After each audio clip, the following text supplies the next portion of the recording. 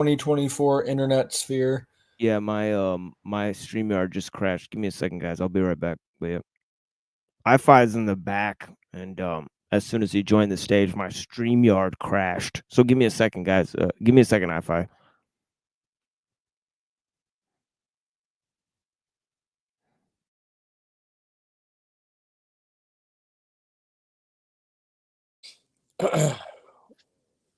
Who is this handsome young feller? I'm looking at me on the screen here. What tribe was these people from? Oh, you know what? Boy, I chose that as my background pick like a year ago, so I don't remember the exact tribe. I believe it is. And the fucking background's gone. Son of a bitch. All right. Did I do that? I'm sorry, machine. Yeah, did you hack my did you hack my StreamYard? I had my elite hackers working round the clock to bring down the machine lies. Yeah, I because think we finally knows succeeded. Nobody knows who you are, buddy. That's the problem. Right. You don't even know if I'm a human. You might be arguing with an AI the whole time there, machine. Exactly. iFi, you see my face. Can you confirm I look exactly like my picture?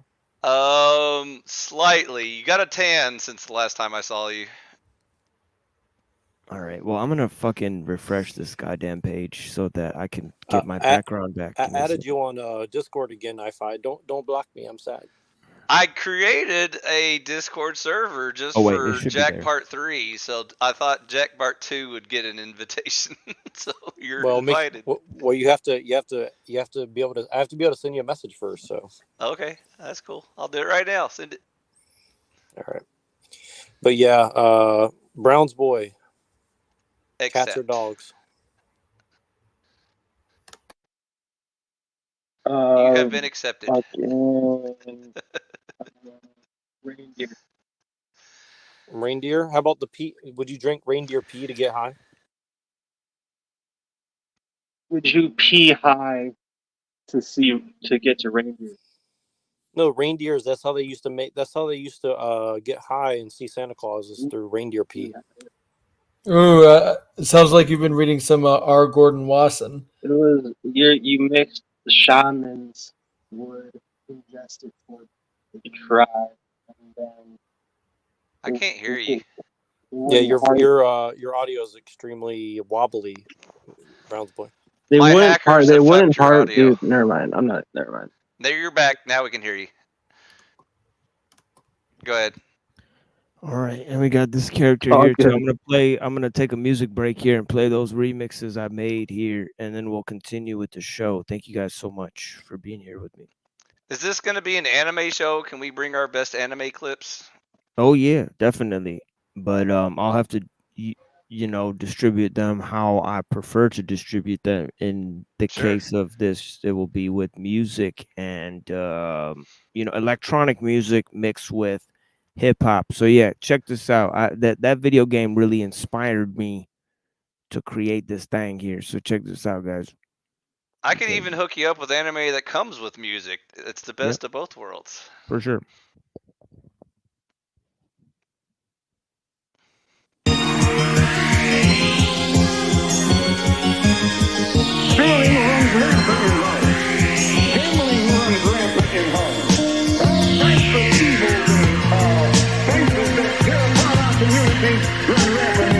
The microphone is blooming, this rap legend rabbit sending folks to heaven back and sticking holes like rapping swagging. How's the nigga back trying to follow? I'm hitting fine bottles and stabbing folks with broken wine bottles. I beat chokers and they head splits. You break them like red sticks. I sex chicks, I'll even fuck a dead bitch. Always spraying text because I be staying vexed. Some nigga named Dex was in the projects laying threats. I jumped out the Lincoln, left him stinking with his brains in the street. And you can see what he was just thinking. I'm choking enemies till they start turning pale. Satan said I'm learning well. The gal's gonna burn in hell. Running the start, cause your rap style ain't even hard. I run with a thieving squad, and none of us believe in God. Cause 139 Atlantic is the danger zone. But no man can withstand the holy zone. Cause 139 Atlantic is the danger zone. When no man can withstand the holy zone. I got styles you can't copy, bitch. It's the 666 and the mixtape from HE hockey sticks. Every Sunday, a nut label, my guns break. Fuck, I leave them be doing shit. The devil's son's way. Every every minute my style switches up. They said a real man won't hit a girl with lying grills. I beat bitches up. I do words that's ill. L got nerves to steal. I'm cool, but every now and then I get an urge to kill. I'm taking lines for a great price. I'm the type of snack you have it with a Mac 11 and break the trace.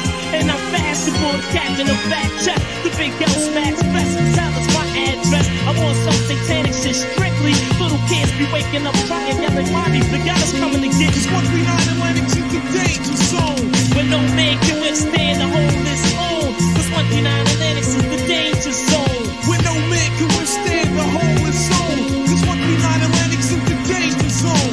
When no man can withstand the hold his own. Cause 139 Atlantic is the danger zone. When no man can withstand the hold his own. I keep a cutie with a soft booty. Hoes be running up, I get your autograph. L, no bitch, I'm on duty.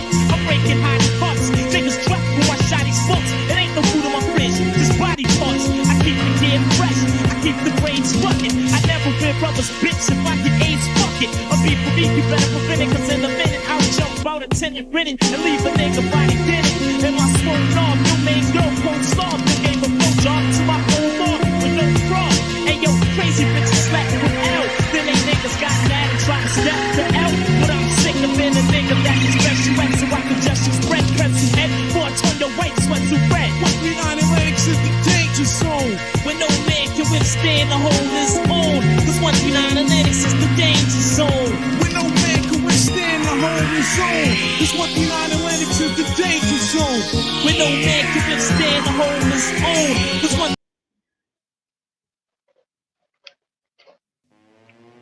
Nope.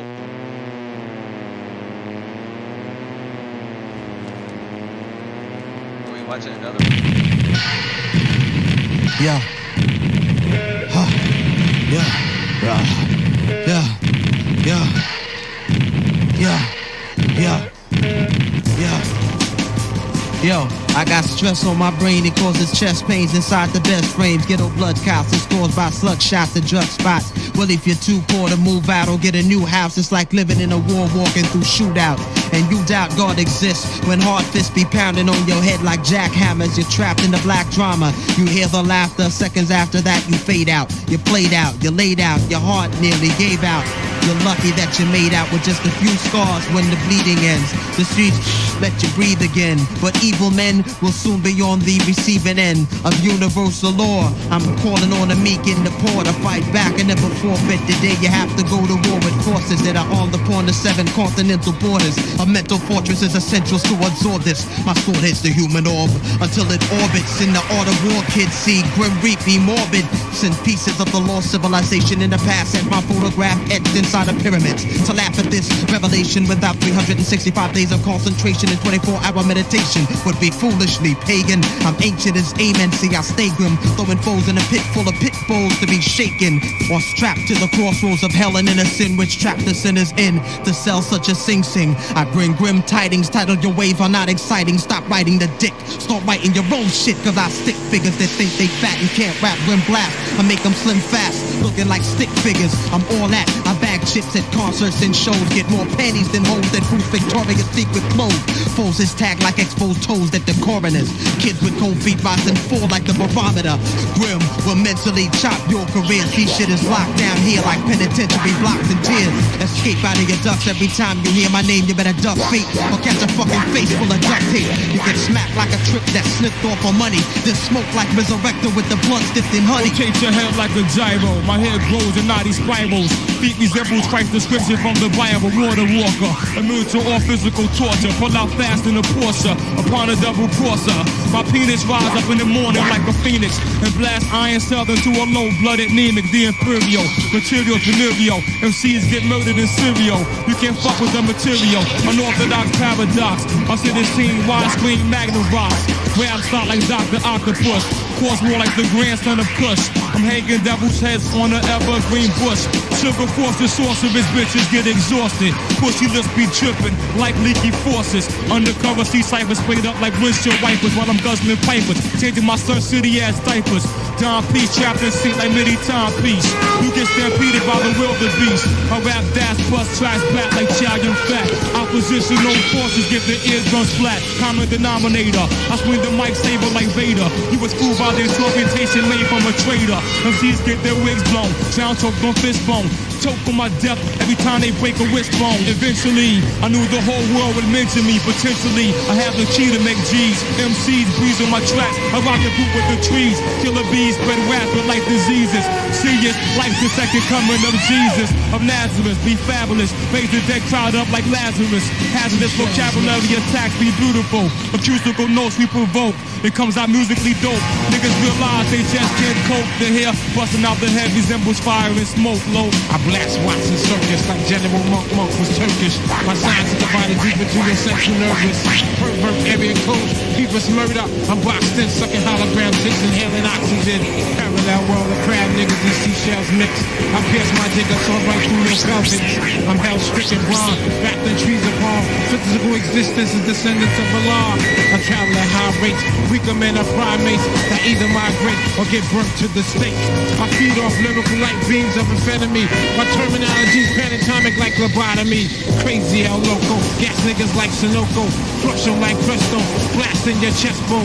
I raise from the shore like Sodom and Gomorrah. With traction, flashing a four-wheel drive Ford Explorer. While mucus lies within the center of the Rubik's. The roots of the wine induce the enzymes inside your nucleus. Turmoil, boiling appointed. Niggas rubbing off my style like an ointment. Lost in the Sahara, from trial and error. Confused with 3 meals for Sister Sarah. Bearer, digesting minerals in abundance. Because the dead is not known to return from the dungeons.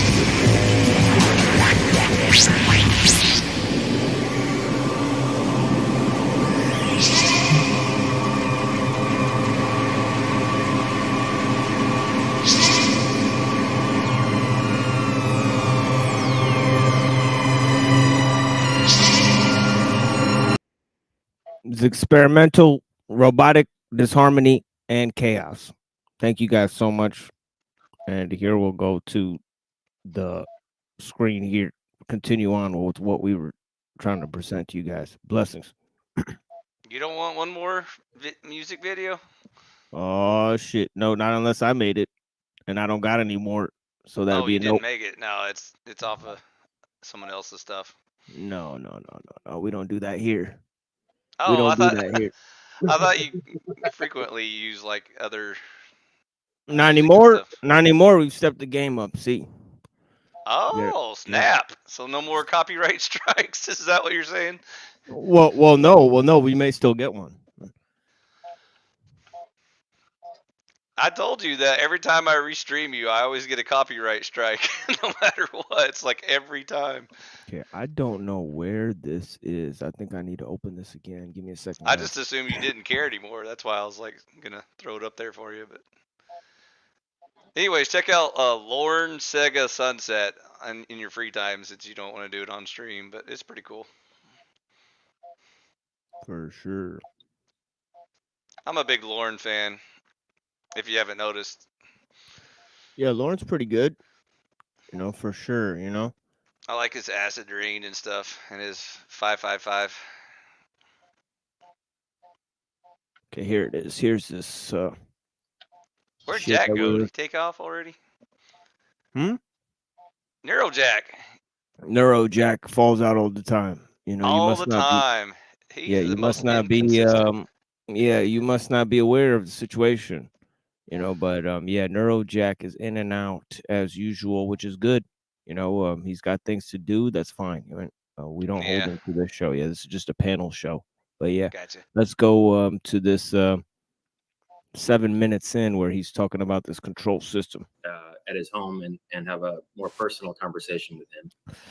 Oh, hold on. We were just when Giorgiani was but I will let Christ. You can take it from where you wish. Excellent. And it doesn't really sound much like the Antichrist as it does an upgrade to whatever was the original Christ system. But I will let Dr. Giorgiani. So we were coming in right as they were talking about putting a chip in your brain and the Aquarian age and how that's going to be an upgrade to the Christ system. So this is wild stuff, guys. This is really what we're talking about. Right? So these people are saying that on a YouTube show, and some pretty notable people in the audience, some pretty notable content producers, also a widely published author, Jason Razor Giorgiani, right, who is one of the architects of the alt-right movement. They started a media company called Alt-Right with Richard Spencer. At the time, that was a very, one of the first, media companies. But yeah, to start addressing those issues. Thank you for joining us, Brother Talcott. How you doing today? Feeling blessed. I was just catching the introduction to this. Sounds we're living in interesting times, are we not? Yes. Yes. Yeah, interesting. Can we turn down the interesting volume? Is there a way to adjust that? On who? I don't even know what you're referring to. Who's life? Life is getting too interesting. Oh, I want it to be more boring. Yeah, you're referring to the noise pollution. We're subject to noise pollution. We're subject to, extraneous thoughts. We're subject to information overload. So yeah. I was referring to the ancient Chinese philosophy of may you live an interesting life is a curse, according to them. The key to overcoming is training the mind. Only find the fascinating and the interesting that you want. Yeah, My man's trained. How about you guys? Yeah, I was hearing a concept the other day about fasting of the eyes. Orthodox Christian belief about not letting things affect your eyes and your vision, because once you let them in, the eyes are the windows to the soul. You can't unhear things a lot of times. So a certain purity and sensibility in terms of what you allow in, a lot of times that's what comes out. Of course, we shouldn't try to protect ourselves and shield ourselves from our triggers or anything like that. That's not the type of thing that I'm talking about. We should face our fears, but we should also, be aware of our surroundings in a way to where we can understand what in that we're able to cultivate, right? And cultivation and growth is something that technique cannot have, right? Techniques are set in stone. Techniques cannot develop. The more the more a technique needs to be developed, the less it's an actual perfect technique or perfected technique. So machines, the way a machine learns is to be programmed. It cannot grow in its skill. Growth is organic, right? Growth is for life, right? So these people are talking about how you're going to put a chip in and then you're going to know everything. Well, you could download all the information into your head, but what you do with it, that's different. That takes skill, organization, desire, ability to use one's will, ability to convince other people, right? So, where's that going to come from? Machines don't naturally possess those things. So, the ability to grow and learn, somebody who learns something is going to be more proficient at the skill of using it than a machine that comes ready to use something, however it's been programmed to use it. Once somebody figures out its technique, it's pretty easy to surpass it. I mean, right? So, these people talking about the preeminence of technology, how it's Christ consciousness. No, Christ consciousness is about life. These people are confusing things. You know what I mean, right? Consciousness is about life, right? Christ is about a living spirit. It's not about dead things like technologies and putting those into you. And then, I don't know what that has to do with either Christ or consciousness. The concatenation of the terms itself is confusing, and I have no idea where to proceed. So, Well, I got some good news for you. They have successfully implanted a human with a chip now. So the first Neuralink chip has been achieved by Mr. Elon Musk. Yes, and it's the same person who's now saying that they're going to go stand behind the Trump regime. So the transhumanist angle with the Peter Thiels of the world and the JD Vances of the world. See, JD Vance has a connection to Peter Thiel.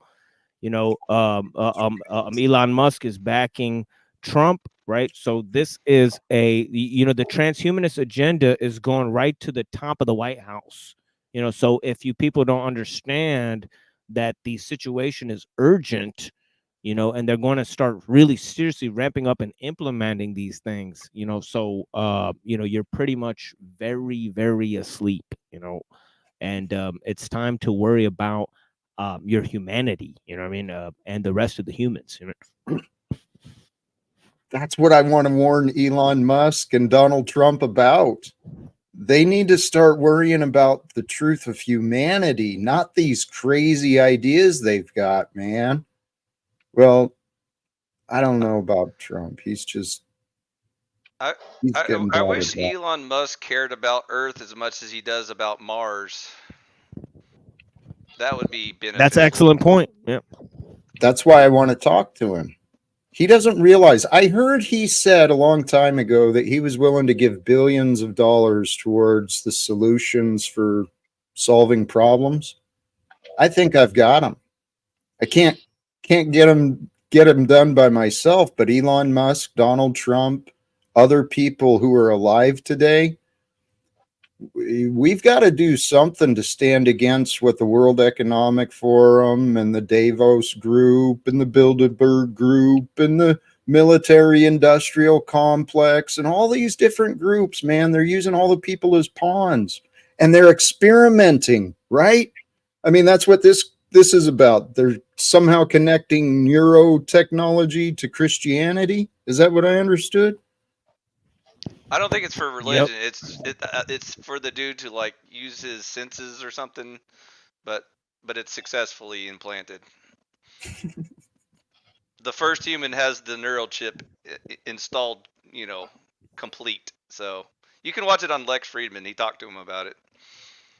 These are interesting times we're living through, are they not? And Elon Musk said he hopes to get to like 1 million patients as soon as possible, as soon as like he gets all the federal, commissions, approvals and everything. And so big business. I was kind of curious about eye fasting. Is that sort of like a vow of blindness or something? Like how do you eye fast? I'm new to this concept. I think it would be similar to vow of silence or something like that, where you would contemplate things in nature and silence. You would take your eyes away from screens. You wouldn't look at advertisements because they contain all sorts of harmful images like those of salacious women and all of these types of things that could draw energy from you. So basically, this sarcastic humor and, this bubble gum for your brain that's there, you fast from it. It's really that simple, because these flickering shadows on a screen are going to sap away your brain. They're going to make you think of things. They're going to implant images in your head, and those images take up space, real space, not fake space. Mm-hmm. That is actual fact of the matter, and how people are programming others with these shows online is interesting. The titles they use. I had to click on. We're gonna talk about this later. Chalk Body Outline is just a show about horse semen. And I'm just like, okay, I guess that's what kind of dinner table conversation is this? But these people are programming themselves, watching this kind of stuff as sexual degenerate content, and about fake news stories. So how penetrating is the coverage your analysis when it's focusing on fake news? Why even continue to contemplate such things, as truly made up stories, right? See, that's what I'm talking about, is that we're looking at the way they're programming people, right? I'm just observing it, as one of my friends said, in a way that an alien would observe human society and behavior at this point. So that's really the only goal. But yeah, I don't feel connected to what's going on. And I think if people were honest with themselves, they'd admit that you feel the same type of alienation that I do, right? You just, you're not ready to admit the foggy somatic detachment that we are all facing that's been imposed on us, right? Not that I'm better than anybody, right? I'm subject to those things. Right? I'm critiquing the technological society from within it, as Alul said as well, right? So, we are both involved in the phenomenon that we are critiquing, right? But you can't be neutral on a moving train, as they say, right? So that is what it is, right? Love that. Yeah, you can't be neutral on a moving train, and we are moving because they're moving towards a fake myth of progress. Pseudo eschatology of progress, right? And it's based on a false set of values. So that is the key here. And what am I talking about? Well, I've brought many examples for you guys.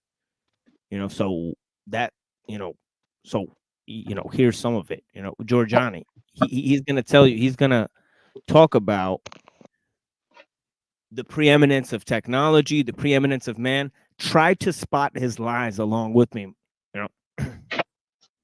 Take it away. Any thoughts on what Steph was talking about and your take?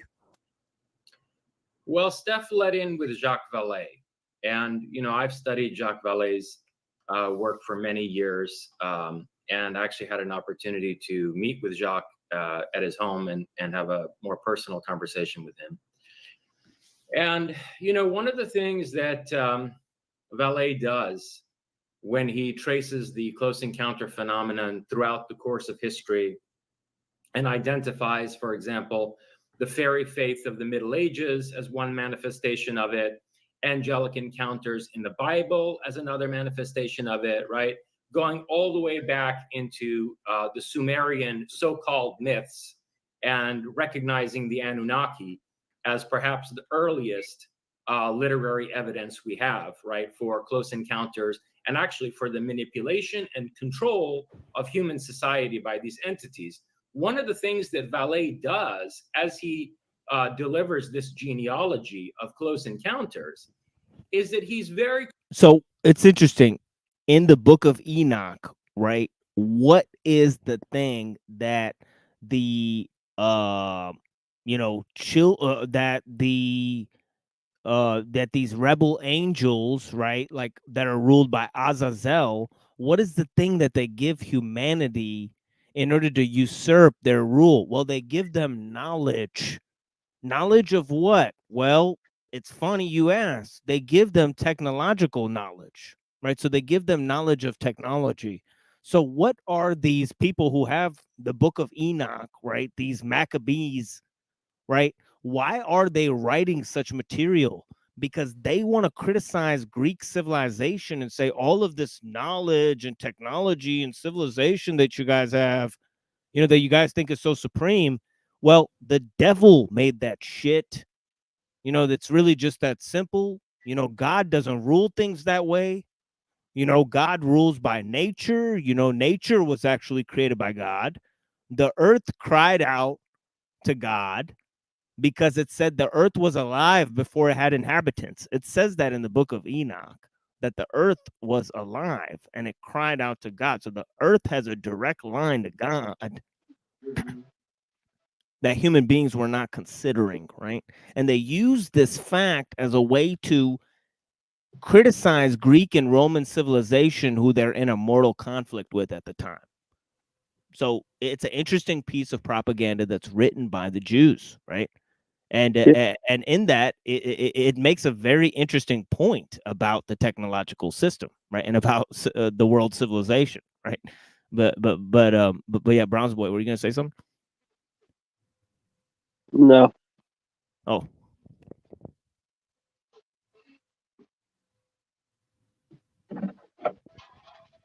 But yeah, it's interesting, isn't it, guys? Right. Dude, you're presenting this and you use the term Maccabees. In the context, I'm understanding that's early Jewish perspective. Is that accurate or no? Late Jewish perspective. Late Yeah. Jewish. Okay. Yeah. You know, it makes sense. There's patterns to the development, and in the Bible, in the scriptures, there's like patterns to the darkness and the beast, and then the light and the answers. I'm sorry, why did I go that way? Oh, because they were presenting the idea that the technological and civilization advancements were actually from the devil. And there could be some truth to that. It seems a pattern that God allows the darkness to lead until it's time for the light to shine brighter. And it's time. We are the time, man. Holy cows. That's exactly right. Yeah. This is so amazing. There's so much about history that I had never thought of, never knew of. And then I've been blessed. Hey guys, on the panel and in the chat, sincerely, the level of education being shared by our brother, the Machine Lies, here freely, generously. Holy cows.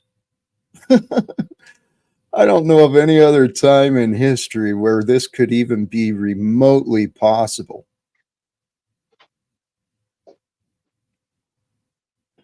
I didn't mean to interrupt.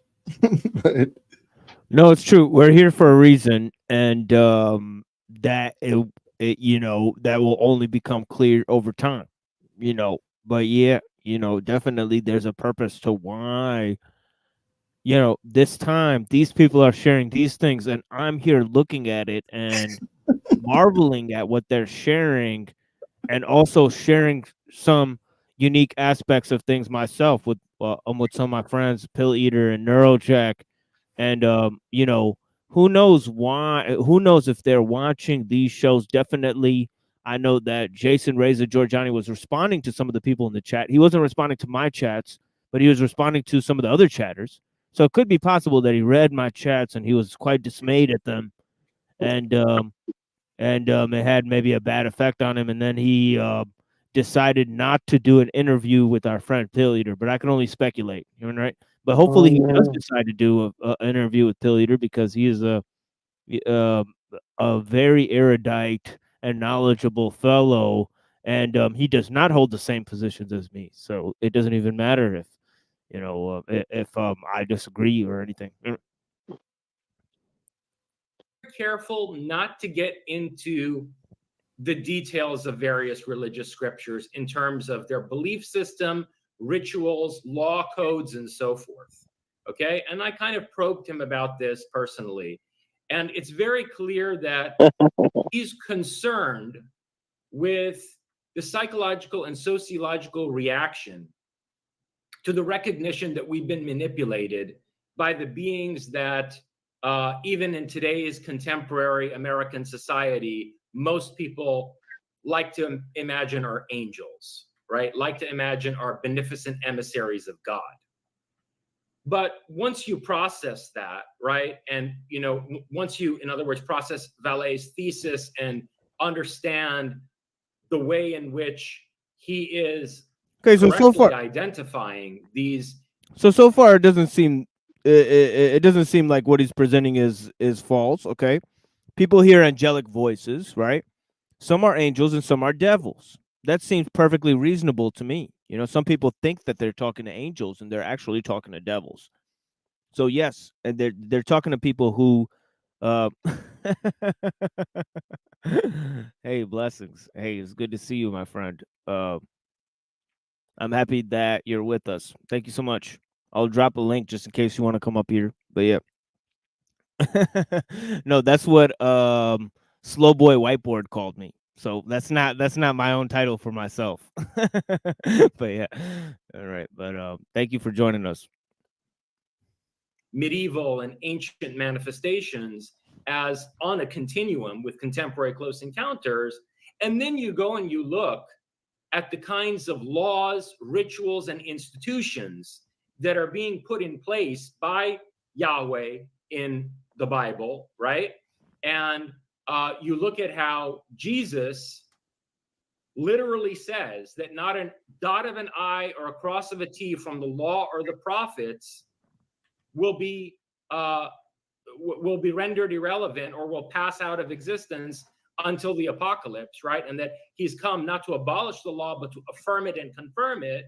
And you look at, all the many times that Jesus is identified as a son of David, a son of Abraham, as an Abrahamic prophet, the way that Moses and Elijah are riding around in this luminous cloud together with Jesus. We're at the transfiguration scene, right, where his followers are on this hilltop. Jesus presents Moses and Elijah as, somehow having survived and being in this aerial conveyance with him.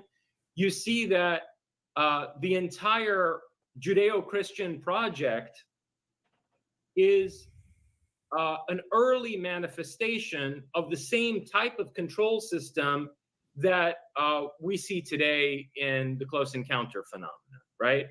And there are some particularly disturbing cases, which I get into in some depth in my book, Closer Encounters, that have real relevance to this. Okay, so he's conflating the ideas of the Old Testament and the New Testament together. He's saying, look, so very much against what you said about about Marcion, Brother Jack.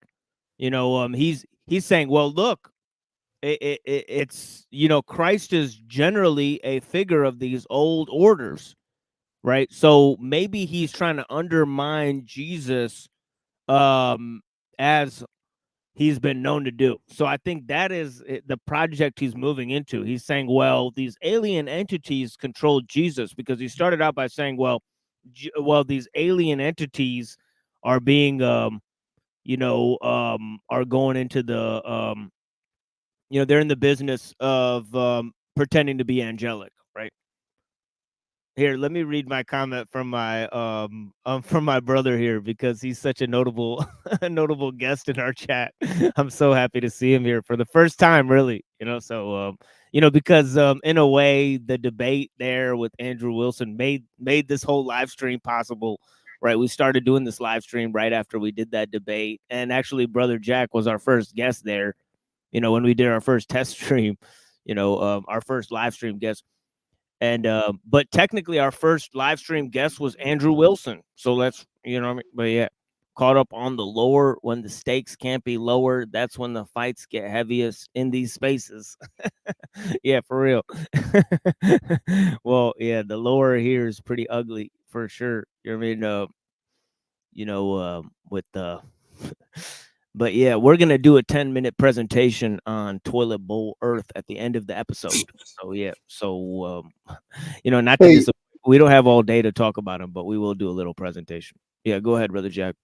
I was gonna follow up with your invitation. If Andrew's available, I'd love for him to join. I've been hoping to meet him.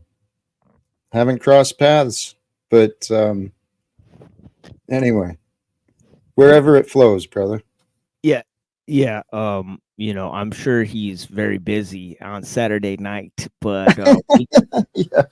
But our hopes are high. Our hopes are high for sure. Let me pin the link on the top.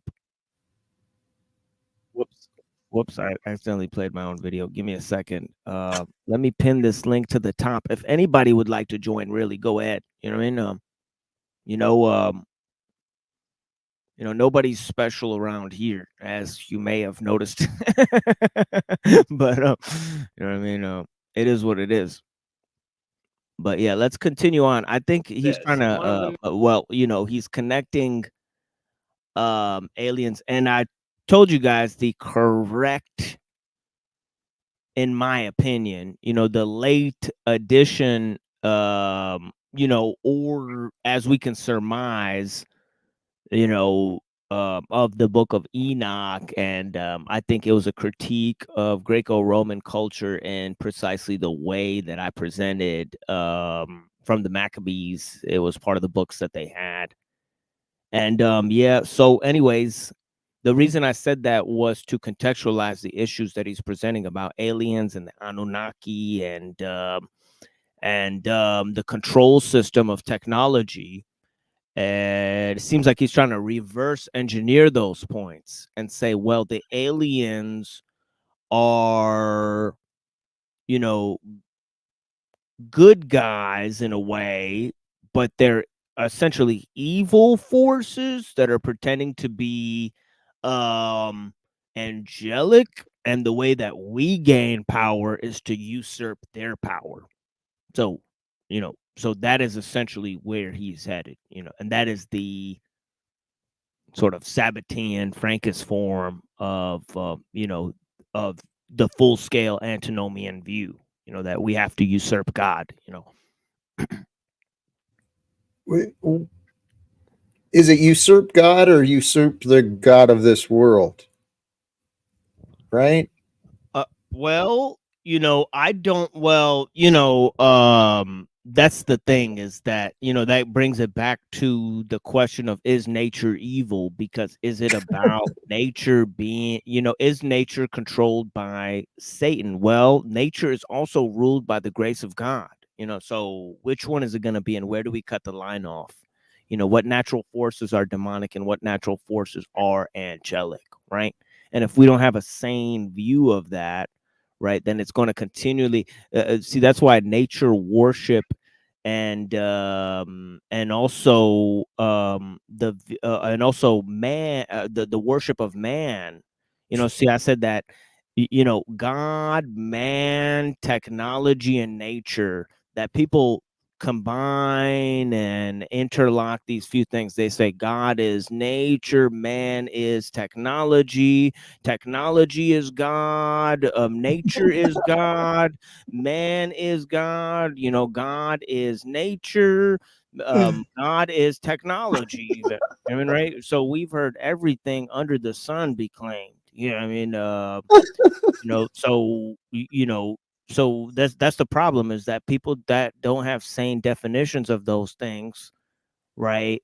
They, you know, turn man into a god. They desacralize nature. They, you know, they, you know, basically allow our, you know, technology to rule over us, because technology is basically, you know, the extension of, you know, us improving nature, and they see nature as some way fallen, so they have to transform it through human reason and then recreate it in man's image, because they think that man is divine. This is the Promethean element. So that is the tagline that Giorgiani goes with. He's a Promethist, you know, so he wants to engender the rule of Prometheus, you know, and in the Promethean worldview, man rules nature through his creations.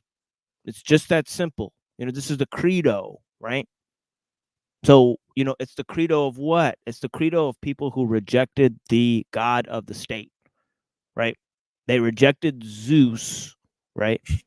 See, basically, you know, Prometheus was against Zeus. So these people wanted to reject the gods of the state, the gods of their forefathers and all of that type of stuff. They wanted to be rebels.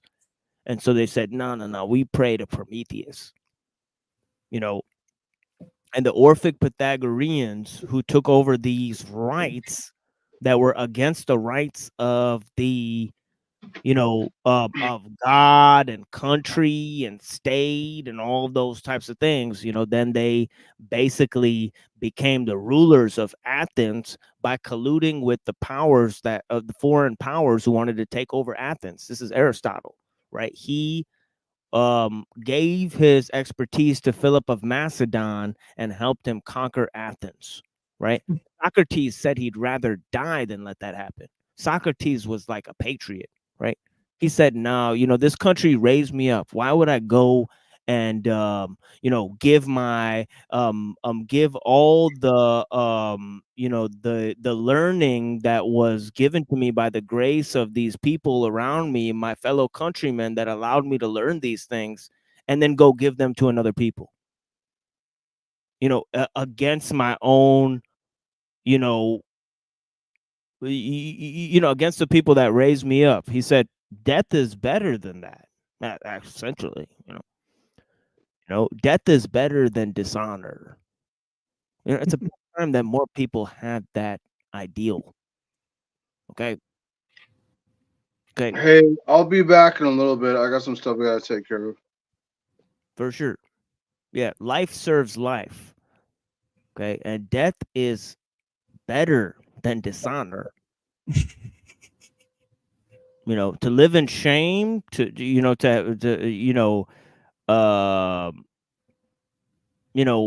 constantly at the whim of other people's expectations, false expectations of you.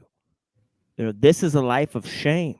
If we can't have dignity among each other, right, and respect among each other and honor among each other, the unexamined life is not worth living.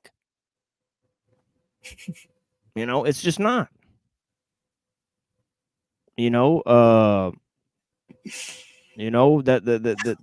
That's it. Today's world is evidence.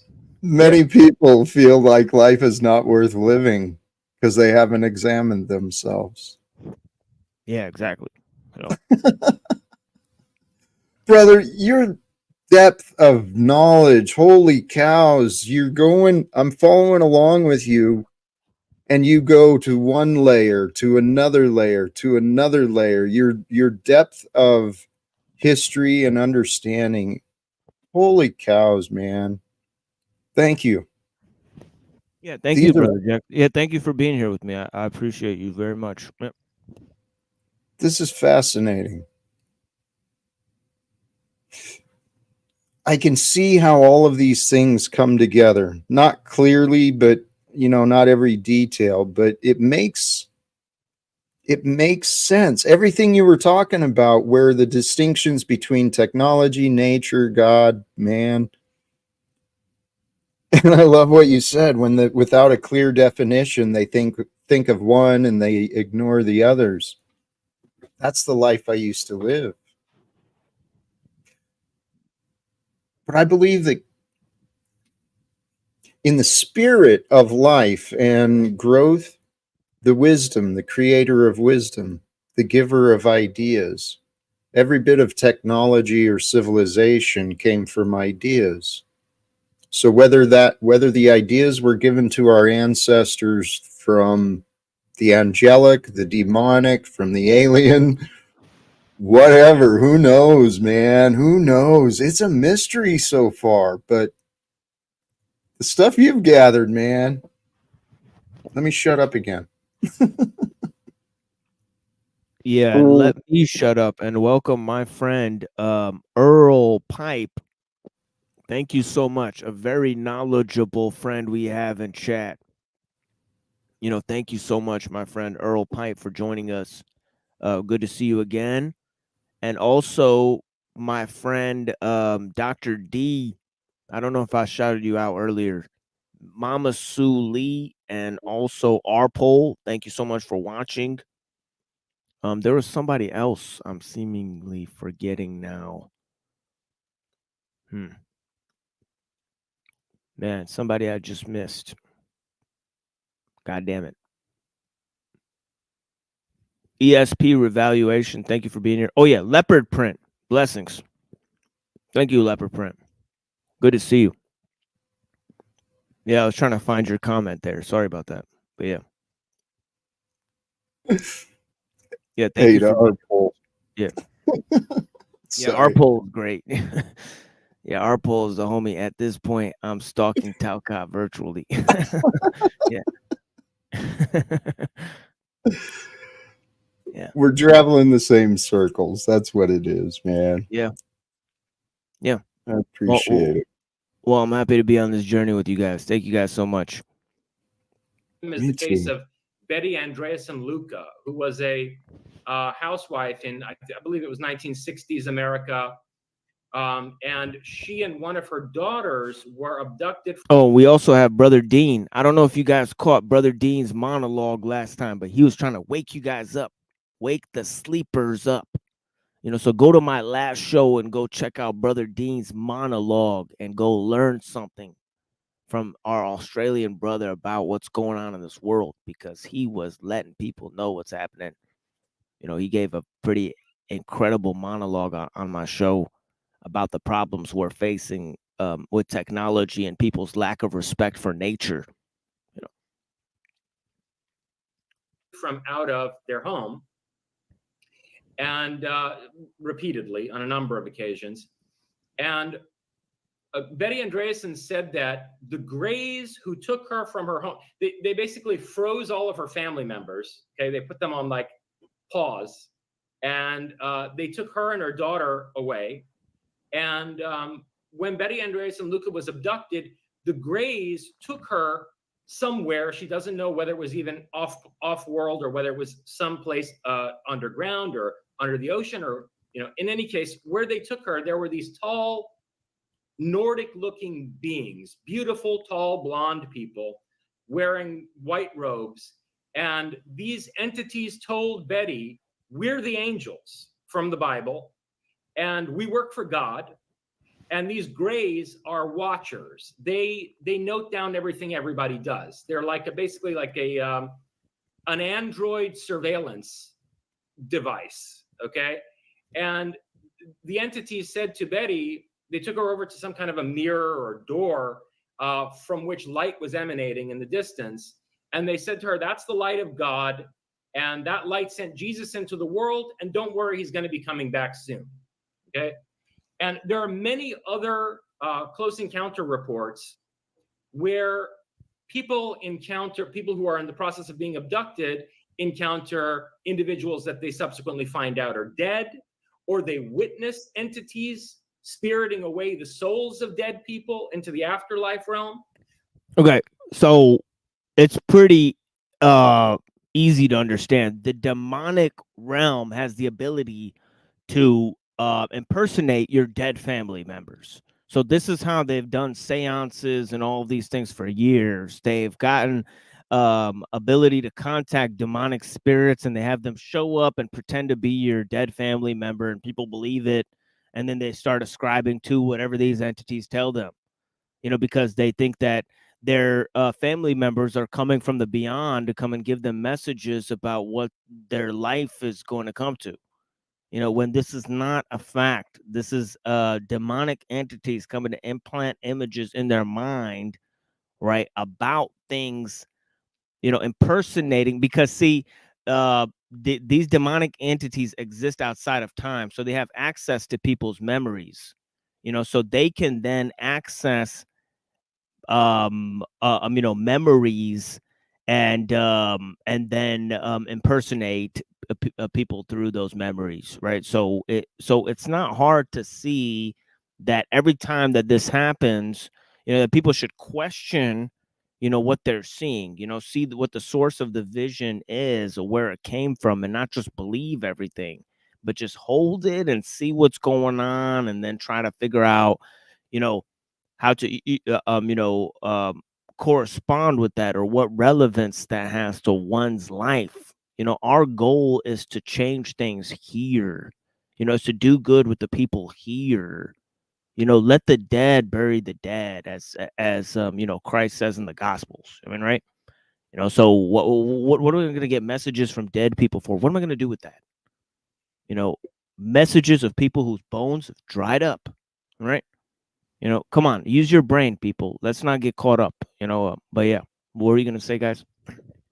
Hey, you said something there, though, about finding the relevance, you know, not only determining what it is, but the relevance to you. That ties into that earlier idea of fasting of the eyes, determining the relevance. May accept it, may consider it, but is it to affect me? These ideas of where are these things coming from? it's hard to know sometimes for sure. But here, go ahead. Yeah, don't assume. Subject the process to science, and then see where it leads you. All right, it's not so hard, but obviously, the brain is like radio and not like a a TV screen. You know what I mean, as they say. So that is what's going on. All right, but yeah. So it appears when you look at the close encounter phenomenon in detail that there's already some kind of super advanced technological control system in place, and that it has been responsible for crafting the edifice of these religious belief systems throughout the course of history, and reshaping human society by means of institutionalizing these beliefs. So this problematizes the definition of the Antichrist that Steph opened with, because if the idea of the Antichrist is that he's some great deceiver who uses super advanced technology in order to manipulate people with various machinations, well, that's what God is already doing. And if look, the devil or Satan or whatever you want to call him, Lucifer, okay, is a figure with a very So it's easy. He's trying to do the 1-2 slip. He's trying to say that God is sending the technology, but it's clear what I said earlier, that God actually creates nature, right? It's man that creates technology as a second order nature, right? And some of the designs of this technology is anti-God, right? So that's the thing, is that's what we have to purge. And his job is to make you think, no, that's not true. God uses the same game. So we're playing the same game as God. It's all okay. So he's, so he's very slyly introducing these concepts, reintroducing them to you and getting you to accept it, right? And then putting God, but I thought you said that, the Abrahamic God is the evil force. So why would you want to use the technology? Why would you want to play the same game as the evil force, in other words? Like what he's saying is, is sort of Ouroboros, snake eating its tail, type of thing. Okay, and we have a true clown here. Here he is.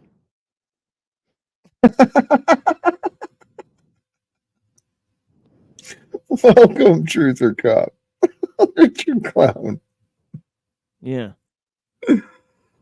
Jokester. Oh, goodness. Yeah. Good to see you. very definite character and a history of literary meaning, right? I mean, you want to understand who Satan is, you got to look at the Bible. And if you look at the Bible from the beginning to the end, it's clear that Satan represents enlightenment and liberation from the control that God very openly admits to wanting to have over humanity, right? I mean, okay, let me welcome my friend here, because he's the one who actually just gave me that line that the brain is not like a TV, it's more like a radio. So yeah, blessings, my friend. I just said that to the people, re-educate them. You know what I'm saying? Word. Yeah, peace.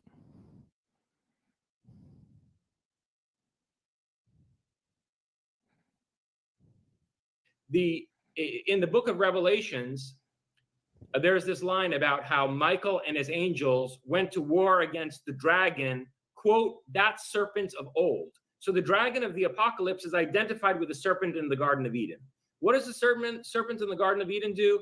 The serpent offers the fruit of knowledge to humanity and says, if you eat of this, your eyes will be opened and you'll know the difference between good and evil. In other words, you'll know if evil is being done to you, right? And God banishes humanity from Eden from out of fear that we will go on to eat also of the tree of life, and then we'll become like unto the Elohim. That's the phrase that's used in the original Hebrew, right? Let's banish them from Eden in case they should also reach out and eat of the tree of life and become like unto us, meaning like unto the Elohim, with Yahweh being the Adonai Elohim, or the chief of the Elohim, like Zeus is the chief of the Olympians, right? So apparently the tree of knowledge was one facet or aspect of godlike power, and the tree of life, perhaps standing for something like genetic engineering, or the capacity to transform ourselves biologically, right, to defy the limits of our mortality. This is another aspect of godlike power. And so this jealous God banishes us from Eden so that he can continue to have control over us. And what does he decree at the same time as we're expelled from the garden? That we're going to have a life of toil and servitude, constant hard labor, that, as Nietzsche himself puts it in the Antichrist, is intended to prevent us from being able to think, right? And you see then the figure of Satan reemerge over and over. So God is not a jealous God. It's clear to me that the Jews wrote that into the Bible because they believed in other gods. So they wanted to hide the fact that they started believing in other gods. So they then said, "Oh yeah, God is a jealous God." No God that's all powerful can be needs to be jealous of anyone. Their God is. I just want to comment about this feathered serpent bit, because that ties into the dragons. And people always say that now the new knowledge is dinosaurs came from their birds, right? So imagine T-Rex with wings. It's a mother effing dragon, dude. Like, we have fossil records of dragons. That's popped up twice today. I'm fascinated by that. I heard the feathered serpent bit earlier. History is so fascinating. There's so many different perspectives and pieces so many different cultures, so many different interpretations, and so many different pieces, man. The Bible talks about Sephirim, which are flying fire serpents.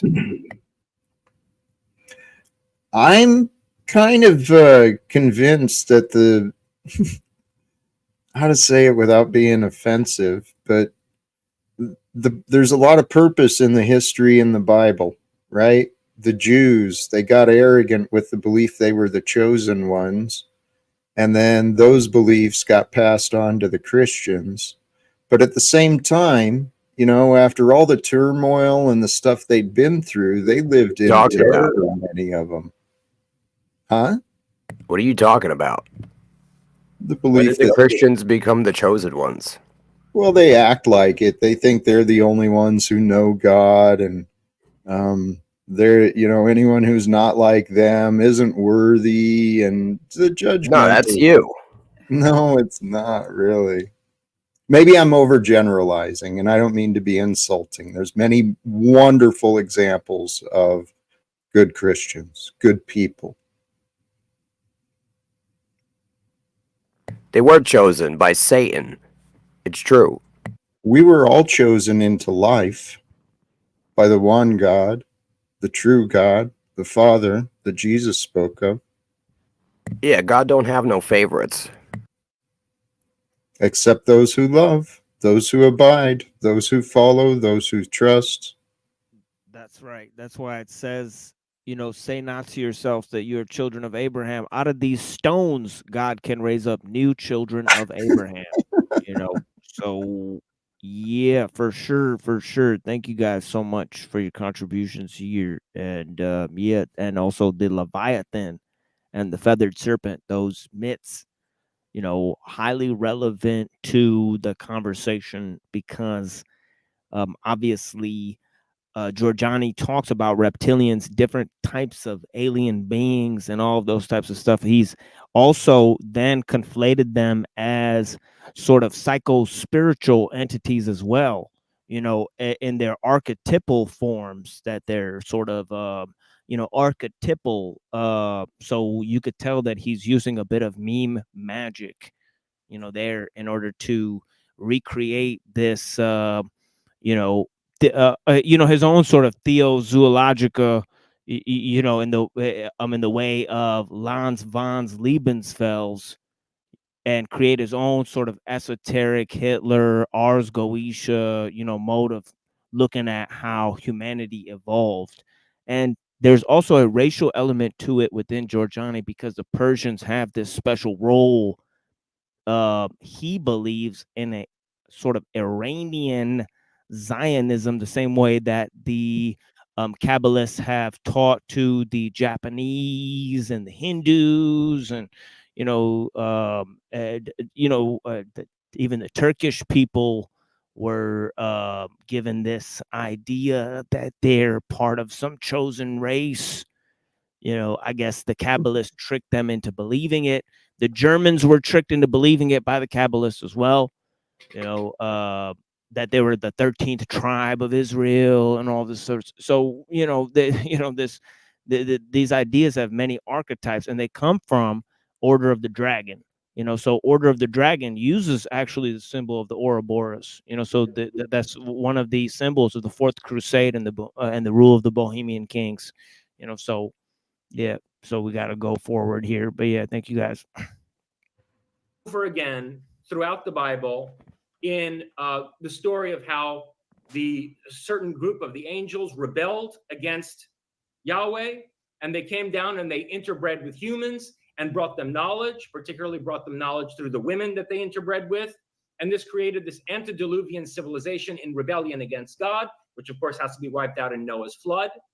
After that, you have the Tower of Babel rising up again as a symbol of satanic defiance, right? Of a kind of scientifically minded civilization reaching for the heavens, reaching for the stars in defiance of God. Okay, so I think you guys are getting the picture, right? Technology, good, God, bad, right? So he's going with that, right?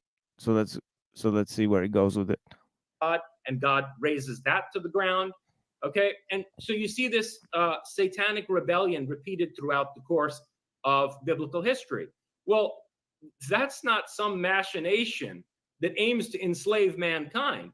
That's a machination to free mankind from an already existing control system where, the controller himself admits very openly that we're supposed to trust me, bro. I'm saying this is what it is, right?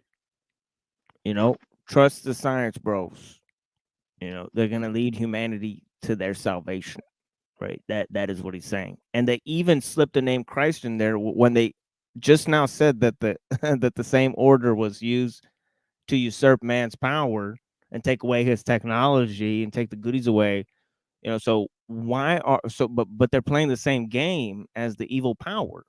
So it doesn't even see, the whole philosophy doesn't even make sense. It's a lot like the Ouroboros, right?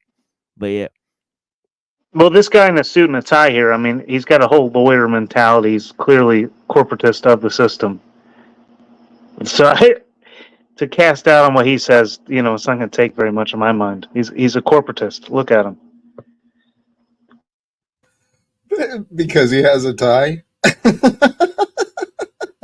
Well, he reminds me of freaking Saul Goodman from Better Call Saul. Like that whole TV series. He's like that lawyer. He's just putting on a show. He knows how he's manipulating the audience, and he's putting on a show. He's telling a story. He's doing a great job at it too. Hey, on this guy though, I didn't catch. I'm not connecting the dots as clearly. You clearly know more about him and his position than I do, but I can see if he's talking about the Christ being the way to set us free. I agree, but that's not what he's saying. He's saying the way to escape the world is through the technology that the fallen brought. Is that what he's saying? Yes, that is what he's saying. In a nutshell, that is what he's saying. Yes. Christ means anointed. So when people don't specify a name before it, I'm very suspicious of them and their intentions. Overcome your suspicion and you can understand me very easily. I understand you perfectly well, Jack. You think you do? You have all these religious connotations, but no actual connection to the scripture. I'm connected to God, which is more important. What God, Jack? The Father that Jesus spoke of. Is that a fact? It's a knowing. Is that connected to the scripture? It's supported completely by everything Jesus said. So why don't you ever put his words out there? It's always the words of Jack Talcott. Right. And actually, I've humbly admitted I'm growing in my memorization of scripture. My path didn't have me spending a lot of time in that book. I've invited people who know scripture to join me, please. Let's develop some of the words from the book. Okay. But that's off topic from here. Yeah, we'll be moving on to other things in a minute because I've had this video on the screen for far too long. It's been like 2 hours, and I've only done 17 minutes of it. So we'll bring this back at another time, possibly Antichrist 8, the continuation of the series at a later time. We will do that. But at this point, I will go and play a little bit more of this and then run the theology debate. It's Calvinists versus Armenians on the concept of free will. So it's going to be a real banger because they go toe to toe about Romans 9 and whether it's implying that we have free will or not. And I think that is an interest. And they also get into lots of fights. So it's funny to watch this video, with James White,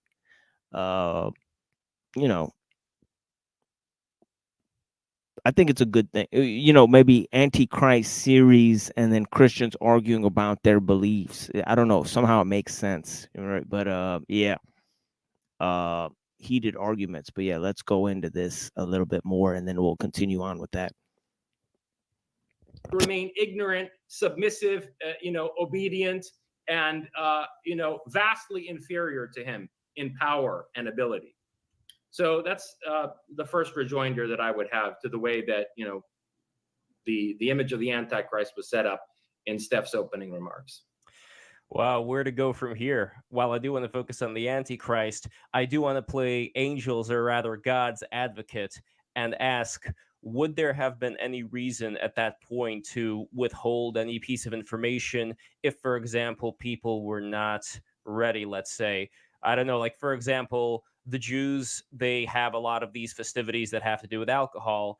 And it's very rare that you get, Jews acting like sorry stuff like Irishmen when it comes to, being, I see the eyes, when it comes to being very much rowdy, which shows me that there has been like a certain amount of discipline that people have gotten when it comes to how to handle your alcohol that may not show up, like take, half of my culture, like the Russians, for example. There's a lot of rowdiness that comes in when Russians partake. So would there be any kind of idea here, perhaps, that God or the Elohim or whoever wanted to make sure that we don't royally screw things up when it comes to the kind of responsibility that we would have with certain knowledge? And that's just like in brief, and I want to move back onto the Antichrist. But Jason and Steph as well, any thoughts? Okay, so if you look at even Valet, again, to go back to how Steph opened, okay? In his book, The Invisible College, which is where Valet really introduces this idea of the control system, he does trace it back to the Sumerian myths and the Anunnaki, okay?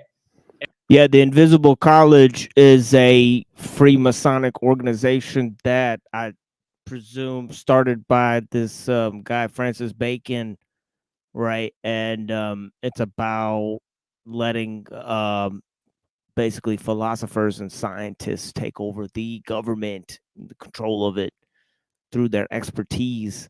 He talks about it in New Atlantis and all these types of works. So Invisible College, was actually an organization that then led to the formulation of the British Royal Society of England. And it has roots in occult stuff, So it's interesting that this guy who's talking about getting the alien technology, that he titles the book Invisible College, right? So you guys look up the term Invisible College and its links to Francis Bacon. You'll learn a lot of interesting things about the occult. But yeah.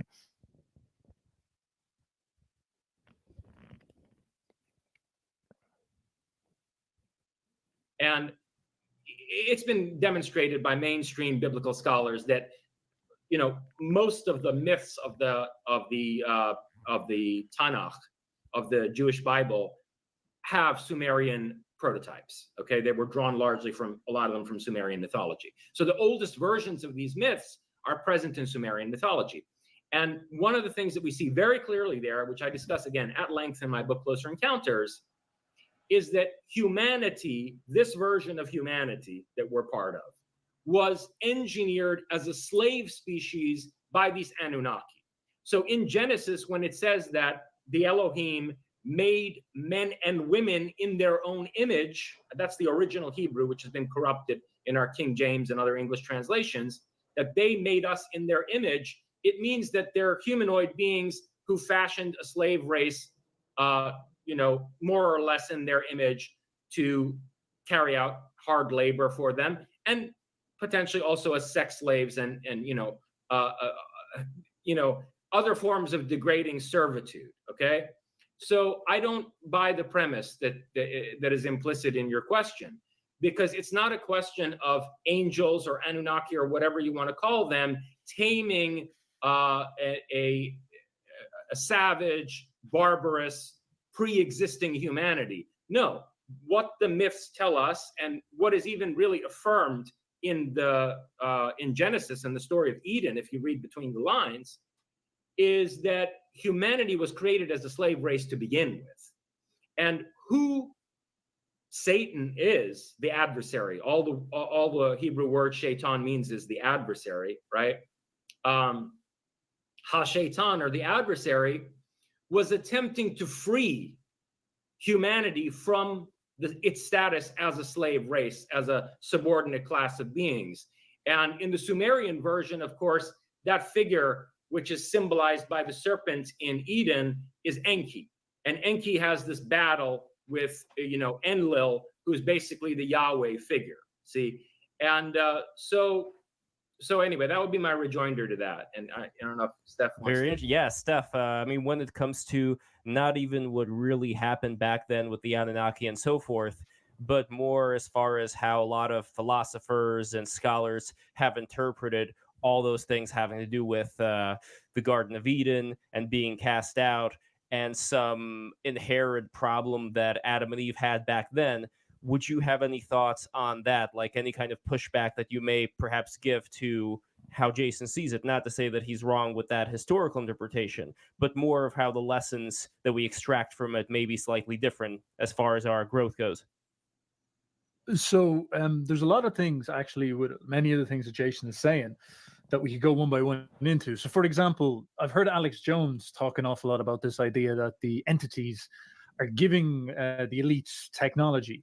And so this stuff, you know, was given to the elites, and they were told it's time to disclose the phones because this is going to allow us to instantiate our next control system. So this is, you know, regardless of if you believe this idea or not, it is a very interesting thing to allow tickle your imagination that these guardians or these entities, whatever they are, they've been here throughout our entire history, and they float down when the time is right, and they land on the ziggurats 4,000 years ago, and they would give people, like, you know, they would give people institutions of knowledge. And then maybe they came down via Yahweh, and they told these early Christians to build this church, and the church is almost like now we have this control system built on technology. It's the TV, it's the mobile phones, it's this infrastructure of mind control premised on technology's ability to put information inside of our heads. That's the control system we're in now. But 2,000 years ago, the entities or Yahweh, whoever it was, came down and said, all right, you 12 apostles, you go out and do this and create a church. And the church is like this very early version of a sort of giant nervous system that installs its neurons all across the Europe and then pulls everybody into this giant one way of thinking. And so is that something that we're seeing now, that maybe this huge... So this is a lot of what the transhumanists say, right? So even... Yuval Noah Harari says that religions are control systems, right? They're myths created in order to control people, right? So he's talking about mythicist view of history, a Jungian view, right? Where these are symbols invented and carved out in order to create or imaginative templates for human beings to function in the real world, right? And that is basically their idea, right? So there's nothing more, nothing less. There's no real truth to religion. There's no deeper truth to things. There's no mystery to consciousness. There's nothing wild going on here. It's just what we're doing. It's just human creation. It's just, don't get caught up in the fanciful, and yeah, don't think too much. Don't think too hard about who's ruling you. That's Don't it. miss that. Sorry to interrupt, man. I'm sorry. Don't miss that next sports game. Don't Yeah, miss exactly. that next concert, right? Holy cows. Sorry to interrupt, man. Yeah, that's a perfect freeze frame for Giorgiani. Look at the face he's making. Boom. That's a demon. That's a Oh. demon. But yeah, man. Shout out to him. I'm sure he's just a confused man that, with that actually is very intelligent and could actually change his mind into, I mean, who knows? Maybe he'll watch the show. Boyo. Yeah, Uber Boyo is Boyo funny. is funny. Yeah, he's funny. Boyo is pussy in Spanish. It means uber pussy. Really? Damn. Uber Boyo. Oh, that's crazy, yo. Uber pussy, huh? But that's actually hilarious, yo. Boyo. I just had to bring that out. My wife's over here cracking the fuck up looking at this guy's name. Hey, you brought up that Yuval Noah Harari, whatever his name is. Yes. Dude, that guy is just what you said. The religions have become a method of control. That dude is pretty smart. He says a lot of the right things. He's accurate about a lot, but he's the technology. This stuff is getting serious, man. These people are crazy what they believe.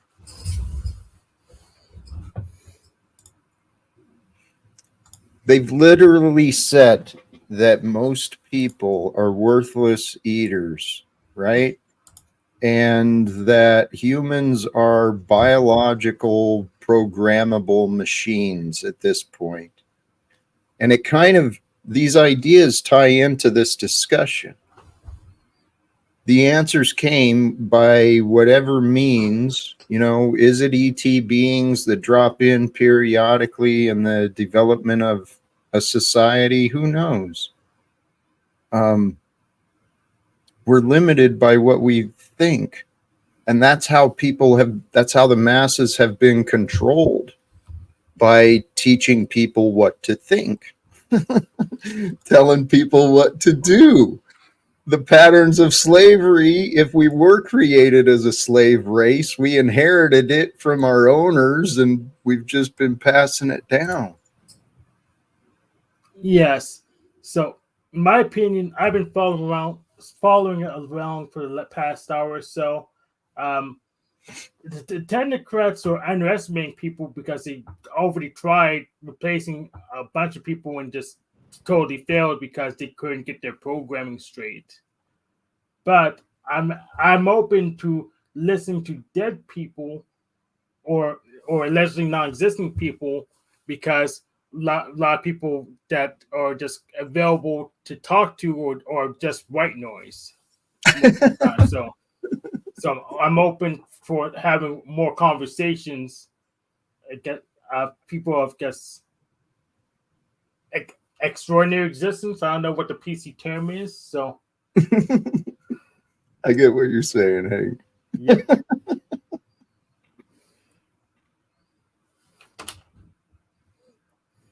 I think those conversations are actually possible for us. I've heard a lot of people say that we do have ways within us to connect to higher consciousness, whether it's angelic, divine, evil, demonic. I always try to imagine the highest mind. What would the highest mind, the highest perspective say? I haven't connected to anything yet. Not that I can point to, at least. Yeah, I would think it's would be incomprehensible to me. But I could find lesser minds that totally would be comprehensible. So, Hank, simple logic is incomprehensible to you. Oh no! You want to do a test real quick? Let's go through an exercise. I don't have to do a test. I've seen you talk for like months. You're a pussy.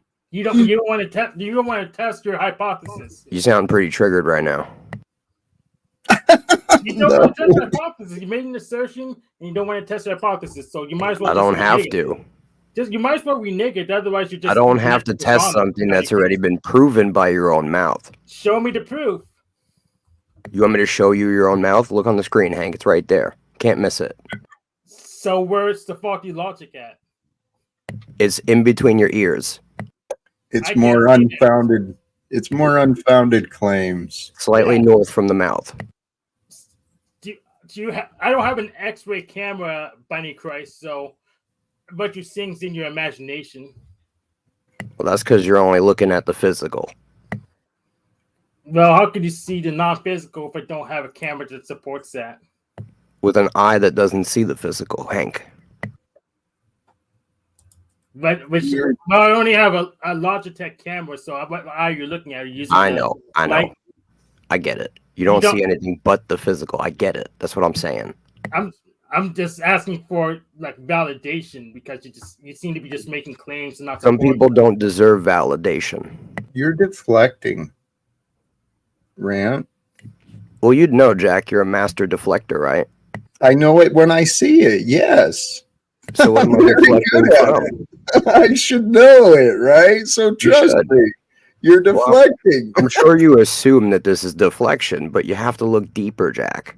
No, remember the claim that Hank is challenging is you made a claim against him that his logic was flawed or something along those lines. That's a fact. That's what you claim, but you've presented nothing to support it. Don't have to. So what makes you believe that? What makes you believe I have to? If you're honest, are you not honest? You want me to prove it? I'd love for you to prove you're honest. Okay. Is that possible for you? I don't think someone could prove they're honest. Hank, you're following this. Mm-hmm. So we should just listen and believe Bunny Christ. It doesn't matter if he has support for his assertion because his volume's really high, so we just believe it. Well, I don't even know who that is, so. He's referring to you. See, there you're not being honest again. You know I could be honest, but if I call you Joe Schmo, is that you? Because I just decided to call you that today? If you claim Hank's logic is flawed, yet you're presenting nothing to support it besides your claim that you're honest, and then you continue to show that you're not honest, what are we to make of this? Peace to Kem before the storm. Thank you so much for watching. Thank you so much for watching, Kem. Blessings. Tell me the lies I've spoken, Jack. You've been asked to support your claims. You've been very reluctant. Have to. What makes you say that? Because it's not worth my time. I don't give a fuck about Hank. You made a claim against his character, therefore you're putting your both reputations up against it. Are you honest or are you a false witness? I'm whatever you think I am, Jack. No, it's whatever the evidence shows. And so far, it shows that you were asked to substantiate a simple claim, and you've not been willing to retract or change from your original position, nor be honest and support it was an attack of Hank's ability to use logic. I don't owe you anything. No, you don't. You've revealed yourself. I've asked you to show your honesty, but you do what you want, brother. I'll let you believe I'm dishonest so that you won't listen to my words. I've presented, sorry to interrupt, Hank, but I've presented words, I've presented your behavior, which is evidence that you're not honest. In your imagination and opinion. Okay. Yeah, it's in my imagination, Jack's imagination, and the audience's imagination. So it's your problem now. It's just you that's different. You're right. Hank, I don't care about you. I don't care about the audience. I don't care about Jack's imagination. I have a question. Do you care about the machine lies at least? Yeah, I do. Oh, okay. Yeah, you know what? Maybe we should get back to what he was doing. It's up to him. Oh yeah, I'm gonna present this for a couple more minutes, and then I'm gonna play 2 songs, which I'm trying to find here. And I don't have any visuals for those, but yeah, I apologize for that. But yeah, I should have made something, but yeah, I do have a new outro video. So at the end, so I did make these remix songs. So if you guys are enjoying these remixes, I've made about 10 of them so far. So yeah, I've remixed 10 hip hop songs, and you know, in my view, you know, the idea is to put it with electronic music where the vocals don't exactly match the rhythm there, and create a robotic sort of disharmonic, sort of cyber weird experimental mix of music there. So that is the key there. But yeah, I'm releasing that soon in an audio visual piece. And we also have a friend here. Hey. Hey, greetings. How's it going? What's going on? Going great.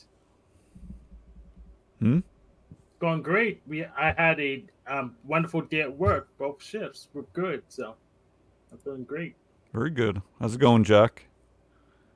I truly feel blessed. How are you, friend? Brother. Good. Very good.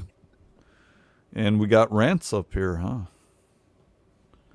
All stars are coming together again, man. Nice. I can feel the love. It's been interesting. Yeah, well, let's see if you know, you could already see that Reza Giorgiani's very excited. You know, by the look on his face, you know, he's ready to transform into one of those entities. So yeah, so you know, that's what's going on.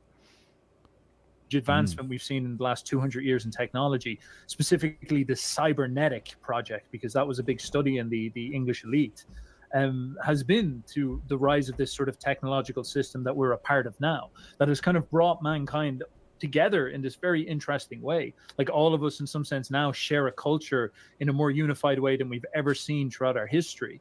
Because okay, so I don't know if he's saying the monoculture is a good thing, but clearly it's a negative influence. You know, monoculture, the loss of traditions, you know, it's created disharmony between people because it's being imposed on people. So, you know, when they're having to get rid of their own traditions, you know, they're getting rid of what makes people truly unique, you know, in order to impose a monoculture on them. You know, and he's right that this is absolutely being caused by the technological system. You know, but is it a good thing? You know, that I would maybe disagree with. You know. It is being imposed, but people are voluntarily choosing to have it imposed. Yes, and in the I know that in the less developed countries, the game has been to compete with the West. You know, and I know that in the more developed countries, it's been man's own hubris that's driving the enterprise. So either way, it's pretty dangerous, you know, that we keep moving in that direction with those two value systems, that either we're going to outcompete the West or on the other end, oh, we're going to evolve humankind. Into what? So that we're engineered products in a zoo that machines have to caretake. This is the goal of these people. That they want to create a successor intelligence. That is the stated goal by a lot of the people who are developing AI. They want to create something that's more intelligent than human beings. Okay. And we don't even know how intelligent human beings could be. Yeah, they haven't defined their term. They don't know what intelligence even means yet. So how can we know if we made it to the goal yet? Well, they know that they're going to create complex systems, and in order for those complex systems to operate, you need machines to do the programming, because the design of those complex systems is too meticulous for human beings to sit around and program them. So, you're going to have systems that are being programmed by machines that order human affairs. That's just what's going to happen. So if you're okay with that, then go ahead. If you're not okay with that, then join me, brothers. In the fight. I assert that we already done so. So if we assume a corporation is a machine, if we put two humans in the entity, then we already create a intelligence smarter than a single human being, because it's two human beings in there. That is true. If you look at a corporate system as a technology, it's already got humans working for it. Technology's already taken it. Holy shit, man. These conversations, thank you. If you consider man-made ideas as technology, that which is a deformation from nature, the technology of corporations and governments, they've taken over everybody. Let alone the electronic technology and the data and the computing that you're referring to. This is a time, man. Holy cows. I had no clue what was going on in the world not that long ago. Yeah, it's the ideas that are fundamental to the technology itself. It's not technology, it's technique. Technique is more subtle than technology, and it's a greater danger. So that is the issue that most people don't really see. Is that what belies the technology is techniques. The technology wouldn't be so bad if it wasn't made of horrible techniques and procedures. Right? And technique is a thing that transforms all ends into means themselves. So hey, not to keep delaying the video, but brother, these techniques and technologies, I was inspired with this thought earlier, that there's all these laws of creation that are natural in the order of the universe. And man is here to do with what we want with those laws. Okay, now those techniques and technologies, within the laws of everything come the techniques and the technologies that we're discussing. And you said something earlier about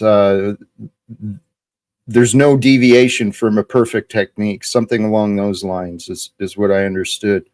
But the technique and the technology are going to be related into the intentions. And so the technique may be perfect, but if it's got the wrong intention, you're going to develop the wrong technology and be going the wrong way. But if we use the same patterns and change the direction, I think technology can become a great ally, as well as the governments and the corporations. So I want to try to recontextualize what they probably mean. I think they're looking for a technology that's in some way smarter than a human and a certain number of criteria, but not human-like, and that's kind of a contradiction. So unless they're going to get dolphins to program it, they're not going to get anywhere.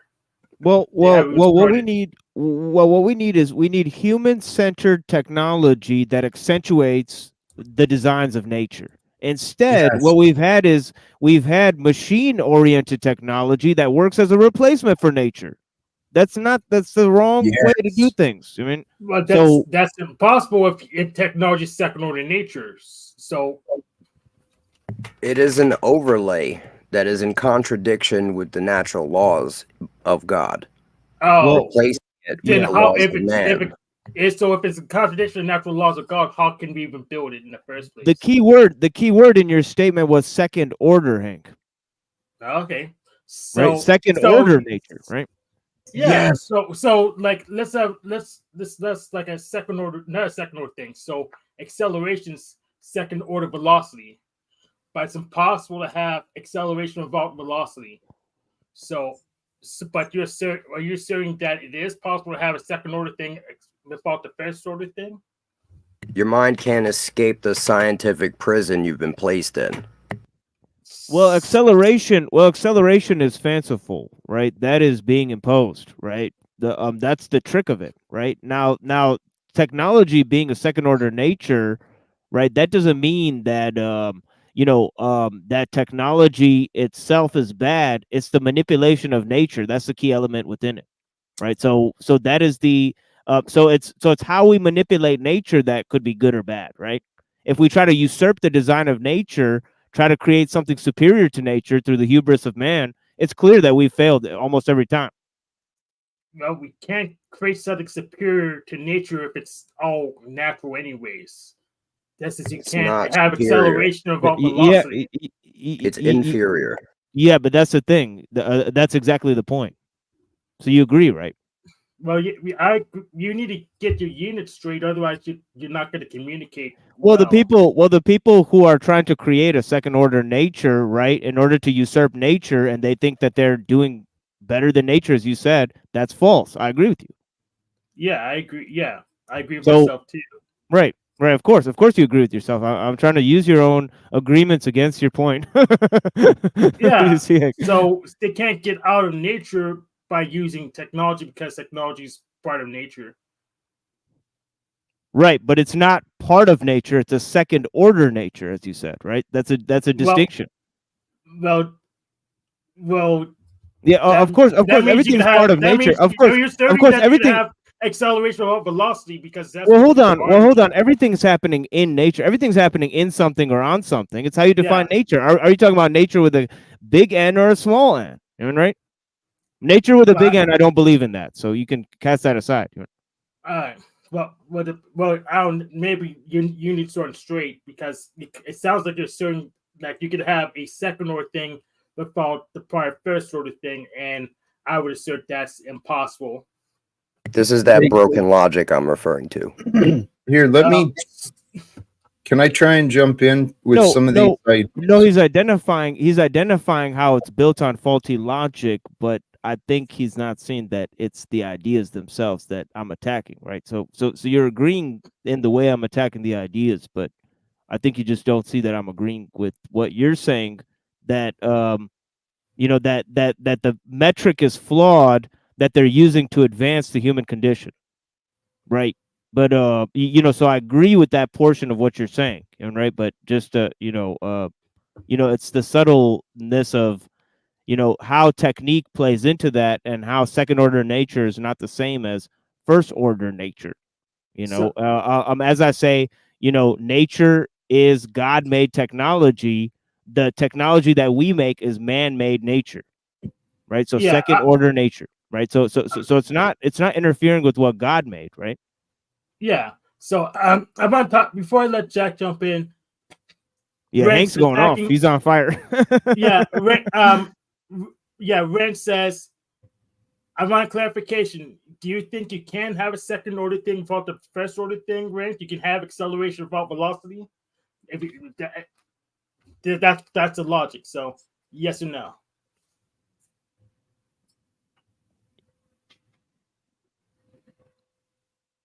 He doesn't know. Yeah, Okay, well, movement. Jack, go ahead. Well, see, movement is a flawed thing because movement only happens in relation to something, right? And so movement is contrived. All movement is contrived, right? Acceleration, velocity, right? They need a point of stillness in order to measure them, right? So this is a totally different thing that you're talking about. Acceleration could just be totally fanciful, right? Now nature, right? Nature exists, right? right now. In what way does nature exist? Does nature exist through techniques? Right? Was it made by God? Is nature creation? Do we create things from nature? Right? What is the value of those things we create from nature? These are all the pertinent questions to the issue, right? Go ahead, Jack. I think TML helped clarify the example you were using, Hank. When you first brought up the motion thing, I didn't get what you were saying, but I don't think that is a fair comparison for the second order of technology. I think that Machine Wise was pointing at. But consider this. Please consider these ideas from the conversation you guys were just having. Everything is what you were saying. Man has been misdirected, right? Focusing on the second order of technology and what that would be. So what would be the greatest second order? The first order is creation, right? And the second order would be that which might oppose creation. So the darkness, the destruction. And if you think about our automobiles, the combustible fuels, we're all of our technologies have been from destruction and electricity. I saw something from some scientific talk. They were saying the first order of power is magnetism, that electricity is actually the secondary part. So in so many ways, mankind has been looking the wrong way. Is that making sense? Yeah. If it does make sense, you don't understand units. So. Well, so I got a thought to chime in here that may overlap with what you're saying, Jack. So I look at it in the big picture that we as people have traded off. We've made trade-offs in terms of security, for one, for comfort, convenience, or at least the thought of, but maybe in a more meta picture, we have traded, in a sense, instant gratification. Well, let me go back. I look at the Bible, right? I'm not a Christian yet. I've been reading it, and from what I understand of the story of the forbidden tree, right, fruit from the forbidden tree, tree of knowledge, it seems to me that with knowledge, right, knowledge of this, what we're referring to as second order nature, that people have abused it. That knowledge, which I think in essence would be intentionally for the strongest people, the ones able to contain it, to not let it run wild, the power, that now everyone, in a sense, has accessibility to these powers, and they're trading, in a sense, love for convenience. So it's no longer about love, the world. It's about, how do I feel right now? Do I feel good jerking off on TikTok or whatever the fuck is going on, rather than, is this a good thing? And, so just kind of looking at the core of why has this happened, that's how I'm looking at it. Selfishness. That's why it happened. Selfishness is the way that the money system and all of that, the rulers and the money system, the material wealth, the material power and control, it's all been selfishness.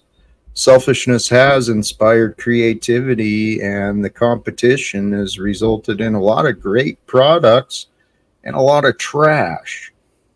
So I think we're at a time where if people unite and we change the value system, use the same techniques, and we redirect the values a little bit into a more giving communities, giving corporations instead of selfish systems, we got a whole new world waiting for us.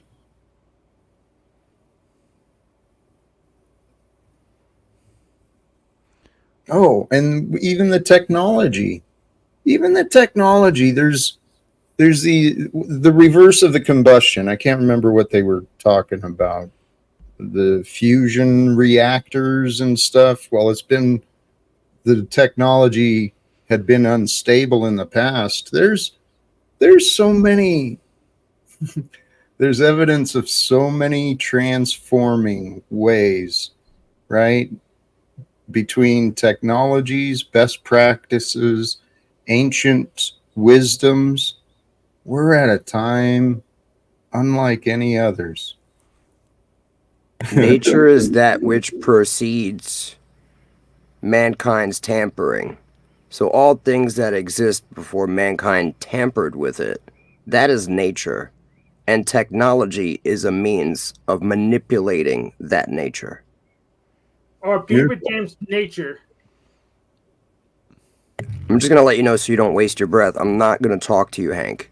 I think you're a waste of my time. But that is an interesting question. Would you could in your presentation, because I agree with you, but Hank brought up an interesting question. Would you consider a beaver dam technology? So I would love to answer that, but I don't want to give Hank any information. You're showing your selfishness, dude. No, I'm just done. I've had enough conversations with the man to be done. Oh, you're showing your surrender. No, it's not surrender. Your weakness? It's not weakness. Hmm. A man who argues with a fool becomes a fool, Jack. But that's not what we're talking about. We're talking about a man who denies answers. Why? That's the real question. Because it's you, man. So, Rand, if I backtrack, you have argued with a lot of fools? Is that what happened? Well, I mean, I guess so. Yes, he has. Fair. But at least I realized it. Okay. So what about to the thought of, at this point, there's a mentality among people that if we can do it, then we necessarily should do it. Right? If we have the information to go to fucking Pluto, whatever it is, that we're going to do it because we have the knowledge, the information, or the means. Can't go to included. Pluto. Well, that's not the point. And maybe today we can't, but what about a year from now? And it turns out that you're wrong at that point. It's not a place. It doesn't matter. It does. No, it doesn't. Because you're just setting up a false possibility. Did we go to the moon? Did we go to the moon? We did not. Okay. Do people believe that we went to the moon aside from you? Sure. Okay. So the point still stands? What? Well, perception is reality, so it's really irrelevant whether or not you believe that Pluto exists. I'm making the point that mankind will do whatever, in fact, they can do. That is what we're showing, to Jack's point of selfishness, right? We will take down a forest to make a roll of toilet paper for a king. I mean, if that's what it was, if that was the binary, we will make trade-offs which are, I would say, the opposite of love. What is your point? Yes, we did go to the moon. That was my point. I don't understand your point. I don't know about on television in 1965, but yeah, we have been. I friggin' love you guys. They saw Cecil's head orbiting the moon. Yep. Freaking Klingons circling Uranus, and they're like, "Nah, we better go back." I think I've seen that face shining back from the moon.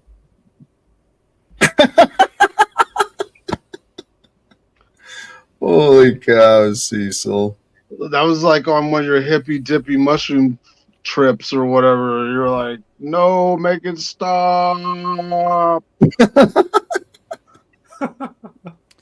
So my point, Rent, just to go back to it, is that people are searching for more information. They want to know what is up the asshole crack of, President of China, rather than worrying about their own lives. And when I say worrying, I really mean taking action in ways that they are able to. What does that have to do with anything? It has to do with everything if you've been paying attention. Tell me how it has to do with everything. I would, but I don't explain things to fools, Rant. There you So go. it has to do with the intent of why we are where we are, All right, look, tying shut in the fuck up regarding then. seconds. You're not going to explain No, it no, to no. a You fool. don't tell me what to do, Just Rant. shut You your shut the fucking fuck mouth, up. right? It's always this easy to trigger him. I like it. I'm not triggered. Do I sound triggered to you? Yes, you very do. triggered. Passive aggressively triggered. Yep. I'm triggered. Once again. See, Yep. he admits it. The denial. Because Based Oracle said I'm triggered, so I must be Well, triggered. everyone else, shut the fuck up, Rant. Remember, I'm just everyone saying, else shut the fuck up if you're not may gonna or explain it. probably gets my point. You know what I You do mean? not, which is no surprise. But You either want to convey an idea or not. You wouldn't Then- hear it. You only listen to yourself. Yeah, Like you? Not only. Let me not exaggerate. I can't believe that doesn't sound ironic to you, Bunny Christ. I mean, just go back 15 minutes and you're denying. So I guess you don't like your own medicine.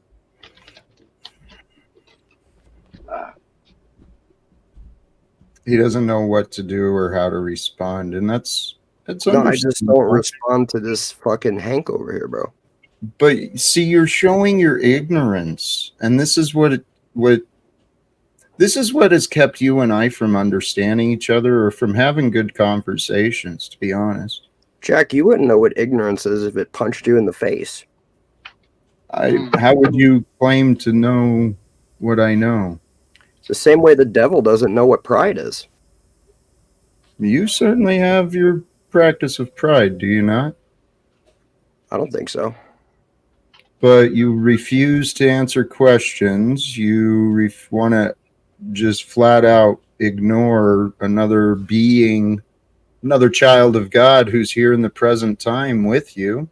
You don't He have doesn't any seek the prideful truth. habits. You don't have any prideful habits at all, do you? Do you know that there's people that don't seek the truth? I know there's many who believe they already know it. Right, like you. Like you. Like us. Well, I continue to grow and continue to pay attention to what people are saying, what God is revealing to me through others every day. Every day, dude, I learn and grow so much. And I'm learning more about you too, brother. I like you. I really do. But your pride and arrogance, frustrating. yeah, I like you too, Rant. Other than your personality and everything you have to say, I really like you. You have a cute voice, Bunny Christ. It really does. It really does. And a great sense of humor. But, our world is the way that it is. The technology is taking over people's lives because we selfishly consume. And what we consume is what we become. I used to consume a lot of problems and hate and worries and judgment, battles. Today, man, it's all about love. I can't believe I'm saying this shit. But it's true. Satanists preach love all the time. So did Jesus. It's true. So which is the relevant one to here and now? It depends on what they're doing. Did you What know are you- Satanists drank water? We are to judge a man by his fruits. Are your fruits sweet or sour? I don't know. Why don't you taste them? Well, I tried tasting and we tried asking you questions, but you offered nothing. You were selfish. I'm answering all your questions, Jack. I'm just not speaking to fools. But your discernment of who and who is not a fool, it's fucking flawed, dude. You're foolish. Well, I'll give you an example. When you have 30, 40, 50 conversations with someone, right, and you destroy their bullshit logic every single time and they don't accept any different ideas, that's kind of a fool, Jack. Should I have 51 conversations? Oh, maybe they'll get it on the 52nd. How much time do I expend on one person, Jack? I don't know. You don't seem to spend much time on it. I've only seen you spending time on yourself. Oh, well, you must be just like looking up your own asshole. I don't know why you would believe that, but is that where you're inside of, Rant? What the fuck? Right? I don't get it. Oracle, where are you from? Next That's a good target. question, Rant. Let's just slide over the conversation completely. Yeah, where are you from exactly? Do you actually want to know? I do. Okay. I will tell you. Earth. Where on Earth? Land. That's not a location.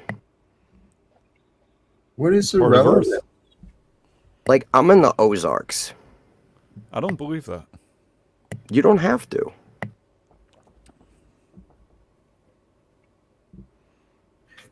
Hey, I want to ask a question related to the earlier conversation. TML brought up, someone brought up fasting of the sight, fasting of the mind. So, I'm sorry. It was fasting of the eyes, Brother Jack. Yeah, it's a thing I saw on an Orthodox Christian channel, and I saw a couple of them talking about the dangers of television and absorbing certain images, and I thought it was highly pertinent material. Very good practice, and very sane practice. I could say that. So those people that think I'm against Orthodox Christianity or something like that, I'm definitely not. I'm not against any religion or people on this earth. That was basically a fanciful lie started by our friend Toilet Bowl Earth. Who we could see is not really a good Christian. Just judging from his behavior online. I don't know him personally, but he seems to, make personal claims towards me. So it is what it is. there's some vicious representations of Christianity online. But where I was, I guess I was really taking a big leap here. But the idea of fasting, from what we're looking at, was, in my mind, identifying the relevance.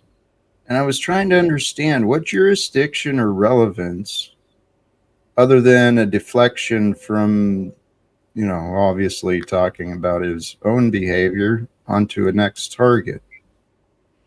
I was wondering where Rant was going. Just wanted to know where he is. Well, you didn't ask where I am. You asked where I am from. Do you want to take him on a date? Maybe. He is pretty.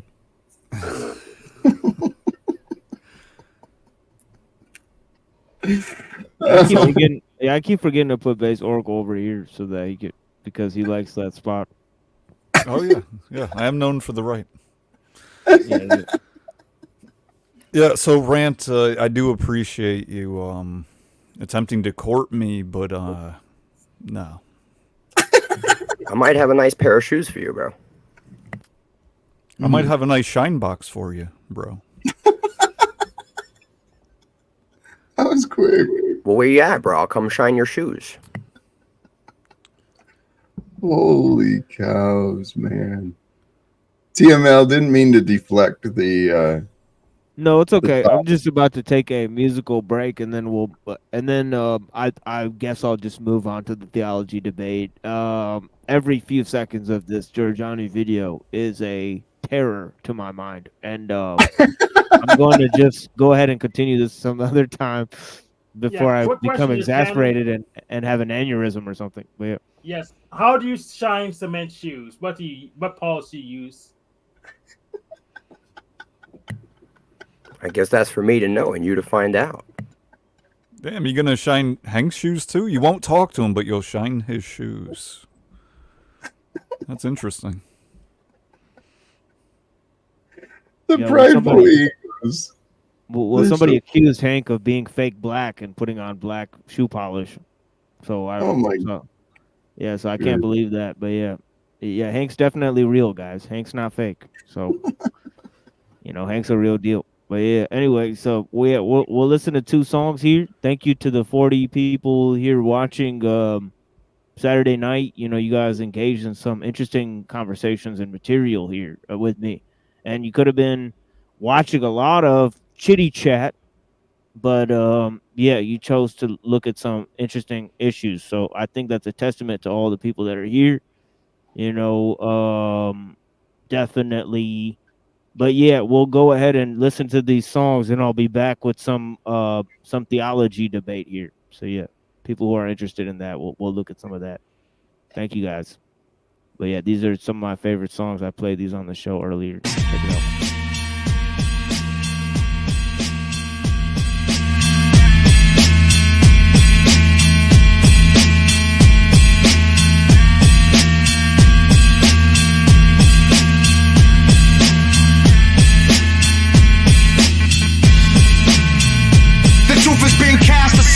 We've been duped into a vast barrage. I'm a cross between Master Fard and an astronaut. Murderous appetites, war games with transit cops. Virginal sacrifice, coronate satanic gods. Father of abomination like Mantis Pops. Blood ceremony, homie, make sure the dagger's sharp. Pocket down briefcase, exchange cash with sharks. Diamonds and golden guns, smashing you with hands of bronze. Rather calm with the cameras on. Trapped between Tetragrammaton and Babylon. I'm 1,000 horsepower when the Magna bomb. With more than enough firepower to splatter y'all. It was a shootout at the Grammy Awards. I spent 90 in court, attempted murder and a prior assault. Beat the case, rolled the dice and I walked. Like a 40 dude, Sheba played the corner with a mic when I talk. So conviction on my tape is rape wicked like Nixon. Blonde heads, inscriptions with 3 6s and kiss the pyramid experiment with high explosive. I slap box with Jesus, lick shots and Joseph. Conviction on my tape is rape wicked like Nixon. Blonde heads, inscriptions with 3 6s and kiss the pyramid experiment with high explosive. I slap box with Jesus, lick shots and Joseph. Conviction on my tape is rape wicked like Nixon. Blonde heads, inscriptions with 3 6s and kiss the pyramid experiment with high explosive. I slap box with Jesus, lick shots and Joseph. Conviction on my tape is rape wicked like Nixon. Blonde heads, inscriptions with 3 6s and kiss the pyramid experiment with high explosive. I slap box with Jesus, lick shots and Joseph. Got it to glory, another young hustler story. Learn from the mistakes of my uncles that done it before me. Blitz out with raises, death horror, leave children crying. Skits out like slayers, felt form, see cushion ride. Young shooters bring a pistol full, caught up in their crucifixion rituals while worshiping Lucifer habitual. The streets raised me, I'm from Brooklyn like Jordan and Jay-Z. To be where I'm from is a great thing. By your daydream, I make things happen, get things clapping, spray things laughing. 18, I stopped taking acid, but it left a stain on my brain that remained massive. Doors of perception open till they lay me in the casket, until I stopped making murder rap. Because the Bible was written by those who were convinced the earth is flat, and I'll be dead before this war stops. Praying at the altar of the war gods, the war rocks. The conviction on my tape is rape wicked like Nixon. Blonde heads, inscriptions with 3 6s and kiss the pyramid experiment with high explosive. I slap box with Jesus, lick shots and Joseph. The conviction on my tape is rape wicked like Nixon. Blonde heads, inscriptions with 3 6s and kiss the pyramid experiment with high explosive. I slap box with Jesus, lick shots and Joseph. The conviction on my tape is rape wicked like Nixon. Blonde heads, inscriptions with 3 6s and kiss the pyramid experiment with high explosive. I slap box with Jesus, lick shots and Joseph. The conviction on my tape is rape wicked like Nixon. Blonde heads, inscriptions with 3 6s and kiss the pyramid experiment with high explosive. I slap box with Jesus, lick shots and Joseph. Yes, give thanks and praises to the King of Kings and the Lord of Lords, conquering line of the tribe of Judah. Elexibeli Romascon, Lamlak Migos, Kungusa, Karamanadama.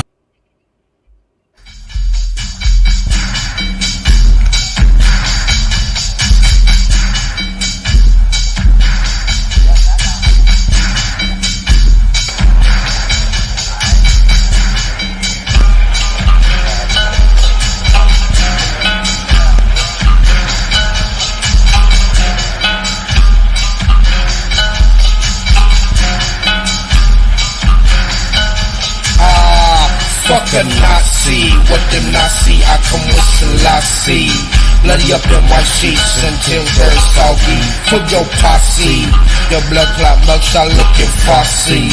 I thought I told y'all cats keep your fucking eyes off me. Y'all cats acting like you got too much with the softly. Watch out joking calls, cause they double cross me. I mashed before they lost me. My presence is priceless, just costly. Your whole fucking squad needs some coffee. Y'all feeling better, making it a point to haul me and dog me. Y'all cats acting like you discard me, yeah, hardly. Judge your children, they not to starve me, I'm sorry. Judge your love, I like I love Marley. I see John the Baptist and Garvey. It's time to work, this work is play, I play in party. Lawnmower man always has access, so don't call me. I grab the gold medal, so rub it down foot and on me.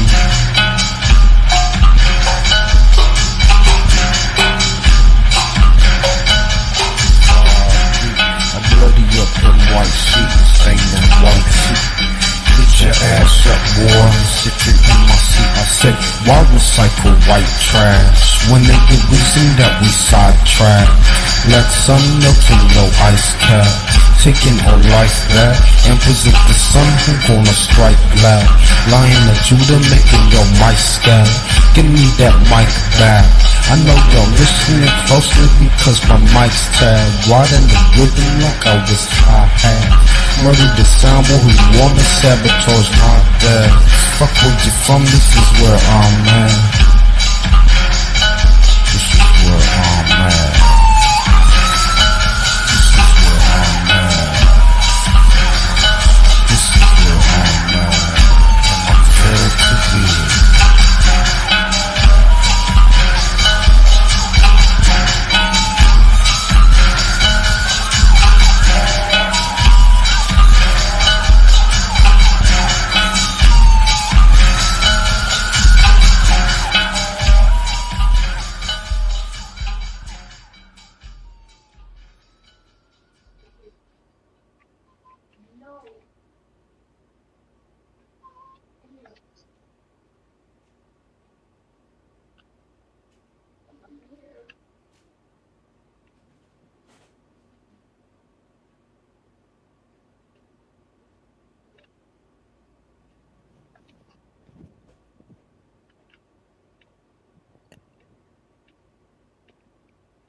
Skip this introduction here.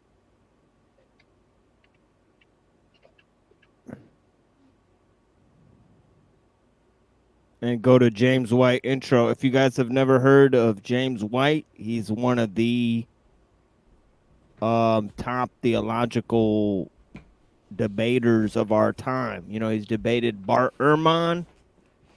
He's debated William Craig. He's debated Dr. Richard Price, among other notable scholars and thinkers. He's debated a lot of Muslim debaters, you know, so he's debated almost all the Muslim debaters on Islam versus Christianity. So he's well known for that. You know, he's well known for those arguments that he brings. I think he has some of the best arguments because he attacks the idea of the reliability of the Quran. And so I think that is really the top argument. I saw none of those types of arguments brought up in my debate against Teriak. So if you're watching Teriak, you know, James White, you know, you get familiar with his content, you'll have lots of good arguments against Islam. You know what I mean?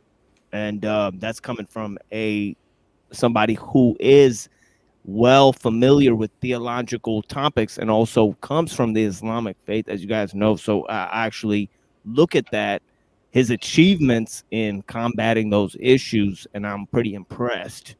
You know, not a lot of people have, you know, there's stupid arguments that people bring up, like Nabil Qureshi and David Wood type arguments that are really basically retarded, you know, and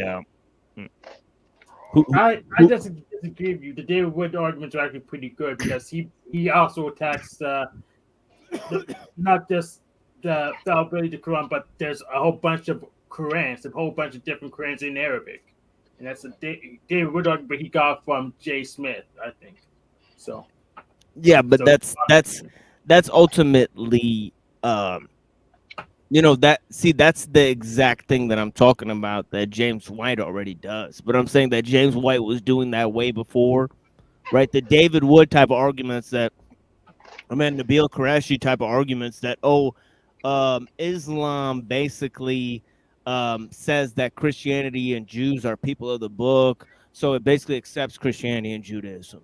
That's super weak. I mean, because you could bring up hundreds of places where, Islam rejects Christianity and Judaism in the Quran, right? So that's pretty weak argument, right? So, they'll ultimately have to revise that and find some middle ground, or why in some cases it accepts it, in some cases it rejects it.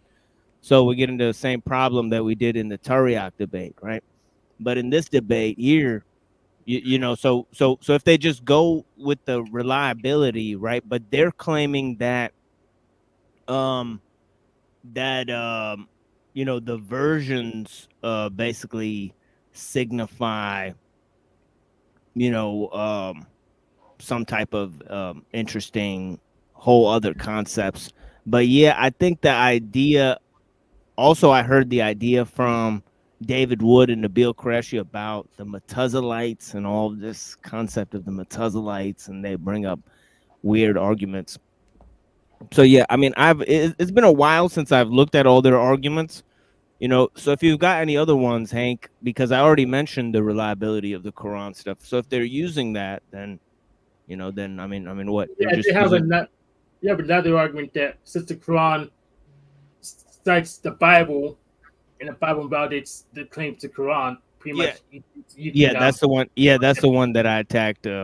That's the one that's easy to attack because the Christians accept the Old Testament, and the Quran says that the Old Testament was changed by the Jews, right? So, it kind of falls flat on its face in that way, right? But yeah. I'm not sure. I didn't watch the debate with what's it called? That guy yet. I haven't had time to watch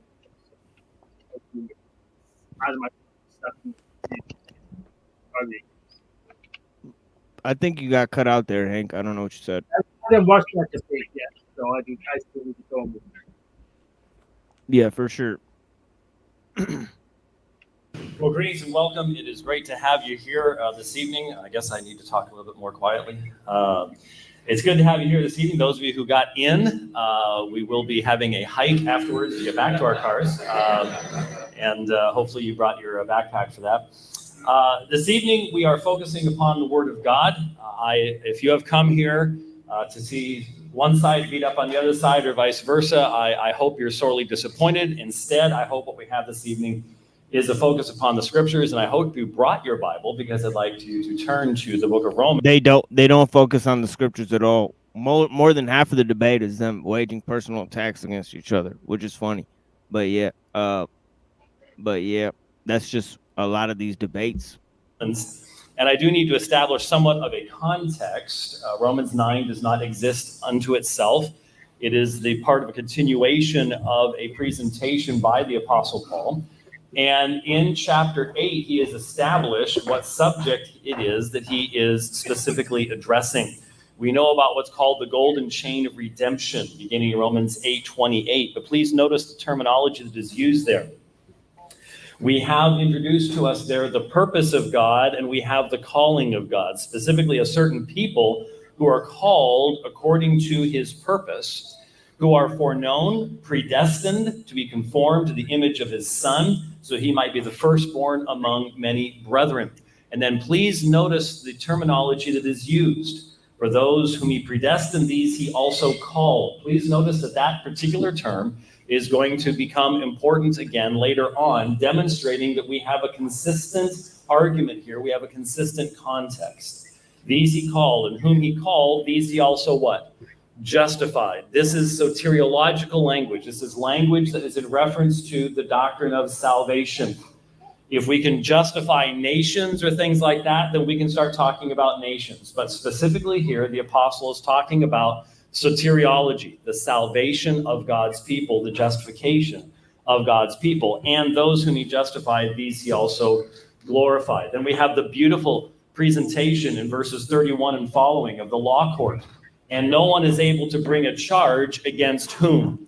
Against God's elect, because God is the one who justifies. Verse 33, this is the one for whom Jesus Christ has given himself up. He is now interceding for them before the Father. There is very specifically right here soteriological salvation language. And having announced this tremendous blessing, chapter 9 then begins with Paul answering what must have been one of the major objections against his own perspective. That is, Paul, that all sounds wonderful. But the problem is the vast majority of your own Jewish brethren reject your message. In fact, they're trying to kill you. They want you dead. How do you explain this? And so Paul begins at the beginning of the chapter by confessing the fact that he has deep and abiding pain in his heart. He could wish to be separated from Christ in behalf of his brethren, the Israelites. Okay, so Paul admits, he says that the burden of salvation is so heavy in terms of the connection of salvation to God's people that, he wishes, he says he wants to be cut off from Christ for the sake of his brethren, the Israelites. So the whole Romans is talking about the Jews. In 11:25, he says, that a partial hardening has come upon Israel until the fullness of Gentiles comes, into the fold of salvation. Right. So Paul's message is for the Gentiles to bring them into the fold of Jewish salvation, right? So you can't understand this without this, right? And also there's a separation between the body and the spirit. That's the idea of salvation, right? So it's this idea of separation, being cut off from God, right? Being cut off from his own people, being cut off from Christ, right? Christ represents the spirit, right? The flesh represents his own people, right? Okay. Okay, and God has a salvation plan for both, apparently. Right? Is what Paul is saying, right? So anyways, and you guys can freely comment on this if you guys want to. But yeah, it says, and this is just something I wrote earlier. It says, finally, Paul states, wretched man that I am, who will deliver me from this body of death? Romans 7:24, proving that no one is good on their own accord, at least according to Paul. Paul states that this is the usual self-deprecating manner, since the formula for redemption precludes sin and suffering. The most miserable and most wretched are saved by the most grace, because no one is outside the call for salvation of all mankind, and no one is saved on their own accord. We are all saved in spite of our own corrupt nature. No one is truly exempt. Paul exhorts us to, quote, walk not according to the flesh, but to the spirit, unquote, Romans 8:4. Okay, this is going into Romans 8. See, James White is citing Romans 8. Okay, I'll read that again. Walk not according to the flesh, but to the spirit. Okay, so he's talking about the spiritual law, right? Not the human law, right? The Jewish law, right? Okay, and defines it in Romans 8. Paul says in 8:12, Romans 8:12, that we are debtors, but not according to the flesh, and already dead. But those who live according to the spirit, you put to death the deeds of the body, and so they cannot experience the accidents of sin and flesh, right? In Romans 8:15, he talks about the spirit of adoption. Okay, is the one that prompts our spirit so that we may become children of God. For we are co-beneficiaries of the new covenant, not made in the flesh by the dead words, but in the spirit through the suffering and glory shared with Christ. Romans 8:17. In Romans 8:18, Paul bids us to ignore our present suffering that we endure only for a future glory. This establishes a unique role for eschatological scope of Paul in his faith in the future. The past and present have no relation, have no relevance, whereas the present is about quietude and suffering. Okay, the utilitarian use of the notion of suffering for the future reward, okay, is a cornerstone of the ethic built into basically Western society in general, right? Paul states, quote, "For the creation was subjected to futility because of him who subjected it in hope," unquote. Okay, I'll read that again. For the creation was subjected to futility, but because of him who subjected it in hope. Romans 8:20.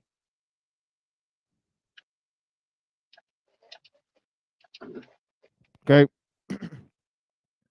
So it's clear that this is all about suffering and grace and the separation between spirit and flesh, which really represents the rule of the age to come, which is the rule of Christ, right? And the age of universal salvation versus the age of today, which is the age of that's concerned with the salvation of the Israelites, the Jews, right? That's the age of the flesh, right? So that's what he's talking about, right?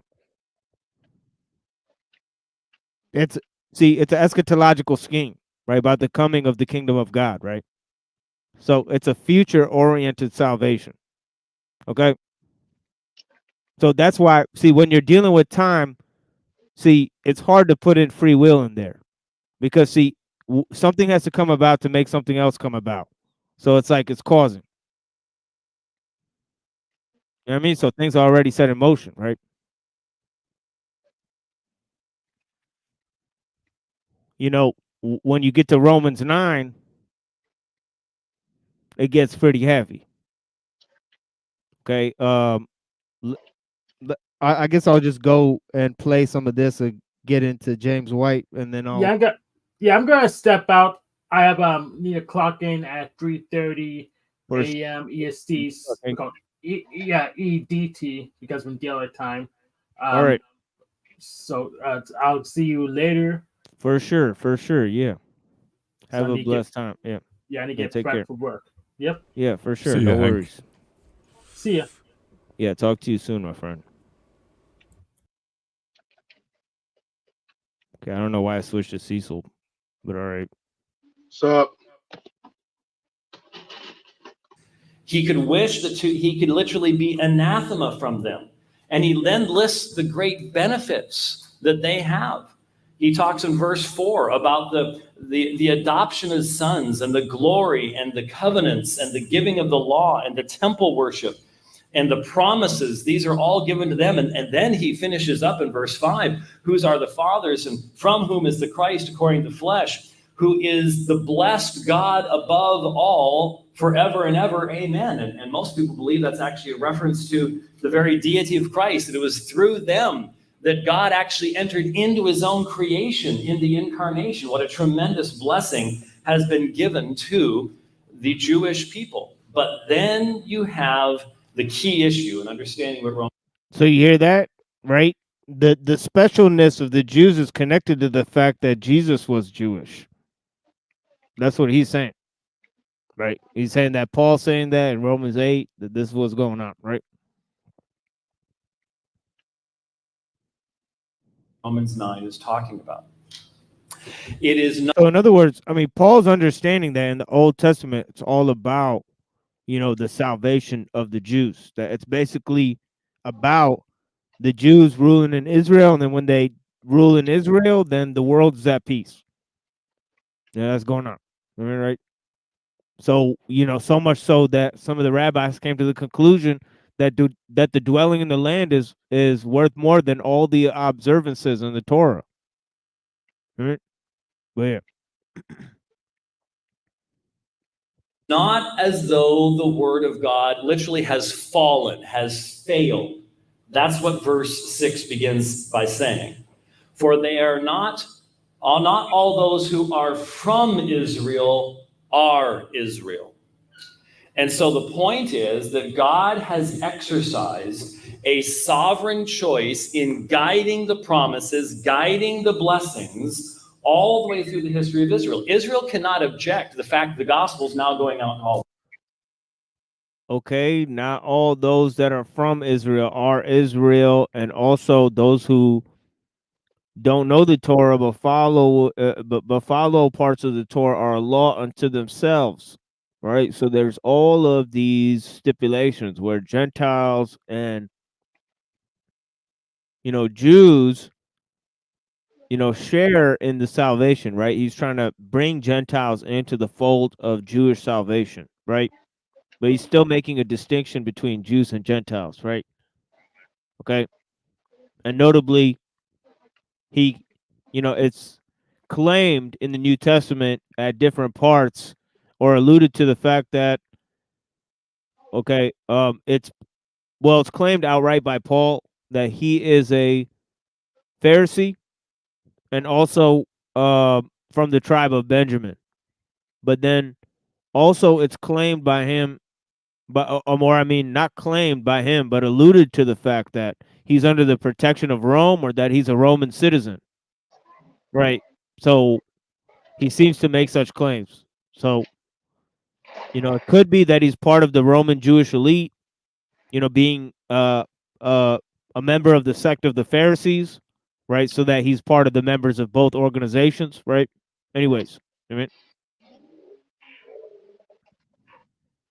the world, because their own history demonstrates that God has always had that freedom in the giving of his blessing, and that blessing going back to the fullness of that blessing in chapter 8, salvation itself.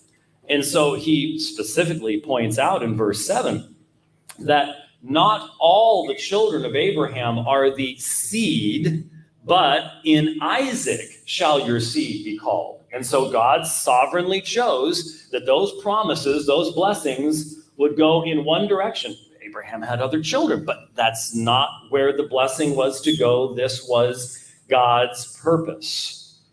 And so he specifically says that not all the children of the flesh are the children of God, but the children of promise are to be reckoned as seed. And this is the fulfillment of the promise that was given to Sarah. And then he illustrates this, and he has a series of illustrations that we need to understand. Verse 10, not only this, but also Rebekah, when she had conceived twins by the one man, Isaac our father, before those twins were born, or had done anything good or bad, in order that the purpose of God in election might stand. So before they could do anything, and obviously what Paul is doing here is he's saying God's choice was not based upon looking at these individuals, foreseeing what they would do or anything. Before they could do anything good or bad, God has a purpose in election. It must stand not by works, but by the one calling. I don't know how the apostle could have been any clearer in his saying, it is not by works, but by him who's calling. Now, wait a minute. We saw the word calling just a little while ago, didn't we? Yeah, back in chapter 8. What was it about? It was about soteriology. It was about salvation. What has changed? Has something changed? If someone's going to allege that something has changed, you need to demonstrate it from the text. Otherwise, Paul is continuing to argue the exact same point. And so, not of works, but from the one calling, it was said to her, that the greater will serve the lesser, just as has been written, Jacob I loved, but Esau I hated. So you have two quotations from Genesis 25. One from Genesis 25, one from Malachi chapter 1. And it's the apostle who must give us the interpretation of his use of these texts. He gives us his own apostolic interpretation. We can't run off to the original text and say, well, it can only mean this. No, it's going to mean exactly what the apostle Paul applies it to mean. And so what does he mean when he says in verse 13, just as has been written, Jacob I love, but Esau hated? And may I suggest one thing to you? Okay, so here's then the sort of interesting contradiction, I guess, because it then says that, he says in Galatians, I tore down the law, right? He charges Peter for setting up two dual road of salvation. Okay, two sets of books for Jews and Gentiles, right? Then also, you know, so in Romans, he's talking about that there's salvation by faith and not by works, right? And then also this idea comes up in a few places, right? So we have this idea, right? Okay, so much so that in Galatians, Paul says, I tore down the law, right? So in Romans, there's a little bit of preeminence of this law, right? The law that's ascribed on the heart, right? And not given to you by the flesh, right? So there's all these concepts, right? But ultimately, it has to go to faith. It can't go to works. And then if you go to James, of course, the famous passage, you know, that, you know, faith with, you know, that faith without works is basically dead. Okay. So, you know, and then there's this game where they say, well, works and the law is not the same thing, right?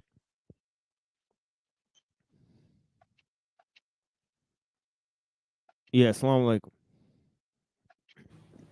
The biblically trained mind, in hearing that citation from Malachi chapter 1, in the context of which is being placed here, which is specifically the context of Jacob and Esau, should immediately be struck not by the phrase, Esau I hated. What should shock us is the phrase, Jacob I loved. If you think that God owes that to someone, then you don't seem to understand who Jacob was. You don't seem to understand who God was. That love was an act of grace on God's part. That was a choice that he was making. That is the potter's freedom being exercised right there.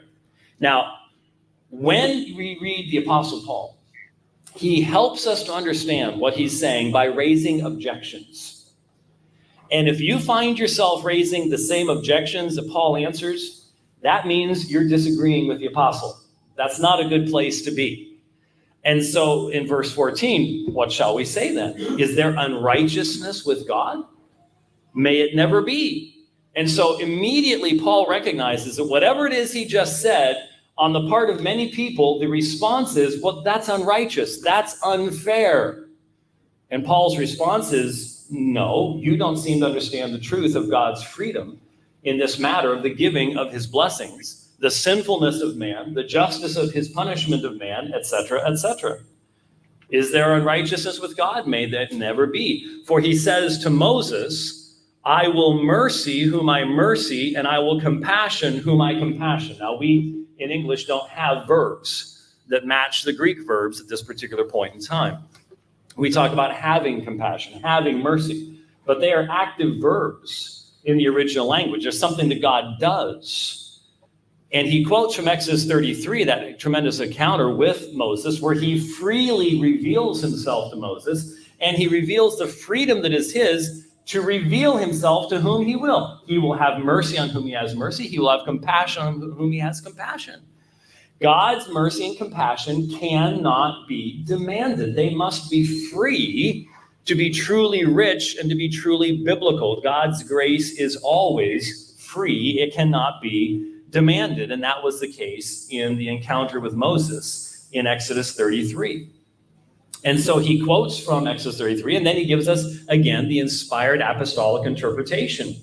Therefore, it is not of the one willing. That's the very Greek term, thelo, will. If you want to talk about free will, creaturely will, autonomous will, whatever you want to talk about, there's the word. It is not of the one willing, neither of the one literally running or engaging in activity. So doing works, engaging in activity, but from the mercying God. Again, I don't know how the apostle could have been any clearer. He wants to draw a distinct contrast between the will of man, the activities of man, and the mercying of God. It's not of the will, it's not of the activity, but of the mercying God. It all has to go back to him. Then he gives more biblical foundation. For the scriptures say to Pharaoh that for this very reason I raised you up, that thus I might demonstrate my power in you, and that my name might be proclaimed in all the earth. We think about what that meant. That meant the destruction of Pharaoh. It meant the destruction of his army. It meant the destruction of the firstborn of Egypt. That's what it meant. And I have often asked my fellow believers, how high on your priority list is the demonstration of God's power and the proclamation of his name throughout all the earth? In many instances, we're much more concerned about God fulfilling our desires and the happiness of our life than anything in regards to such broad concepts as this. So what is the inspired interpretation of these words to Pharaoh? Verse 18, therefore, whom he wills, he mercies, and whom he wills, he hardens. And of course, the term hardening there, drawn directly from the Greek Septuagint, the story of the hardening of Pharaoh. Over and over again, Pharaoh was in a position where if he had been smart, he would have given in, but God hardened his heart because he had a purpose in the destruction of the gods of Egypt. Okay. So that's interesting. The whole issue of free will.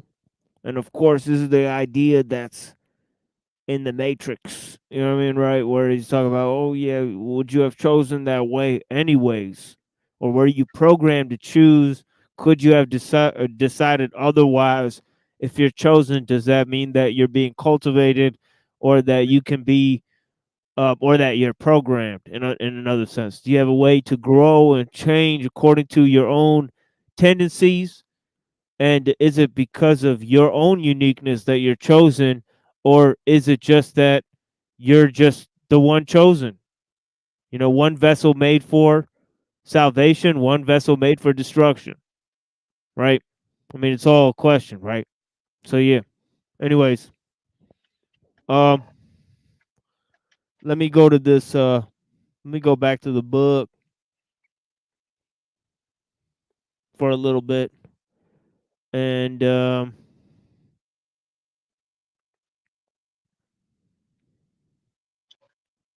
then I'll go ahead and play a little bit more of this place. I'll play a little bit of music, and yeah, we'll continue on this road for a little while.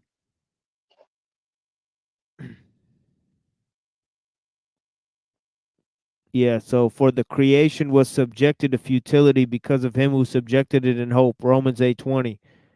This establishes two poles of the thinking here, right? An internal and an external dualism of flesh and spirit, push and pull between present and future, temporal dualism that battles between suffering and grace. We are quite sympathetic to the notion that those who are loved by God can be more than conquerors, but must point out that Paul derides the political power in the world in favor of a spiritual connection. Paul says that he transcended the power active in the world and states neither death nor life, nor angels, nor rulers, nor things present, nor things to come, nor powers,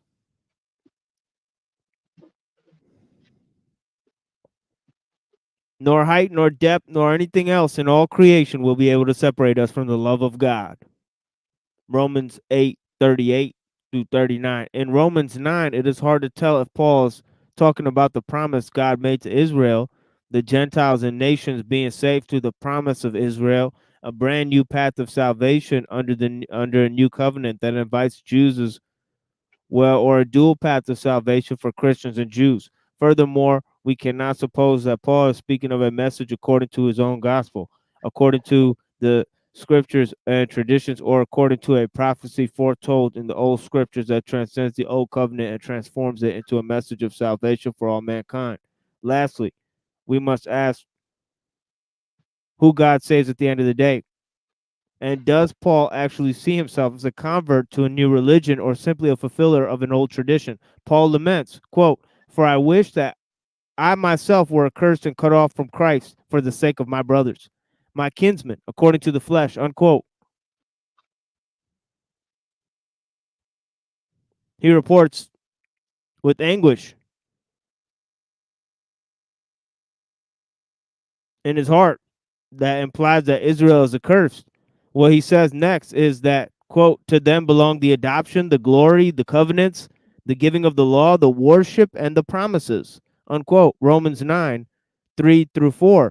Paul tells us, quote, it is not as though the word of God has failed, for not all those who descended from Israel belong to Israel,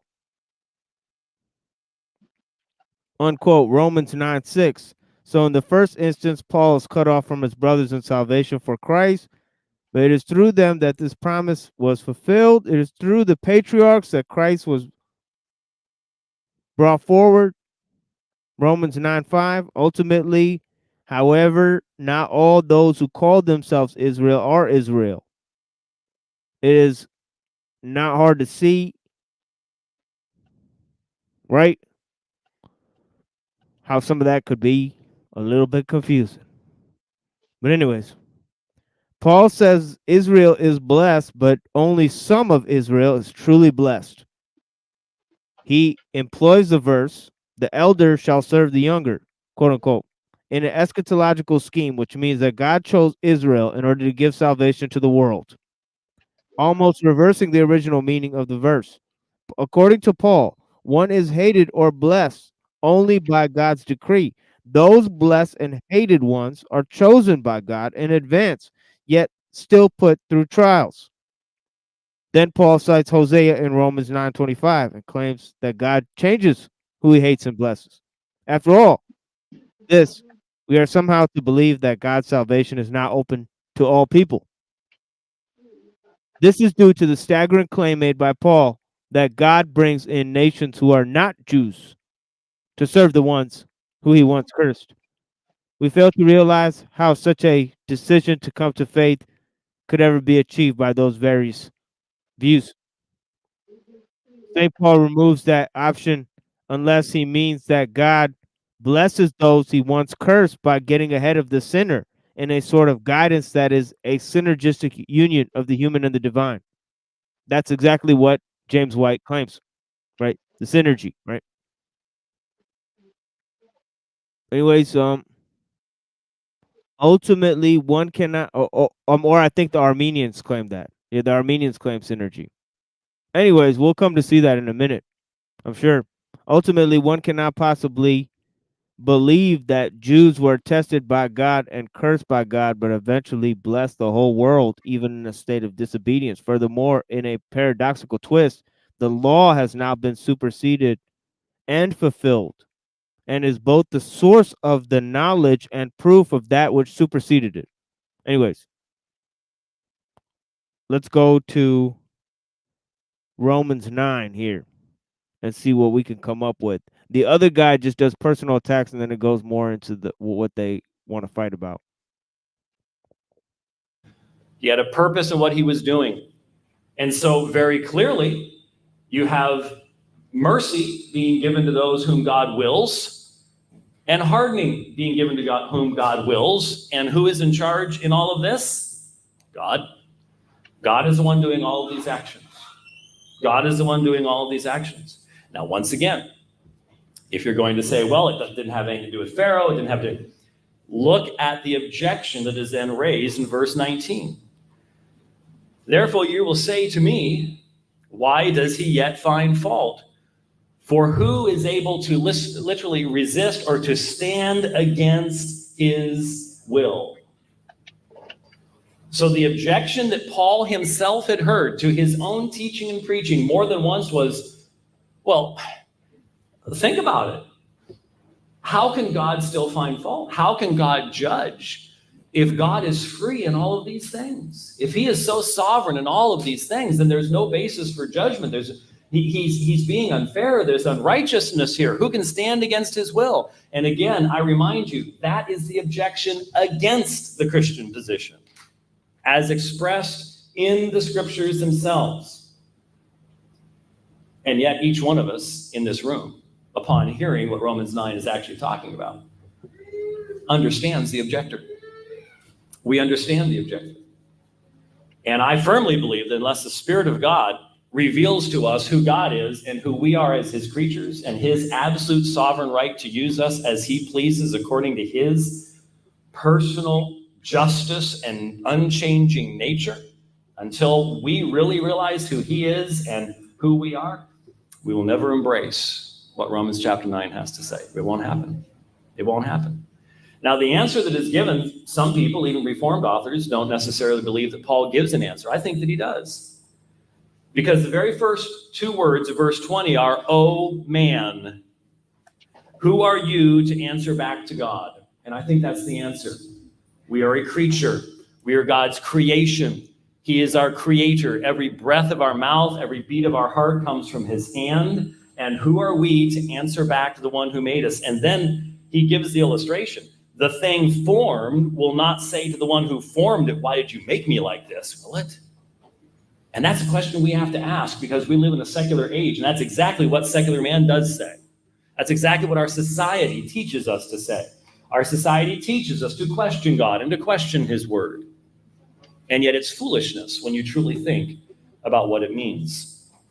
And then it's specifically said to us in verse 21, "Does not the potter have authority from the same lump of clay to make indeed one vessel for honor and another for dishonor?" Is that not the potter's right, the potter's freedom to do that? He can take the same lump of clay and he can say, "I'm going to make a beautiful vessel." And he can take the same lump of clay and say, I need something to spit into. And he can create both of those things. And that is his right to do it. And most of us, if we really thought about it, don't believe he has that right. Most of us think there's some type of constitutional something that would restrict God's rights along those lines. There's certainly a federal judge, especially in California, who would come up with some way. I mean, this stuff does not preach in Sacramento, but then again, nothing sane does. Then the apostle interprets this for us. What if God, though willing to demonstrate his wrath and to make his power known, endured with much patience vessels of wrath prepared beforehand for destruction? Now, some people try to say, well, that doesn't necessarily mean prepared by God. No, the whole illustration is potter, clay, vessels of honor, vessels of dishonor. Now we have vessels of wrath and vessels of glory. You have to absolutely destroy the parallel that is being drawn by the author himself. God endured with much patience. Look at the history of Israel. With much patience, vessels of wrath prepared beforehand for dishonor. Why? Well, he was making his wrath known. He was demonstrating his wrath. He was making his power known. Again, if those are not important things to us, then we are not going to understand this text. If those are not important things to us, then we're not going to understand this text. But then he says, also in order that he might make known the riches of his glory upon vessels of mercy prepared beforehand for glory. So there you have his purposes. There you have what God is doing. He is demonstrating his power and he's making known the riches of his glory upon vessels of mercy, which he prepared beforehand for glory. And again, it was the freedom of the potter to choose which are which. And now he makes the application. Who is he talking about? Those whom he called, us, whom he called not only from amongst Jews, but also amongst Gentiles. Who is the body in the New Testament made up of Jews and Gentiles that have been called by God? It's called the church. The church, the redeemed, the elect.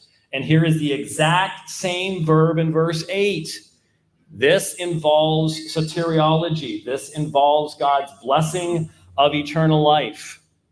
The context has not changed. The application has been made, and he has now made it very clear to us. This is who has been called.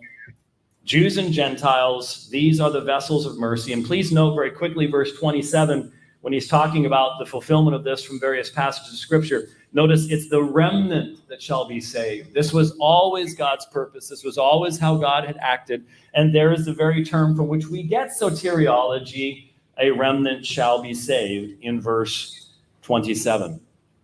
And so then it wraps up in saying at the end of the chapter, you see, the Gentiles, they have received righteousness because... Now, it's actually very interesting that he links the belief in free will to liberalism. It's one of the cornerstones of liberal philosophy, right? And also of classical liberalism, right? So, I mean, all these people that want to destroy liberalism, right? But they want to preach free will as a cornerstone of the Christian belief system, when it seems like, you know, some of the most fundamental ideas within the Old and New Testament seem to reject that concept, right? That's pretty interesting. You know, the whole idea has to do also with St. Augustine, you know, and his belief or his casting of the idea of original sin. Of course, he was a former Manichaean, and yeah, but yeah. Yeah, you know, Protestants, yeah. Protestants are legit. You know, Protestants are legit. You know, the Orthodox Church, you know, supported the communists. That's a historical fact. Right? They're not free of charge, right? But you know, they've been through their ups and downs themselves, right? But yeah. You know, or the Catholic Church, they've changed their views throughout history, right? So nobody's safe. You know, everybody's got to come to their own understanding. This is the modern age, of course, right? All of these religions, you know, both the religions and the religious institutions for both Christianity and Islam have been morphed by secular humanism, right? You know, of course, I'm not going to argue with you from the chat, Mr. Minder, but you're free to insult me from the chat. It's fine. But yeah, I can't engage with you. I'm sorry. You know, I got to move on here. They are seeking after it by faith. And Israel has missed this because they sought after it as if it were by works. The way of salvation, it's always about grace. It's always about faith.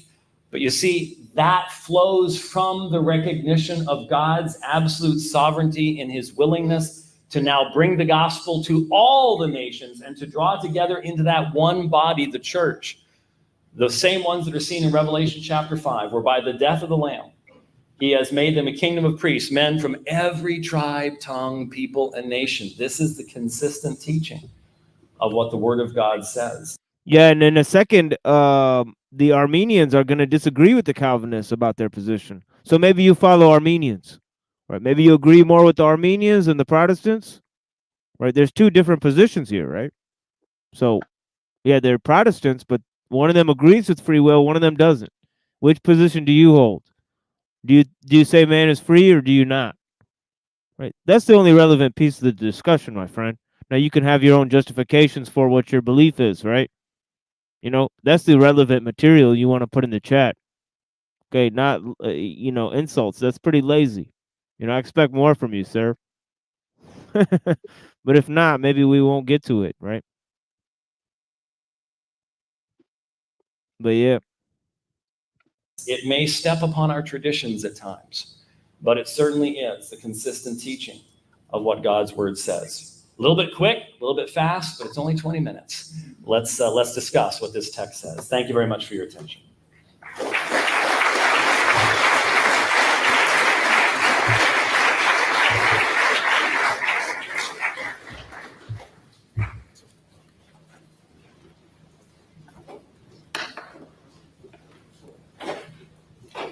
Well, thank you all for coming out today. There's a few seats up here in the front. There's no more saved seats, so please fill them if you'd like. I want to thank James White for coming out. I know he traveled to come here, and I appreciate that. We are not professionals at putting on events like. Admittedly, this guy's opening statement is a little bit trash because he's responding to a debate they had on the internet. So it's a little bit hard to understand the context of what he's talking about. This, so I apologize for it's warm in here. There's not enough seats, and we had to turn people away. But I greatly appreciate you coming out. So in this discussion, I've been given the task of, in the opposition of Romans 9. Okay, so you agree with Arminius, another Protestant. So you agree with some of them, right? As you just demonstrated, right? So you're saying, oh yeah, you don't listen to Protestants and Muslims, but you take cues from liberals and Protestants in their explanations of free will. Yes, you do. You know, free will is a modern concept, right? That man has freedom, right? That society is based on freedom, right? That morality is based on freedom, right? We go hand in hand with modern ideas. Okay, so you know, you've chosen strange bedfellows. You don't notice that, do you? Being taught as a soteriological argument. And I have said in the past, and this might confuse some, but I have said that I believe that this passage even is dispensational. And I might be able to get into some of the reasons for that. One thing I wanted to mention before I start, and I hope you have grace with me on this, is yesterday I was sent a video, and it was made by Mr. White, and it was a critique about the video that I made about him about 5 years ago, and it was a question about I actually called it the freedom to blame the potter, and in this freedom to blame the potter. Whoa. Okay. But yeah, hold on. Let me see. Machine. Why do you think Buddhism and Taoism isn't as prevalent in the West? Also, why don't we hear about internal conflict or struggle in Eastern religions compared to Christianity versus Islam? There is a lot of internal struggle. I'm going to do a whole presentation on the different sects of Buddhism. You know, in the 11th century, they were going through as many internal struggles, right? There's a whole separation between the Tibetan Buddhists and the Zen Buddhists. You know, one that has a messianic extension too, right? So Taoism got combined with the Zen philosophy, right? So then it was in the outskirts of society. You know, society was ruled by the Confucians in the East, right? So, you know, the reason why, that didn't spread to the West was because West founded both liberalism and, some of that was based on those principles of universal salvation and universalism that I was just now pointing out. Those didn't really, get into that, right?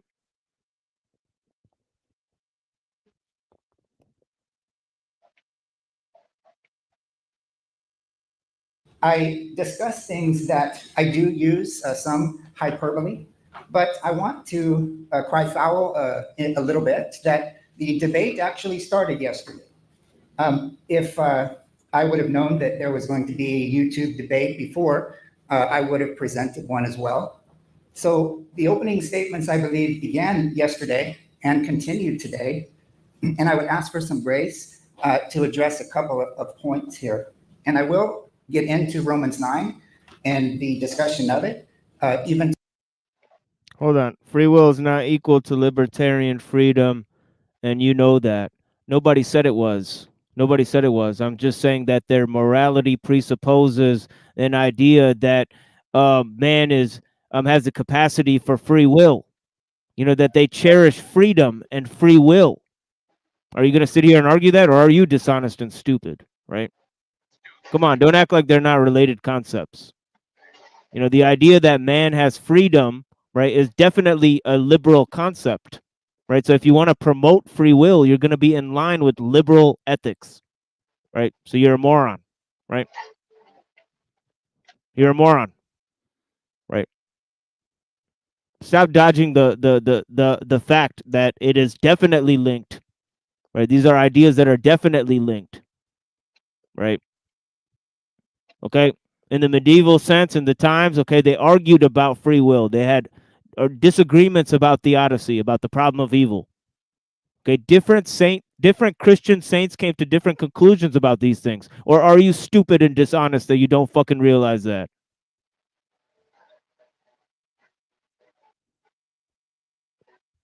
Right? I'm watching two Christians argue about it. What about this is triggering you? I mean, it's amazing. To the point that if I have to go into my closing statements. But the debate was speaking about me as if my arguments were attacks on James White himself, and I was said to have used ad hominem attacks on James White.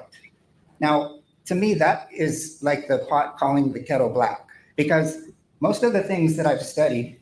Oh, you mean ad hominem attacks like this? Go argue from a chat and you using fallacious attacks. You know what I'm saying, right? Very Christian, right? See, this is how it goes. Read and watched on YouTube from James White are many ad hominem attacks, and I think that there needs to be a standard that is at least equally fair. Bring some fucking arguments, you dolt. Bring some fucking arguments. You fucking flathead. One of the reasons I pursued this debate is that James White has a video on YouTube, and it says Calvary Chapel and their ignorance fest on Calvinism. Now, if that's not a red herring, or if that's not an ad hominem, I don't know what is. The things that have been said about Chuck Smith and Brian Broderson and many others, many things that have been said about, for example, Norman Geisler. And there's this theme that's taking place in the church that Calvary Chapel don't use their Bibles. We don't know how to study them. We don't exegete our Bibles. And this, I believe, is done by James White. And I think that starting a day early in this debate was a little unfair. What we need to keep in mind is that for years this has been taking place. State things about George Bryson, for example. And when listening to James White, it's talking, that's not what I was doing. And in turn, he said that anything that I said was kindergarten. Yes, in my kindergarten type teachings, into compatibilism. And I will compare it to, as he moves into compatibilism, and I will also, I believe, show that at times James White and all Calvinists will use Arminianism and even at times open theism. And these are actually red herrings in order to change the subject. If you are a predeterminist, you need to remain a predeterminist. If you are a compatibilist, that is your view on sovereignty. There is not room for compatibilism is not a subcategory of predeterminism. They're two separate categories on the sovereignty of God. And he said that I would have to compartmentalize even in the doctrine of the Trinity. And I would say, no, it's okay, compatibilism means that we act in conjunction with God's will. The knowledge of what we're going to choose is removed from us, but God knows what we're going to choose in advance. Okay, that's called compatibilism, right? Determinism means that God basically plans it, right? And then it happens, right? We have no choice, right, in the matter, right? Okay, so it seemed like that James White said there's no such thing as free will. Okay, he even used the word, he even dug the word will out from Romans 9 and said that Paul rejects such a thing, right? So, yeah. So where to go from here, right? Now, basically, Tassie's saying that he's going to basically switch between those two positions, right? He's going to switch between compatibilism and determinism, right? Okay. Now let's check it out. And yeah, it's interesting that these ideas don't exist, within or they're not really heavily talked about within Taoism and Buddhism, right? They are talked about in Hinduism, right? In Hinduism, there's a clear idea that you can make a choice. Arjuna's on the battlefield. There's a moral responsibility within those, right? Right. But in Taoism and Buddhism, it's a little bit of a mix, right? But yeah, a little bit of a mixed bag. But yeah, let's go. Very different. The teaching of the Trinity does not include contradictions. The teaching of the hypostatic union does not include contradictions, such as the contradictions that are found in Calvinism, as they move from different views of sovereignty at will, depending on the topic that's brought up. For example, if you have to compartmentalize in the doctrine of the Trinity, it should be said that the Trinity needs to be explained as one God in three compartments.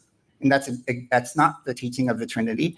But he said, in order to unpack the Trinity, I would have to do these same compartments that I say you can't do in the doctrines of Calvinism.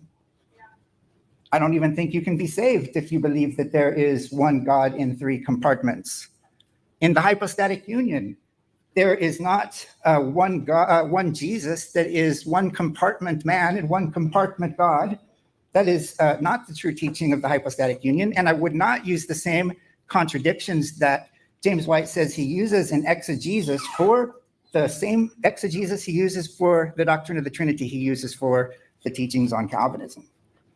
This just isn't the case. There is no contradiction in the hypostatic union. There is no contradiction in the Trinity, although there's a mystery that there's something that we must admit is incomprehensible. But what is not the case is that it is in contradiction. There is not one God in three compartments. So I hope you guys are contextualizing these issues, okay? Free will has to do with salvation and the problem of evil, because it has to do with whether we can have moral responsibility or not, right? Okay. Now, those people, right, like that were heavily into the Frankist interpretation, right? They believed that God was going to bring about what he needed to bring about, right?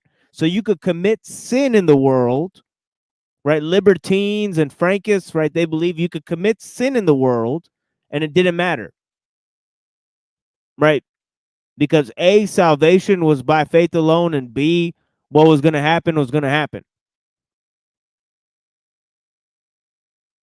Right? So you could bring about the kingdom of God by committing sin, because because morally indignant acts have to be corrected. So God was going to correct them. The more immoral acts you commit, the faster salvation comes about. That was the fucked up formula that they used for it, right? Okay. But yeah, we're just trying to contextualize all these issues, all right?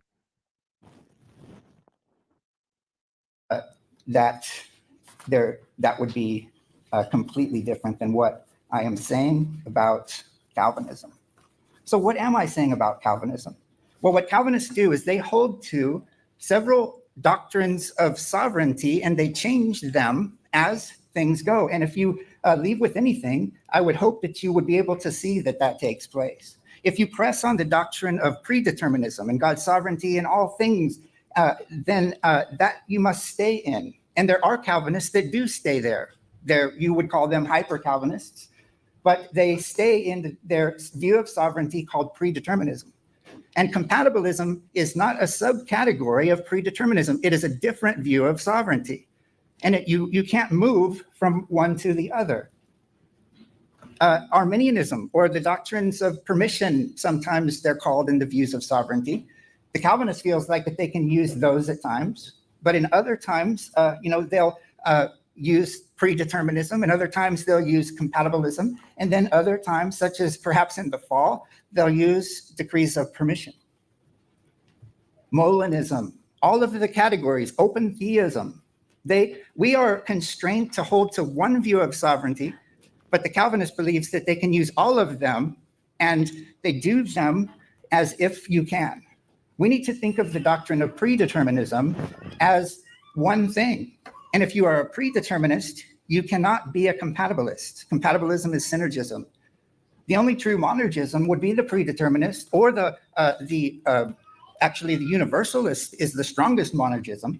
And, Calvinists are really proud of that word monergism, but the truth is, Christian universalism is the only true monergism, because they don't believe you even you don't even have to receive Christ. That's a true monergism. But if you in any Okay. So if you guys didn't even know that position exists, right, within, a sect of Christianity, that's very astounding, right? But yeah. I just, if you don't mind, I kind of missed some of this. I'm trying to understand. So when you say free will, because I don't know where the term free will came from. I think people use that word without knowing what it means, myself included. Do you say it came out of the Enlightenment, essentially, right? So I guess Yeah, let's ask Mr. Miner where it came from. I think he'll know. But yeah, go ahead. Yeah. So I guess what I'm trying to ask is, what was the Christian? Does free will relate to the idea of sovereignty? Because I kind of see those as similar terms, if not exactly the same. But basically, it's about culpability. For me, free will means culpability. Is that not what it means, or is it something else?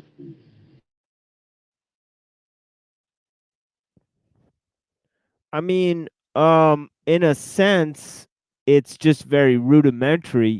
The way that people seem to apply it is just the ability to, let's say, pick up a pencil, write on a piece of paper, walk outside if I choose to do that, right? But I don't think that, in the greater idea of when we're talking about how God's plan is, right? None of those small scale things really have import on the great decisions of our lives, right? It seems like the great things that actually govern our lives and the happenings of our lives, like when you fall in love, when you seem to get a new job, or when you seem to move to a new place, and where you're born, and those sort of things that you don't really control those things. It seems like those are things that were chosen by God to put you into certain situations, right, for your own growth and development, right? So what is free will? It is a good question, right? To what level are we free, right?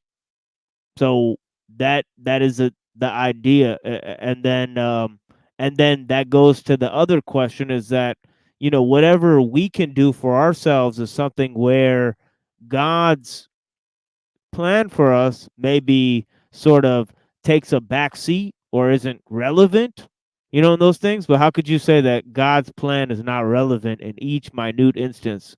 You see what I'm saying? I think I do. I'm trying to figure out where the disconnect is between, because I think that's Calvinism, from what I understand, is like this hyper. They say that you're not responsible for anything, but at the same time, Calvinists seem to believe that they should control everything that you do, even though they think that you can't control what you do anyway. So it's very strange, and I think that's what that guy's trying to say. And I think Calvinism is probably one of the worst heresies I've ever seen, because as far as I know, because it seems that it tries to have the cake and eat it too. And if you're trying to say compatibilism, I think that's kind of like where I think that's where I fall into, because I think, like you said, some things we choose, some things we don't, but at the same time, we have some responsibility, and I think that's what you're saying about the Frankist Sabbateans that think that sin is good. That's like the extreme end, where it basically doesn't matter. I think it does matter, but I think ultimately God put us here for something. And even if he knows what we're going to do, we still have culpability as to what we choose, because we're here to be,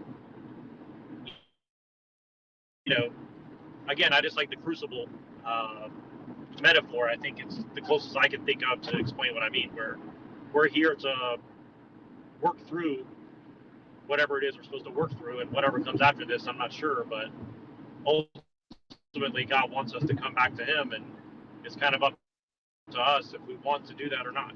So that's why I'm trying to figure out, like, what's the disconnect, essentially.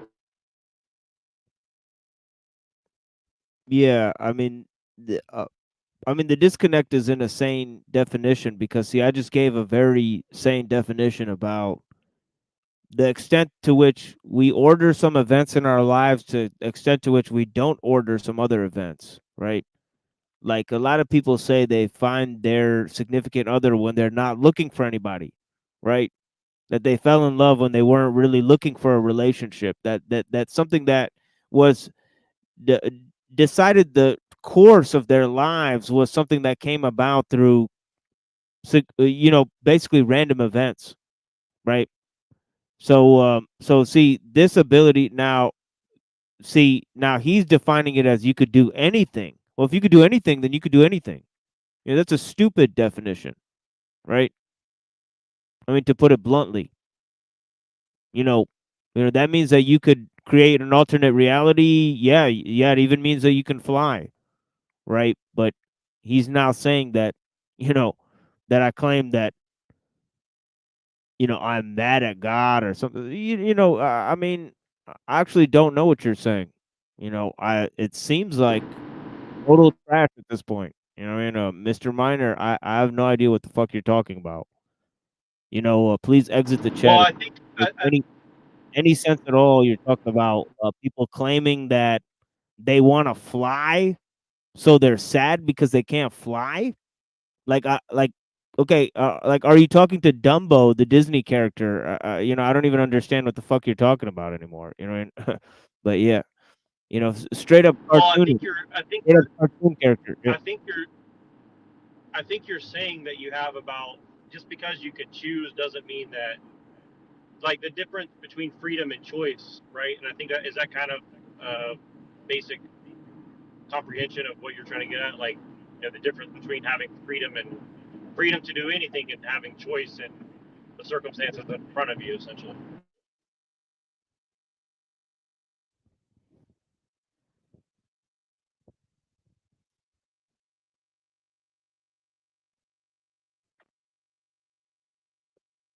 Yeah, I mean, it's definitely an interesting debate and discussion. For sure. But I think that ultimately, the temporal sort of futurism is very contradictory, to the idea that we have moral choice. But I think the idea that, God controls, those large scale events, and most of our even minute decisions are hidden from us. I don't think that that's any mystery, to anyone. And also that our fulfillment is through the obedience to God. Salvation is through obedience to God. It's not through doing whatever you I want. guess I guess the way to look at it, and again, this is a thought experiment, so I don't want anybody to take this out of context or anything, but the thought experiment would go like this. So, if by some miracle, 99.9% of all humans could do what's right, we could shake off the circumstance of technology, and we may have, like, one evil person that would try to impose upon us. And if we were to be 100%, we would basically get as close as we could to heaven on earth, but still we would live and die because that's the way nature is in this reality, right? So I guess the point of the thought experiment is to say, you know, if we could be moral, we wouldn't have rulers, right? Does that make sense what I'm saying? Like, basically, the only reason why we're ruled over is because God is trying to teach us a lesson. And the problem is now we're not even being ruled over by people. We're being ruled over by sin and or technology that is a result of sin. Does that make sense?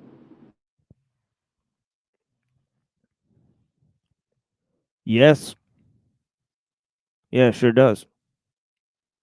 You know, but you know, that's a good question. How are you obedient without free will? You know, you have to choose to follow God, but once you follow, right, how are you then free, right?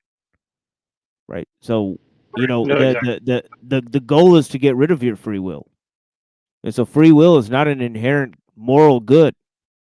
You know, it can't be, right? You know, Well, and as one saint, Sufi saint said, he said, "God, free me from my intentions." You know, God, please free me from my intentions. The road to hell is paved with good intentions. Anyways, go ahead, Neural. I'm trying to think of how to word what I'm trying to convey, because this is probably one of the hardest concepts I've ever tried to approach. I guess what I'm trying to convey is, given what we just said, that it would be obedience. What's the difference between being a slave to God's plan and being a practitioner in God's plan? Because I think people kind of say that essentially we're a slave to God's morality or something like that, and we're being punished because we're out of sync with that. How do you think there's a delineation between being a slave to God and being a practitioner with God, for God?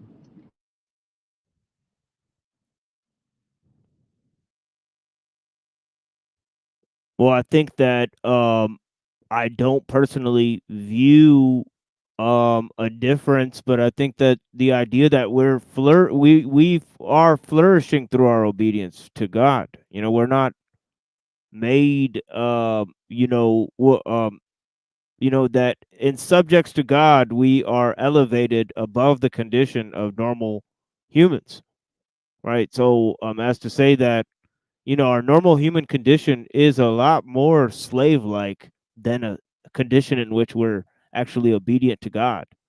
You know, but the fact that, you know, those who don't follow God, they're led astray through their own disobedience, you know, even further, so that they can't choose.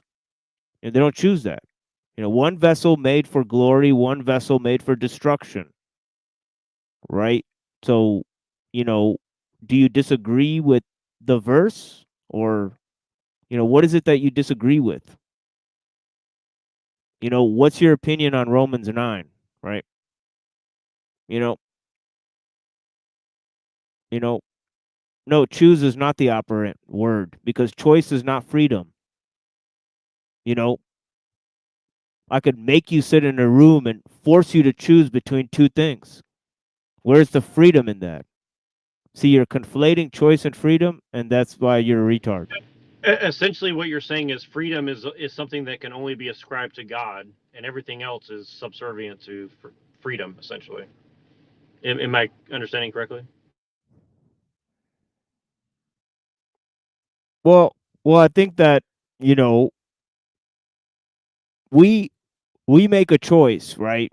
And we're forced to choose, right? We're pushed into where we are now. All we have is our present means to achieve what we want at this moment. But what we choose affects all other possible outcomes, right? So we influence all other outcomes, but we're not free when we choose that, right? We're forced to choose, right? We're forced to move, right? Even if we don't move, our, you know, lack of choosing still affects, right? Silence is a response. You know what I mean? You know, Right, I see to what you're saying. do nothing is a response. You know what I mean? It still affects things, right? Right? To do nothing has an effect, right? Right? and that effect affects all other outcomes, right? So it's clear what free will actually is, all right? But people don't want to admit it. They want to make it a problem. They want to mire it in philosophical fucking jazz, and you know, you have these moronic conclusions, right? You know what I mean, right? How do you think free will and sovereignty overlap, or are they completely different concepts?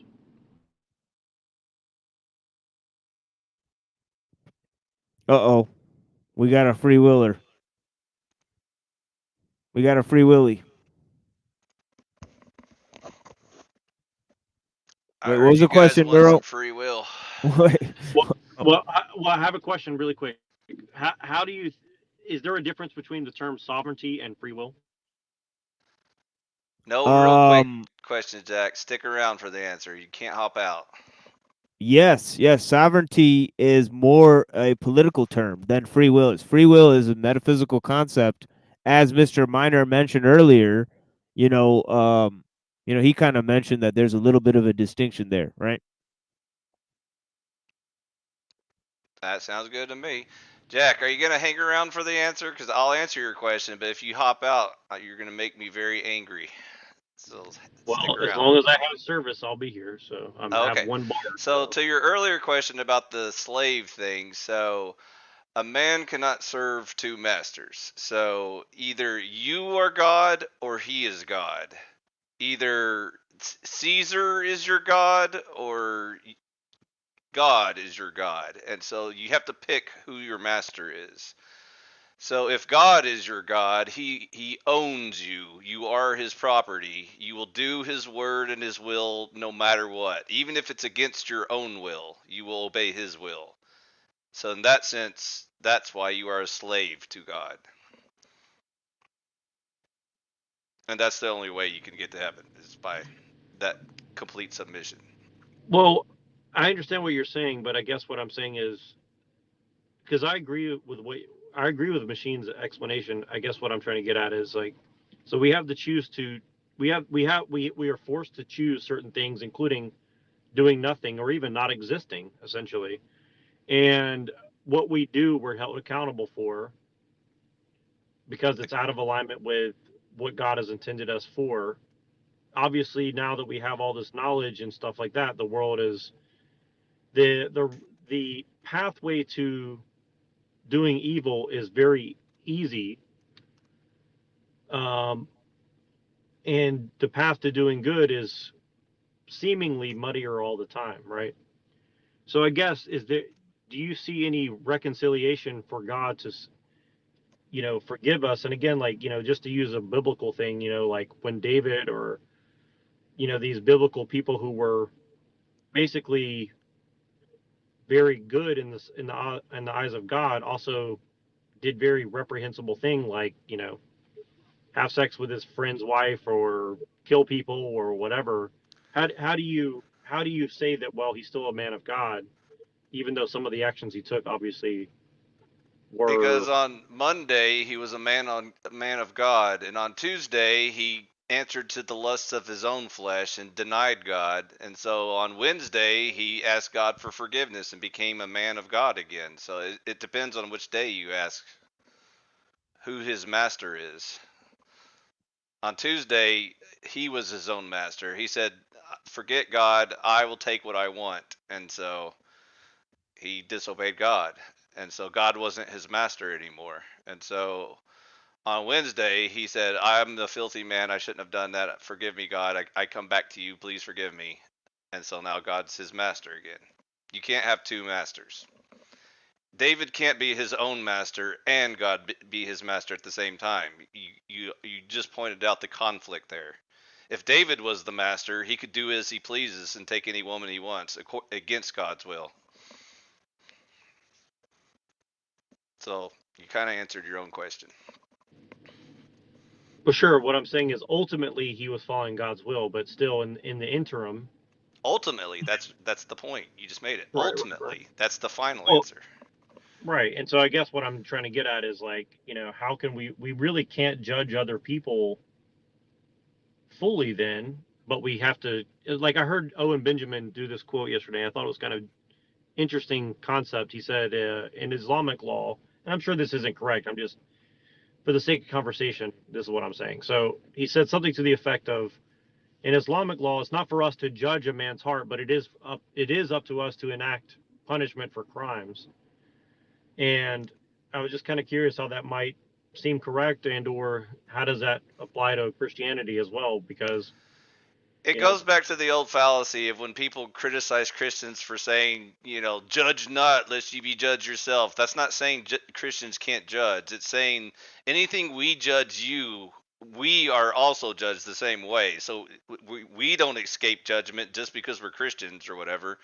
And so we can only judge in the small j word of the sense. Obviously we don't send anybody to heaven or hell. We don't save anyone's souls.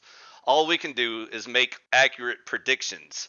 So if you're out there murdering, stealing, killing, and lying, I can say you're probably going to go to hell. If you don't ever ask God for forgiveness, if you just curse God on your deathbed, that your dying breath is curse God, I'm pretty sure you're not going to heaven. But I can't pass final judgment on your soul because that's God's job. So that's the difference. right. Well, here's my point. Here's my point. If the guy who David did those things to decided to go and kill David, even though he was an emissary of God and the leader of his people here on earth, does that make that man who did that against him evil because he went against God's plan, or does that make him?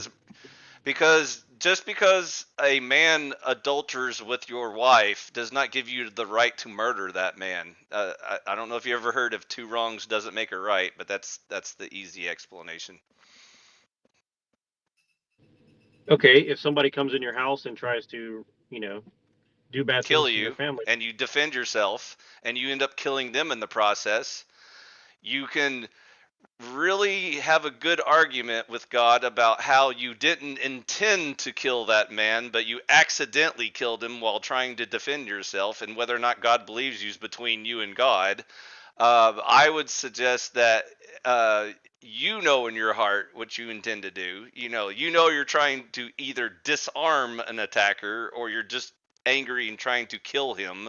And so you already know the answer before you ask God, but he'll wait for you to come to terms with it yourself. You can't fool God. You can't, Jew law him and, figure out loopholes and trick him into accepting an answer that he won't have. But anyways, murder's wrong, so don't do it. And even if you feel justified in doing it and you have a good reason why you did it, God doesn't care. He said don't kill. So that's the answer. Defend yourself the best you can, disarm your attackers, and hopefully it will end peacefully where you both live and he goes to jail and your family's safe. Worst case scenario, you guessed wrong and the attacker ends up killing you and or your family. Guess what? If you and your family were good people, they go to heaven anyway. So why would you risk anyone going to hell just to prolong your day a few more days here on earth? Good sir. See, you got to think about these things logically all the way through, not just your little, trolley train track problems. Does that compute in Islam, or is it a different? I have no idea how calculation in Islam calculations work. I can only speak for Christianity. Machine lights. Would you care to enlighten us? Yeah. Well, it's like I was saying earlier, the proposition that's made by Jafar al-Sadiq. He said God is not responsible for evil, but that, we're not totally in control of our actions, that both of these things have to be true, right? In some sense, right? Wait, what? Who's not in control of their actions? We are not. Who's we? Humans. I'm in control of my actions. I don't know about you guys. What actions are you in control of? All of them except for the ones where my neurochemistry fails me and sends a bad signal to like my extremities, and then they. So you believe your choices are controlled by neurochemistry, but you still think you're free? So, for example, It doesn't even make sense. So, for example, if someone accused me of doing evil because my hand reached out and stabbed Neurojack in the back, if it was me doing it because my brain is working properly and I chose to stab Neurojack, then that is correct. I am the evil one. If I have some sort of like brain malfunction where I have like schizophrenia or Down syndrome, I don't know, like severe brain damage or whatever, and I can't control my hand, and I have like you know, like people who like shake and stuff and or sleepwalk or whatever, you know, those people might have an excuse. And God knows the difference, by the way. God knows when you actually have control of your body and when you don't. You know, like if you're possessed by a demon or whatever or anything like that.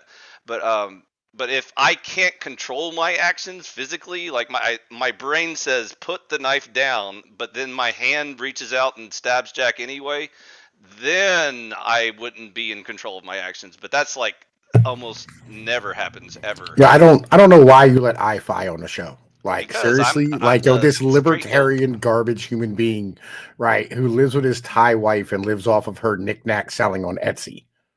Like, why did you let this guy on the show? Like, why? I don't understand why you let this dude on this. This is patently ridiculous. Yo, what up, Machine? And my boy Neurojack, and my boy Mike's here. What up, man? How y'all doing?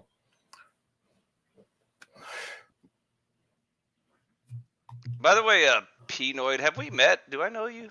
Oh yes. Yeah, I think you do. But yeah, what's going on, my brother? You know, I hope you're doing okay. You know, it's just open panel. You know, I'm just curious. Like, have we spoken to great extent before? I don't remember you. Yeah. I ran you off of like 2 Discord servers. Oh, now I'm starting to ring the bells. Okay, yeah, that sounds familiar. How have you been? Are we still friends, or did I say something that hurt your feelings? Yo, you never said anything to hurt my feelings. We all just smashed you. You know, what I mean, in our quest, or ever growing quest to get rid of the libertarians off the internet. Oh, why don't you like libertarians? What's wrong with them? Because they're children. Are they? I'm a man. Yes. Is Ron Paul a child? Yeah, Ron Paul's not a libertarian, and yes, his ideology is childish. He's not a libertarian. If Ron Paul's not a libertarian, none of us are libertarians. I agree. Yeah, you're not a libertarian. Listen, libertarians are all children. How do you define libertarian? I'm just curious. Anybody who thinks Milton Friedman and Mises had good ideas. Milton Friedman had some decent economic views, but I wouldn't call him a libertarian per se. The head of neoliberal capitalism, 100%. What about a Murray Rothbard or like a Thomas Sowell? Are they kind of libertarian? Dumb. They're just dumb? Oh, Yeah. I thought they were pretty smart. Yeah, listen, again, I like Rothbard's historical ideology, but you know, I mean, his ability to put together data is great, but I'll be honest with you, most of his ideology is dumb and stupid and doesn't make any sense. The entire Austrian school's garbage, as well as most of the Chicago school as well. Would you say that we should all vote authoritarian? That will make things better in life? No, I think that, you know, I mean, you should value things other than money, cash, and, you know, I mean, the ability to have human beings interact economically. Because you said libertarian garbage, so what's the other choice? Yeah, I mean, anything else. Anything else. Anything. Even communists are better than libertarians. At least, at least they're humans. Okay. Well, I hope we're still friends. Like I said, I hope you're not mad at me and stalking me and gonna like show up at my house with a knife or anything. Listen, why would I be? Again, listen, I don't really. Again, I just don't understand why. Like, you know, you're still on the internet. Like, I try to get off, but Neurojack keeps bringing me back. Neurojack, stop doing this. I want to leave, but he won't let me. Stop doing this. Yeah, Neurojack. See, Neurojack, listen to the voice of reason. I agree with Pinoid here. Let me go. Just let me go, Jack. Just get over it. So anyway, man, listen, I apologize for coming and crash the party, but like, listen, I saw I-Fi and I had to come in. You kind of scared me, man. Like, I'm guilty. I used to be on Discord a lot. That's kind of why I left Discord. It got weird a little bit over there, and I think you're pointing out why. Because the fact that you remember so much about me, that concerns me. But anyways, I mean, listen, ain't my fault. Like you literally sat here, came in, and I mean, we're just like the prototypical libertarian with the Asian wife that you bought off of like fucking eBay or whatever. I know. Ain't Isn't my that fault. how all men obtain their mail order brides? Is through the internet? I mean, again, I feel like you shouldn't be buying mail order brides just as a whole. What if I was pen pals with her first in real life, and I was in Yeah, college? what and if we you were shouldn't talking to have each like a other? mail order bride? What if you should meet a chick in your town? Is it still a mail order bride if you get to know her in real life first before you Nope. introduce I yourself? mean, yeah. Listen, still mail order bride. You should meet chicks in your town. All the chicks I met in my town were American, and they were always arguing about feminazi powers and stuff like that, and I wasn't interested in that debate anymore. Was I a bad man for walking away from that? Yes. Oh, Pinoid. Did you find the one American woman worth keeping? No. I just make lesbians make me sandwiches. Lesbians make you sandwiches? What? Are you a lesbian pimp or something? Like, how's that work? And yeah, like listen, you just tell them this is what we're doing, and then they do it. Okay. It's not that hard. All right. Anyways, so did you disagree with any of my philosophy though? What I just said to Neuro and Machine just now, like about the free will and having masters and stuff. I mean, I feel like like every man is responsible for his actions up to like a certain point. But ultimately, we're a product of like who we are as human beings. Oh, that's right. That's when you jumped in. So, Machine Lies, I'm totally lost, dude. At what point do we not have responsibility or accountability for our actions? I'm so lost now. Can you explain? I never claimed we don't have responsibility or accountability for our actions. So you're gonna have to refresh me on when I said that, or maybe you could produce a clip. Go ahead. I'll let you go ahead. It was just now. That was my question like 5 seconds ago. That's why I said, wait a minute, we don't have control over our actions. 5 seconds ago, I never said anything like that. Hold on, So let I me don't know what the fuck rewind you're it. talking about. Maybe I'm hallucinating. Hold on, let me. Yeah, you're clearly you're clearly on some shit because I don't know if the fuck you're straight up putting positions into my mouth. You know what I mean, right? Sorry, so dude. and I I'm thought also I eating something. Yep. Anyways. Yeah. Sorry. My bad. I take it back then. Yes, Sorry, please be more precise with your wording because Okay. I gave a series of conclusions about what I think, and I gave a series of presentations, almost for an hour and a half on Romans 9 and all these things. You know what I mean? Yeah, I wasn't. Yeah, I contextualize the issues like extremely well, right? According to myself, but and several other people actually. But yeah. CP Noid, you made him mad, man. I don't make Killing the machine vibe. lies, man. I don't make. I'm not listen. angry. I'm not angry at all. Killing Yeah, the vibe. you just put words in his mouth. You don't like having people put words in his mouth. I could have swore he said something of the effect that we aren't in control or responsible for our actions. I'll go back and check what I Well, heard. we're not in Maybe I control. Yeah, we're not in control of our of our actions. Yeah, like not See, not say all that of them. again, Pinoid. Am I hallucinating? That's what I Yeah, just but said. you just said that we don't have accountability or responsibility. You added all Oh of these yeah. motherfucking Oh yeah. terms. Sorry. You added these I, motherfucking terms in, bro. yeah. That's like- I kind of assumed control. so that's why I said go rewind the tape and be more precise. Oh, okay. Sorry. I didn't directly quote you. That was my bad. When Well, you of said course, control, it matters. Well, of course, the preciseness of the quote matters because these words are loaded, right? Extremely loaded, right? definitely. God damn. Yeah, so I just want to make sure Whoa, I what the understand hell? what's going on. So What up, Neurojack? Yeah, I don't know what happened to iFi. I think he just like hit the wrong button. you But guys- yeah, go ahead, Neuro. okay, so yeah, well, I think I don't know exactly what you said, but I think he was referring to what you said about we're not fully in control of our actions or something like that. So I mean, I remember that. I don't know exactly. My internet was kicking in and out, so I missed some of what you guys were saying. Oh, here he is. Sorry, I'm a goober. I hit the wrong button. So Yeah.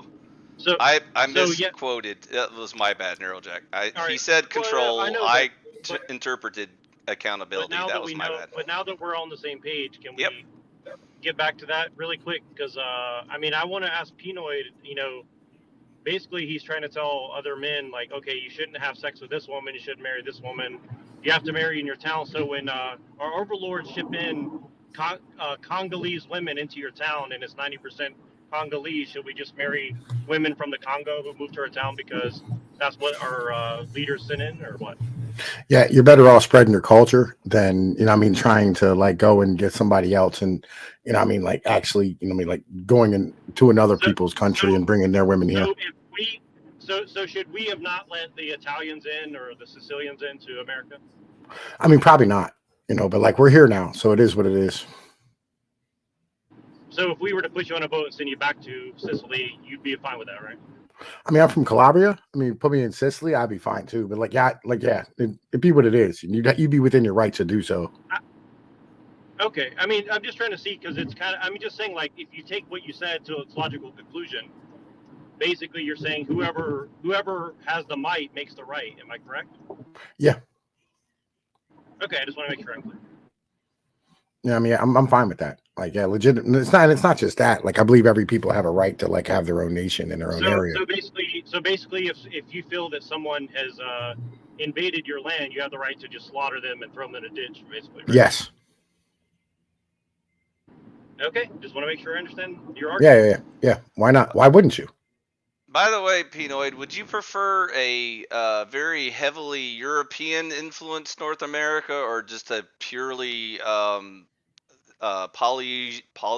Polynesian Pacific Islander North America? I mean, me personally, I would prefer a European North America, right? I would, right? But on the other hand, you know what I mean? Like, you know, if that's who settled the land, that's who settled the land. Well, but basically, there's no argument to have with you because you just said that whoever can kill each other then wins. Yeah. So, Basically, right? Third Reich So morality is all over irrelevant the to world, question, or right? like what? Where's the limits? I mean, again, if you can conquer the world and hold it, then like by all means conquer the world and hold it. You know what I'm saying? So there's no so you don't believe in God, you don't believe in morality or anything, right? I mean, again, I believe in God, right? And I believe in morality, right? But again, these aren't part of my morals, right? My morals is that like my land is my land and my people's land, right?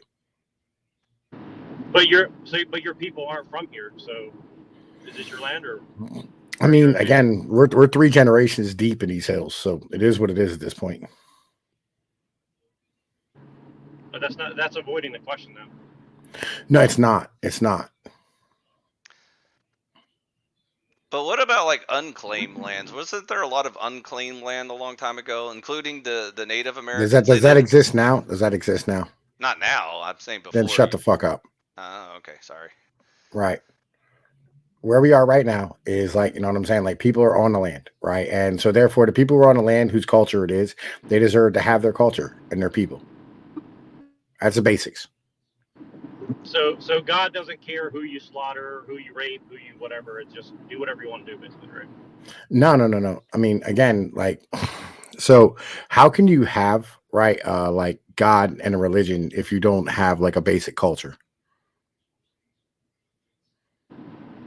Well, if your culture is just kill and rape and do whatever you want. Again, you don't have, it's not a culture. That's not a culture. Some people's cultures. It's not anybody's cultures. But that's what you just said is like the basis of might makes you can right. just basically do whatever you want, basically. You just said might make right. Again, might has always made right. Okay, so God favors the winner in any Yeah, both sides of every war has always said God's on our side. That's always both sides of every war. What? God's plural or God singular? God. He was on both sides, Neurojack. He was selling guns to both sides, is what he's trying to say. Yeah, everybody always thinks God's on their side. Even the losing team? Yeah. But wouldn't God be on the winning team? No. God is on both sides of every conflict. But you said might makes right, so I'm confused. Why would you be confused about these? Why are you correlating the two? What about when the Israelites marched into battle with the Ark of the Covenant? Was God on the other team side also? Yes. Now I'm confused. Yeah, the other team, you know, I mean, before they went to battle, they all did prayers and thought that God was on their side. No, but like when the Israelites had the Ark of the Covenant with them, and like you know, Moses could hold up his staff and automatically win the battle. That was pretty clear indication that God was picking sides. But you're saying that God was also on the losing side as well? Again, both sides thought God was on their side. I'm pretty sure there's been armies of like devil worshippers and atheists and Baal worshippers. Yeah, name God. one. Name one. The Baal worshippers that were fighting against the Israelites. Again, they thought their God was on their side. Yeah, their God, their little g God. Yeah, everybody always thinks God's on their side. What about the atheist Chinese People's Republic of China army? Did they think God was on their side? I mean, whatever God that they probably believed in, yeah, they thought it would God be on was their side. illegal in China during Mao. I mean, yeah, the Christian God would be illegal in China, but they had plenty of their own. Also, the Soviet Union was pretty godless in their battles as well, but depends on who you ask. Yeah, but the communists still, you know, I mean, were Russian Orthodox who believed in God, and they, you know, I mean, prayed before the battle. I thought all the religious people were sent to gulags, weren't they? The priests were sent to gulags. Sometimes. Just the atheists. Sometimes. Word. Well, it was fun, dude. It's getting past my bedtime. I'll catch y'all next time. Thanks for letting me on, MC. Sorry I made you mad. I'll try to quote you better next time. That was my bad. Later, dude. Don't be a pussy.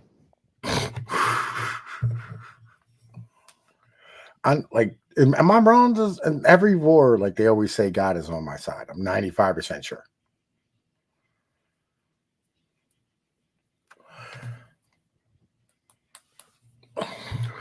Am I wrong, TML?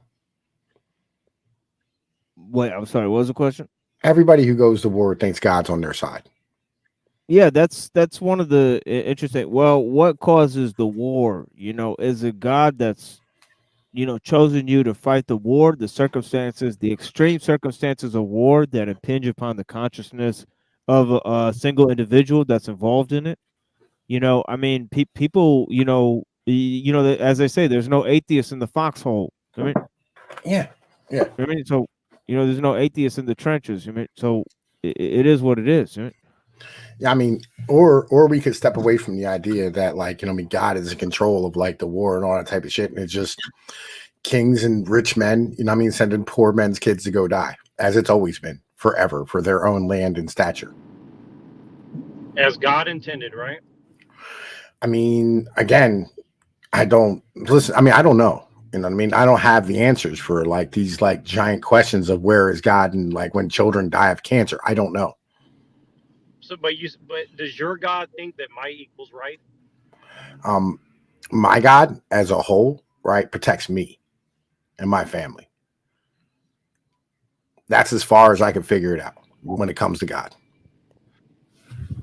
The scriptures say that God uses the wicked to punish his people. Like, yeah.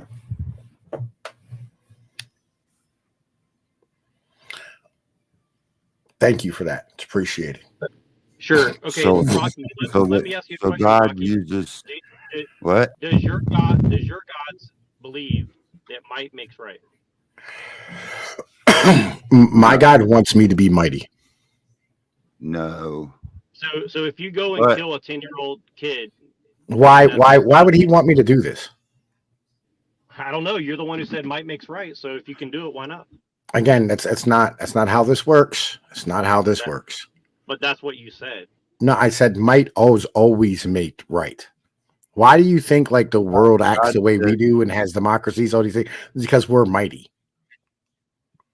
God said there will be wars and rumors of wars till I come So that means you should prepare for war because there will be wars and rumors of wars until it comes. So the smart thing for a nation to do is to prepare for war. Probably not a bad idea. But yeah, might has always made right. Why is Europe peaceful right now? Because we carry a big stick. Yeah, but That's might not don't what make makes right. right. That don't mean might makes right. That means prepare to fight your enemy if you want to preserve your nation. But it doesn't mean that might makes right. Because we know America is very mightful, but they're not really doing right. They're defending a false Israel, a fake Israel, Zionist, money changers, fake Jews that are not really Jews. They're commies. They created. You ever communist heard the words China. "Vi Victus" before? What was that again? I missed it. Have you ever heard the words "Vi Victus" before? No, clue me on that thing. Okay. So basically, the Romans when they were in Victus, the games, the Victus games. Are you no. talking about? All right, so Rome was invaded by the Germans, like the Huns, whatever it is, back in before like 500 BC. And as the Germans were weighing out gold, they were complaining that like the Germans were tilting the scales and cheating.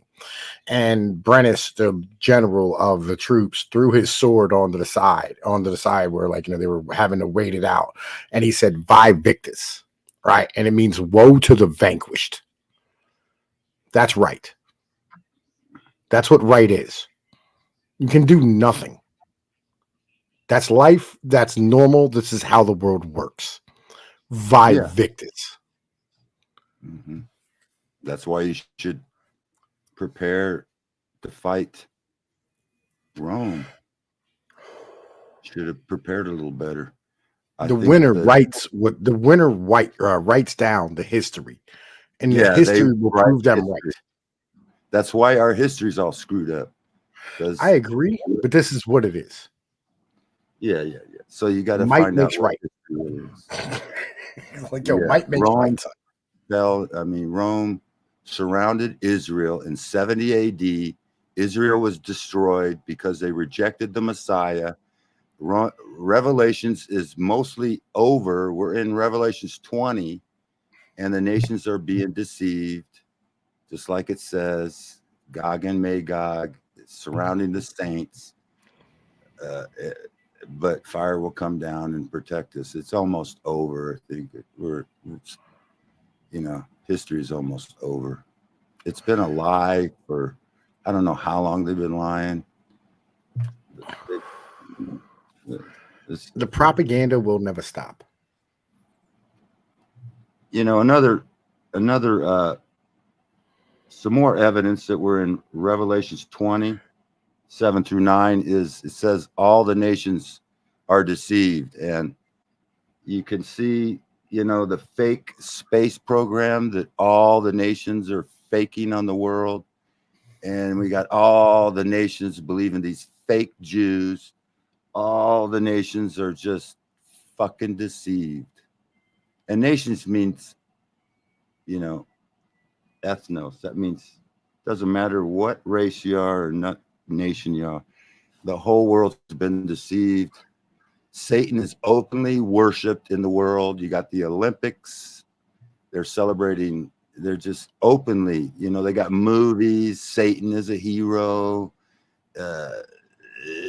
It's just, all the I don't know. false religions are just all false. I don't know, man. I feel like it's just high level trolling at this point. What's that? Oh, you mean it's like upper middle class kids whining about being forced to go to church. You can't find a good church. A church is No, not no, no, no, built no. on- I'm saying upper middle class kids whining about going to church is the reason why it is that you have like this openly like satanic looking shit in the media. Yeah. Well, most churches have like about 30 sermons. They go over and over and over and over the 30 It's not sermons. about, yo, bro, it's not about that. Right? It's not about that. Exactly. It's about the Respect fact for that the God. kids were upset they were forced, you know what I mean, to like fucking, you know what I mean, stand here and go to church just as a whole. They were upset that they were told that, you know what I mean, they had to like act right and all these type of things. Like they're pissed off Well, about no. they're upset about like these garbage Anglo Christians who like just do all this trash nonsense, right? And don't act like human beings, and like they claim to be of God and they're like just complete trash people. I understand, right? I get Yeah. it. I do. Okay. Like, you know, I completely feel that vibe. Like I was raised in a church. I understand, right? But I got over that because I'm not a fucking child anymore. And I understand and see the need to be able to allow individuals to have whatever beliefs it is that they have. I believe in God. Not a huge fan of like Jesus and stuff, right? Because I think that's like some bitch shit, right? I don't like the idea of being told I should be a lamb or a sheep. You know what I'm saying? But like I thoroughly enjoy the idea of like saying, hey, Yeah, look, you know, or being able to let other people have their like things that they need to have in their lives. Like I'm not going to tell an alcoholic not to believe in God if he's being sober. You know what I mean? Right? You know, I'm not going to stand here and tell a Muslim who, you know what I mean, is living a good life and has a family and has like a proper community structure that they shouldn't be Muslim and believe in Allah. I don't care. Right? Like, Well, it's I not my do. business. I believe there's one God. Yeah, it's dumb. And yeah, Be a grown-up. yeah, so, well, You should be a if I grown-up. believe that loving people would be telling people about him, that would be a loving thing to do. So The that loving they thing to do is to also- let human beings love themselves and love the people around them. That sounds gay. So does yours. Yours Love sounds yourself. intrusive. Yours sounds intrusive. Mine sound like I like you having a family and I like you building a You're the one community. You're the one that said you should love yourself. Your shit's gay. No, your shit's gay. You're right. Right? Like, yeah. I mean, yours is intrusive. I'm standing here saying, like, yo, you have a family and a community, it's working for you. Oh, I should interrupt that. How selfish is that as a person? I never said I tried to force anybody to believe my beliefs. You did too. A good Christian just believes what he believes, and if you believe what you believe, and you think it's the only way, like Jesus is the way, the truth, and the life, if you believe that, then the loving thing to do would be to share the gospel. I mean, wouldn't a loving thing to do is to see a loving family and be happy for them and shut the fuck up? Yeah, well, you don't have to keep giving it to him. You give it to him once or twice. Yeah, you don't ever give it to them at all. How about you just leave them alone? How about you shut the fuck up? Right? I mean, ain't that the right thing to do? It's like not touching that baby bird. You know what I mean? Like, listen, the parents Hey, are going to come back. Well, Leave it alone. why- you're here trying to tell people to leave people alone. You're against what my Bible says is to my one job is to spread the gospel, and it doesn't mean to go spread it through war or nothing like that. Just simple. You give it to the people. They can take it or reject it. If they reject it, you dust off your shoes and go somewhere else. It's not intrusive. I'm not trying to force anybody to believe. Let me ask you a question. How many Muslim neighborhoods is there where their kids cutting off their fucking penises? And how many Christian neighborhoods are there where they're doing the same? So There's way more equate- Christian communities you doing this equate- than Muslims. Why don't you leave the you Muslims equate- alone and even not though the scripture give says them that? all that shit is an abomination, homosexuality and all that shit the Bible says is an abomination, and you equate that with being a Christian neighborhoods who are cutting their penises off. Yes. Well, you're Are the fucking Muslim ridiculous. neighborhood full of like porn and like drugs and shit? Or are those Christians neighborhoods? Hey, I haven't got nothing against their good morals of thinking homos are freaks and should be. And why don't like done they have the something. same? They actually have what you want. Why aren't you becoming an Islamist? Hey, I have morals on the same subject. No. It's No. just I mean, not they important have because what you want. America has become, you know, they openly worship. They have TV shows about Satan. That's not Christianity. I'm not saying I'm a good American Christian, or I'm not a churchianity guy who goes to church, and you know, that's not Christianity. That's fake shit. You know. Again, I mean, like, why aren't you standing here? I'm gonna put this up in my chat, bro. Like, Uncle Guns, if you want to come over, you can come over. Hey, I got nothing against Muslims. I got No. I'm asking, like, why don't you become a Muslim? Because like they have the morals and the communities and the family structures that you want. Mine obvious has that the works. morals too, bro. Mine But does has it? the same. Yeah, it has the 10 Commandments, and it tells you, you know, it talks Against about trans how or homosexuality LGBTQ is people. abomination. Again, like your churches are allowing Abomination. LGBTQ people in them in trans. Those are teaching the true teachings of the scriptures, and are not homosexuality is called out in the Bible. It's not. Yep. So if a church teaches, a Christian so-called church teaches that it's okay to be a homo, then that's not a true. It's not teaching the tenets of Christianity. Yeah, but your churches are openly doing this and paying for abortions. They're not my churches. They're Christians. No, they're not. They are too. Anybody can call themselves a Christian. They're Christians. Well, they might be Christians, but they're not teaching the tenets of Christianity. Hey, TML, if They have Uncle Guns open comes over, which I homos. asked him to, I put it in my chat for him to come over. You know, I I'm mean, you let him in. pretty sure He's a I great know dude. Cool shit. I've been to Muslim countries like in Kuwait, and those elite white robe Kuwaitis walk around with little boys holding their hands. So don't tell me there's no homosexuality in Islam or Muslims. You're full of shit. Yeah, again, right. So this Have is you been not to a something. This is Muslim not something that's country? promoted in their shit, right? And Have you you know, been I in listen. a I Muslim agree. Listen, I agree country? with you that this shit should be like Have you people been should to be a cut down in the Muslim street. country? Have you They ever should be cut down in the street. That's my mentality about that. Have you ever been to a Muslim country? They profess they're anti-gay, but most of them I've met were gay as fuck. I mean, no, I've never been You to a know, the Muslim country. Taliban. I don't want to go to The Muslim Taliban. countries. The Taliban. The reason we went into Afghanistan, the Taliban were anti-gay, anti-opium, and so we went in and brought back the old regime before the Taliban were pro pedo shit and pro opium. So that I didn't know the Taliban was that. You know, I think the Taliban had it right, but you know, Yeah, the old regime was led by the Tajiks.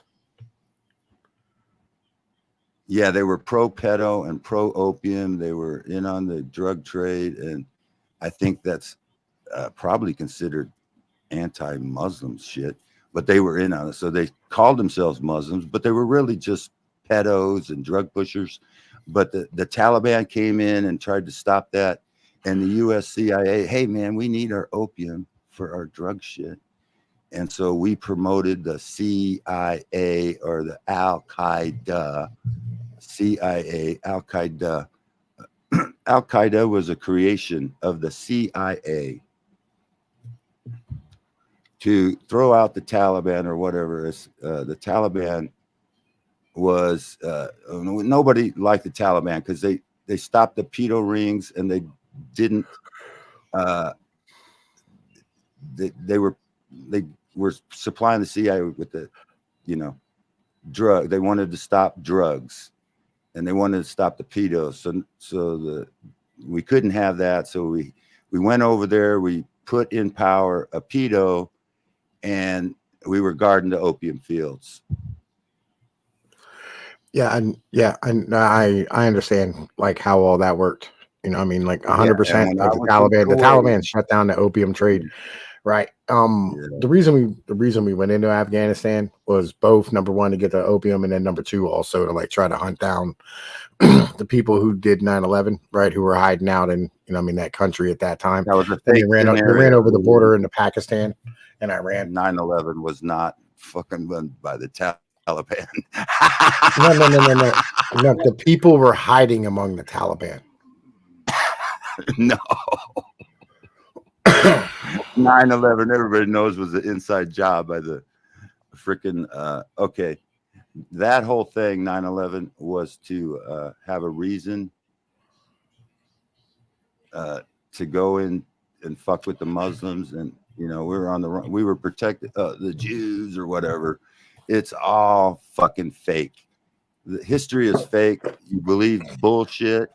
You know, that comedian that said everything is bullshit, bullshit, bullshit. It's Yeah, all man. Listen, bullshit. I don't worship George Carlin either. No. Yeah, that was his name. It was all bullshit. Yeah, I know who you're talking about. Right. I personally think he did more damage to our culture and our society than almost anybody else in the fucking 20th century. He was just a controlled opposition, because I think he was like I can see him now. You know what I mean? You can look at them. They're all like everyone in Hollywood. What if no one's in charge? No one's in charge. Oh, yeah. Well, that's where it comes in. See, we're in Satan's little season. All the nations have been deceived. Satan is in control of all the nations, all the 1%. What if the merchants are in charge? No, Satan's in charge, bro. What if the merchants and the managers are in charge? The merchants. Well, it's all departmentalized. Half the people don't know what's going on. Some people know. Yeah. The right hand don't know what the left hand's doing half the fucking time. Yeah. It's all controlled. I mean, no. I mean, again, like it's not that it's controlled. It's that no one the fuck is actually in charge. So it's like a pyramid. You got there's no pyramid. No pyramid. Committee of 300, which are okay. The eye. Who's the eye? That's Satan. Okay, Satan is the top of the pyramid. He's the eye, and then below the pyramid, it's compartmentalized. There's 300, I think, and then it goes down, and then the 300 control the, like, maybe, I don't know, 100,000 below that, and then the lower you get, and then the very bottom are the sheeple, or the people. We're at the very bottom, but it's all a pyramid scheme. It's a pyramid scheme run by the eye of Lucifer, Satan. That's how the pyramid works. It's a pyramid scheme. Okay, you get invested, okay? So you get initiated, then you rise up from the bottom, you go up one step, and you're initiated in, and they pay you a little bit of money, and then the higher you go, the more you get paid. It's a pyramid scheme.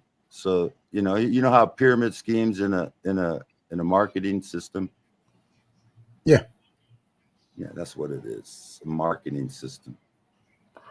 Well, what if this is just like a giant global thing ran by a bunch of different managers all over the world, right? And everybody's kind of taking their marching orders from people who don't know that they're in charge, and then the motherfuckers who vote think they're all like minorities. Yeah. Well, what if it's all just a giant clusterfuck, and like we have institutions that are just running shit off of SOPs, and no one's actually in charge of anything, and they're just like putting out fires as they go along. Yeah, I just watched a video of a movie. What was that called? I don't know.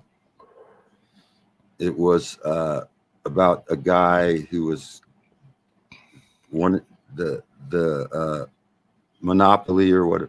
They wanted to initiate a guy, and they talked about how there was. Anyway, I'll look it up for you, and then you can watch it. I'll put it up in the back. But those are theories. So the scripture says in the end times, the very end, like in Revelations 20, during Satan's little season, that he'll be loosed, right? Not to deceive. He was so the last thousand, or the dark ages were the ages of light, and they got us believing that was the dark ages, but that was actually the millennial reign. Now Revelations is over. We're in Satan's little season, and all the nations are deceived from a pyramid. So Satan's at the top, and then he controls his minions below him. It's just how it works. The scriptures are pretty well considered to be pretty knowledgeable about prophecy.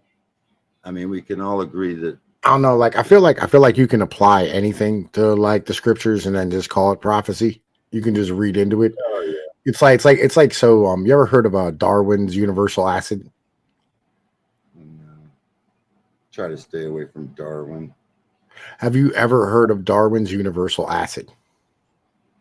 Universal acid? Yeah. Mm-mm. So like once you learn about like evolution, you start to see it everywhere, right? So it bleeds into everything. That's why they call it a universal acid. Oh yeah, okay, I hear you. Right. So like once you like have something, you kind of like apply it to everything, right? Yeah. Well, it's a worldview. So you got to start out with the right worldview. If you start out with the wrong worldview, then you're going to be obviously deceived. So you got to choose your worldview. And, Christianity in its origin was a very good worldview, and it made most of the world a better place. Like, yeah, I mean, if you don't count like Denmark, Britain, Germany, Italy, Rome, any of the places that it went to, you know what I mean? Well, even my ancestors, Scandinavia used to be believers that fought against Rome, and if that's even true, I can't believe recent history that much. I don't know how far to go back. If our history is so, if you use the scriptures to understand history, then you know where you really are. If you can understand the true meaning of what was meant in scriptures and not the perversions that everybody's teaching, if you know the true meaning, then you know where you are in history, and you can read history, understand history, and you don't have to be, fear everything, fear, because eventually who's going to win, and you don't got to try to change. I don't know, man. I don't rely on scripture, right? I feel like that book's great for like if you have like a question on what to do, right? You know what I mean? Like, yeah, I feel like you shouldn't probably do that as a whole. You should, like, if you have a question about like what to do in your life, it's probably not a bad source, right? Especially the Old Testament. You usually have a lot of really good wisdom there. But as far as like what's going to happen in the future, no. Well, you can believe whatever you want. I don't care.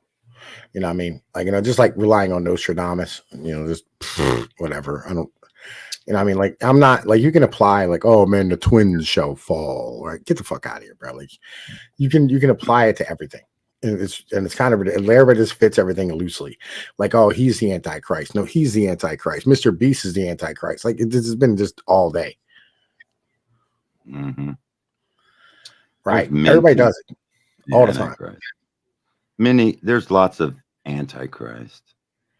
What if there is no Antichrist? What if all that's nonsense? And what if it's just, you should probably, you know what I mean? Like, what if you should like really actually be worried about the fact that like you have a priestly class, they all have college degrees, and you can't really call it out because of the fact that everything that like your society fucking judges as being good is based on how much money you have in your bank account and how many things you have.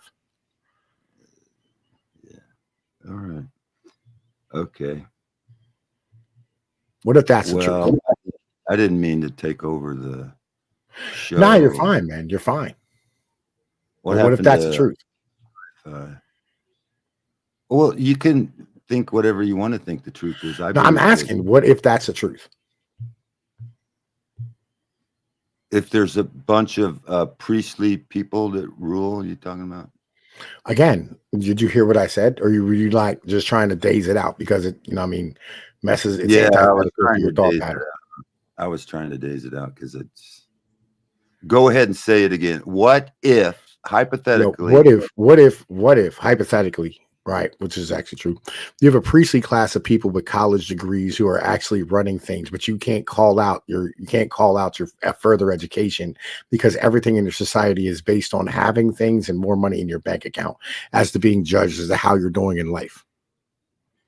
Yeah, I think you're right. There is a priestly college. It's like they might be at level, I mean, like not the top level, but they're like a part of the pyramid scheme. They're like at level 4 below. I mean, if there's 7 levels, there's 13 levels, right? 13 steps of the pyramid.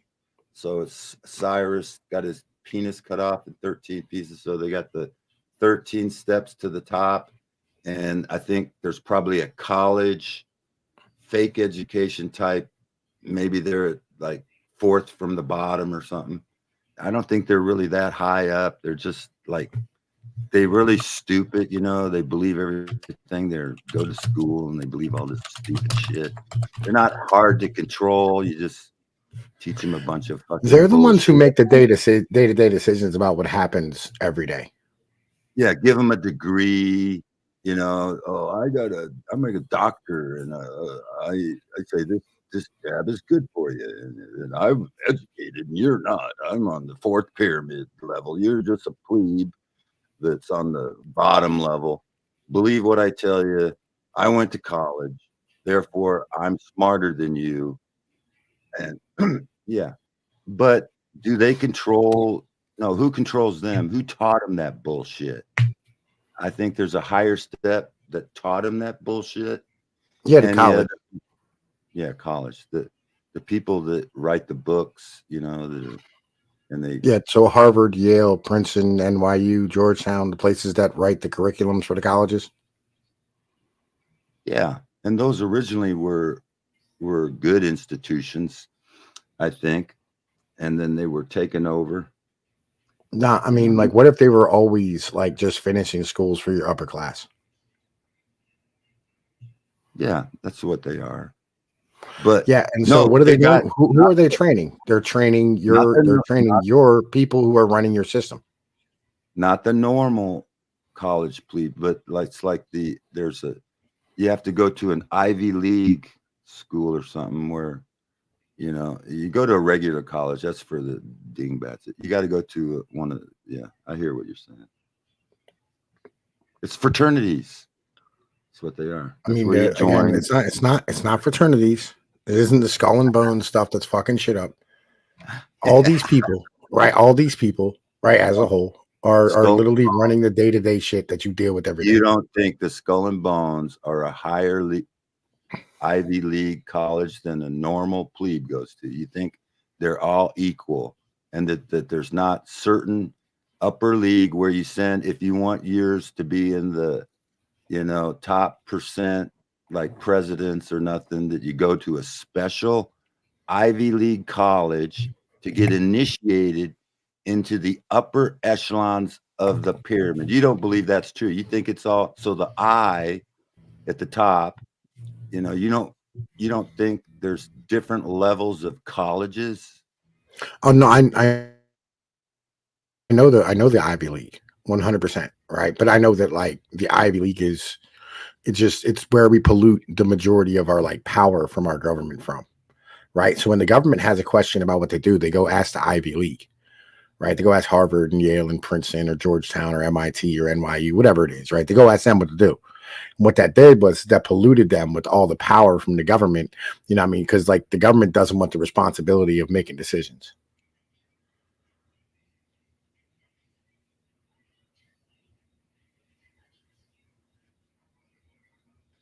Well, I think the governments are just, you know, they're the upper echelon are controlled by chosen not elected, but chosen people from a higher echelon. And, you know, you got to be chosen from, you know, higher up you go. You just got to be chosen. Everyone is chosen the higher up you go. There's a lot. What are you There's talking a about? lot more of those people you're talking. You know, there's more of them. And yeah, there's more of them than, you know, the higher up you go, there's less. And it's just a pyramid scheme. I think you can understand where I'm coming from. Well, okay. Again, listen, everything. Okay. Every position you move up, there's less of them people. Right. So like the people on the floor at the grocery store, right? There's tons of stocks and stock guys and cashiers at Walmart or whatever, right? And then you move up into like assistant managers. There's, you know, I mean, like 10 of those. And then you move up to like fucking, you know, I mean, like managers of departments, right? There's like fucking 6 of those, right? And then you move up to like general manager. There's like 2 of those. And then you move up to like district manager. There's 1 of those, right?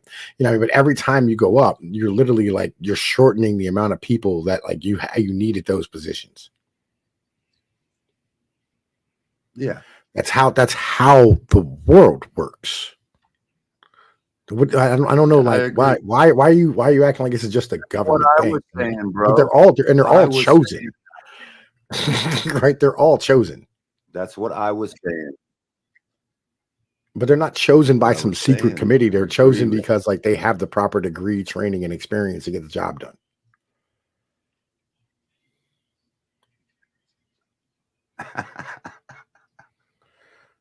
So you go to college to learn how to be a tyrant? I mean, again, these are places for your degree do I go aristocrats. to learn how They're to for be- all. Do you know What? that like liberal arts is literally a training program for fucking aristocrats? That's what I it know is. they teach communism and No. college. Liberal arts as a whole teaches you philosophy, history, science, math, and motherfucking humanities. Right? That's what liberal arts does. And every fucking college political degree where you're going to go be a manager has to have some type of liberal arts shit with it. And the reason is because like they want you to still remain to be a human being, right? Even though like you're learning how to be like a manager over other people. So like, yes, they're teaching you how to be an aristocrat. Let me see. What's political science? What is that? Is that a liberal arts degree or Yeah, that's a degree of government. political? That's liberal arts. Is that distinguished as a liberal in liberal Yes. arts? Yeah. Yes. Political science, right? Yeah. Okay, I agree that I What agree. do you use? You know who has a degree in political science? JD Vance. Most Congress people have a degree in fucking political science. It's literally an aristocratic degree. Right, and most of them are lawyers. Yes, They like to go to Just like law JD Vance school. has a Juris Doctor in from Yale. Right, all these people have these things. Like the vast majority of people, like I think it's like 60% of congressmen have fucking lawyer degrees. They're lawyers. Yeah. These are degrees for aristocrats. They're literally training aristocrats. And you think it's some What would satanic be- nonsense. It's not. Like, we have an entire, like, it's, oh my God. Like, I think the amount of kids who are going to go to Ivy League school this year is like 4,000 or 5,000 people just by itself, right? Just for the Ivy Leagues.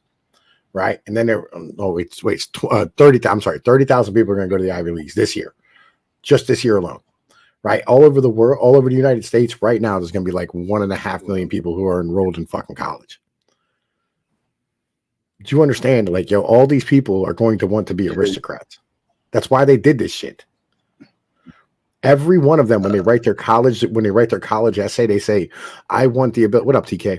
I want the ability to stand here and change the world. What you're really saying is, I want the power to change the world. Oh yeah.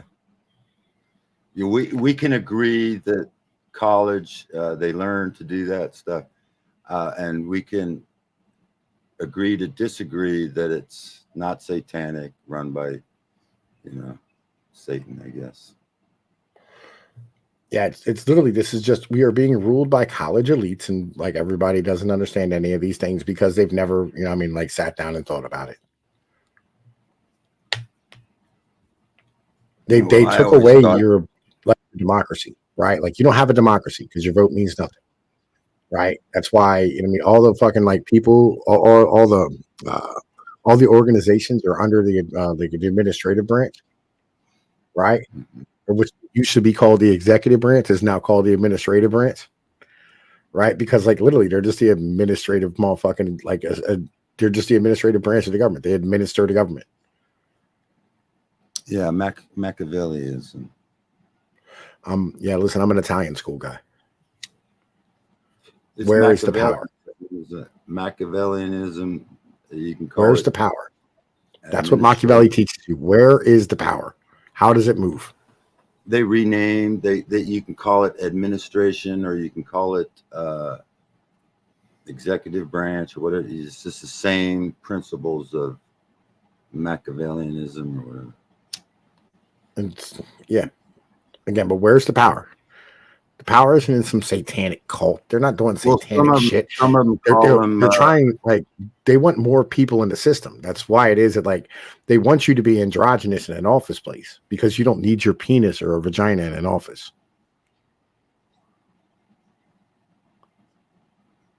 Well, I think that goes back to the reason they're all inverted, and is because it's like Baphomet type shit, Satan and Satanist Baphomet shit. It's satanic. Satan runs the world. Satan doesn't run anything, and you're not going to get anywhere telling people it's Satan because they're laughing at you. Okay. Well, Again, he uses his minions. He uses the minions. They don't care. No one cares about Satan. It's literally all just administrative nonsense. More people in the system. They want to eliminate human beings, like as being human. They still want them there. They just don't want them to be humans anymore. Well, the principalities and powers are like spiritual, and you can't see.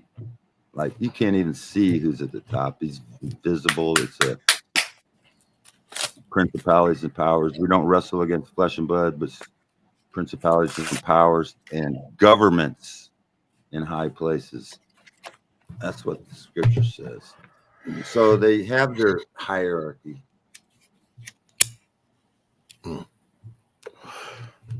Yeah. They have their hierarchy. And we have no hierarchy because we have allowed ourselves to take our responsibility and push it on to those who around us who are willing to accept it. So you think it's just a bunch of college grads running around, bringing the world into chaos because they just lost control of their system of administration? Yeah. Like think about a 15-minute city. What is a 15-minute city in the end of the day? Right? That WEF shit, you own nothing and be happy, all these things, right? The truth is, right, is that this is the college grads living in a brownstone in some living in a like an urban center somewhere, ideal life. They rent, they never had to cut grass, they don't gotta fucking fix nothing, right? They never have to worry about like fucking paying for a car or parking, right? They can walk to every store around them. Who would want that position but them? Yeah. It's not evil. It's not evil. You just don't understand the people who are ruling you. I think I do. I don't think you do. Or else you'd be spouting this to me and not me to you. Hey, I know what Machiavelli principles are. It's Machiavelli. Nothing new to me. Machiavelli. I mean, again, like, listen, you know, I'm been fucking like, well read. I'm well read on Machiavelli. Years since I read. It's been like 30 years or so since I read that book and all his books and shit. And I understand it. I know what the principles are, and I think that's identified.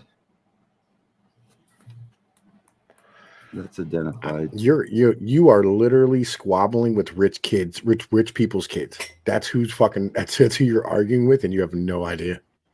All y'all think is evil and is I don't satanic like and all this rich shit, and they're people myself. laughing at you.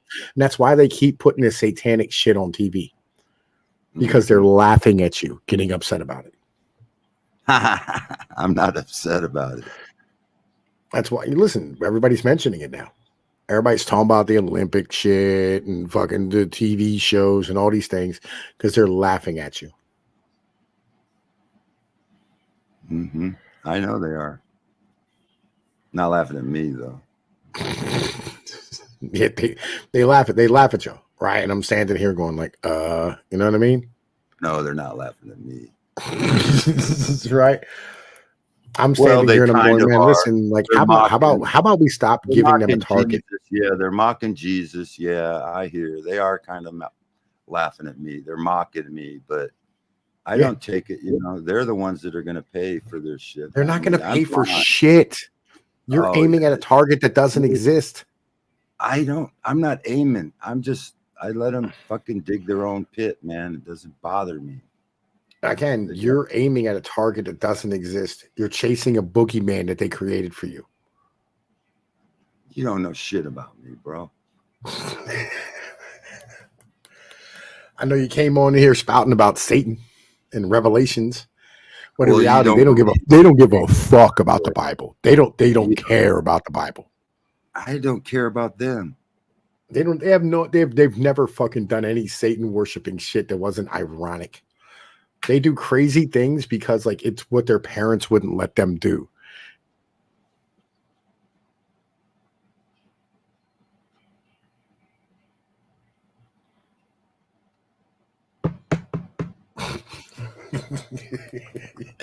Yo, man, listen, there's levels to this shit. The motherfucker just really ain't. Yo, that's the real divide and conquer right there. So you're an atheist? No. I believe in God 100%. I believe in God 100%. And you don't believe there's a Satan. You believe there's a God, but there's not a Satan. Yeah, I don't. What religion is that? I mean, is that a religion or just what you believe? You believe in God, but you don't. I don't worry about Satan. I just don't worry about. You don't believe there's an adversary. You don't believe there's I don't worry about adversary, a singled out. In the same way, I don't worry about ghosts. As a one-person adversary, identified as Satan or whatever, the adversary. You don't believe there's a personage. You just believe there's a person who calls himself God, and he controls everything, but there's not someone opposed to his morals or nothing. There's no such person. It doesn't exist. It's a fantasy. Hold on, everybody. Do you guys know about Gen? G3N? General? Is that? Oh, yeah, General Chief. Okay. So I think Pinoid knows this person. What's up? General Chief. General. Yo, you here with us, my friend?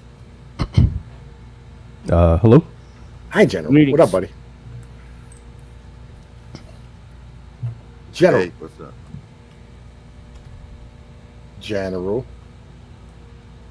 I think he's fixing his shit. Anyway, yeah, listen, it's not about the fact that I believe in Satan or not believe in Satan. I don't worry about him. Same way I don't worry about ghosts or werewolves or vampires.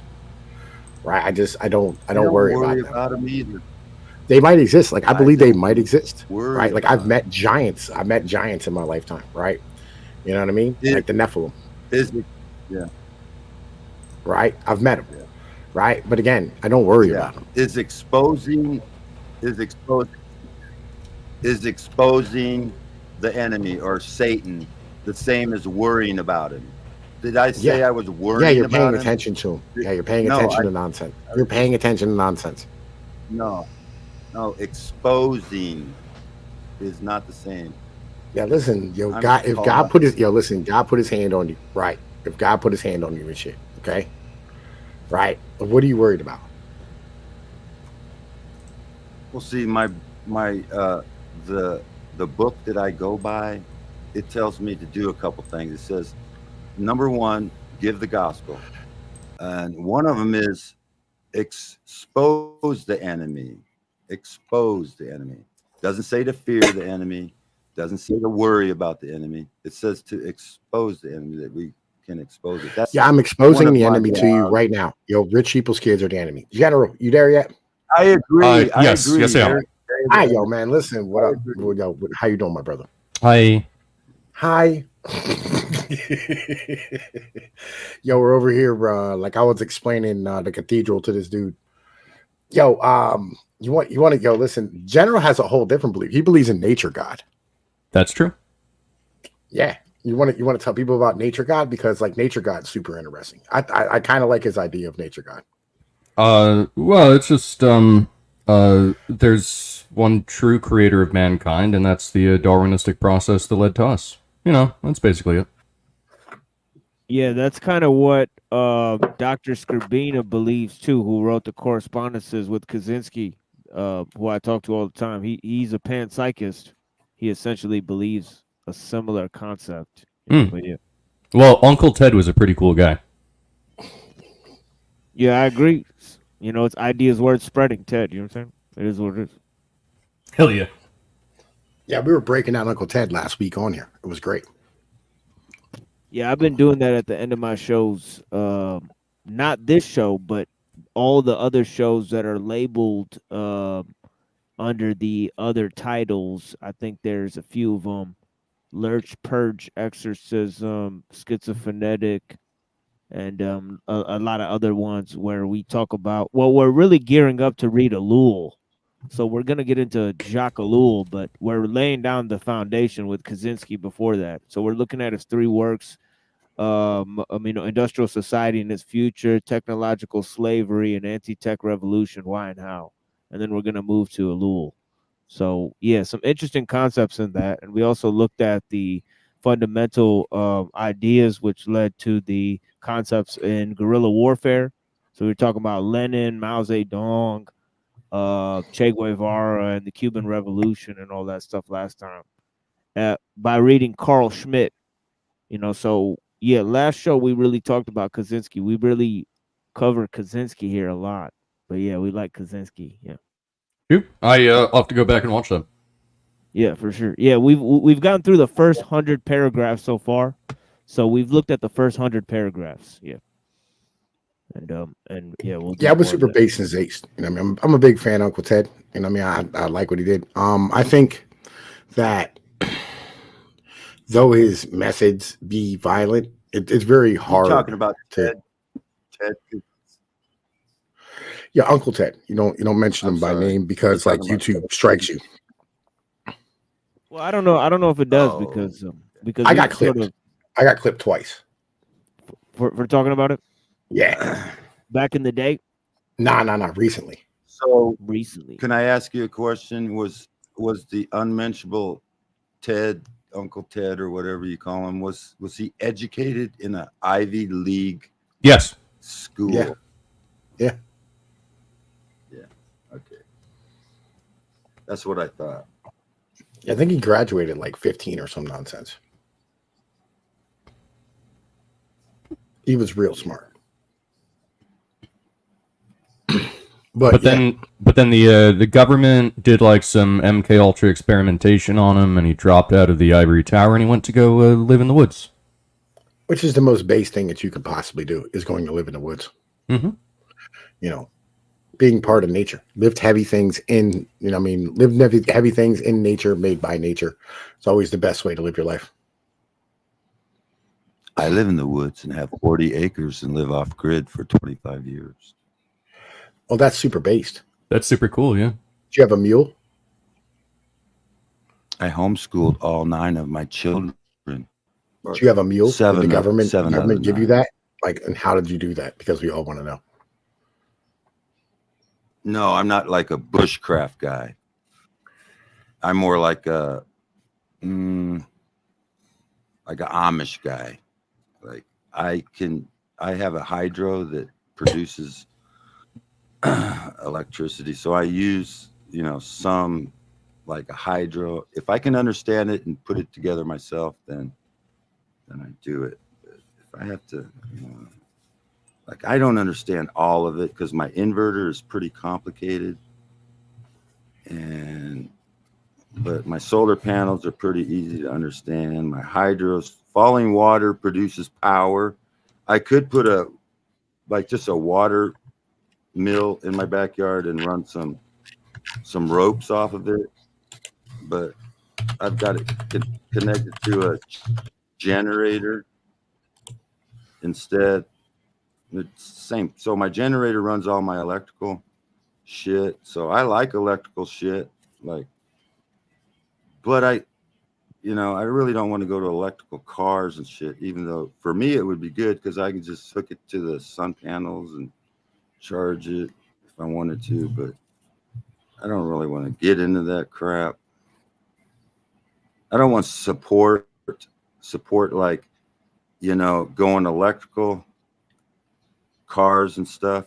That's kind of stupid. But yeah, horses. My neighbors have like horses and cows, and Yeah, so make sure they got y'all enough send that for me. link out to the other channels. I'm not a mod on all the channels, but make sure y'all send the link out because there's few people asking for the link.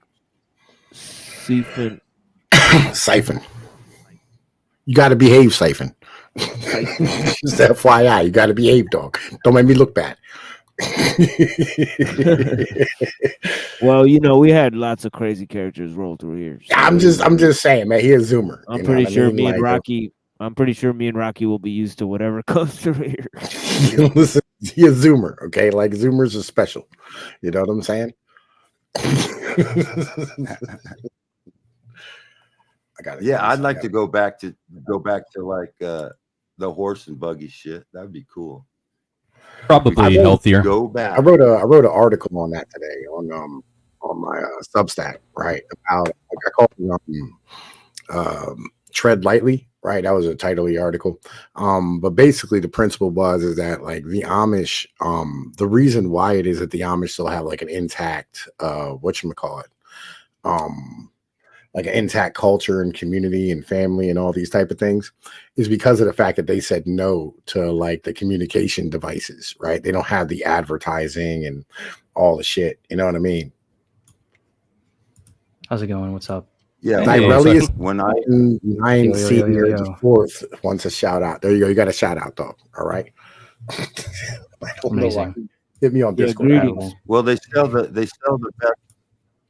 The Lehman's, just really quickly, the Lehman's catalog with Amish. Just really quickly. What up, Siphon? No, just really quickly. I want to give a quick shout out to Direlius Jenkins, the 9th Senior V Junior. Just letting you all know that. But go ahead. Yeah. I had to do the same thing.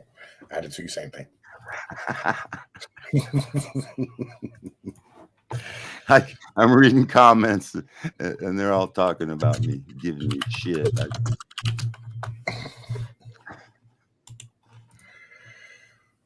You guys are funny in chat. Fuck you. Yeah, I don't know why I'm arguing with the chat so much. I need to stop this shit. But it is what it is. Yeah, I don't know, man. You've been giving it to Mr. Miner like the entire time.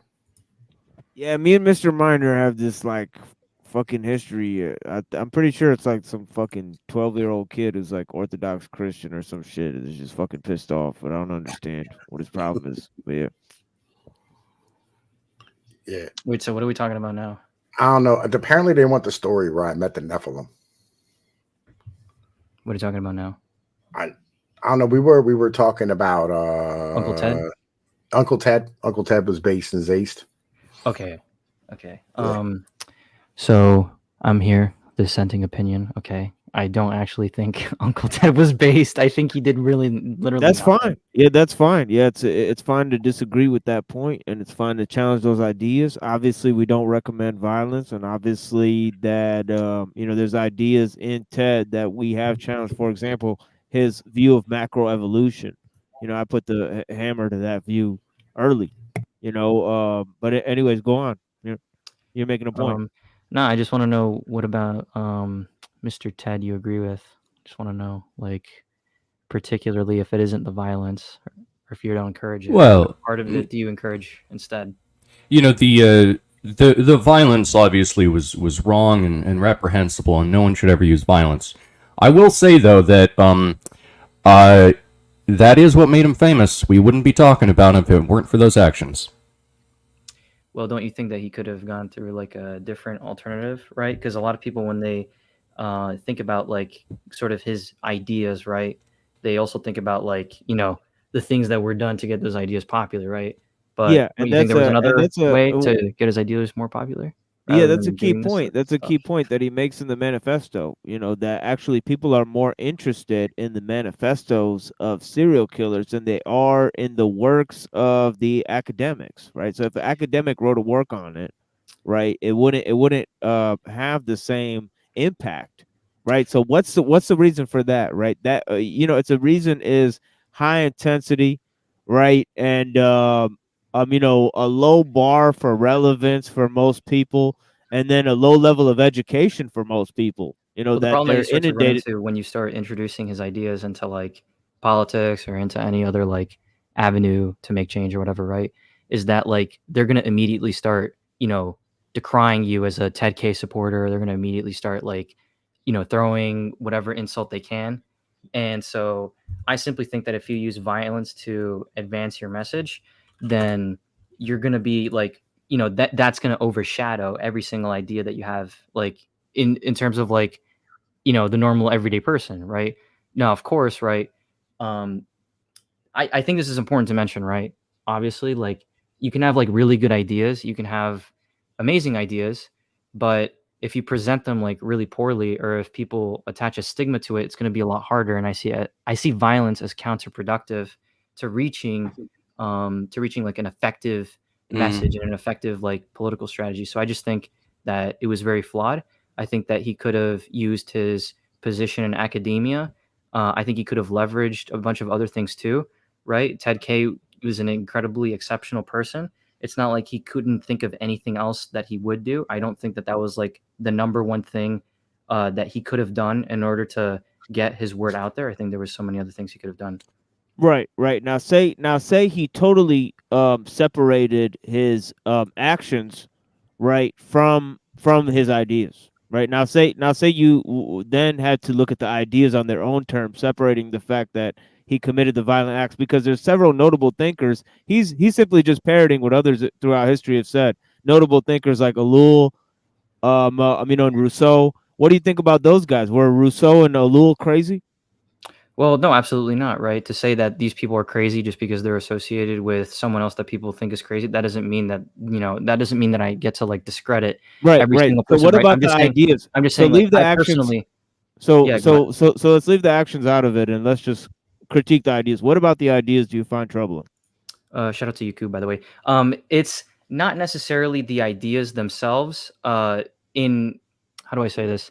In part, I have a issue with them. In whole, I understand what it's trying to achieve. Right, Ted K. What I think he ultimately wants in the manifesto is for people to return to a time where they, you know, didn't necessarily have to worry about things he saw as like unimportant, and he didn't, you know, people didn't have to worry about you know, declining mental health and everything like that, right? These are all things like end goals that he wanted to achieve, but the way that he's getting there, that's where I disagree with it, right? I don't think that we need to revert back into a primeval fucking state of being in order to achieve these things that he wants for society, right? I don't think so at all. How would you do it? And so how would I go about that? No, I mean like what do you think that we should maintain the current level of technology or advance it further, approach the technological singularity? Like what do you think is the good pathway for Let's men? take a look at the reality of the situation, right? Let's take a look at things as they are now, right? If we slow down, like let's say the United States decided to curtail its use of like scientists and researchers and, you know, the industrial sector to like further its own technological advancement, we would be handicapping ourselves severely, right? And we would be at a complete detriment, right? We would be subsumed.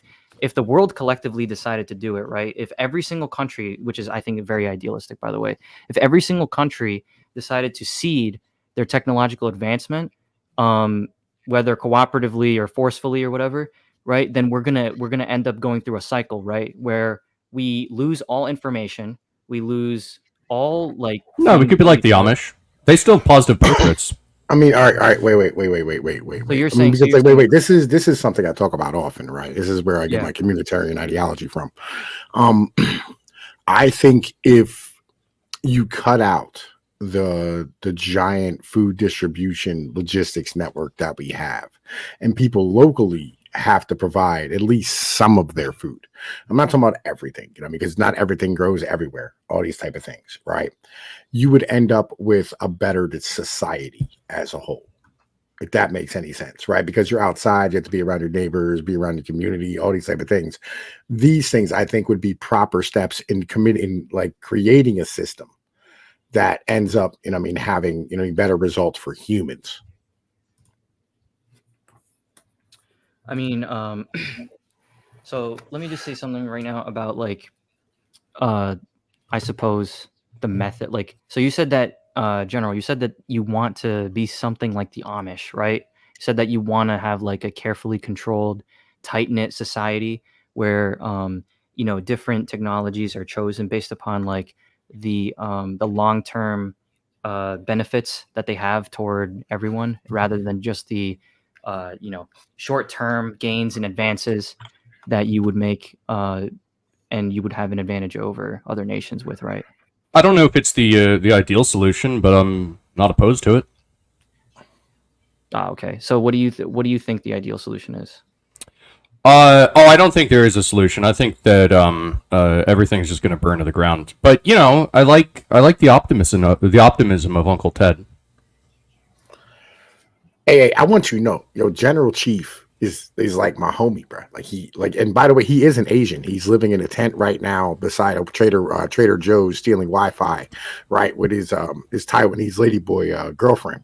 That's right, all true. He recently took off of birth control. All right, he says he's gonna get her boy preggers. No matter what anybody else says, it's gonna happen.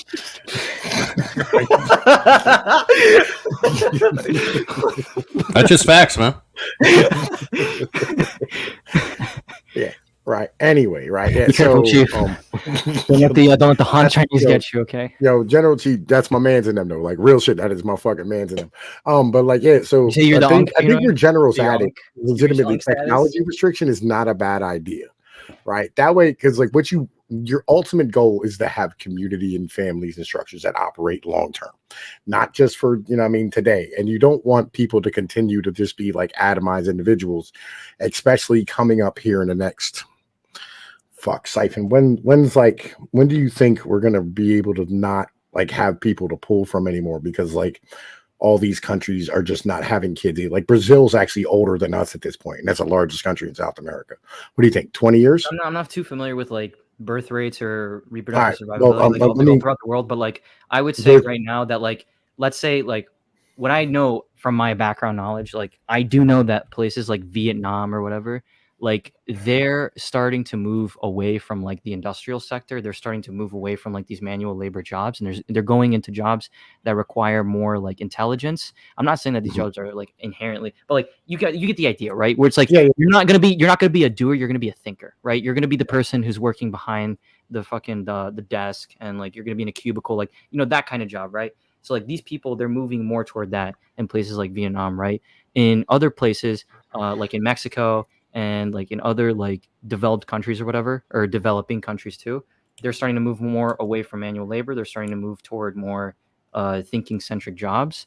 And you're also starting to see a lot of brain drain, right? So like we're already getting people from Mexico, we're getting people from India, we're getting people all throughout the world. This is going to continue to happen so long as there's a sustainable birth rate, right? I don't know what the projections are for the future, but I mean, and let's I say that know there's I know what there's the nothing. I know what the projections are, right? Yeah. But the problem is China, like, because China's fucking lying, right? It's hard to actually have like a real number for them. Their last one from 2010, their census actually got downgraded by 200 million people. Right? Okay. Yeah. So, Yeah, so you're like, saying they're like, okay, gotcha. They might be Reporting. below 1 billion right now. We Oh, don't yeah. know. Right. So Oh, yeah. the numbers are and the UN cannot do anything if like they can't come up with real numbers because they have to work with China. You know what I'm saying? They can't like, oh, you're lying. You know what I mean? So rough estimates, world population peaks 2040, 2050, right? And that's going to cause a downturn because of like, so you know how like economies of scale work, but it's the same thing. It's kind of like that, but with people. But with people, the problem is when you go from like 10 people to 100 people, it's not linear, right? It's not like you produce, 10 times more goods. You might produce 100 times more goods at that point, having 100 people versus 10. But if you go from like 100 people to 80, right, you're not going to get a 20% drop in production. You might end up getting like a fucking 40% drop in production. I think this is the problem that we're having. So what you want to have is solid communities where people can fall back on, so your people survive. And that's kind of what I'm looking at. That is a good idea. And I also think that like while the population is diminishing, let's say the population continues to diminish, right?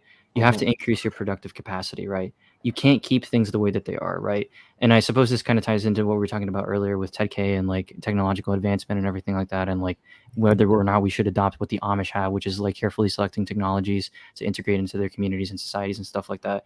But like assuming that we continue on our current path, assuming that we don't implement any of that stuff and we just continue to advance and advance and advance, I think that productive capacity, that has to be like the main thing that, we focus on, right? I think that you can't like rob yourself of like the ability to have like your economic output like being 10 times that of what it is now, right? Like we can't stay stuck using like a hammer, like a fucking hammer and sickle when we have like these fucking tractors now, right? We can't like rob ourselves of that, or lest we become completely and totally subsumed by someone way more powerful than us and probably has different values than us. But yeah, what you're saying about community is very, very important, because at the end of the day, right, like none of this shit matters unless you got like a solid group of people that you're with and like you have some kind of identity that's formed both individually and collectively. If you erase either of those things or both of those things, like you're gonna have a really, really bad time. And you're gonna have basically kind of what we're seeing now. But yeah, go ahead. Yeah, and so like here's where I'm at, right? So if you wanted to have, right, and this is a very basic thing, right, you can do, like just have people grow some of their food.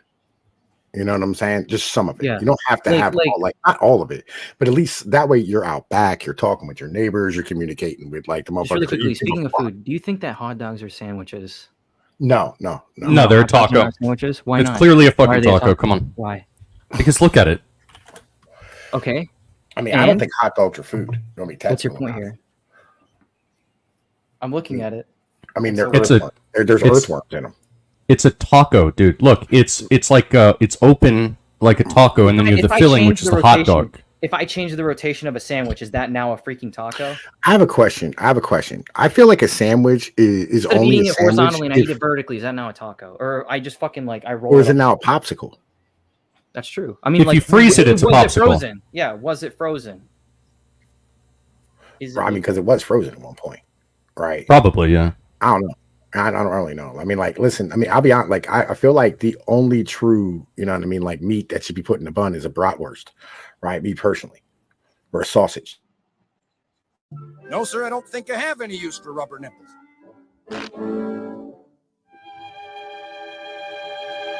I'll tell you what, though. Do you have any rubber walrus protectors? Call the police. Wow. Nice. By the way, I just gave out wrenches to everybody to chat just so y'all have them. You know what I mean? Like, listen, I have a wrench no state on my channel. Everybody gets a fucking wrench. All right, that's the rules on my channel. Yeah. Nice. Right. I like that. I fuck with that. Yeah, I mean, that Kind way of how my nobody server can mute runs. anybody else out. Everybody has power, right? So nobody has power. Exactly. that's sort of like how my server works. Except if I like you, you get admin. If I don't like you, you stay a peon. Yeah, if I don't like you, you know, you piss me off, I'll take your wrench away and let everybody just tell them, get him, right? And just let everybody just fucking dogpile the motherfucker, right? Oh, Shout shit, out to no, Rick listen, here. Breaker's over here. Holy shit, bro. Listen, I gotta give him. Oh, hell yeah. When I started my off-grid hello, Breaker, living, the Amish had the best off-grid appliances and stuff. Like they had LP gas. They just want to be non-electrical, so they had like the best wood burning stoves, They had the best LP gas stoves. And then Vietnam, they've been making hydros, so they have local electric power. So now, because they got a lot of water and power, electrical power brings conveniences. It brings, you can do things with it. I'm not really against electricity because I think it's, if like China became powerful when they made these electrical dams and they were able to industrialize through power. So I think there's a conspiracy that people think that the earth is overpopulated and China had the one child program. Now they're maybe It's all bullshit. regretting the one. And let me say what up to my chat, man of the motherfucking XDs. What up, dude? Justin Kuhn, how you doing? Real Donald Trump, how you doing? Siphon Breaker, motherfucking Damian Yelling's out here. How the fuck you doing, my brother? Jesus Christ, the Anubis Show, fucking Justin Kuhn, man. Nice to see you, bro. My boy Uncle Guns, as always. Nice to see you the fuck out here. And Odessa, man, listen, how you doing, my brother? Nice to see you out here. Shout out Odessa. TK Johnny Boy is the motherfucker out in the chat tonight, man. Nice to see you, bro. Listen, let me make sure the Red Golden Child, man. Nice to see you out here. Willie Cogley and the King Yeti. Thank you for coming out tonight. It's appreciated, everybody. You know what I'm saying? Make sure you come over here and sub to motherfucking the Machine Live channel and whatnot, man. Listen, we got to get him some subs up because he is criminally under motherfucking sub and shit. He has some great guests on here and the people are always awesome and the conversations is always great. Yeah, man, the XT's here. He's requesting at Pinoid, can you talk about Schrodinger's glory hole? Yeah, listen, we're not going to bring up Schrodinger's glory hole right here. Okay, right? Listen, it is a great quandary, right? It really is a great quandary. I don't know if you've seen the image. We are not going to talk about Schrodinger, not on the Machine Live channel. All right, maybe we'll have a conversation for special occasions. Yo, me and Siphon been talking about doing motherfucking Zoomer versus Millennial, or we've been talking about what is Latchkey versus Skibbity, right? I think that's a better name for the fucking show. Yeah, listen, that's bad. Yeah, it rhymes. It's great. Latchkey versus Skibbity, right? Exactly. Yeah, we've been talking about that stuff. Like, I kind of like you come from a really different generation than mine, and it's like you say certain things, and I don't know about them, and it just kind of makes me think that you're from a freaking different planet type shit. Yeah, it was a different planet. Honest to God, man, this is why all of us think that we're not from this dimension because of that Mandela effect thing. Oh yeah, fucking Bernstein Bears type shit. Yeah, well, Uncle Ted's kind of suspicious that he was in the Ivy League and he was MK Ultra and all that crap. So I don't really like his theory that. I don't like the theory that we should give up, all technology and go back 200. Well, nobody's saying you should have to give up all tech, right? But let's be honest here, okay? It's probably not good to let children have iPads at fucking 6 and 7 years old. Yeah, they're babysitting. They're babysitting for the parents basically, and when I was It's actually a really funny story. When I was repairing one of my customers' computers, she just straight up told me, she's like, oh yeah, just kind of offhandedly, she's like, oh yeah, if I want my kid to be quiet, I just give them the iPad, they're entertained for hours, I don't have to hear anything from them. And it's just damn, it's you're that upfront about it, you're that open about it, you're that you're doing that in the first place, you're damn, what a I mean, the Zoomers are fucked, but man, Gen Alpha is going to be ultra fucked. Dude, rest in peace. God bless, dude. God bless. Did you hear about the ones born during COVID? Did you hear about the fucking IQ drop with them? Oh yeah, it's huge. Fucking schooling, because of schooling. No, there was 27 no interacting with each other. 27 points. Bro, no fucking way. 27 points. Let me look that shit up. No fucking Well, dude, if you're a kid and you can't even see your parents' face half the time, that's gonna make you retarded. There's no two ways about it. We got to move off that topic for real. I'm really not trying to get shut down out here, but yeah, it is what it is. Well, I think technology. Just call it the Rona. I think. Yeah, I was technology- just talking about the kids. You know what I mean? Like, yo, the IQ drop is. I've fucking never crazy. been spanked for talking about Dr. K. You know, so I don't know what it is, but yeah, I don't know. Yeah. Somehow this channel's Oh, safe it's- for it. yeah.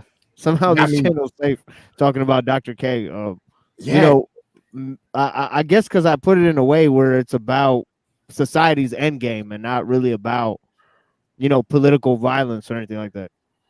Yeah, we had to, like, I did the same thing, right? You know, I mean, like, I like most of what I used it for was like the system's neatest trick, where like I'd take two different works of two different people, like I take Moldbug or I take Blight or something, and I put it in with like you know, I mean, fucking the system's neatest trick, right? And like I'd poet one then the other or whatever. I do commentary, all these type of things, but like literally, you know, they didn't care. You know what I mean? Well, I've definitely covered systems need a trick before, so you know, I don't know. By the way, Ivan, what up, man? Like, yo, motherfucking Nietzsche, nice to see you out here. You know what I mean? But yeah, I mean, anyway, yeah. So like, and back to the original point at hand. So the technology restriction as a whole. How do I put this? So, all right, let's say like to get the AI revolution completely off the ground and everybody like kind of loses their jobs. We all got to like figure out something else to do, right? And what we're going to probably end up doing is like, you know, growing food. That's going to be basic. And the way I see it is that each of your communities should probably have like a 3D print shop that makes, you know what I'm saying? I mean, it's not going to like, listen, you can change your name in the thing, Anubis, right? Right. The 3D print shop that makes, it will probably make like parts for your rake or your tractor or your lawnmower or whatever the case is that you need, right? To do your like farming and stuff around the crib. And I think that's probably like where we're heading anyway. So I feel like we should, you know what I mean, get started and, you know what I mean, like do this willingly rather than having to do this in like an emergency situation, because I think it's going to be way worse if we do it like, you know, after everything bad happens, if that makes any sense. Yeah, this show does not give medical, legal, or political advice, and also the Jews need to give me some money for sure, you know, to teach their kids some things, because I know some fucking things about politics and shit. So go ahead and contribute to the fund here. So Siphon, like, if we you know, stopped educating women, that would reduce our GDP, but it would get our birth rates back up. Do you think that would be an okay thing to do? So like, oh, we got them right from here. my Nice. understanding, because I remember we were talking about, like, I think at some point, me, Bakir, you, and I believe I don't know who else was there, but I was there. Oh yeah, I think you were there too. Where it's just like, oh yeah, that women kind of like quit the workforce for like a few days or something like that. And like, I believe one of you said like, oh, there's no impact on the economy. Like, you know, if anything, it actually got more productive. So I was actually really curious, and I looked this up on my own time, right? And I actually was really like, I kind of like scoured through the web, just kind of like looking for its effects. And yeah, I mean, like, how do I say this? Most of them are nurses. Most of them, which does require like training and some bit of education. It's like nurses, daycare workers, fucking like clerical workers, like organizers, and like these like court record keepers. I've never seen a court record keeper. I'm just gonna be straight with you. Like, I've never seen like a steganographer be. They exist, but like I just haven't seen it. I've never seen one either. I see like a lot of these like repetitive but very necessary workers. They tend to be women. Obviously, like construction is an entirely different story. Textile sewers, people who make Yeah. clothes, these type of things. Yeah, tend and to so be like women. I feel like so I think that women, like, I feel like women should work if they want to work, right? I don't think that we should be like pushing I don't think we should be pushing women to be like girl bosses or anything like that. I don't think that we should be pushing them in that direction. I do definitely feel like that's happening a lot in STEM, where they're being like really huge. promoted. They're being like really promoted. They're being like, oh yeah, going to STEM. And it's just like, now it's like 60% women graduate, 40% men graduate. And it's just like at the end of the day, like, someone's going to have to take care of the children. Someone is going to have to stay at home. Someone's going to have to be, you know, the person to, you know, someone's got to be the mom. It's like, you can't work and raise a child at the same time. It's completely unreasonable. Right? Yo, there are women that go out and they earn as much money as it takes to like hire a full-time nanny or babysitter or whatever, it's like, well, why even work then? Just stay at home and be a mom. Like it doesn't make any sense. Yeah, precisely. And it's just like, oh, like your career or whatever, right? But yeah, I mean, like, sure, if you want to pursue a career, but I feel like most of them, they really just want to like they want to fit in a role that they feel like they have to do out of some kind of socially conditioned reason, right? That's what I've just observed. Just like you have to do this thing because like, because well, look at you now. Like you're going to be you're going to be relegating yourself to a lower position if you just decide to stay at home and to fit into this role that that you've been filling in for like thousands and thousands and thousands of years, right? I definitely think there's a lot of brainwashing, and I think there's a lot of propaganda behind that, and I don't agree with that at all. And I think that we're starting to see the negative consequences of that. I think that when you have a mother who stays at home and you have a father that works, I think that is a very good arrangement. I think that that's the way that we've been doing it for dozens and dozens of years. And I know argument from tradition, right? But like, listen, if it ain't broke, don't fix it. Okay. I think things are getting broke now. So we got to go back and we got to make something new. We've got to take the old, spin it a little bit, twist it a little bit, find what works, get rid of what doesn't. And then we got to remake society into something completely and totally new while still respecting, I suppose, the way that we used to do things. And I want to say, I have this to say about like, all of them need to be mothers or whatever.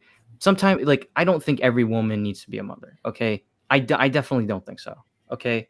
There are some women who just, their entire existence does not serve the same with men. Some men just don't like, it's not a good idea for them to be a father. Right. So I definitely think that like, people need to find what works for them, and they need to sort of parse out what they feel like they need to do because other people told them that they need to do this versus like what they actually want to do. Right. And you'll see that like these feminists or whatever who, just completely, say like, oh, like they don't want to have children. They don't want to have children or anything like that. Like later on, they'll regret it. They'll, they're going to be alone. They're going to be completely and totally like left without a husband or without any kids or anything like that. And I feel like, here's a question. Wait, here's a question too, right? Wait, here's a question. Here's a question. First off, I do have to say, general, you ever consider your lady boy might be ready to be a dad yet? First off. Secondly, secondly, we know that like the Ponzi scheme of like, I probably should take us back to the beginning of how like the Social Security thing got started. When the Kaiser put it in I think it was like 1892, because all the Germans left from like Germany and came to America, right, to come piss off fucking General Chiefs people, right? Big time. Because there was no young people there, all the old people didn't have anybody to take care of, so they had to put in the first old age shit. And then the same thing happened in the Americas in the 1920s and 30s, from the East Coast to the West Coast, right? And this was like a giant problem, right? And that's why we ended up with Social Security, because there weren't any kids to take care of the old. Having women not have children leaves them old and destitute without anybody to take care of them. And this is a bit of, all of these relationships are transactional. There's a reason why we have them. Like you have a woman, you used to get a woman because like you had kids, and you had kids, and like somebody needed to not just take care of the kids, but also like, yeah, man, listen, I'll holler at you. You can put a micro generator in for me with the water I don't have, right? But like we used to have women who had kids, right? And we had kids because like they were helpful on the farm. And then a woman would raise the kids, and they'd like go get water, and they, fucking do all these things around the house. But the moment we ended up industrializing women's place inside of the home, it all fucking fell the fuck apart. You know what I'm saying? Right? Well, it used to be the case that you would have kids, and like let's say the man was, I don't know, a blacksmith or something. The sons would go help their dad out at work. They'd literally learn blacksmithing from the time that they were 5. They would be a very skilled tradesman by the time that they're 20. And also, I guess, they probably had better relationships with their parents. They weren't constantly gone and at work all the time. And the daughters would probably hang out with the mom and, figure out how to weave or whatever the fuck women do. Like that seems like a good family dynamic. I wish that I had grown up in a family like that, but thanks to the modern the miracles of modern day innovation that can't really exist anymore. And that's kind of where we're at. And this is what I'm saying. So like we have to get back to this type of shit. You know what I mean? Like we have to get back to this type of fucking mentality because that's what we're going back to. And here's I got one for you, Siphon. Elevator repairmen and builders, right? Oh yeah, those pay pretty well. Nobody's doing it because yeah. the majority of them, right? The reason why they are elevator repairmen and builders is because their parents were elevator repairmen and builders. Nobody's ever heard of this fucking job. You weren't on the internet because we're very internet. We're deep into this shit, right? But like nobody's ever heard of these things in the normal world, and nobody's going to college to be an elevator repairman and builder. Definitely not. I don't think that many people. I actually don't know because I see a lot of conflicting things on this, right? Like, I hear that like, oh, the push to college is like, harder than it's ever been before. And then at the same time, I see that like now, like Gen Z or whatever, like they're getting more into apprenticeships and they're getting more into trades and everything like that, which I think is really good. But I will say this though, like when it comes to trades and everything like that, like welding and like doing a lot of physical manual labor, right? I think that's really good to do when you're young, right? You're building your body, you're doing things that, will build your physique, but also sometimes you're just going to have to stand for like long ass periods of time. Sometimes you're going to have to keep your limbs in a certain position for way too long. You get cramps and everything like that. So I would say like, if you like doing a trade, obviously like, stay in that trade, right? If you like feel like you have to be in a trade, right? You're going to pay, with the wear that your body has, right? You're going to pay with the wear that your body has, and you're not going to really like enjoy what you're doing. You're going to be miserable, right? I mean, you're not, right? Like, I know, man, listen, I can't tell you, like, all I know is construction, guys, because I'm Italian from the Northeast, right? Yeah. And everybody does construction up here, just how it works, right? And, so, like, my whole family does construction, and like, for instance, all the masons and shit that I know, they all have like extra businesses and rental properties and bars and restaurants. Because like, they made a ton of money throughout their life and now they have things. Carpenters, same shit. Same thing with like fucking welders and all these people. Like they all have things later on in life and they become bosses. You know what I mean? Just how shit works. And they're not all of them are beat to shit. You know what I mean? By the way, what up, Mike? What up, Anubis? Well, I would just ask, like, which is actually harder on the body, like doing some trade or sitting in an office all day every day and not walking and getting fat. That seems bad as well. Both are pretty bad. The thing of it is that within trades, you're more likely to get like, there's more occupational hazards and there's more, of a likelihood that you're going to have to, there's more likelihood that you're just going to get some kind of workplace injury compared to like working a white collar office job or whatever. But yeah, both are pretty bad, but I would say arguably like blue collar is just definitively worse than white collar when it comes to physical injuries and stuff like that. But like it's almost guaranteed if you work in an office, you're going to end up with diabetes or like blood clots in your limbs, like all this freaking type of shit. carpal tunnel, like all this shit. Yeah. Like obviously there's going to be that stuff. Right. And I think like, I feel like this kind of goes into like more of a broader thing where it's just like a lot of people don't really know what they want and they just kind of they veer into whatever they think they have to do. Like they veer into whatever it is that either their parents tell them, their friends tell them, the things that they watch tell them. And so I genuinely think that if people like they actually sit down, they take the time to be like, okay, do I actually want to like do this, right? They actually take time, like introspect a little bit, maybe try it out practically, HVAC technician, programmer, or, get an internship, actually have hands-on experience with that, think about it a little bit and then decide and then stick with that. I think that's pretty good. I don't know, like in my area, we have VOTEX, right? Like, so you started in 9th grade. Right. And so in 9th grade, instead of going to high school, you go to VOTEC. And what you'll do is you go tour all the shops and then you'll pick a shop. So like you get each shop for like a week or 2 weeks or whatever it is. And if you really like doing what you're doing at that time, or whatever it is, you find you have a talent for it, you can stay there and do that. You know what I mean? Oh, that sounds cool. I wish that my school had offered that. Yeah. You know what the problem is? What up, Mike? People lack the truth because they have rejected God.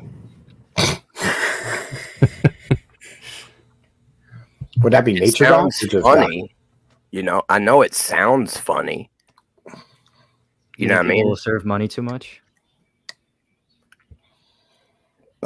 They serve themselves most of the time. You think that they should strive for like a higher purpose instead of just kind of, you know, these worldly things? I think that most people haven't actually even begun to live fucking life. And I believe I've done most of it. And once you actually attain everything you could possibly fucking imagine, you realize it's all bullshit and worthless. And then you seek higher purpose.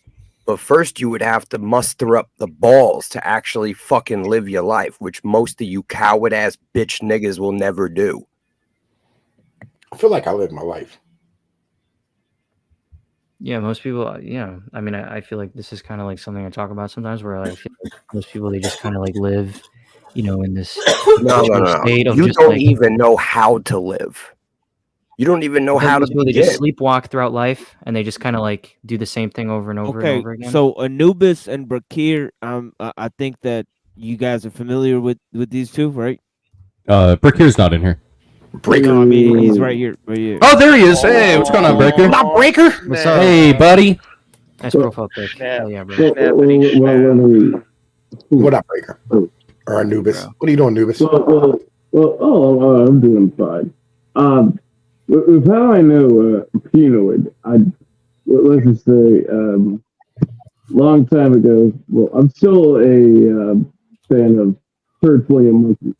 So I knew of Penoid originally when you and TFM. I can't hear you. You sound like you're talking into a fucking Pringles can. Yeah, Hold on. Hold on. I was born in the darkness. Molded by it. Yeah, Rock. This is being streamed to my channel. All right, but yeah, I And mean, by the way, Willie, I know you say tradesmen live a good life. You've lived a really, really, really long life. You've been around since like at least like 1825. Like, because like I think you're like 165 years old. If I gave most of y'all $1 million, you wouldn't even know what the fuck to do with it. I'd know exactly what the fuck to do with it. same fucking What's here. your channel?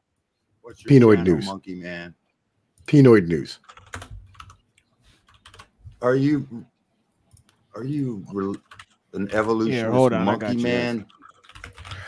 Nah, man, back in the day, right before like computers got really good, I mean, I was on YouTube. And so like having an avatar was like much better than having a camera. And I don't even have a camera on this new rig yet.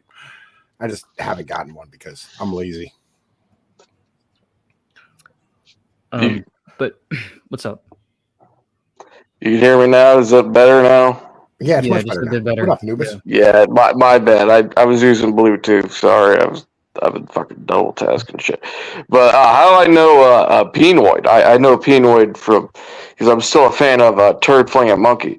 I know you and him did I wouldn't say much of an interview, but more like a debate with Atema, that bitch. Yeah. Yeah, long time ago, and I've, it's more like a help a brother out type of situation, and you're pretty cool, and but that's how I know you, Penoid. Yeah. I still listen to the show every once in a while. Not as big into the MGTOW shit nowadays, but neither is he. But we all gotta evolve. We all gotta evolve. Yeah, especially when you're trying to make money on whatever asshole of the internet you get shoved into. So It's what it is. But yeah, thank you. Like, so Mike, you were saying none of us would know what to do with $1 million. Yeah, most of y'all wouldn't know what the fuck to do with it. I'm saying if you gave me $1 million, 100%, I know exactly what to do. I'm just saying, most people don't even know how to live life. They don't even know what to do. I feel like They're it's just because lost. A lot of people don't know. They don't know how to. Well, yeah, they don't know what exactly they want to do in life, and also they don't want to, or like they don't know how to Yo, manage what the money. fuck even are you? What the fuck even am I? I'm He's a fucking zoomer. who the fuck are He's you? a zoomer, bro. Like, yo, calm down. He's a zoomer. I don't bro. know He's a why, next but like I generation. want to just punch you in your face Oh really? by the sound of your voice. You're a real internet tough guy, aren't you? I'm not an internet tough guy. I'm an actual fucking tough guy. I don't believe you. I think you're Then weak. give me your address and I'll come fucking show you, pussy. Oh, Holy shit. We got a fucking unhinged motherfucker in here. Mike, why? Like, listen, Because he's a yo, zoomer. I need to explain something. Here's what y'all don't fucking Explain to understand. me. There's only one thing Why? keeping you motherfuckers safe, and that's Jesus Christ. Because that's what puts the only peace in my heart that keeps me from just ending all you fucking And pussies. Jesus Christ On would want site. you to go over into On a site. 20-year-old's house and punch Yeah, him? on site. Yeah, on site. On That's very, site. that's very Prophet, cautious of you. like a pirate, just pillaging the fucking earth. That's the only thing stopping most of these motherfuckers out here. You got to understand, there's a lot of real tough motherfuckers. And the tough reality motherfucker is, wouldn't if have it to say wasn't that they're for a tough Jesus Christ, motherfucker. the truth, and God, y'all wouldn't even exist anymore. I mean, there's also like jail and common sense, you know. No, jail never mattered. I mean, jail matters. It doesn't matter because if you're smart enough, you're not getting caught. I mean, like, yo, there's record of you right now saying you're going to go to the dude's house and punch him in the fucking face. I mean, I feel like you're going to get caught. There's no record of nothing. I don't even exist. I'm a ghost. Nah, I ain't afraid of no ghosts. Jesus Christ, man. Listen, so like you want to add to like the conversation at all, other than like saying you want to punch people in the face? Listen, Mike. I don't know what's going on in your life. I'm just saying. I don't know if you recently got divorced, or I don't know if your retirement money. It's You sound like starting a to whittle out. fucking I don't know if vagina. it's starting to whittle out, but Do you realize don't have that? to take that. You don't have to take that on a random. Do you realize that you sound like a clitoris vagina? He's a zoomer, bro. Like, yo, he's one of these younger kids, bro. Like, that's what they all sound like. Yeah, they all sound this way. Yeah. Well, this is what I'm saying. There would be none of these motherfuckers left if it And, wasn't yo, for Jesus but they're Christ. Y'all here, better so, start like, praying. listen, we're gonna have to school them up, man. So like, we got to put them under our wings and bring them up. We don't do that. We Let's have go to. back to the old school where we put him in a trash can. You were still doing the same thing. You were put in a Thank trash can as a kid, Mike. No, you I in mean, a shit, trash no can. wonder you're like this So, now. That's where you belong, pussy. Everybody who we grew up with, all of us at one point were put into a trash can. All right, look, I might have been put in a trash can one time. Oh, there we go. Like, yo, listen, we But all got fucked. I'm gonna keep it real. I'm gonna keep it real with you. Every dude that was involved in that trash can incident went to the hospital. That's a fact. If you don't were in the believe me, you hospital? could ask about it. After Yo, being look put at in the Rocky, trash bro. can. Jesus, though. Like, listen, I do like your crib, though. Is all those actual brick walls? Is that a facade? Rocky. This is my office in town where I connect to the internet. It's like a bunker. It's just an old motel room. I live off, got 40 acres, a log cabin. I bought an excavator. I got a hydro solar power system.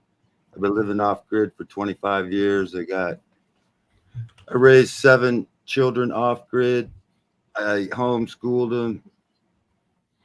Went from We 9 to can 7. survive without, if everything went to shit.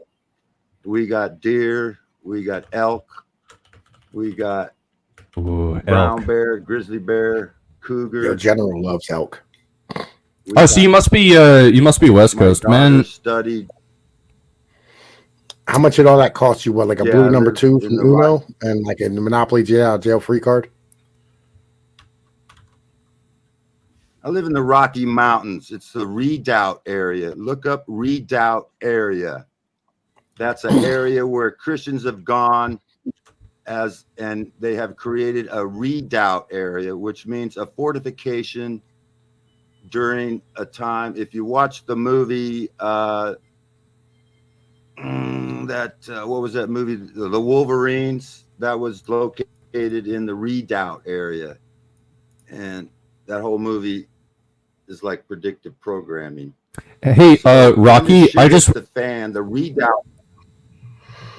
I just want to let you know The that redoubt area. when I grow up, I want to be just like you. Yeah, he wants to turn into a Yeah. white man. Thanks. No, I'm serious, man. Like that sounds tough as shit. I know how to do shit. I bought an excavator, a Bobcat. I got a hydro generator. I installed everything. I got gravity fed water. I pump up water to a 2,000 gallon tank. It takes 20 minutes to pump it up. And then I have 40 pounds of pressure feeding into my water system. I installed all that. I installed my hydro.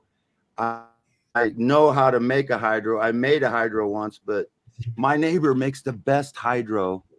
He lives in like 90 miles from me. He makes the best micro hydro in the world. And Vietnamese, they started to make hydro. I just quit smoking recently. It's easy. And to be honest, to be completely fucking honest, you're not enjoying it? It's not about enjoying it. The reality is, when I'm not high, I just want to kill motherfuckers. Because I can't stand these motherfuckers. It goes away after a while. I can't stand this fucking faggot under me. I don't know why. It goes There's away. just no love in my heart for him. It goes away, bro. It goes away. And if I didn't have, shut the fuck up when I'm talking, all right? The reality is, if I didn't have Jesus Christ, right, to keep me in line, Jesus wouldn't want this. There would be none of you left. You don't fucking Jesus understand. would not want this, Mike. He would You not. have want no acting like idea. this.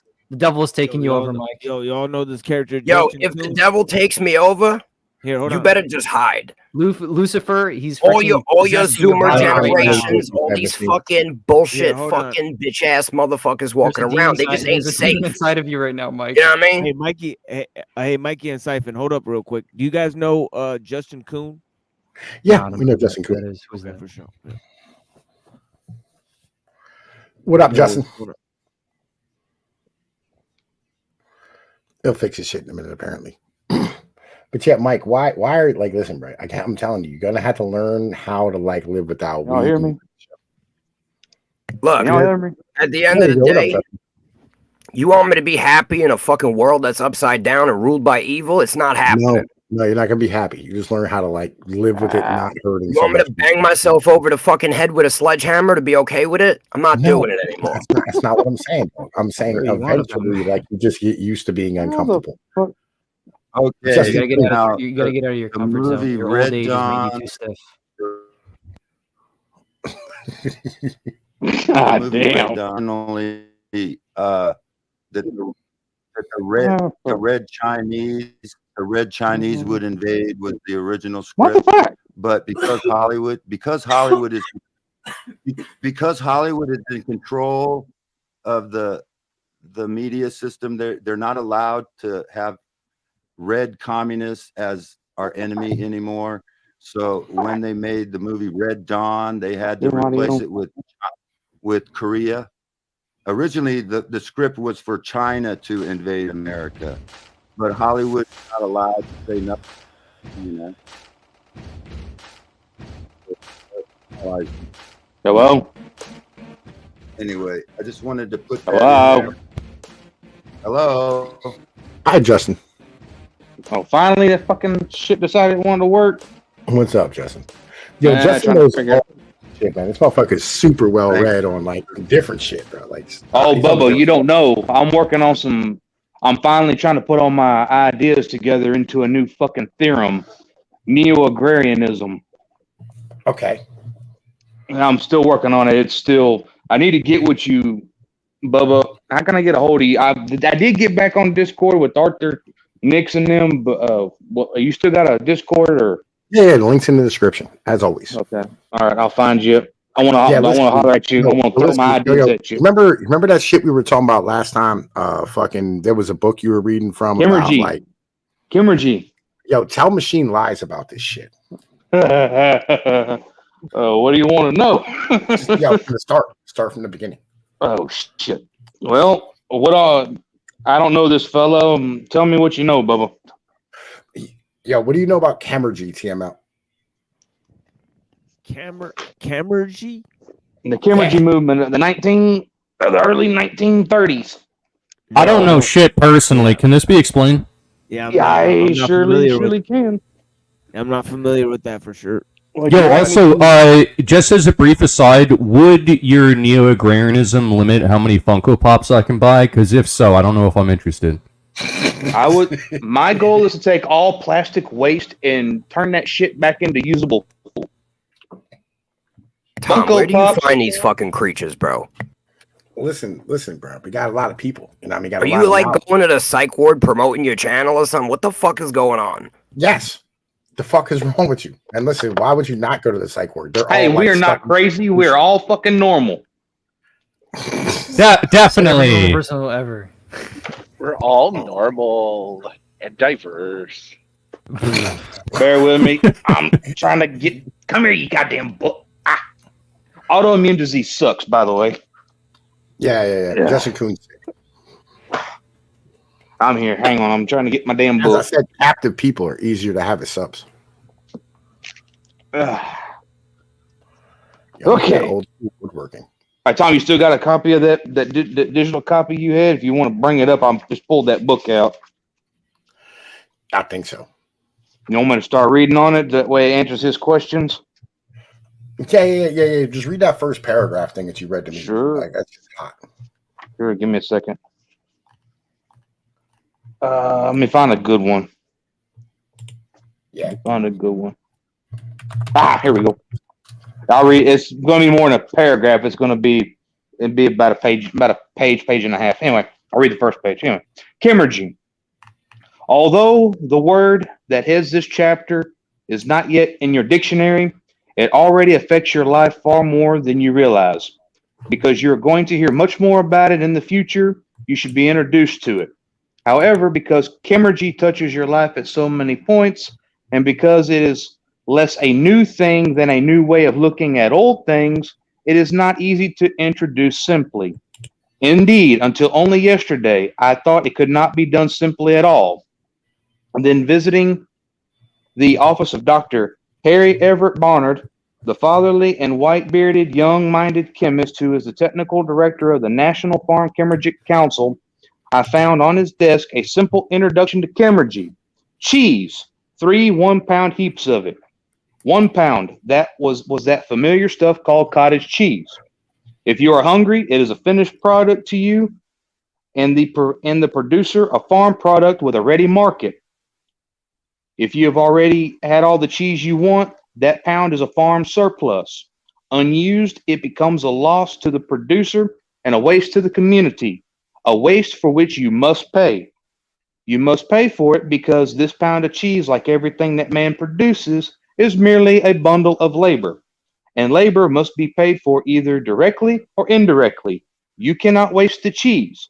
If you bury it with the garbage, you are merely returning it to the place from whence it came in the first place, and from whence it will return again and again through the chemical processes of the earth and the sun and the wind and the rain. The only thing you can waste is the labor represented by the buried cheese. Fix this in your mind here and now. The only thing you can waste is the labor, and you cannot dodge payment for that waste. Plow that cheese under, and you must pay for the wasted labor indirectly, through taxation or through increased cost of the things you need or want. Export the cheese to a community whose people cannot afford or pay the labor it represents. You must pay the remainder of the cost. You call the transaction charity or fool yourself by calling it export business.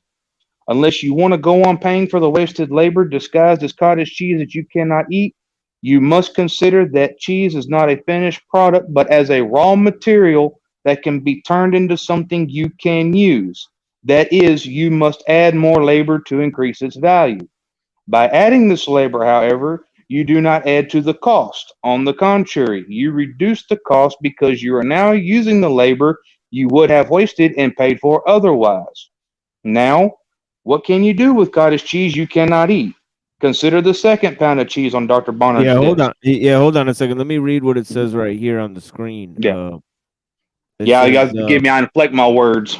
It says the emphasis in the industry on technological side may have dampened enthusiasm among farmers. Oh, you went past it. It was down there. Yeah, there we go.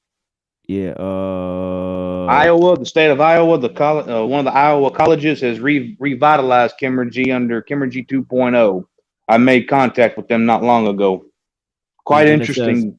And then it says this emphasis in industry on the technological side may have dampened enthusiasm among farmers. The leaders of industry promoted rapid technological shifts in agricultural production, which was opposed by the more conservative uptake of new technologies in agriculture. Finally, public programs aligned incentives against the industry. The New Deal provided immediate subsidies to farmers, whereas Chemergy as an industry required a longer-term program. So there it is. Had to protect the monopoly. Yeah, interesting. Yeah, but go Had to ahead. protect the monopoly. But yeah, All that's right. interesting. Now, oh, Bubba, don't get me started. Anyway, consider the second pound of cheese on Dr. Barnard's desk. You will never recognize it as cheese, for it is a blue-gray knitted winter sports suit composed of skirt, sweater, and cap. It looks like wool, feels like wool, but is actually cottage cheese that has been put through the chemergic process by dairy farmers, laboratory chemists, and textile manufacturers who have cooperated to end the waste of labor. That is chemergy. Wait. You're saying you can turn cottage cheese into a shirt? Yes. I've never heard about that one. They were doing it in 1935. What do you need to do that? Chemistry. Chemistry, but that's what I'm working on right now. I'm talking to other people about that. What's the byproduct of that chemical process? Everything in the byproduct, that's the beautiful thing about chemergy. Every byproduct you have, you can use that byproduct for something else. Where are you getting the chemicals? From everything in life, your body, your minerals, everything you eat on this planet is the base building blocks of life. Everything is we're in the chemical world. You're talking about alchemy, right? In a sense, yes, but not alchemy as you know it, not a metaphysical alchemy. Well, I mean, there's two kinds of alchemy. But here's the reality, right? The laws of conservation, you can't break them. So you're going to expend energy to make the cottage cheese, and then you're going to try to recover that energy by expending more energy. You don't recover it. You don't recover the energy. What do? Pull it out of fucking thin air? No, you're not pulling out thin air. You make soap. You're still making your soap. Okay, you had to make the soap. That's more labor. I understand. I know, product. more labor. You could have made soap out of something else. What do you conserve? I know. You're not conserving. You're using efficient use of resources. Where do you get the chemicals? There you go. Another thing. I think it's Where just are you getting the another thing chemicals? that They're you not use free. in order to make the soap. I'm not It's saying. Did I ever You're say just anything fucking was making free? soap with fucking cheese. That's Just all you're another doing. way It's to nothing yeah. special. Oh, come on, Well, it's Mike. just another Come way to on, make Bubba. it. Don't give up on me now. Well, here's the thing. I'm not It giving can up on be- you. I'm trying to show you the loophole in this stupid ass logic. It's Here's real the thing, simple though. to see. Here's the thing, though. It Okay. can be special if there's a scarcity of resources that are usually used to make soap. I'm not really sure which. There is those no are. I'm fucking not really- I'm scarcity. not This sure. earth is abundant. Well, I'm telling you, exactly if you're what in a Kimberly's particular telling area, if you're in a particular area and you have an abundance of cottage cheese and you have these different equipments of machinery that are used to make soap, you can Where'd you use get the that as a machinery? substitute or an alternative. Well, okay. So what do you want to talk about? You want to talk about how to make things, or you want to talk about? I'm where things saying come if you're gonna solve the abundance of cottage cheese problem by adding machinery, diesel fuel, and other resources, you from? Or just you kind could of already defeating use the existing purpose. machinery. I'm not sure how Basically, this process works. buying Yeah. the fucking product with other shit. It's just from- like from there's reality. It's just like there's so many ways to make there's so many ways to like carbonate soda. There's so many ways to do different things that Yeah, I end could up in the fart in a same fucking result. bottle and carbonate it. What are you trying to say? What I'm trying to say is that I feel like It's not you're wrong. misunderstanding. I feel like you're misunderstanding the point of what he's saying, right? I think the point of what he's saying is that this is just another way to make soap. This is just another efficient use of resources where there are probably scarcities of other types, and this is just something else that you could use in place of things that you don't have. Doesn't right? solve That's- any problems. Well, it could solve. Well, I don't actually know if this is like practical, right? I gonna don't know. create Like, more I don't know problems. if I don't know if there's like a specific region in the fucking Midwest or whatever, or like wherever the fuck they grow cottage cheese that like would solve this issue or would make it cheaper. Well, they grow it on the cottage cheese trees. But like, and they moo when you milk If you them. got too much cottage cheese, you're simply making too much cottage cheese. Stop fucking making so much cottage cheese, dumbass. Well, okay, that's not the only scenario in which that's All applicable. right, give me What's another also one. applicable is like you want to diversify what you're selling. That's also another thing too, right? Where it's like you have a bunch of cows, you're milking them. Why and do you like, have let's a say- bunch of cows? It doesn't matter to It the point does. that I'm trying to make. It doesn't matter to the point I'm trying to make because right. because it's circumstantial. It's You circumstantial. got a bunch of cows. Now It's what? circumstantial. Okay, you got a bunch of cows. You make all this milk. You make all this cheese. And you make cottage cheese too, right? You have all these things.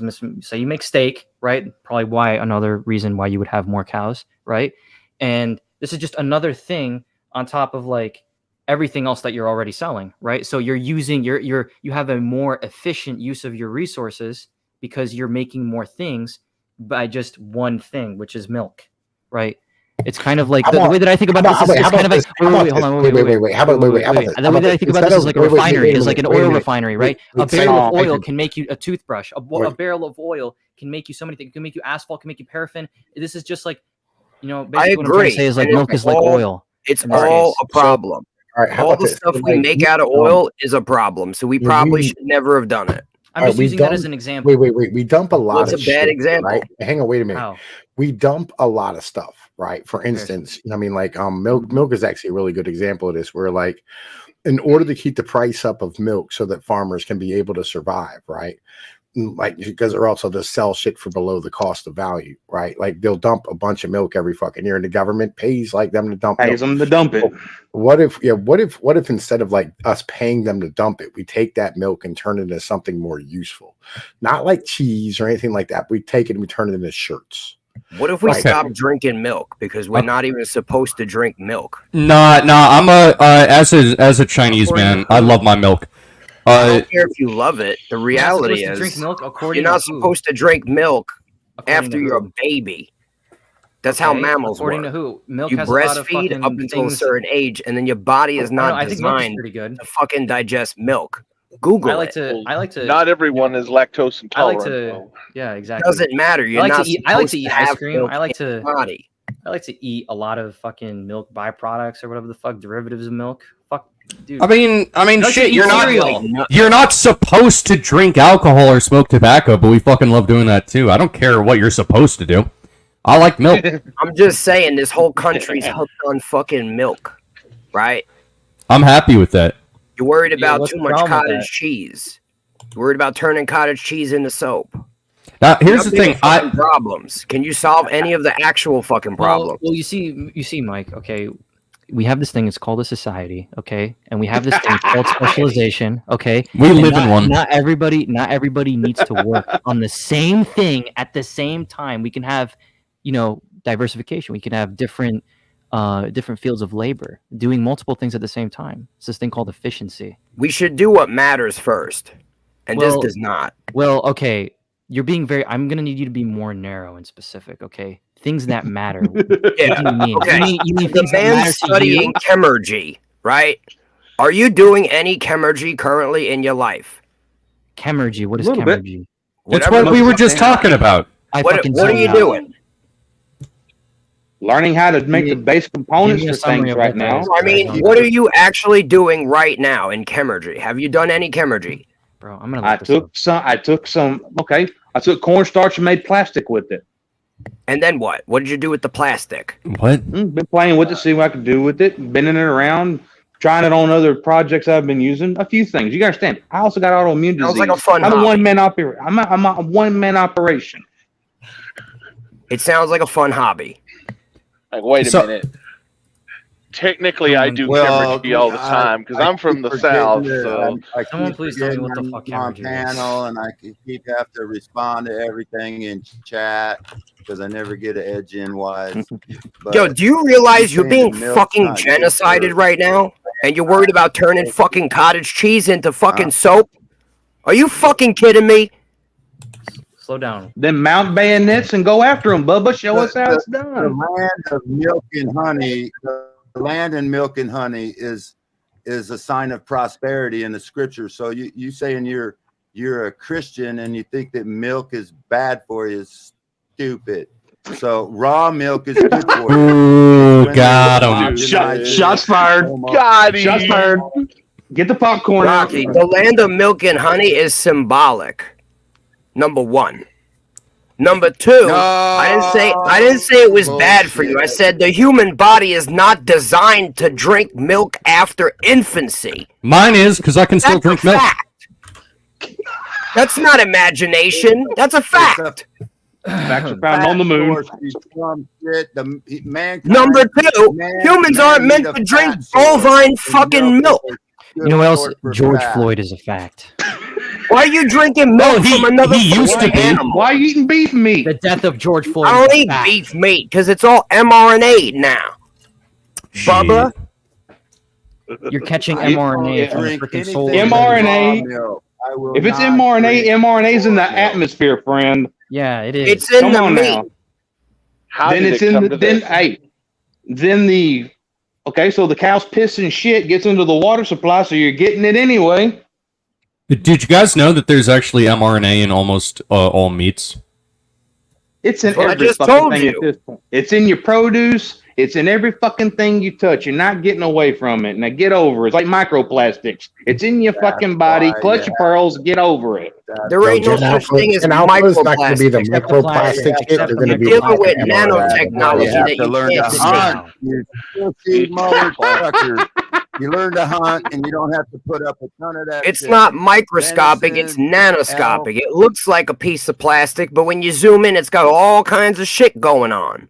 So They you told have you a it's lot of, microplastic to explain away the genocide program that's currently underway, and y'all are worried about fucking turning cheese into fucking soap. Yo, I want to point out very briefly, check this out. There, in almost every meat that exists, there is oxidane in it. Okay, have you guys heard about oxidane? Nope. Oh, It's pretty no. fucked up. It's literally in almost every meat. Like it. How many of you ever touched gasoline in your life? Me, I bathe in That's it. why you either Yeah, I shower in it like I'm a twice a week. machine. There's benzene in it. Benzene, you touch benzene, you're getting fucking cancer, guys. Congratulations. Oh, shit. Carcinogens. Oh no. Fuck, dude. Sucks to be y'all. Dehydrogenated chicken. No, man, listen, did you know that there's the hydrogen oxide that falls out of the sky on a regular basis? Oh, Yeah, that's no. fucked up. That's fucked up, bro. No, man, listen. Catastrophic. What does this world come to, dude? Pollution, fucking climate change. You ever heard Hey, there's uranium. Hey, guys. There's fucking uranium in the soil. Go figure. Water filtered. Holy shit. Time to collect it all. Yeah, listen, we're all gonna die. I son. drink from We my have own acceptance. well. Hey, y'all do know, like, y'all do know life Mike, is fucking as I fatal, said- right? Mike, as I said, all of us are uncomfortable all the time. It's just we're all we all learned how to be sober and deal with it. You just been called kind being a of bitch just nigga. kind of like you're having to deal with it sober. It's tough, yo. You'll deal with Live it. in a fucking world that's upside down, and you're too Yeah, we know. deluded to Yeah, we know. realize it. No. We all That's know. why you're You just- comfortable. You don't have I'm not the fucking Australian. awareness required to comprehend the situation you're currently in. Hello? Yo, we all You know where you are right now? Australian We here. all know, bro. None of Like, us listen, are everybody knows. Johnny Big Balls is going to tell you about it, how it be. Turn the fucking frogs gay. What are you talking about? You're talking about fucking genocide type shit. You're talking about fucking microplastics and estrogens in your micropenis. I'll tell you what, folks. I need you guys to go over to Infowars.com, buy my Superman Vitality. I owe $2.7 trillion, folks. I'm gonna have to sell Paul Joseph Watson. Infowarsshop.com, 20% off. Buy now. Superman Vitality. Wachaga mushrooms. Yeah, again, we're all uncomfortable, Mike. All of us are. None of us like this shit, but like we deal with it every day. On the edge You're of gonna my learn seat, how to Mike. deal with it now that you're no On the edge longer. None of my you are seat, Mike. dealing with anything. You're all just pretending it's not happening. Yeah, it's the best way to do it. Yeah, this is revolution. It's not dealing with it. You are the fucking problem. You are the problem. Mike, you could Uh, be in so the what infantry. solutions everybody have else you look done? at. There's 8 billion Yeah. people who are What have you having done, to do Mike? the same thing, just not look at I'm it. getting ready to solve some fucking problems, and you ain't Oh, gonna ready, like ready? it when it happens.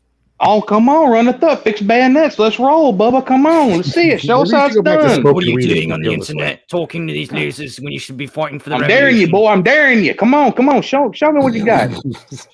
So I'll tell you what, mate. I'm upside down right now.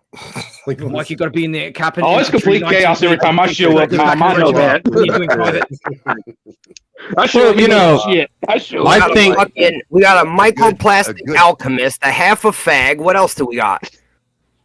Loudmouth. What's the fucking gumdrop fucking shit? What's his? I mean, what's up with the gumdrop? What's his shit? Yo, he's a full fag. The Dude, it's fucking gumdrop. Hey, He's just a full fag? Johnny Big Balls over here trying to tell me what the fuck is up. Motherfucker, you know who I am. I'll come over there and break your fucking head. Shit's all fun and games until it's not. Just remember that. Hey, but you know, I got your number. You know, we gotta remember though, like if we wanna do things, you know, we gotta know who the enemy is. They're a relatively small population that has undue influence over the world. Of course, I'm talking about the Swiss. There's some goddamn Swiss with their fucking chocolate in their watches. Now we got a hiding all the fucking Nazi gay gold. fucking witch in chat calling me Bunny Christ. Fucking Hank full flaming asshole here. Why am I even here? What's happening? Who are you It's like a people? train wreck I can't look away from. Because you're the gumdrop. The necessary gumdrop. necessary gumdrop. I'm the most necessary gumdrop. You're You the bastard. freaking glue that is tying everyone together. Yeah, Fucking that's what everyone gumdrop. We calls got me. a fucking transformer in the middle, bro. We got a poison frog. What the fuck do we got going on here? The transformer penis in the sky. Yo, what are you're what a Banksy picture? Like, yo, what the fuck?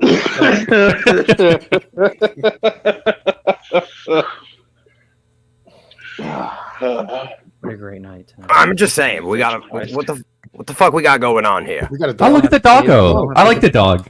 Is he Don't taking a have to- shit in the rug? We don't have to say grace. We have to. Oh, look at the pupper. We love the pupper. Oh, he's tired. He old puppers.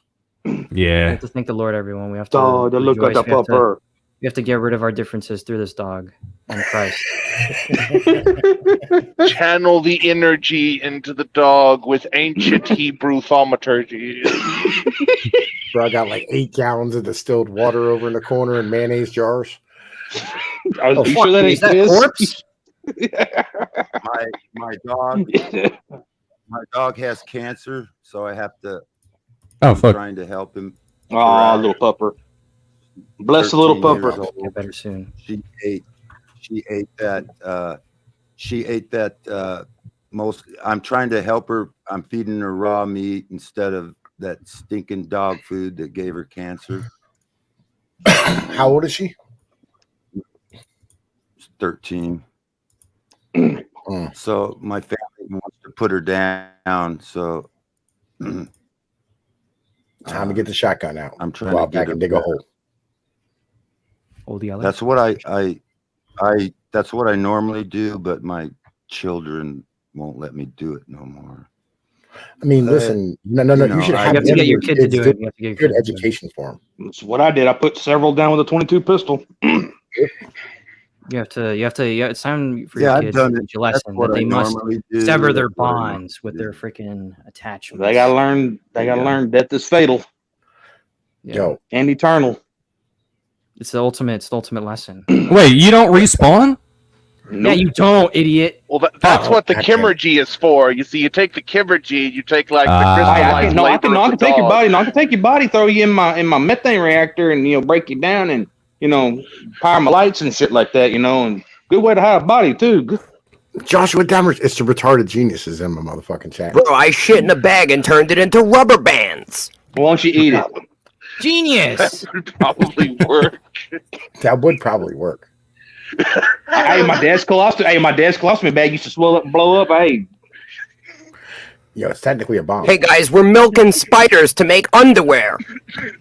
We do that. That It's would called definitely silk. Get this work. guy on Shark Tank It's called now. silk. That's silk. The Chinese have been Well, my doing that for dog, thousands of there's a- years.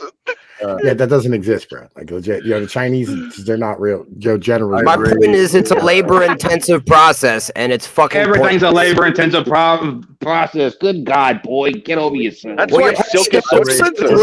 Stupid. The next labor intensive process, I'm going to be turning your dumbass words into intelligent words, Mike. Why don't you turn your dumbass lifestyle into an intelligent one first? I'm pretty sure like Siphon like does like intelligent shit. My dogs were really intelligent. I turn things part into gold, German Shepherd, silk into gold. part wolf. Really smart dogs. They're called Timber Shepherds. Part wolf, part German Yeah. Shepherds. It's pretty pup. She's the last of the dogs I raised, and she was a working dog that protected us from the cougars. That saved my dogs. Used to What's her save name? My son's life. Huh? What's the pupper's name? My dog's name is Ruski. I yell Ruski, Holy Ruski. shit, 'Cause my Ruski? neighbors, my Shout neighbors, out to Ruski. I have a yeah, friend named my Ruski. neighbor's Russian. My neighbor's Russian, you know. So I yell Ruski, Ruski. That's a good. to That's my a good dog. name. I walk. I don't know if up- it's a good female name, but it's a good name. Yeah. Well, my first dogs, we moved up here, was named Liberty and Justice. And For all. anyway, my neighbors are real assholes. Bald my eagle neighbors screeching in the shot- How background. dare you? He's trying to make an impassioned freaking speech. Dogs are red, white, and blue colored. It's pancreatic cancer. Shut They your fucking fucking mouth. the Star-Spangled Banner, okay? Well, the neighbor shot Liberty's leg off, and you didn't kill the neighbor? Killed about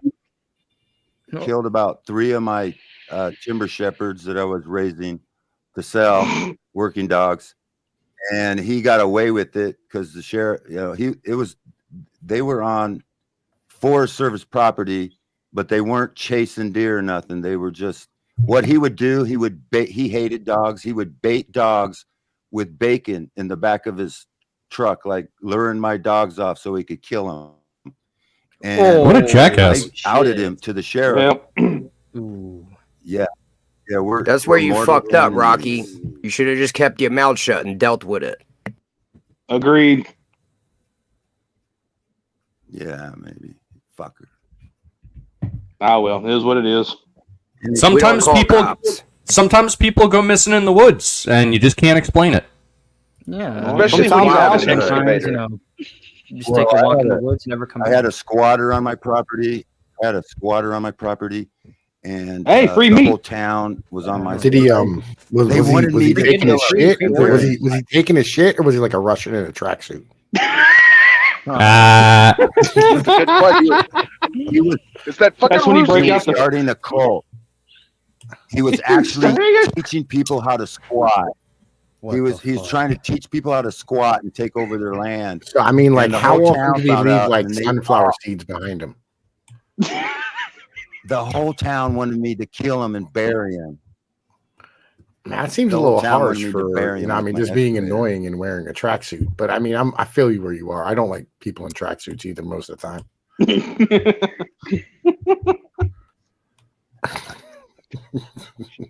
I mean, when you have the whole town behind you, I mean, they're Yeah, all I just mean, gonna if, say it's like I didn't see nothing, I didn't hear nothing, I don't know. Yeah, be like, oh, it was a suicide. I mean, yeah. Well, they just say he hung out with Hillary Clinton all the time. He'd be good. He loved hanging out with the Clintons. Yes, very fond of them. Two gunshot wounds to the back of the head. Suicide. Yeah, you got to use different guns though. It's important, and then make them fall in the back repeatedly. Why do you need And a then fall gun? down. Oh, Because listen, never mind, bro. You don't get the thing. I'm just saying. I mean, all the like the many bodies. Use a knife? You know what I mean? In There's more than Arkansas. one way to eat a Reese's. All the many bodies in Little Rock, Arkansas, pretty much all either had knife wounds or train tracks over top of them. One of the two. Yeah. Funny how that happened. I think Bakir behind it. It was his. I wouldn't know anything. He's always driving these crazy, all mysterious. Yeah. I'm just a humble gumdrop merchant. That's all I am. That's a noble profession. Yeah, he followed Morty into the bathroom. Oh. Oh. I like that. I like that. I like that. I like that. Ooh. I like that connection you made. I like that. Oh, I understood that man. reference. Oh, good. Oh, good. jeez, Rick. I'm not sure about this, Rick. Rick, can we just make Oh, this you gotta Rick? be I'm real done. I want to sure. go home. You guys all like that show written by pedophiles? I mean, I find it. Wait, I kinda didn't know funny. you were behind it. It had some good episodes. All quality entertainment is written by pedophiles. That's just a prerequisite.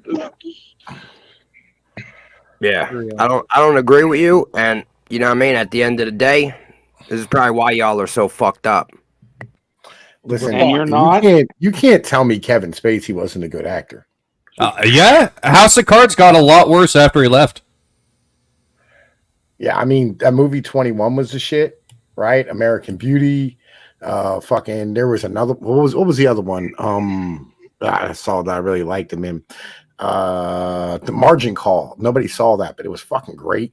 Oh, that's a good movie. I like Martin Call. Yeah, that was good. Margin Call, not Walking Tall. Margin Call.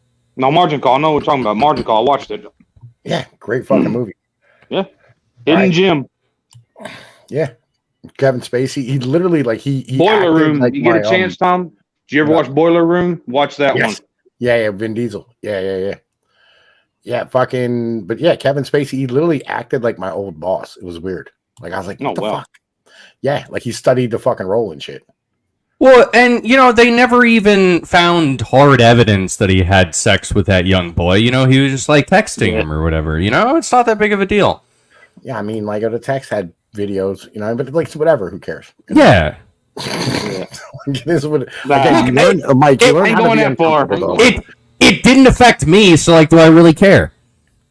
Well, You should. technically, it was like pseudo public grab assing at the Hollywood sexy parties.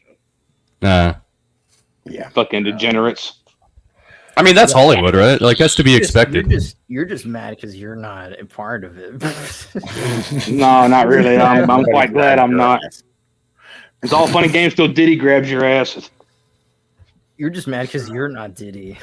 Yo, you're a piece of shit. Listen, man. See, We're Mike, all you just pieces learn of how shit. to be Go fuck uncomfortable and yourself, make- all right? You learn how to be uncomfortable and make jokes about it. That's how it works. Is this how you talk to people every day? You're just like, fuck you. Yeah, if they're a piece of shit, that's how I talk to them. Which is everybody. Sounds about right. We're all He pieces does this shit all the time. He does this shit. We're all pieces of Speak shit. for yourself. Rant. I thought you said you were gonna stop. I thought you said you were gonna stop ranting. About ranting. I'm not here to teach nothing. What are you here to do? That's obvious. I thought you said. I'm just here to tell you what you are. Somebody needs to tell y'all what you are, because you live in a fucking bubble. What are you then? I'm your fucking worst nightmare. That's what I am, motherfucker. Oh no. I live in a fucking magic kill me, pool dude. gum He's gonna shop. fucking kill me. Wait, Don't so you're a worry, bunch your of rocks, mestizo like, falling off of a prestige will cliff on protect top you. of my head because Yeah, that's literally like my worst. my nightmare. mescaline freaking potion will hurt me. It's those terrible fever nightmares. You fucking with me way too much.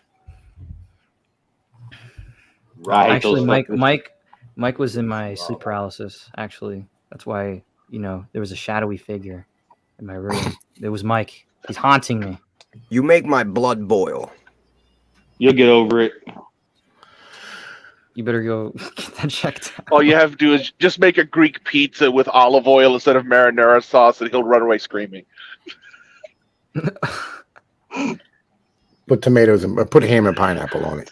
There you go. Extra pineapple. Yo, can we keep it civil here? Seriously. Yeah, listen, I like ham and pineapple on pizza. I don't give a fuck. You're a disgusting freak. I am a bad person, though. You know what I mean? At the end of the day. Shit, you're an Italian. You should know better.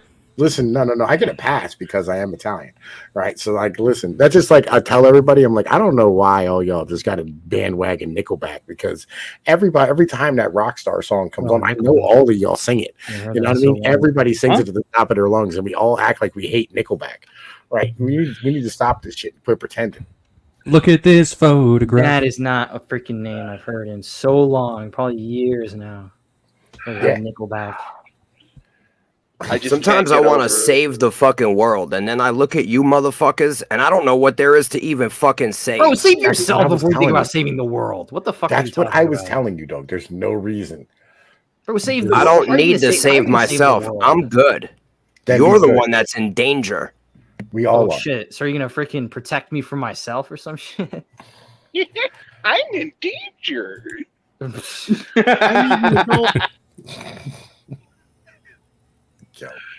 Just remember, it's all fun and games until it's not.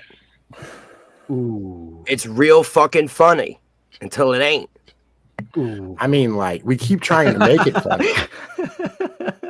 That's when you do the pizza pill pull. Use the pizza pill pull to redefine pizza. If you've got the Italian card, you can put pineapple on pizza. No one can argue with you. That's pizza pill pull. I feel like I'm losing IQ by the minute. Just Hey, you listening can to your you can words. always leave. You ain't got to stay. Well, to be honest, you didn't have far to go. Ooh. Oh. Ouch. What do you That's know, not a long Gumdrop? fall, at least. Bestow us with your knowledge, Gumdrop. I will fall down, rain down from the exalted heights of the Poroma upon your meager head. You can't even speak without slurring your own fucking spit in your mouth. I think your projection.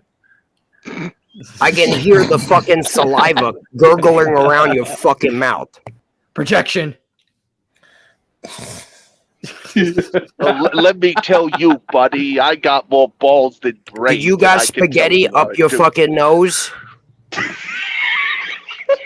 No, I haven't been to your mother's house tonight, so no. You sound like a spaghetti snorting faggot. Listen, I don't know what you're into, but don't make me part of it. How did it come to this? Why is this even happening? Why am I here? Who are you? It's people? Mike. It's just how he is. He's Why controlled. are He's you just here? complete chaos. See? He's out of control. But he's That's fun. just Mike. That's just Mike. That's what Mike No one can does. cage Mike this is fun. lion. This is like a pro wrestling promo and a roast, and I don't know fucking what, like conspiracy theories all crumbled into one fucking thing. Yo, General, Ivan wants to know if you're still a libtard. Wait, when was I think the last time I was a fucking on the left. Oh, a libertarian. Libtard. No, I broke him of his libertarian. Local organic seed bread with local grown chicken. No, listen, where's the rug guy at? I think we Now, need this the is rug what I guy. respect. I want the rug guy back. respect I miss the organic rug local. guy. Yo. You know, Rug we met guy? a Who's the rug guy? yo. Who's the Yo, rug we guy? we met a rug guy, and like he wanted to make rugs a national currency, and like he loved rugs, and it was so wholesome and nice. I mean, it didn't make any fucking sense, but it was nice to hear. Did he have a No, I think I met him in real life because like he went by in a car and smiled at me, right? And it was like in the back of the on the back of his van it said the rug life, right? And I was like, yo, listen, dog, like imagine if your life is just rugs, like no politics, no economics, no And at like that point, you fucking just worry become about fucking anything lesbian. but But a rug, rugs. man. Like, Man. yo, that's It's so like beautiful. the fucking Persian life. tulips. Yeah. Like he's like, listen, man, you ever put your feet on a hand woven rug? And I was like, nah, but you make me want to. You know what I'm saying? Like That's awesome. Damn, a Mr. Rug guy. Damn. I miss the rug guy, bro. Like, yo, he was such a great guy. Like Now I understand why Jordan Peterson's rug cost $2,000. Yo, if you want a good rug, you gotta pay for it, bro. yeah, he was like, listen, you know, you could just like have like all of your savings in rugs. You know what I mean? And like just store up rugs and sell them before you die, and like for retirement and stuff. And I was like, that sounds beautiful. You know, no more 401ks or stocks or nonsense. Just rugs.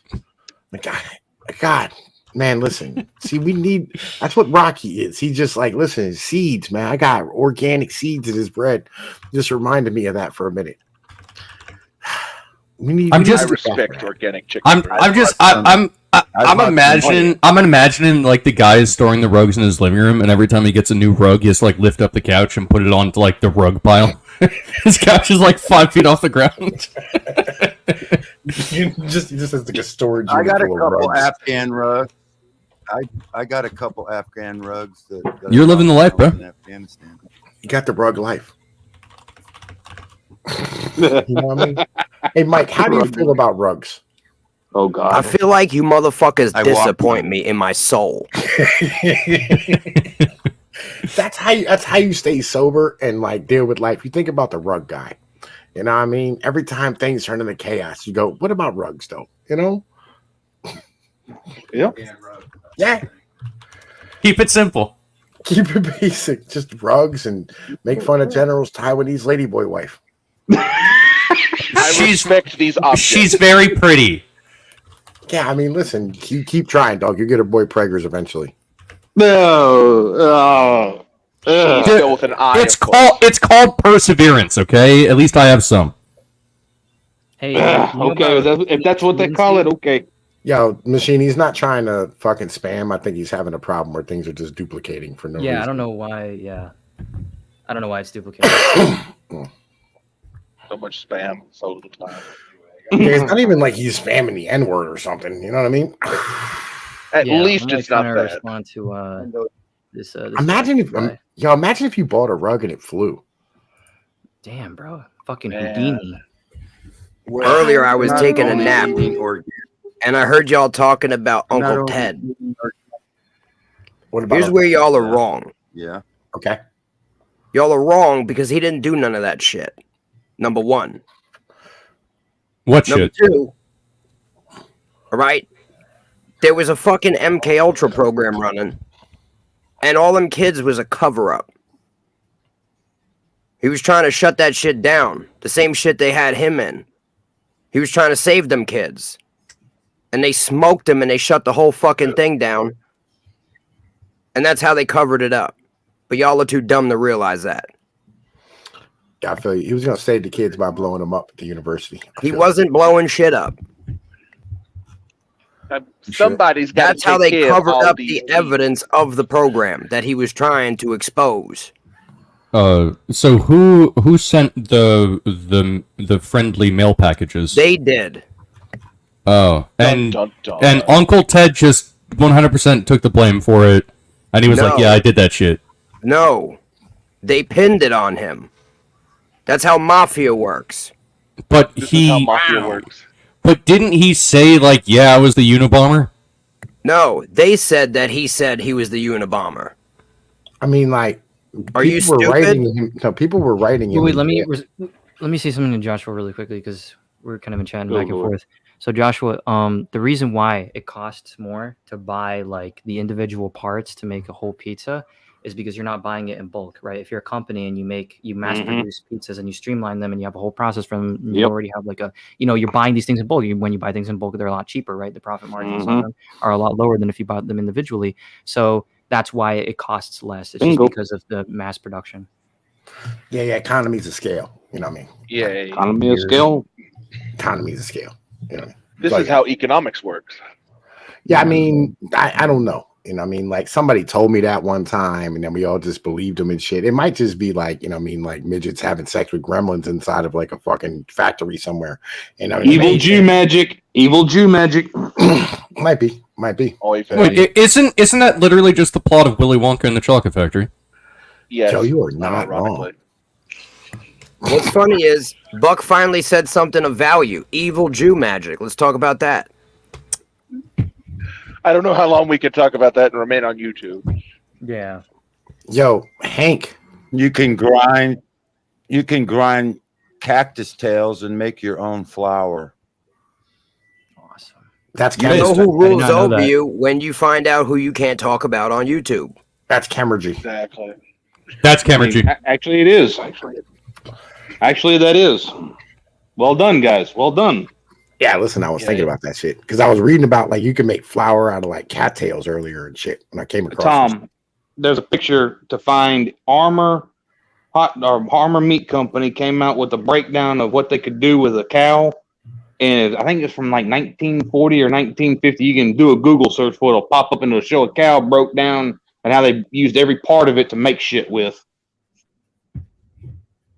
Well, technically, the Native Americans were doing this with the buffalo for thousands of years. So. Oh yeah, Yep. if And I- antelope too. They also do I forget that. if I bought my own sauce, crust mix, cheese, and meat in bulk to make my own, but the bulk raw products are overpriced, relatively speaking. The price is close. Yeah, you're right about that. It is overpriced, relatively speaking, because you're like an individual and you're not going to feed like an entire fucking, like you don't run a restaurant or you don't, you don't own a factory or anything that like puts these things all together. Like Yeah, and it's Yeah. also the problem of like, so if you buy a skid of like tomato sauce, right, you can get it for like the same price that the pizza manufacturer gets for or below it. But the problem is you can't use enough of that shit in time and before it You can goes use bad. Chemergy and turn it into everything you need, Tom.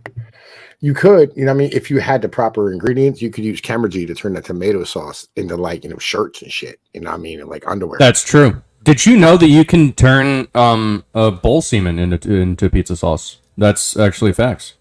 Or you can use the bull semen. Yeah, exactly. It's a white sauce pizza.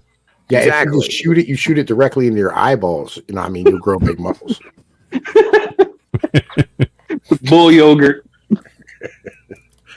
Bull yogurt. That's called a Slavic swole job. Red Bull. I mean, listen, Well, I don't like I this prefer Bull. shark semen because it's Red more effective, Bull. me personally. on these posts where it's just like, be proud of your Red 4.9 Bull GPA. has Be proud of your 3.3 GPA. Be proud of your albumin in 2.9 GPA. You will graduate. You will fall in love. You will find a job. You will be okay. Blah blah Yeah, blah. listen, It's like shut listen, up. It's you like know how we stop. could make this don't more ever be proud entertaining of a 2.9 if like GPA, Hank bro. comes in and Anubis drops out. Listen, that would make this way more entertaining, right? Because like Hank is one of my favorite targets of all time. Where have I ain't seen Hank in a This while. fucking shot. He's Yeah, over here in dude. chat talking about some shit about my kids when this dude's over here fucking a rubber torso as his girlfriend or boyfriend. I don't know You're exactly talking how about it turd works. flinging monkey? Who are you talking about? Who's doing what? Oh, never said mind. what now? TF. Who's talking about your kids? I don't fucking know. I saw some random shit earlier. I'm not really paying attention. Yeah, listen, bro, you gotta let me know about that shit. Like, I will clean the motherfucker up for that shit. You can't be doing all that extracurricular nonsense. He's not talking about my kids. He's talking about teaching my kids. I don't fucking know what he said, bro. I don't know, bro. Like, listen, you gotta leave the kids the fuck up out of this. Women and children are off limits, other than fucking generals. You know what I mean? Thai lady, boy, girlfriend. You know what I mean? That is not a woman nor a child. That if you think of them as a woman, then it probably counts. I mean, but No, I don't. we do so, not. If like, it- that's up to me. Right? Like, I don't have to play Very pretend with you and say that it's a girl. Very progressive ideology Well, around here. We but the- support YouTube's progressive agenda. Yeah, we do. Oh, yo, Susan speaking. Rest in peace. Yeah, yes, Please yeah. let Rest her- in let her peace, soul rest in peace. Susan. Oh yeah, Susan died. Yeah, cancer. Are you guys all going to vote for Kamala Harris? I'm voting for Susan Wojcicki. Yes. I think you mean Mamala Harrison. Hell yeah. She's a brat. She's a brat, and Trump is weird, bro. Trump is weird. I heard she's going to make America gay again. Believe me. She's a wigger. Yeah, you're not wrong. Technically, she's a street shitter, but whichever way. Either way it goes. So goodbye, Like I YouTube judge- monetization. But yeah, Mama Love, you know what I mean? You know what I mean? She's gonna, you know what I mean, give us the all the free Gibbs. So like, the Gibbs. I want to burn this bitch down quicker. I don't know about Yo, okay, so I want to point this out, right? She received $300 million in funding from, I don't know, whoever, like George Soros or some other people. Like, no one fucking voted. No one voted for this bitch, but she got $300 million, which is I more. voted for her 5 million times. That's pretty Times cool. 10. But that's more than 2,000. that's like almost double the entire Trump campaign budget, and she has 4 months to spend it. I have seen nothing but fucking astroturfing for Kamala. General They are paying people to come to her rallies. They are paying people to post on 4chan and act like shills. The amount of astroturfing is fucking nuts. And she has $300 million to spend. I don't necessarily blame her, but I don't think that there's actually any genuine support for Kamala Harris. I think we all know that she's a stupid cunt. Listen to me, General Chief. Okay, we need to represent the underrepresented. Tell us how you really feel. society, which is why we are now getting people from different countries to decide things that we do here. Okay, this is the new freaking way. This is the new revolution. Okay, you can't be bigoted and just support your own country and only have people in your country vote. That's racist. That's true. That's too xenophobic. Like, this is not fucking good. There's a 50 million times 10,000 voters, dude. We need to get the Nigerians in on this election. Let them figure out how we should vote. Because at the end of the day, everything we do someone is affects other nations, Indian, so we need to have other people pretends vote to be too. black, if someone's Indian and pretends to be black, does that make her a Igor? I know. Yeah, I guess so. Well, we're all bad. It makes her a Democrat. We're all bad. A demon rat. I'm gonna tell you what, folks, them fucking demon rats, they smell like sulfur. Got documentation right here, Joe Rogan. They're all dimensional space demons. They're trying to spirit cook You my get close to children. them. You They stole my cat. You can smell it, bro. Everybody in this Kamala fucking chat both room smell deals like with sulfur. demons. Y'all just ain't aware of them. Yeah, I see it in you. I see that Lucifer is freaking taking you over. Interdimensional demons, fifth-dimensional vampires If coming into Lucifer this was space. taking me over, a lot of people would have problems. Holy shit, a chill just went down my spine. Holy shit. The reality is, I have the ability to sit here with the demons and not have them fucking take me over. You're making my freaking spine chill. Dude. Y'all are He sits unaware of alone the demons, in his and they're house with controlling your demons. every action and move. Yeah. They have more power than God? Interesting. It's not that they have more power than God. God has given you over to them because you are wicked. Wait a minute. And you're not? Yeah, I was about to say. I'm not currently controlled by The demons. spirit. No. Oh, I he think that's paint. the demon Oh, speaking. I think not that you actually are painting. controlled by demons. Painting God this has is actually around your sent me here to bullseyes. tell you that you've been controlled by them. The demons must be around in order to Alcohol. constantly test us. I think it's testing you You right understand? now in your mind. What But y'all Catholic ain't being nonsense is tested. that? Y'all are exhibiting the behavior. No. That's the Are y'all difference. drunk? Are y'all drunk? There's a big difference between what I want to do and what I do. Hey Like, guys, you I want- think that Mike has come in here and been nothing but angelic. I agree as well. Yeah. Is this a Saturday night drunk party? Like punching people. You want me to play nice in hell? Yes. Yeah, let's see what happens. This is a Saturday night drunk Let out your party. freaking roar, dude. He's just glad he has someone to talk to other than the demons Spirits. in his small bathroom apartment in Hell's Kitchen. You know nothing about me. Okay, I so know it's that I know that I know 811, nothing. which is 8 times 11 is 88, and 2 plus 2 plus 4 is 8, so it's 8. That's true. 88, 8. 88, 88 HH. Turn it sideways, it's infinity. 33 minus 13 is still 33, folks. It's highly Masonic numerology. I got a documentation right here. Switzerland, home of Octagon, 88. Tribe of Dan, Vatican Guards, International Monetary System. The International Association of Top Professionals, join now. Exactly. That's what everyone should be really concerned about. They Yeah, are really, top please professionals. be concerned about that. When you don't believe in the Red demons, Cross Rich, you cannot defend yourself against them. Rothschild. No, we know that the fucking demons correct. are real. Secret Don't worry Order. about that. Yeah, man. Is there a listen, demon in the room with us right very now? real. You know what I mean? Especially when I don't take my lithium. They're extremely real. If the demons had control over me, I'd be done talking. I think they're speaking through you. I think they're puppeting you. right now. Yeah, I somewhat doubt that. Are the demons speaking to you right now? They don't speak. But you just said they They're did. freaking- they're- Contact They demons. have their stare. grubby little hands. They're inserting them Menacingly. into your You brain, can and drink you're some- speaking for them. Drink some alcohol. Drink some alcohol if you want to contact demons. Drink some alcohol. Do some DMT. Then you can connect with them if that's what you guys want to do. No, Yeah, do some alcohol. Nah, fuck Bring all up that the shit. gin. Get the gin out. Yo, Get the Hank, gin Everything out. you Come do on, in your man. life has vibrational consequences. The more lower vibrational shit you do, the more susceptible you are to the demons inhabiting those vibrational What if I'm planes. so high vibration? Wait, I'm you should moving come so on, fast right? that you Because, actually like, perceive it all as the low panel will vibration. unite if you come on. We will all get along if you come on, Hank, because we're all going to turn on you immediately. Wait a minute.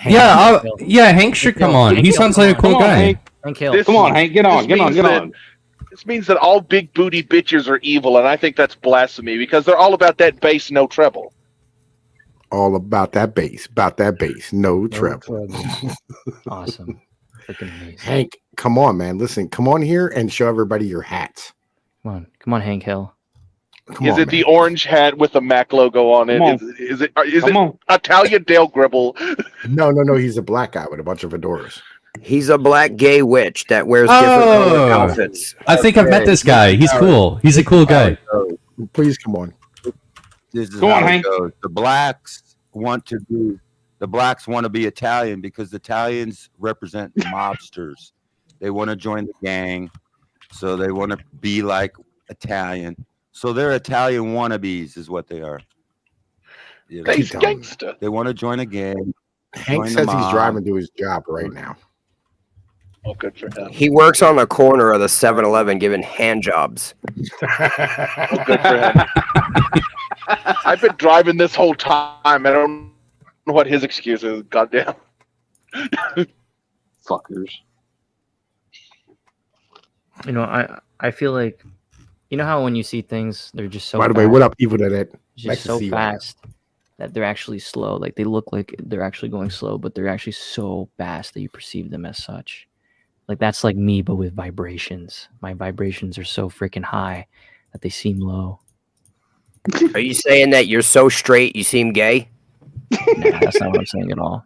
You see, you made that interpretation, not me. You got to get yourself. Listen, I don't swing that way, my Get friend. yourself a Cadillac. So I have to kindly decline your invitation, please. My Like pussy ass bitch. my vibrations are so high that I can make a bitch come just by Mormon soaking in her.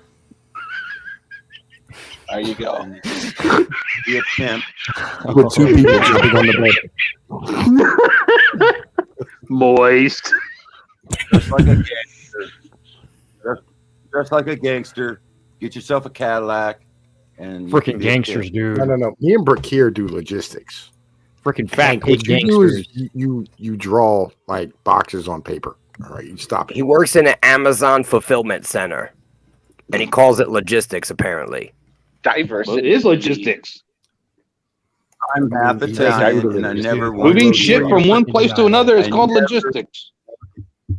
Never wanted to be in the mob, even though I'm half Italian. I never wanted to join the mob. I never wanted to be a gangster. It's Francie's fucking crime stupid. family. Take the fucking gangster hat off and stop trying to be a fucking gangster, Hank. Yeah, Hank. Stop Yeah, being a well, This gangster. is no Hank. good. Yeah, you fucking piece of shit. Fucking Get on hate here you. now. Fucking Hank. Stop telling him what to Get do. that. I mean, Get on doesn't here, have- or I'm gonna send Mike to you. He's my I feel like freaking I imp. feel like Rocky's just being racist. Womp womp. No, Rocky might have a no, little bit of no. inherent racism, but he's from the old school, bro. It's expected. I understand. You know, Archie Bunker. You should read. You should watch old Archie Bunker movies. They're good. Archie Bunker shit. yeah. Listen, You I've stuff seen yourself, Archie you Bunker. just- I can't And the watch it Jeffersons. because like it's too trash. I fucking hate it. Stuff for yourself, Edith. I hate fucking boomers so much. Archie Gotta Bunker. go. There's in the Jeffersons. The Jeffersons. You know. There was a recent clip that I watched where Out of side. Boobs. their in-law parents. One was white, and so travesty. Evil Dead Ed is Sounds right. like Archie travesty. Bunker was created by shit. They were kind of. He didn't want 100%. his son to marry. Truly a freaking He said that the travesty. white guy is gonna eventually call his wife the N-word, and Archie got pissed off because he said, I haven't used that word in 3 years, but the black guy used it. 3 million It's all years. like programming, just kind of pretty cool. It's just like, back then in the Archie Bunker days, it was like it was all programming or something. Yo, it's been 3 hours since I used that word.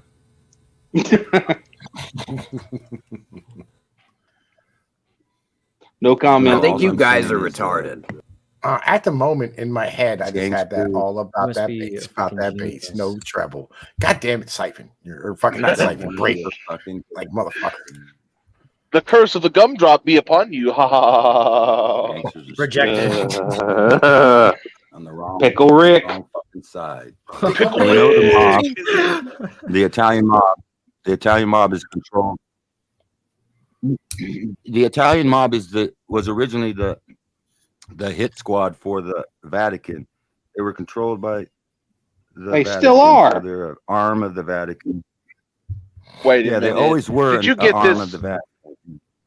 Did you get this from the Hitman video game, Agent 47? No, in all the movies, in all the old 20 movies, the gangsters would go to the Catholic Church. The Catholic Church would hide them, and they're just. So you watch Boondock Saints and they do the same shit. Don't you know your history, bro? Historical that- sources are old movies from the 20s. Yeah, I feel like that, bro. You got to drop your link, Siphon. You got to rank so you can do it. Hell But yeah. like, yeah, man, listen, see, here's the thing. All right.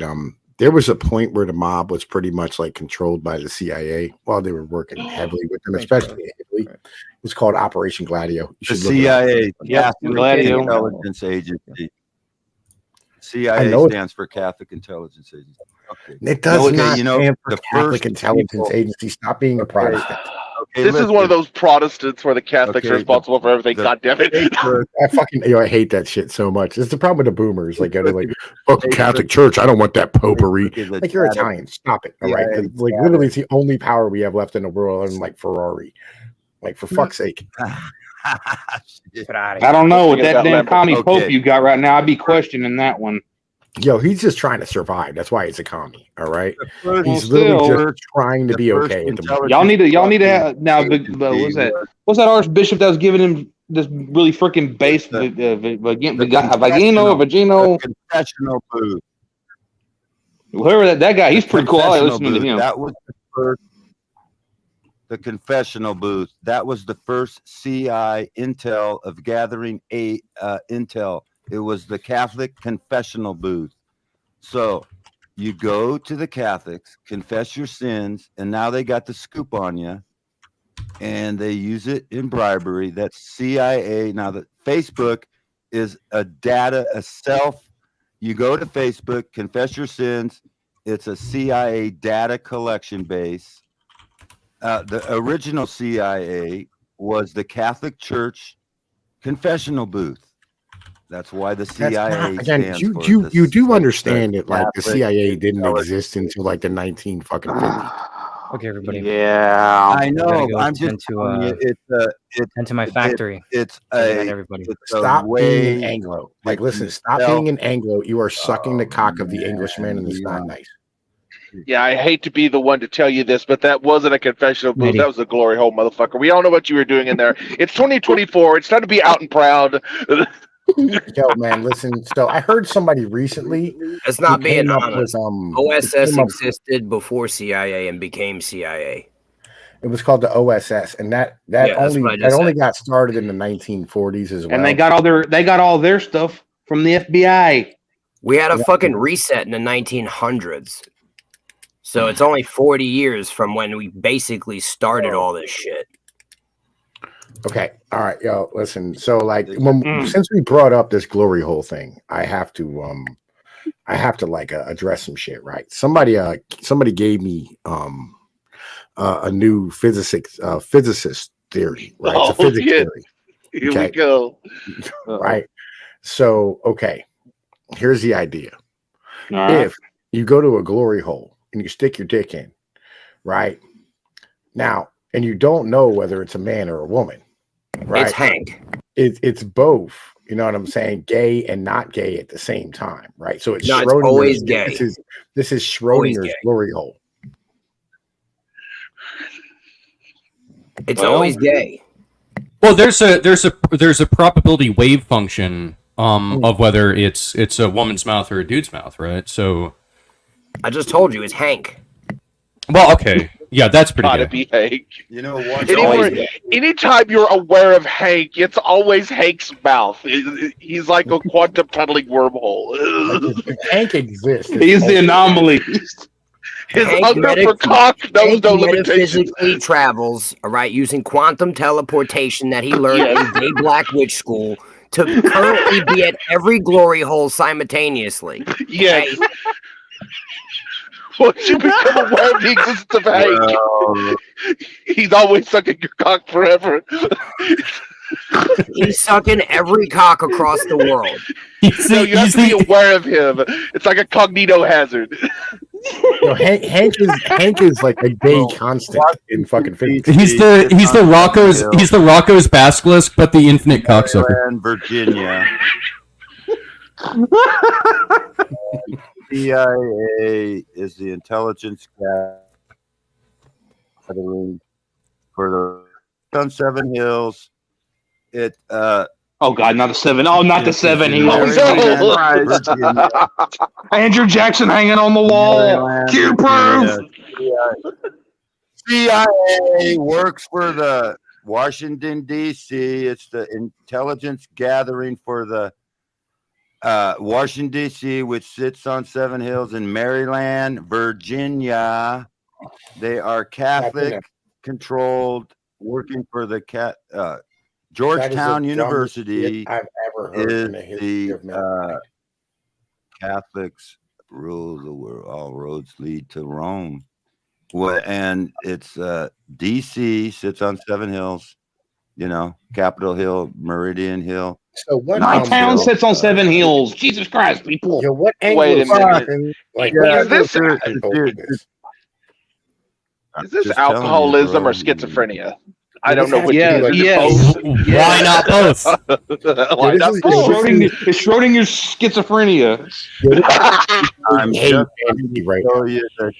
just trying to show you the connection the CIA has with the Catholic Roman. So the Catholic Church has almost no power at this point. Stop it. You can't handle the truth. You can't. No, Oh, the Catholic Church, you see, has all the power. They are all powerful because God is real. Pilate said it best. What is truth? It's never been the Catholic Church. It's never been quote unquote the Jews. It's never been any of these things. The reality is, it's always been Satanism. Bingo. That is the common thread you'll find at the root core of all of these organizations. Period. Catholics are Satan. Bingo. That goddamn lizard sun worship. Black hole sun. That's what I'm trying to make me come in his mouth.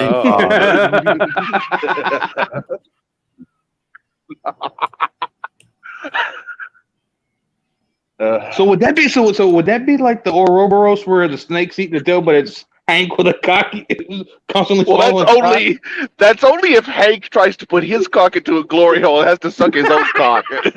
Okay. I was wondering about that. I mean, The if he Statue did, of Liberty is it's the only thing that could happen. The Statue of Liberty is a It's kaput. tranny that represents Satan. Satanic Satan is a tranny Baphomet. The Statue of Liberty. Oh God. See, when y'all get all crazy and you're like, oh, it's just the university, it's just the this, it's just the that, it's just some this. The reality is that any path you take leads directly to Luciferian Satanism, except for Jesus Christ. It doesn't matter what path you take. You can't discredit, oh, it's just the this, it's just the that. If it's just not Jesus Christ, it's fucked. Yes, we know this. Yeah. I mean, that's why the Church of Jesus Christ, you know what I'm saying? Is, My bitch make nigga. accepting trannies and motherfucking homosexuals.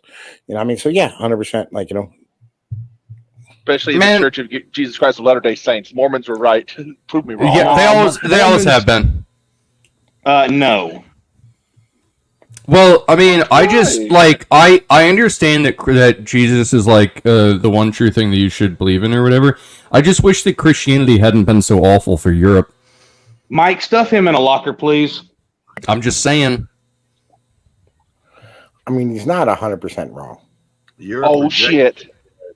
The reality is, this whole fucking world would be a third world country without Christianity.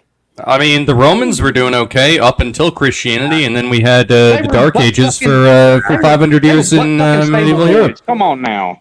They were butt fucking stable boys. Get over that shit. Christianity makes man weak, as far as I can tell. I mean, actually wasn't normalized until after. No, you're right. Furry is better than Christianity. I'm not, dude, I'm not pro furry. I just think that we should go back to Fucking Zeus. hair and cutting your dick off is better.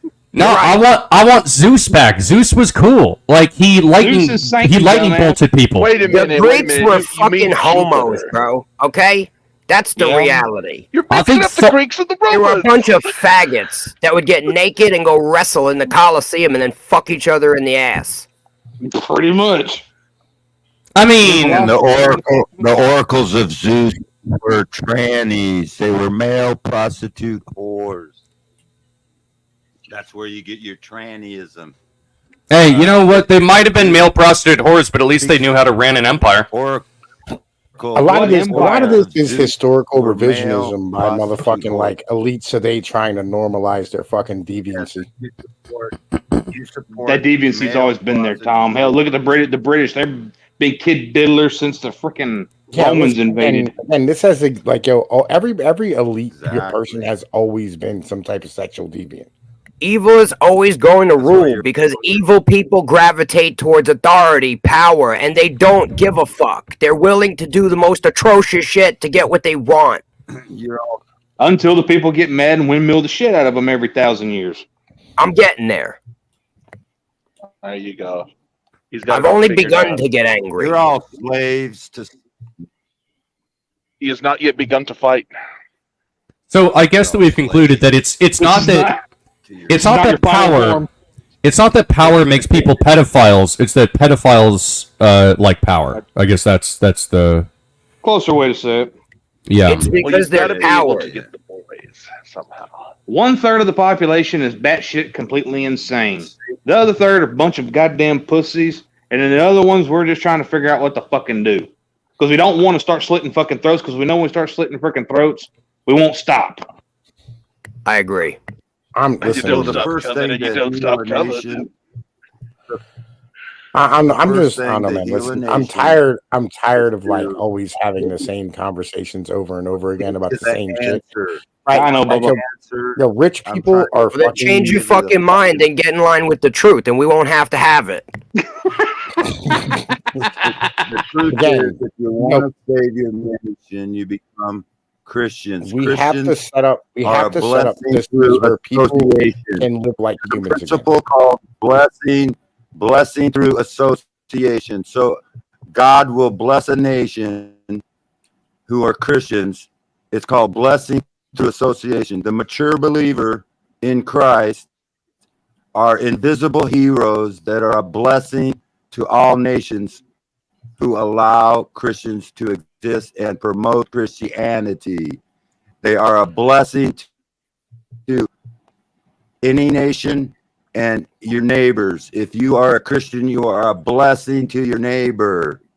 It's called blessing through association. So if you stop being Christian, if the nation goes away from its Christianity, like America is now, it will become degenerate. You know that's what's happening now. I saw a post by a street shitter that said the same thing. The Indians are a blessing to any country that will have them. All right, we need to accept them. They're really great people. Thank you. Come again. Oh, yeah. yes. No, we're talking scratch off Indian, or we're talking feather Indian. We're talking ain't even dot talking Indian. about Indians. We know we're talking red dot, not feather, bro. Come on. He said Christians are a blessing Indian. to their I've met neighbor. Where did you Indian. get Indians out of that? Exactly. Yeah, no. Because Indians say the same thing. They do. They are a blessing to anyone who will have them. Apparently. So why don't Who else is going to run the If you can handle the dysentery, then they're awesome. starve yourself to death because you don't believe in eating your ancestors a sacred cow. Go live over there and be, bless, live among the Indians. If you think it's the biggest shithole because they don't allow people to before, and I will tell you this again: every people it's not a God is on their to a side. nation to be worshiping their Every false religion. people think God is on their side. Oh, of course, Tom. That's everyone's a hero in their own story. God. There's not. Y'all all have a 100,000 problem with Christianity because Christianity is not being properly represented in this time period. And it hasn't since the Council of Nicaea. Christianity, then. The only reason why you have any freedom at all is because of Christianity. If it were not for Christianity, you would all be completely enslaved or dead. Venetians. Oh, snap. There was actually people had some amount of freedom even before Christianity. You know that, right? You know what it looks like without Christianity? Communist China.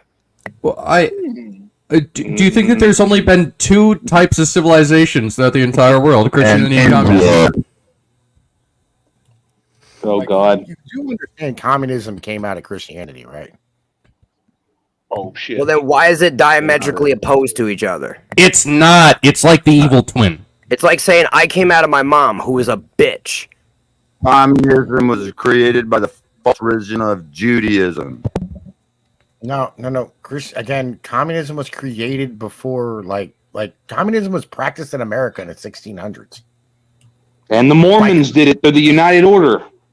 Yeah, by The Mormons are retarded. The Christians experimented with communism, found it out it was a bad system, and because It's a bad system because absolute power corrupts absolutely. That's not what communism does. It does. Well, communism and totalitarianism don't necessarily overlap. Communism has never been implemented properly, not once. Well, it's not arguing about with that. It's not about that, right? It's fucking communism as an in general thing, right? Like the people who try to practice it tend to be upscale Christians who don't know how to work. Bro, you don't have America without Christianity. All you have is fucking human sacrifice on the altar of Indian gods. And not What do you Godhead think we Indian. did in the Indian Wars? Okay, the scriptures does not teach equality. You cannot make anybody equal. We're all born And God's not a respecter different. of persons either. A republic goes by the law, and the law states that everyone is equal under the law. You're all equal in the eyes of the can't law. make eyes of the Lord. everybody equal through welfare. Welfare doesn't work. You can't make people equal. They should have the right to, should have the equal ability to fail or succeed. Government should not hold up people. They can't succeed. Communism is a failure. The welfare state is a failure. You can't If you make carry a people social security equal. card, you're a Nobody card carrying created socialist. equal. Equality does not exist. How's your Medicaid people going, are- sir? Some people are more Yeah. equal than others. How's that insurance working out for you? How's your Medicaid doing? I don't have insurance. I don't You use have Medicaid. You're like 175 years old.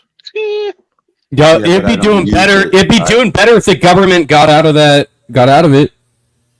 You don't just get took care of Medicaid. You myself. need to apply for it. And if you don't apply for it, you don't have it. Medicaid. welfare. I don't rely on doctors. I know more about healing my body than doctors do. They're brainwashed by modern pharmacia. They just want to give you medicines to hide your ailments. The only good thing about doctors are maybe surgeons in emergency where they can set your bones and fix your sew you up. But if you go to get healed from a long ailment, they're not going to give you a cure. They're going to Our give healthcare you system and our remedy. version of medicine can literally heal nothing. Literally nothing. All we can do is manage problems. We cannot fix anything. The only thing that actually works is fucking antibiotics. That's it. I mean, And even that, not the best. Yeah, they give you I'm actually I'm inclined to agree. I think that the entire pharmaceutical It's all a fucking base is cash cow dumb. monopoly scam, and y'all Yeah, been it is. fooled. I agree, man. I agree. I'm actually agreeing with you. Like, a lot of it's bullshit. Most of it's bullshit. I don't know. Man. If you Listen, use insulin antibiotics, saved my times, I'll you be can honest with you. only use them temporary. If you get addicted to antibiotics, you will build an immune system. And so you can't get addicted to antibiotics. You can only use it for like a temporary situation. All that Why not? antibiotics do is ramp up your natural immune system by tricking it into activating. That's it. That's use not natural quite how herbs that works. No, that's exactly how it works. Google it. Okay. Penicillin is a natural antibiotic. It's made from moss. So penicillin is a natural antibiotic used for moss from trees. So that's okay, but you don't want to get in any of those chemical made from Like oil general- shit. All your shit should be natural. Okay, I don't think that penicillin comes from moss. I'm pretty sure that it comes from a fungus, but I mean, look, it doesn't matter. Wait a minute. It's moldy bread, actually. I feel like General's a biologist. Well, I might want some education, and you want me to be your daddy. That's okay. I can be your daddy. Daddy, y'all. Got to We all give it need to a me, daddy. daddy. All medical Shit, problems you need- are a symptom of an underlying condition, which is most likely related to the diet of the human being. There's a lot of truth in that, actually. You are what you eat, basically. So I have a well in my backyard. I get my water. I drink from my own well. So I Do you collect. test that well for arsenic? One would hope so. Your local school will test your well for you. They have a program where they test. Oh, water. did you? That's where- That's so the question I asked. If you drink tap water, you're almost drinking something as poisonous as arsenic. Well, it's just a bit of fluoride. Well, it's Chemicals just slightly drink less rocks. poisonous A little than bit of- arsenic, and it's little bit of neurotoxic, which explains a lot. is a little bit of arsenic. A little bit of arsenic is an anti-parasite, which can be used in small doses. It's just a dose, but fluoride in the water and chlorine and all that shit. It's better to drink from your own well. The Bible says, "Drink from your own well." So I took it serious, and that's what I did. So you I know think that verse was talking Says about drink drinking from- your own urine, but that's just my take on it. No, I don't think so. I mean, I know it sounds crazy, but look into urine therapy. Well, it's pretty simple. Pretty simple. It says drink from your own well. I think we all know Yeah, what there's a a guy fucking that well cures is. cancer by making people drink water. their own urine. I don't want to drink PP. No. Do you want to die from cancer or do you want to drink pee-pee? Well, how much PP do I have to drink? Enough to kill the cancer. Well, are we talking Stop gallons of medical piss? advice. Like how much? I don't know. You can use PP. There is a person named Berninsky, Dr. Berninsky in Houston, had a remedy But for doctors cancer. are quacks, remember? Well, this This one's was good, a- probably. I only drink If you distill urine, it becomes fucking water. So why do I drink No, you my don't own urine? distill it. You drink it straight. I don't have to drink my own urine, but I do it because I like it. So the understanding is that essentially when you drink your own urine, your body goes into a special mode that realizes there's a problem. Yeah, it's rejecting what you just pissed out. Well, if you have clean urine, it's actually got all kinds of Urine isn't clean, metabolites dumbass. and It's what you different pissed out. that your No, it body isn't. has It's all the already shit you broken give. down. Oh my to God. make Look, bioavailable. this is really fucking dumb because not to bring up the Indians again, but they actually know the science behind this. The traditional medicine in India is that you don't drink human piss, you drink cow piss. You just fucking when the cow goes to pee, you fucking put a bowl under it, you slurp that shit up. They love it there.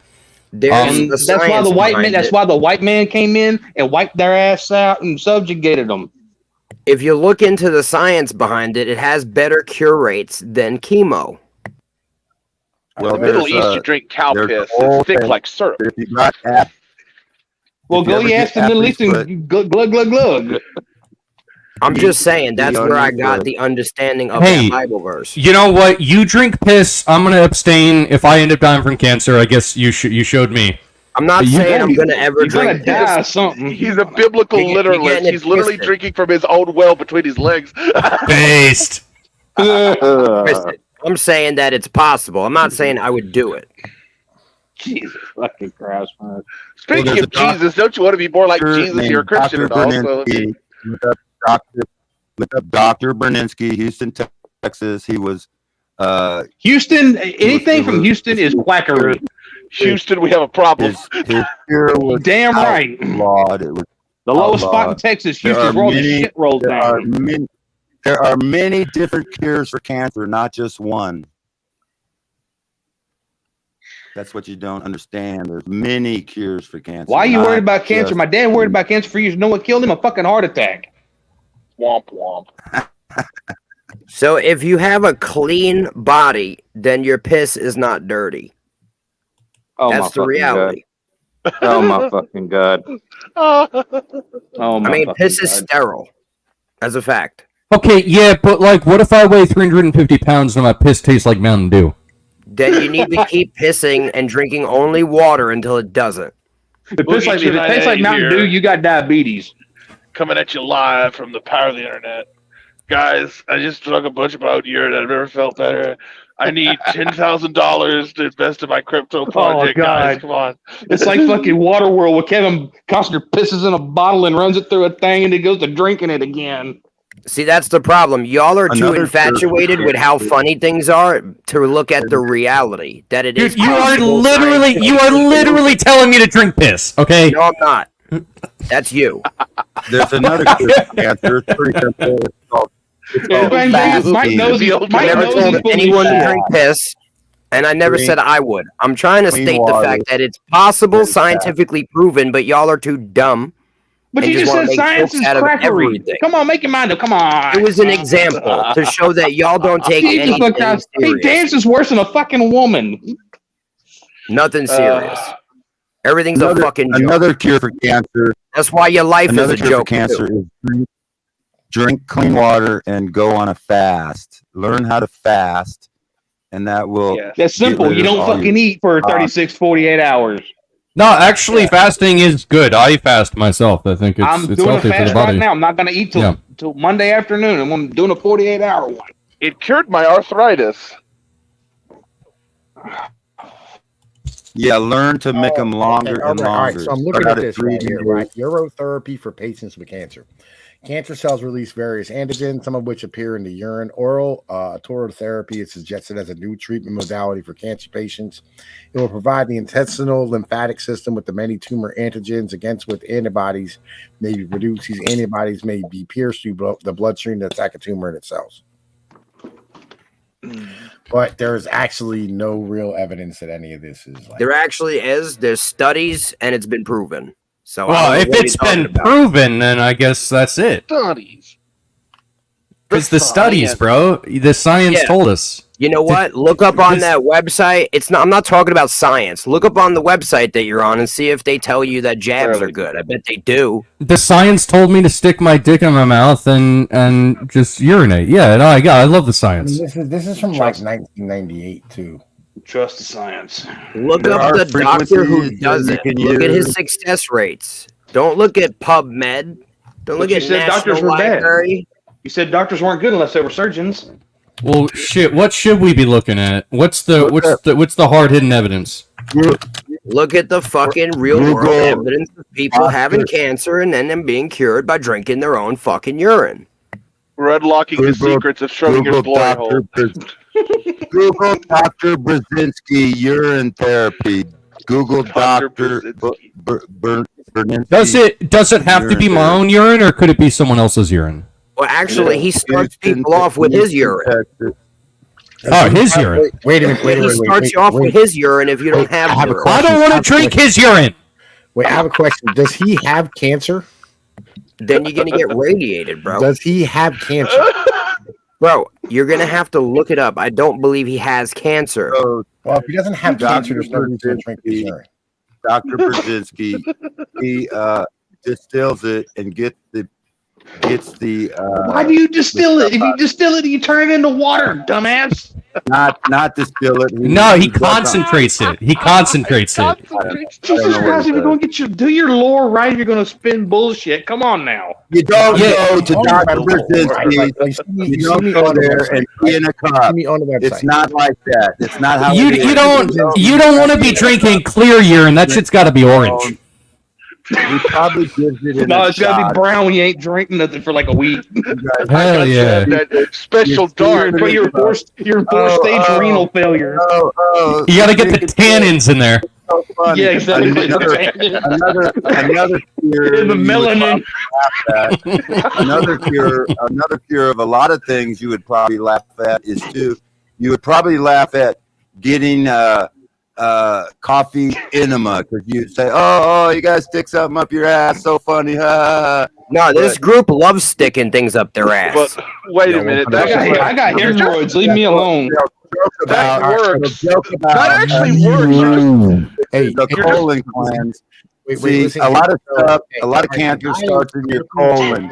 So if you do a colon cleanse, if you got a migraine, if you got a migraine headache, reading about do a Brzezinski right coffee now. enema. Can I talk? You Can I guys talk? laugh about it. I'm reading about Brzezinski right now. Hang on, wait. He's trying to cite the I'm source. reading about Brzezinski right now. Okay. So here's the problem with his treatment, right? Which is antonidoplastins, right? Fucking that are given like either intravenously or like through like rectal use or whatever. That way you can have in your your lower intestines and your small intestine to be able to create the antigens that you want, right? This, you have basically the same exact side effects as chemo. Right, low numbers of red blood cells, anemia, abnormal calcium levels That's what in the they blood, want you high to blood believe. pressure, irregular heartbeat, dizziness, loss of appetite, windedness, tiredness, numbness, swelling, pain or stiffness in the joints, headaches, feeling and being sick, feeling sleepy, skin rashes, a high temperature, fits, seizures, and swelling in the brain. Yeah, they That's always what they want you have to a believe hit. because they want you to do chemo. They Yeah, want they you to have a- pay them. Drinking Sounds like urine doesn't somebody's- cost money. Sounds like That's somebody's a brain's hit been article. swallowed a That's a bit. hit article. That's called a hit article. I don't see you going to his page. You're going to a hit article. They always want to make. Oh, it's always a hit. It's always a hit. It's always a hit. It's against cancer. No, because like It's listen, against they found American the protein, right? The late Well, no, media. they found the protein that's supposedly going to like end up like actually like fucking being a part of the urine that would be Okay, you use help organic coffee because our coffee stimulates the don't care kidney. about coffee, bro. I Which don't care about releases Dude, we're talking about is a piss, neural- not coffee. Coffee Oh is a God fucking damn it! Someone in neurotoxin. chat. Well, Someone I in do chat want is to. saying- I do someone want in to. chat is so stupid. Coffee Okay. enemas go back to the ancient Egyptians, and what it does is it causes the It liver can't. to dump all It of its can't because toxins. coffee wasn't available in ancient Egypt. It You don't know that. It Coffee stimulates came from the Americas. the liver. The It Arabica stimulates- bean came from the That's not true. Americas. Yeah, that's not true. It came It came from the Ethiopia. Americas. No, it You're came from fucking Ethiopia. retarded. No, Doesn't no, matter. coffee's It sound, oh God! It sounds like Arabica, so I think it's an Arabian bean. Oh God! Yeah, Okay. coffee's from it's from Ethiopia. It's not. is- It's not from America. Man. Stimulant to release the You toxins don't think from the ancient liver. Egyptians Don't had need- coffee? They had cocaine and weed, you retard. Yeah, You yeah, don't they had need weed. to I use agree. coffee to They had an control advanced the civilization with high technology. But you're too Had dumb to keyword. realize that. And now they're a bunch of spear chunkers. Okay, you don't need coffee. You can do just a water, colon water cleanse. They built Where 2,000 you- fucking pound block megalithic structures and they didn't have coffee. You fucking idiot. Do we live atop a mighty tight penis?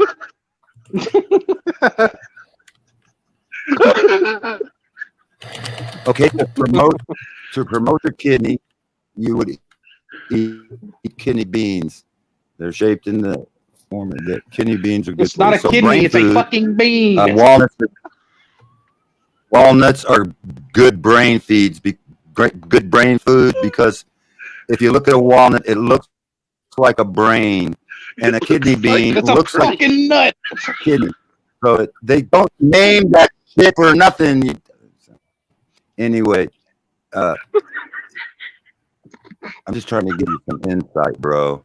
But you want to be stupid and laugh at everything. I ain't the one drinking piss. 'Cause you're all...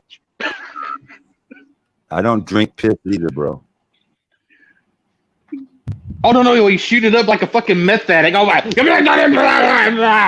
got fucking track marks. Yeah, I just looked it up. I was wrong. Actually, coffee doesn't. It was prior to Finding America. I thought it was like corn. No, it wasn't. You should look up everything you think, and you'll find that you're going to be wrong on most of it. Yo, it literally was not. So, like, the first time coffee was ever actually like mentioned or known about was in the 15th century. Yep. Dun dun dun. That's actually bullshit. No, I that's mean, what they it was want you to probably believe. in the 15th century. 'Cause that's Y'all every live in a criticism was fucking that's false what you reality that's been constructed by the fucking rulers of the Matrix. I don't even drink coffee anyway. Who gives a fuck?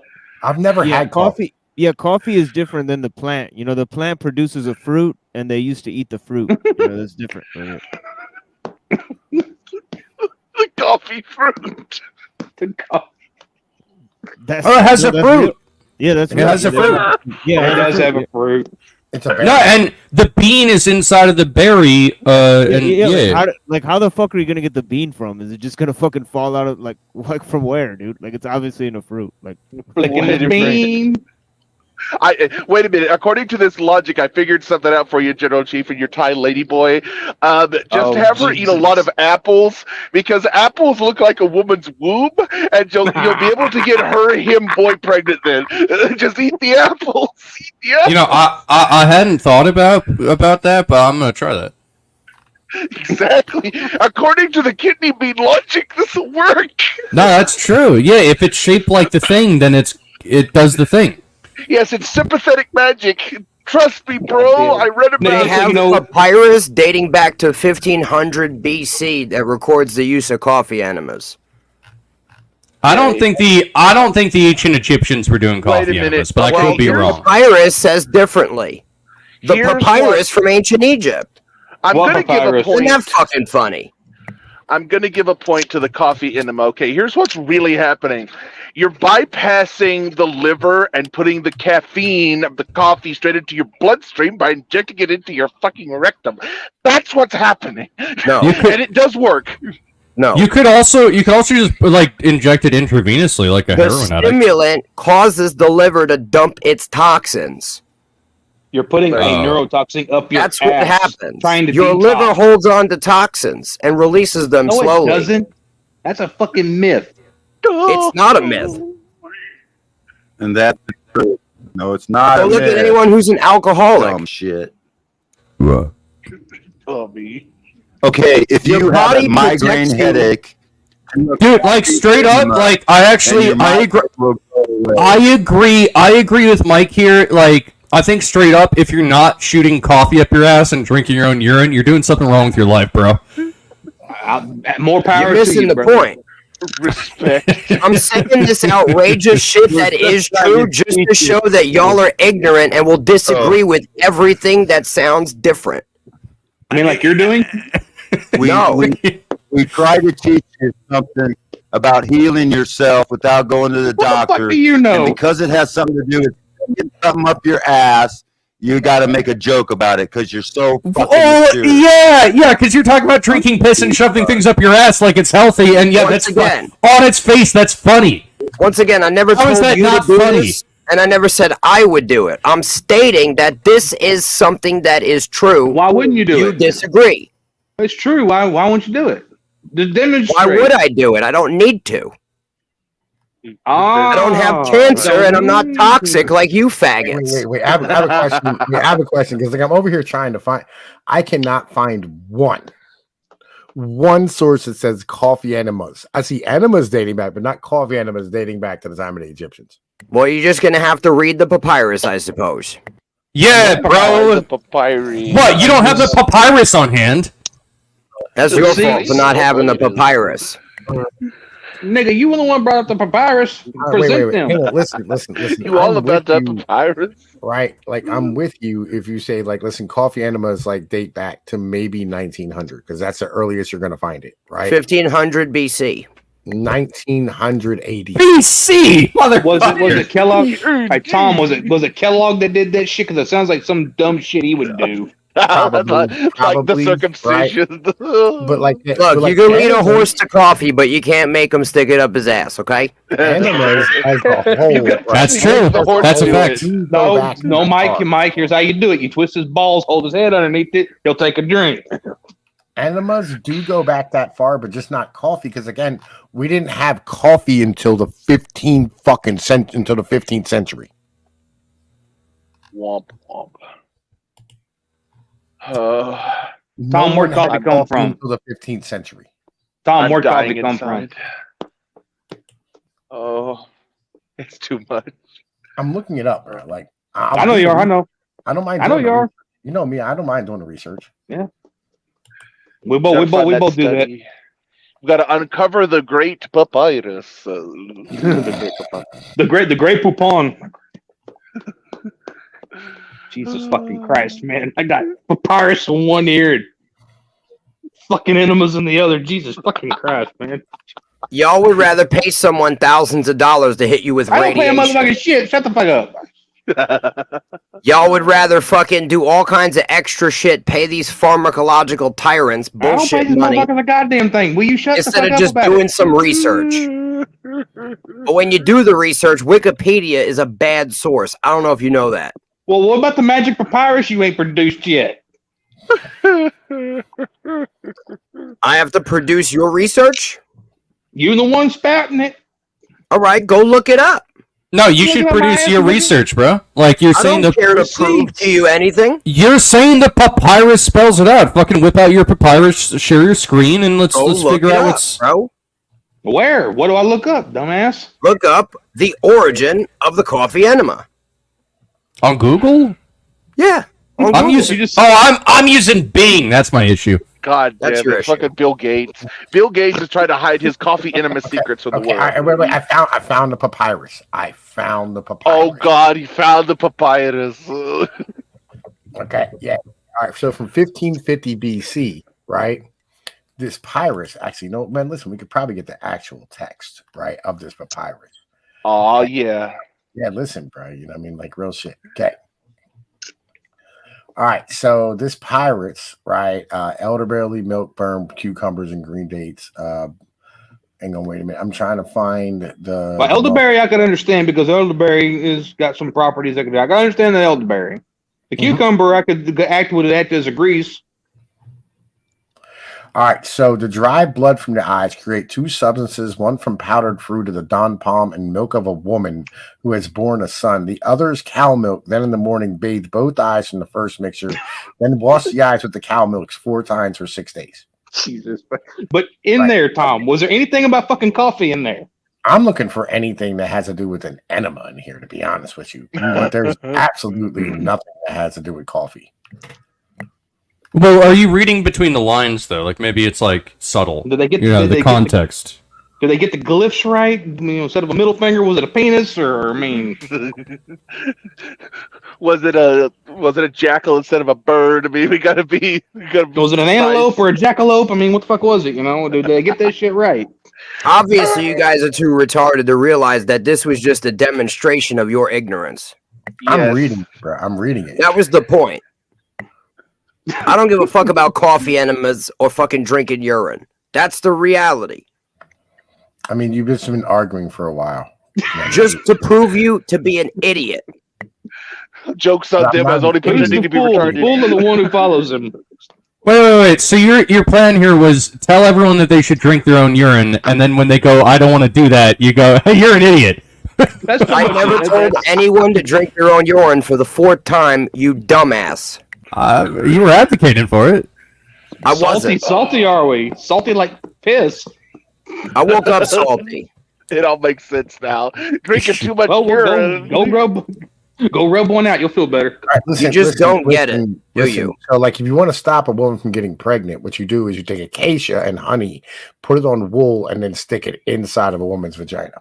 I've tried that. It's actually very effective. Yeah, I feel you. Okay. You just don't get it. Did you guys know you were fucking a Thai lady bussy? The reality is, if I told you I had some pill that I went and got at the pharmacy that fixes cancer, you'd believe me. No. No, actually, I wouldn't. I probably wouldn't. Mike, anything you say, don't nobody believe. You need to understand that. Did you know that if you get in a hot tub for 10 minutes before you fuck a woman, you can't get her pregnant? That's science. Y'all claim that you don't like the system, yet you worship it. He's gonna try that now. You love everything about it. Y'all wouldn't know how to exist without Babylon. I respect Fauci. Fauci is the science. Did you guys know that the ancient Egyptians actually had mRNA? Yes. Funny about that. It's true. And how did it save their society from collapse? Well, they didn't have enough of it. That's the problem. What do we do with people like you? We've got to invent a time machine for Dr. Fauci so he can go back in time and give him extra mRNA. Like, really, what do we do? You're beyond even speaking to. What's left? Again, I've just read this entire papyrus, right? And there's nothing in here about fucking enemas. Congratulations. At least you're doing some type of research now. I always do research, you know me, right? Just not on the things that I say because you don't believe it.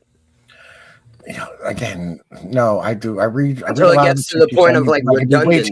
Bro, listen, you talk too much, bro. You talk too much. Like when we're in DMs, like you be sending me like fucking 85,000 one-word things, and then like you send me something to read, and then you keep talking. I'm like, I can't. That's fine. I won't talk to you anymore. Problem. I'm not asking you not to talk to me. I'm asking. I mean, it's already done. Bro, you got to check us out. Touchy. Are you a woman? Jesus. No, it's fine.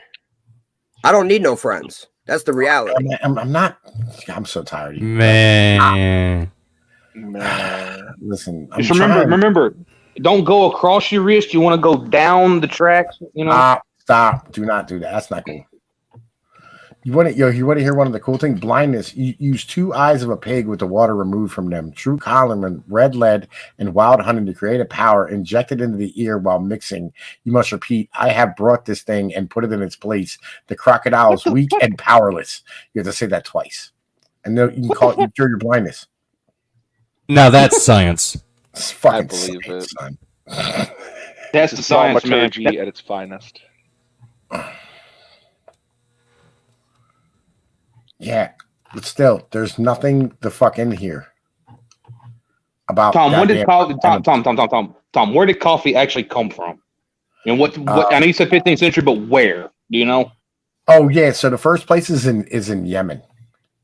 Yemen. Yay. Yeah. I'm honestly surprised that like people didn't figure out coffee earlier. Like it was just growing and they just ignored it. Nobody was in Africa to find that out. The Africans they didn't really had like, you know what I mean, like fucking boiled water and shit. Yeah, they hadn't even invented. Have they invented the wheel yet? No. Yeah. Your whole history is fabricated. Of Africa? Of everything. Was they kings and shit? Oh god, I think they were. I think they were. Mud flood, Tartaria, and all that horse shit. I mean, yeah, the mud flood and whatnot. See, that's the thing. alpinoids. There's evidence of it all over the world, geological evidence, and you deny it in lieu of history, which is his story, an agreed upon lie. Yeah, you know how much I miss hanging out with my one boy, bro. Like he used to tell me that like there was motherfucking mud floods and that the mountains were giant Titan penises. Exactly. And, like, it was like the best time ever back in the day. It was amazing. And then Floyd murdered him in a bathtub. I remember that shit. It was terrible.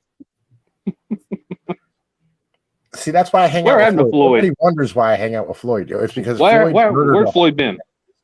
And I didn't want to miss it if he did it again. You know what I mean? Shit. Like hearing a fucking furry murder a holy man on Discord was like just a highlight of my internet experience. You know? We need Tom define murder. I got to know more. Yeah, so like basically this dude was telling everybody that the earth was flat and like that there was giant Titan penises and whatnot. And Floyd just came in that day with like the right amount of dick swagger. I don't know, like he jerked off to the right amount of furry porn on fucking 4chan. And he hopped in and he was like, listen here, old man. And I made a cartoon about it. He was like, yo, there's no such thing as a mud flood. The world ain't flat and you're fucking retarded. Right. And like, yo, fucking the dude was like, how dare you?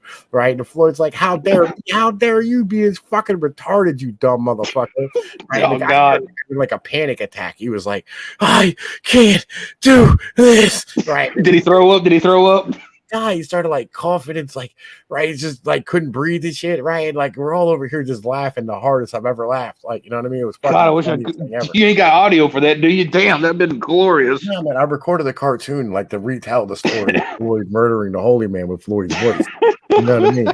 I turned him into like a Mexican cowboy with a mustache, right? Jesus. Yeah, it was fucking great, man. It was like the best Finish time him. ever. Yeah. Right. And this is why I like Stand like, atop these a guys. mighty Titan penis. All those fuckers? Oh, God. See Breaker watch a cartoon. How dare you? You stand upon a mighty Titan penis.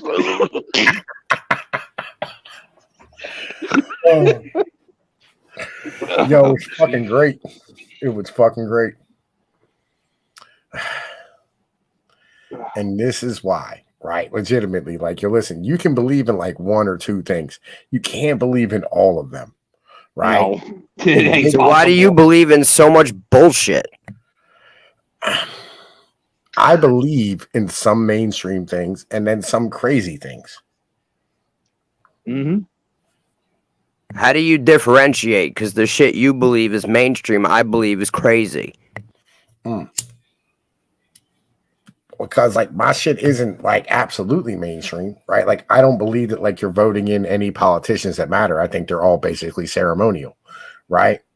Which is not mainstream at all, right? And I mean, like some people would understand, like if you told people that like in a proper manner where you go, hey, listen, do you actually think that the president does your will?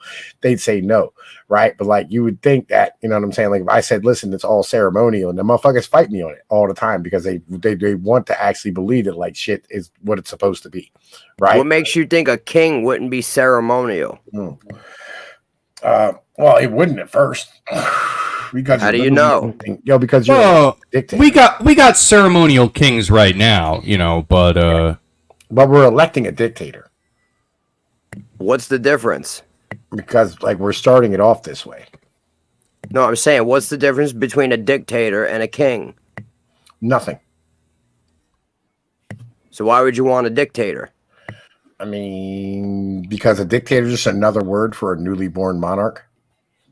I feel like dictator has some negative connotations to it. That's why I prefer the term monarch, yeah, or king, yeah. Because what if your monarch is an asshole? Sometimes they are. You're gonna have to be an asshole. We're gonna need the first guy to be an asshole. What if they're always an asshole? Yeah, but it's better than the endless drudgery of the oligarchy, right? Like the oligarchy is guaranteed to be an asshole. Guys, there was always an oligarchy right underneath the king. It always happens. Well, yeah, at least the king had some authority over the oligarchy, you know, keep them in line. The oligarchy wound up. There was a revolution. The oligarchy deposed the king, and now instead of having a monarchy, we have an oligarchy. And unlike a monarchy, the oligarchy is guaranteed to be psychopathic assholes. It's not even that they're likely to be psychopathic assholes like a monarchy. They're guaranteed to be psychopathic assholes. And shit sucks now. So, you know, that's just how I see it. Okay, you do understand. Unless they give the power to a random person, it ain't going to work. And they'll never do it. I'm waiting for the kingdom of heaven. The only one... Jesus. The only people that can become king are if you did like some really cool shit, like you won a war and then you just become king, or if you're born into it. So there's like some amount of meritocracy involved in the kingship. What Zoomer today is going to have the balls to conquer any fucking thing and declare himself king? Well, the Zoomers won't. The Zoomers are a lost generation, as will Gen Alpha be. Baron You can't conquer anything. I do agree with Tom on that one. Baron is going to be interesting. Yeah.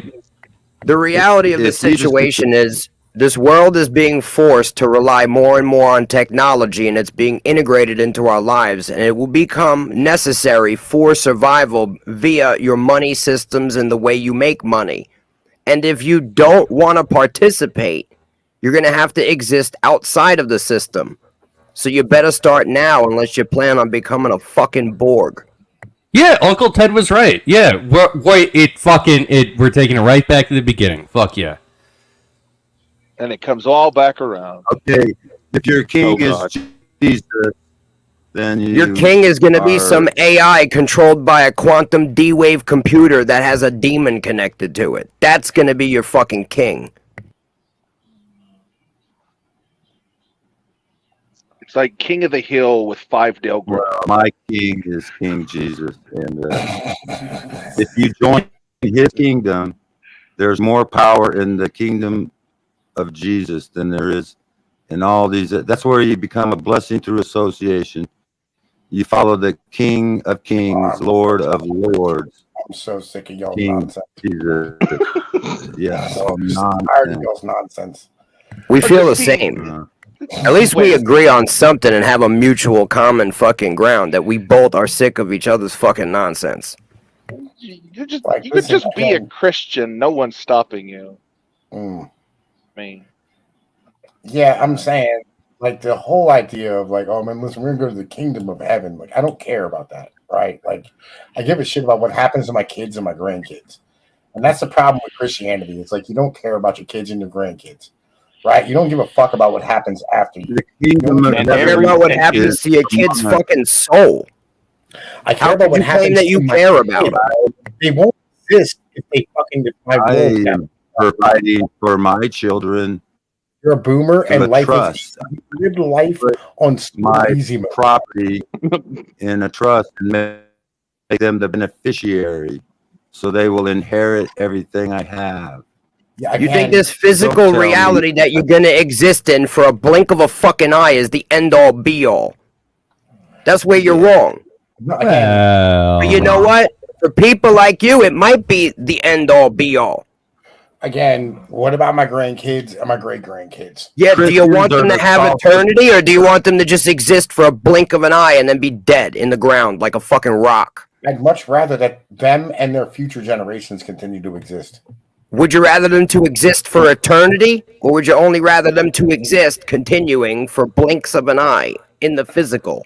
I'd prefer both, but if I can have one, like in the physical. Well, that's where we differ. You line up perfectly with Kabbalist Jews. You might as well just become a Satanist because you're playing their cards wrong.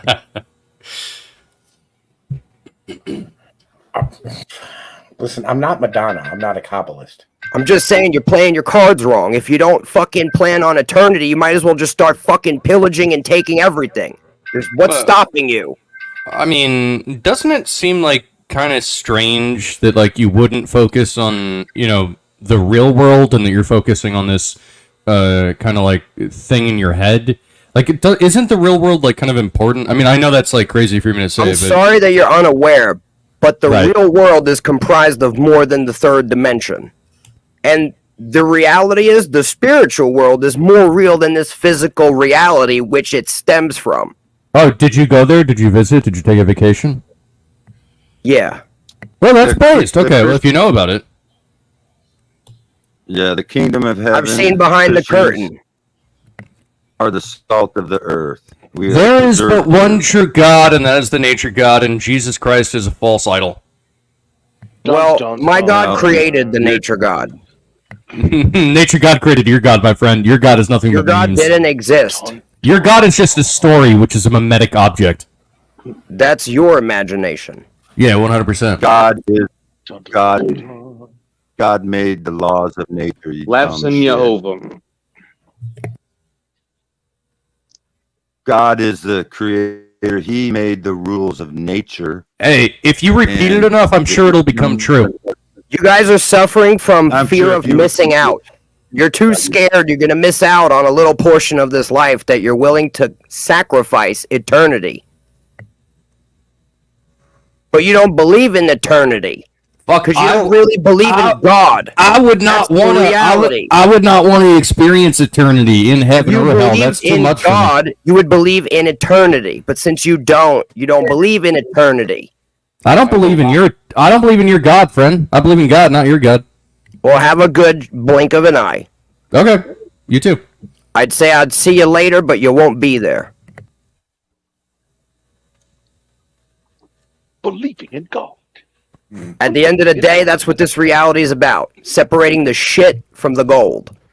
Yeah, Where do you fit in? Yeah, I got a question for you, General, and I'm not trying to fuck with you or anything, but nature's God. Does it follow nature's laws? Is it limited by nature's laws, or does it transcend them? Well, it's. I guess you could say it's limited by nature's laws, but I don't know if humanity is fully aware of nature's laws. You know, it's. So how did nature's laws get there?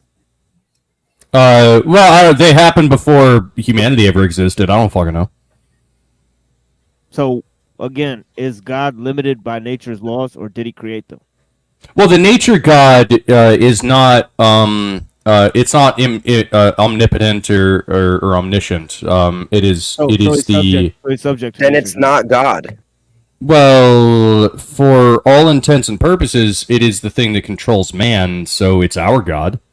You see, I'm much more of a. I'm more of a guy who believes in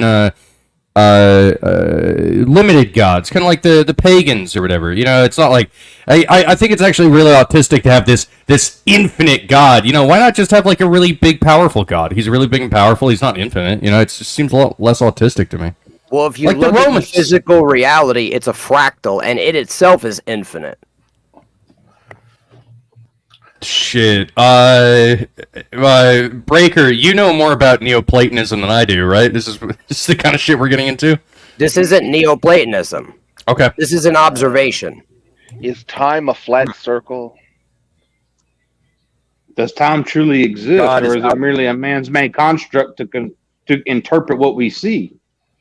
We are bound by time, for we exist in the third dimension. God exists outside of time. God's outside of time, space, and material. God We're only experiencing it because of you annihilation. defined God that way. You literally defined that God that way. Like there's nothing behind that. It's just an empty belief. I can't define Yeah, yeah, God. God was defined before I could even comprehend what the word definition is. Dun, dun, dun.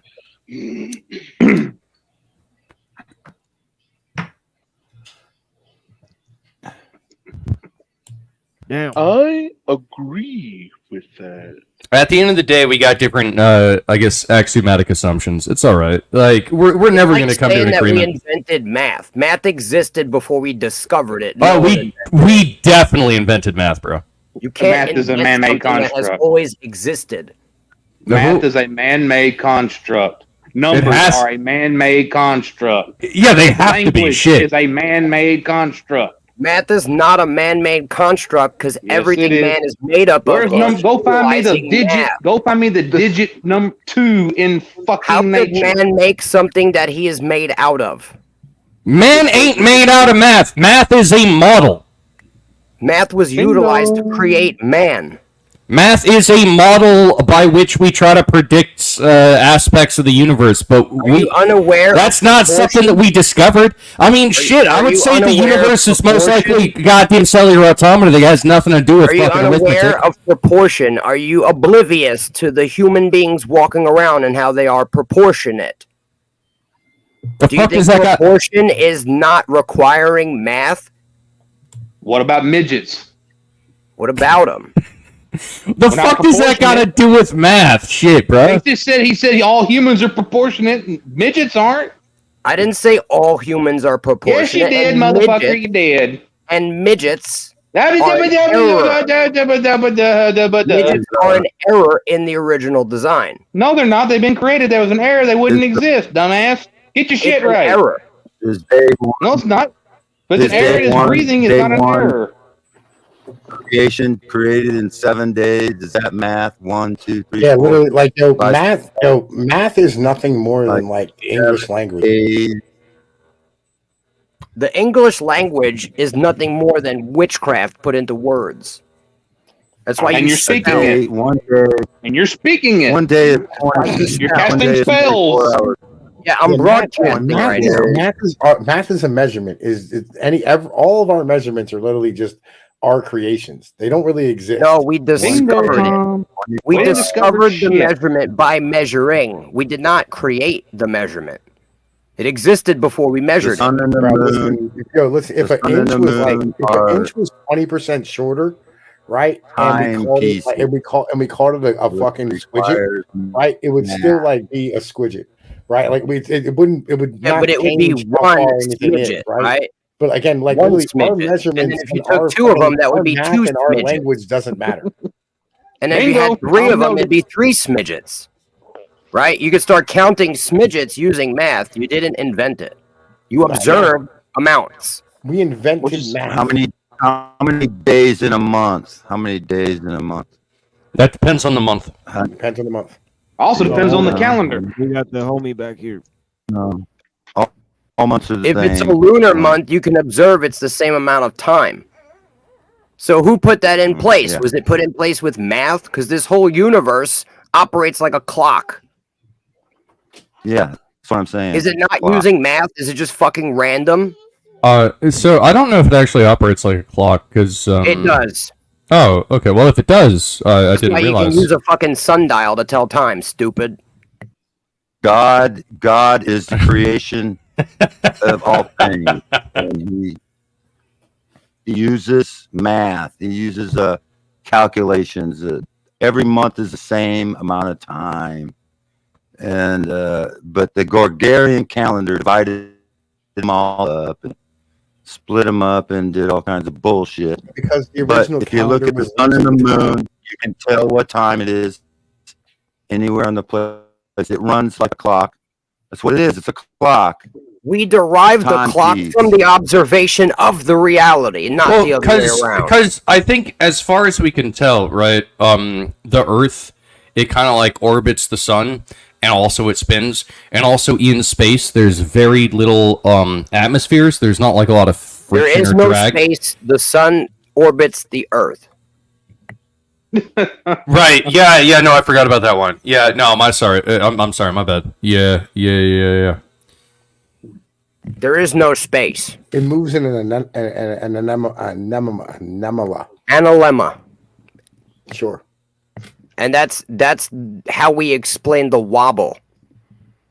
And that's over the course of a year that it utilizes an analemma.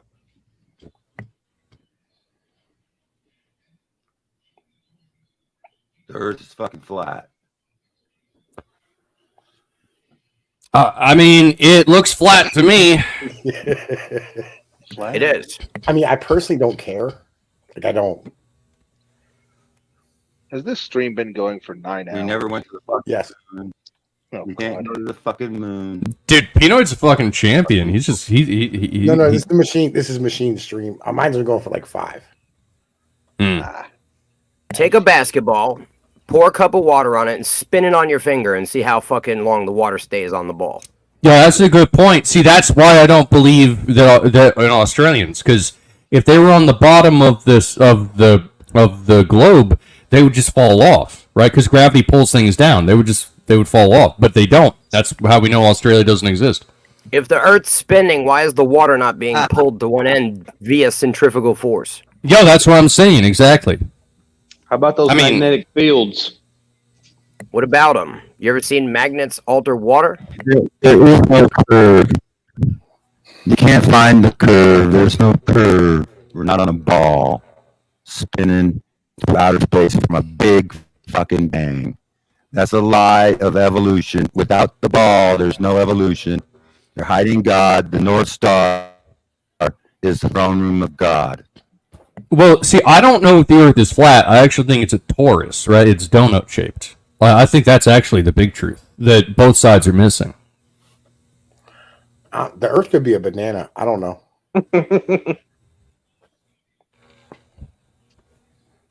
Like I literally don't know. I have no idea, and I don't The really Bible care. tells you the truth. You don't know and you don't The Bible care. tells you the truth. The Bible tells you the truth. It says the earth does not move. I'm not and fitting or it, leaving it bitch, takes so why are you shape like fighting me? a clay under a seal. Takes shape like clay under a signet ring. And Yo, gaming it says has the Earth is inside his asshole. So I mean, like gaming doesn't lie. So the Bible never lied to you about the shape of the earth. Nowhere in the Bible. Nowhere. If you don't know the difference between a circle and a ball, you're a fucking moron. Well, a circle is like a ball, but it's flatter. It's called two-dimensional. It's been deflated. A pizza is a circle. I mean, circle, flat. Unless it's a square or a rectangle. Yeah, you can get square Okay, pieces. The ball is a sphere. It's not a circle. Or a You don't know pizza the could be a difference between triangle if you're buying sphere like and a piece of the pizza. Wait, what if you get a Chicago deep dish? Then it's more like a flat cylinder. Or it's a rectangle. Or You like can get that too. Or a parallelogram. Or it's parallelogram. Yeah. Or a rhombus. Hey, So, yeah, you got the a rhombus. Jesuits You know, you started Copernicus. Or what about a Newton were lasagna? Jesuits.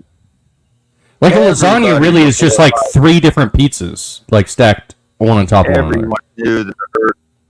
500 years ago, really good. everyone knew the earth was flat.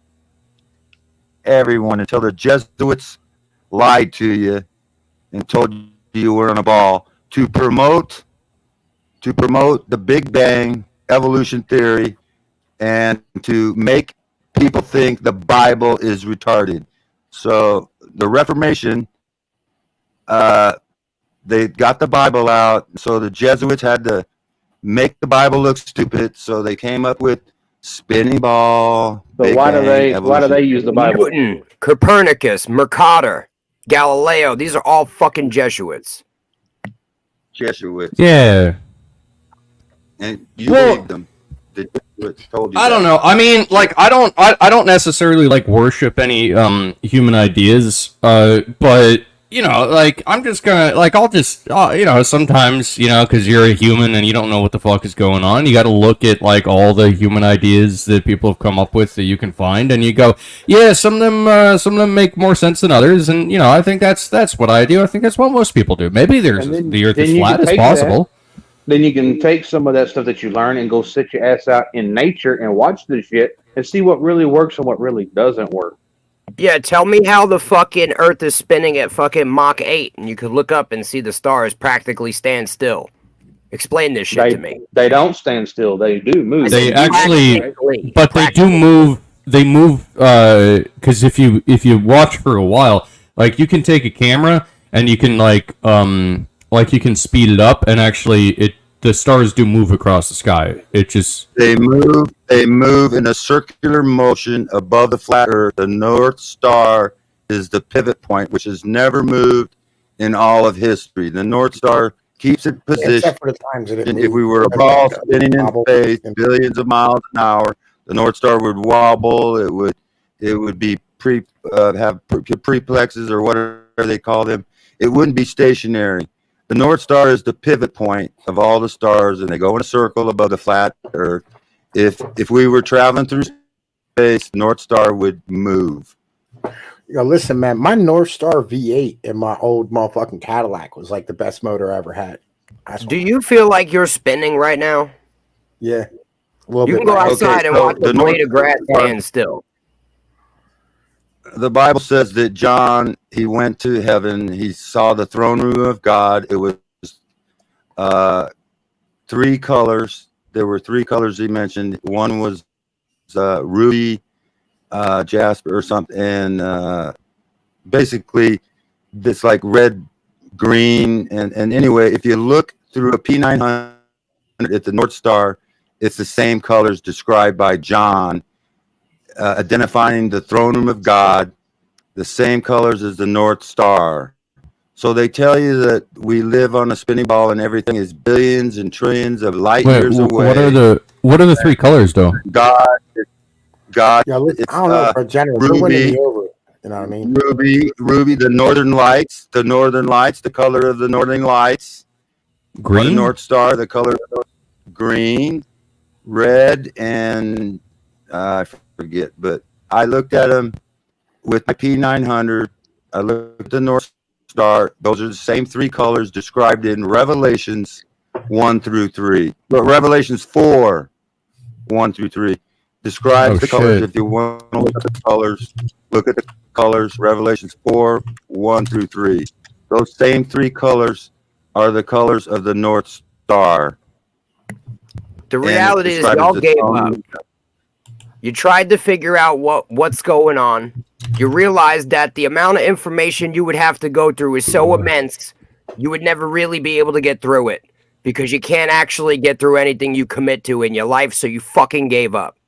That's the reality.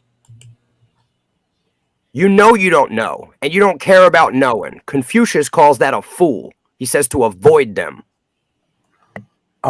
What? Most Christians, most so-called Christians no longer believe what the Bible says about the earth, that it does not move, that it's the shape of a seal, of clay under a seal. They believe science over the Bible, and they call themselves Christians.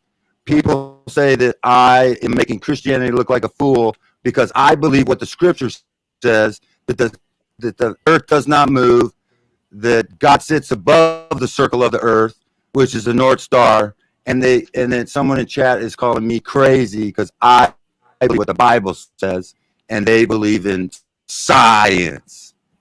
Rocky doesn't have to make Christianity look like a fool. The world's doing that by itself. Through lack of knowledge.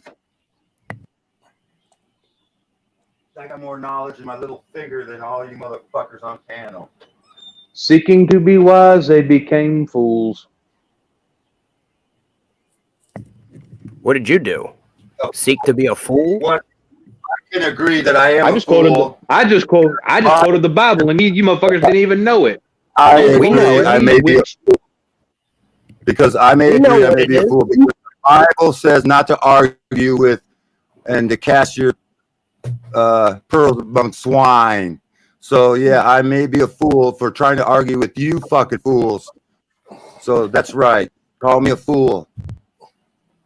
Listen, you know, I mean, I cast pearls before swine all the time. I literally made a song called "Cast Pearls Before Swine."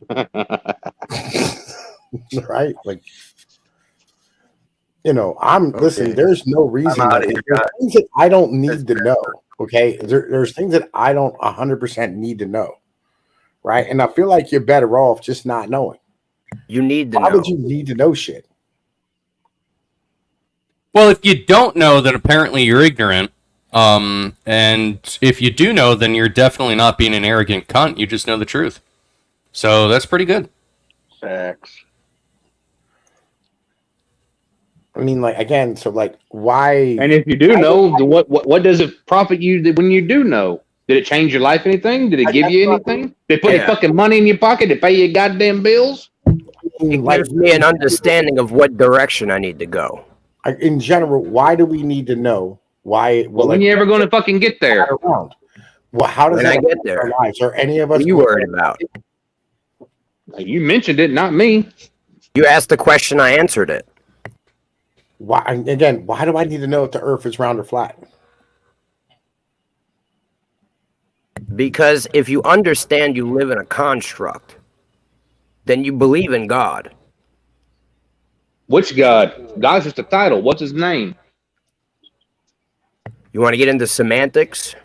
No, what's his name? He has a name. What's his name? No God man is a title. Oh, he told you. He told you in the Bible 100 times. Well, not really. Yeah, he did. I disagree. Disagree or not, you're wrong. You're wrong. No, I read the Bible. I know what I'm talking about. Okay, you probably didn't read it good enough. If you I read it in believe what you Hebrew, believe. Greek, and Aramaic. So you want to know the name of the God of the Jews? There's only one name of one God. Now you want to say Yahweh? Yeah, Yahweh's a Canaanite deity. What's his real name? You want to know the name of the God of the Jews? No, I want to know the name of God. What's his God's name? No one has the name of God, dummy. Yes, they do. It's in the Bible. It's not. Yes, it is. But not. if you know the name of a demon, then you can control them. So there's no way no one knows No, the you name can't. of No, God. no. That's Wiccan mythology. Get that bullshit out of here. No one knows the name of God. I heard his name's Bob. I heard it was Rob. L. Jim? It's not L. Mike. Oh man. You can call him the creator of all things is pretty close. No, that's not his name. He has a name. What is it then? No, what is his name? You know it all. I'm claiming he does not have a name. Hmm? I'm claiming You're what wrong. you're reading in the Bible is the God of the Jews' name. That's what I'm claiming. So then why did you go through the last diatribe for the last hour talking about the veracity of the Bible and then yet don't want to tell me the name that is mentioned in the Bible? And when you What want to sit there and veracity of backpedal the now. Bible? You must have just fucking tuned in. Mike, you're not good at this. Good at what? I don't believe in the veracity of the Bible, stupid. Bubba, you need to quit. Quit what? Quit. You need to quit. Just quit. You know Has what I mean? anyone here been to space? Like, literally, no. But I took some LSD once. I never took real drugs. I don't know. Like, I don't know, man. Listen, I don't really want to look in that closet, to be honest with you. Yeah, at this point, you probably don't need it.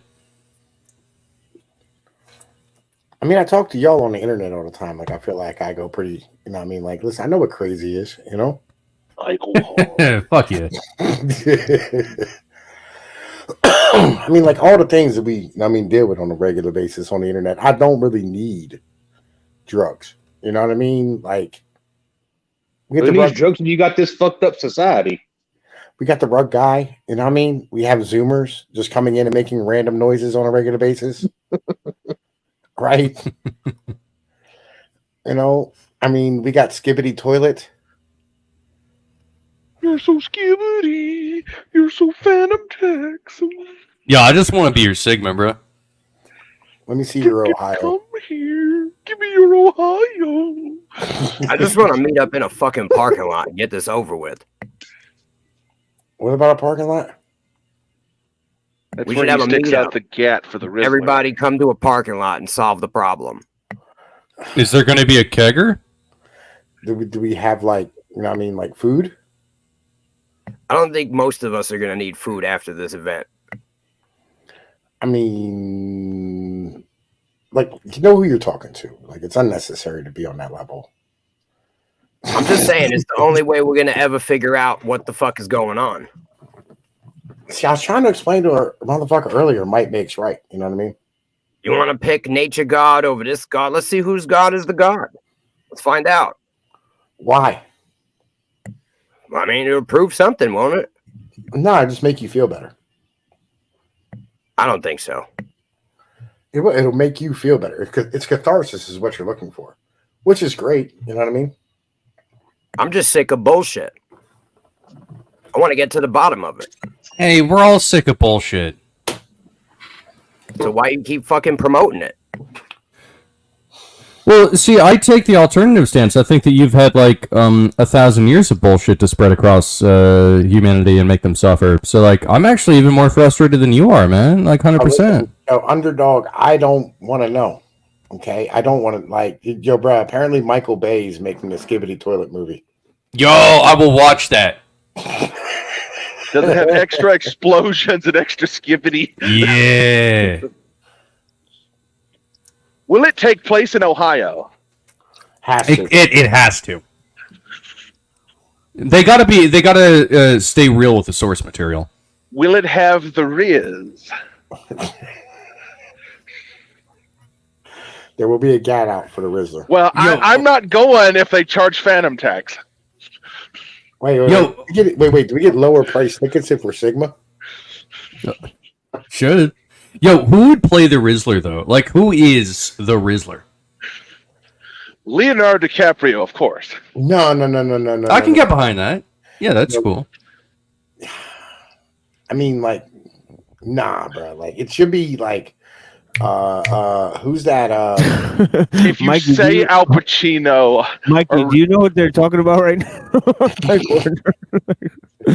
No, it gotta be that dude from like that fucking like Henry Cavill. No, Yeah, not Henry that guy's got Cavill. Riz. Not Henry Cavill, the guy, but like he has like a crooked eye, but all the women like it. He's been like, you know, what I mean, the Times sexiest man. Ryan Gosling. Yeah, Ryan Yes. Gosling. Yeah, it has to be, he has to be the Rizzler. he rhymes by Gosling. Yo, what are you guys talking about? What do you mean? We're talking about culture, bro. Are you uncultured? Listen, do you not know about the Zoomers and their skibbity toilets and the Rizzlers and Ohios and Sigmas? Now, Tom, explain the skibbity toilet for me. So skibbity toilet's like a TikTok thing where like it's like an AI like animation of a head coming out of a toilet going skibbity skibbity. Right? And like, the kids really like it a lot. Oh, it's right? like It's like the frog thing where it used to like do the dance or whatever when they had the cell phone. Oh, the sort of kind of right, but like this is like it's to music. It's and bigger. Crazy. Yeah, it's really big. It's giant, right? And then like the Rizzler, like Riz is like women like you, right? You know what I'm saying? It's like It's short for charisma. Charisma, yeah, that's Riz, right? And then you got Sigma, which means Sigma, you know, like Sigma male, right? And then you got Ohio, which we're all still trying to figure out. Yeah, nobody knows what that one means. Yeah, we're trying to figure that one out. So, Tom, you're telling me that the secret language of the 70s and 80s is kind of back, you know, the Ebonics, but the Zoomers are kind of running off with this shit now, inventing shit. Zoomers and Gen Alpha, yeah. I got explained to by my friend in Mississippi the other day. He worked in a parts store in the 70s, and he was telling me how the black folk over in the Delta would come up, and they had all kinds of words for things you wouldn't have dreamed. There's so many of them, I can't remember them. I got to type them all out and write them down and share them with you one day. Yeah, we have a guy named Pill Eater on this show, and he basically covers all of those subjects. Yeah, I don't really. Yeah, I had to do it the other day. I almost caught myself not knowing what the motherfucker was saying. He came up, he's like, bro, like, yo, he's like, no, cop a square. And I was like, what? Come on, bro, let me fucking join up a square real quick. And I was like, man, listen. And I looked down, I was like, I got you. Yeah, fucking take a cigarette. You guys would like Pill Eater. He's full of shit and out of his mind. Fit in right with you. Yeah, man, me and Pilly, yeah, he's supposed to come on. Me and him supposed to talk on here at some point. That's what I'm saying. Right up your alley. That would be some real deal, for real. I feel you. Right. But I still want to know why it is that I would need to know whether or not the earth is flat or round. Because it would prove God. Doesn't, like, what? How am I going to know? I mean, it would prove that like modern science is bullshit. Like, and I could get behind that. I don't got no qualms with that. Yeah, I don't really like science and ideas. Ideas are dumb.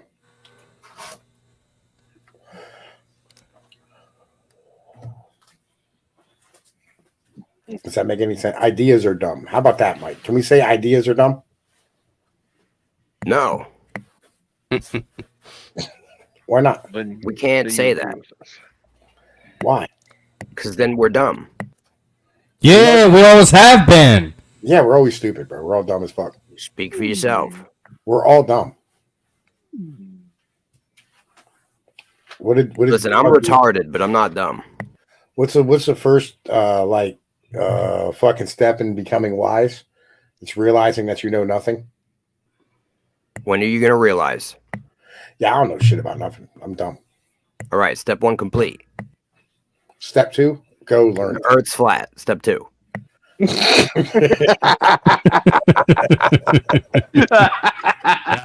got you there. He got you there. Step 2 is Earth's flat.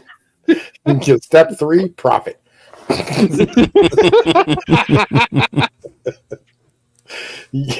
Listen, somebody go find me some fucking underwear to steal. We're gonna get there.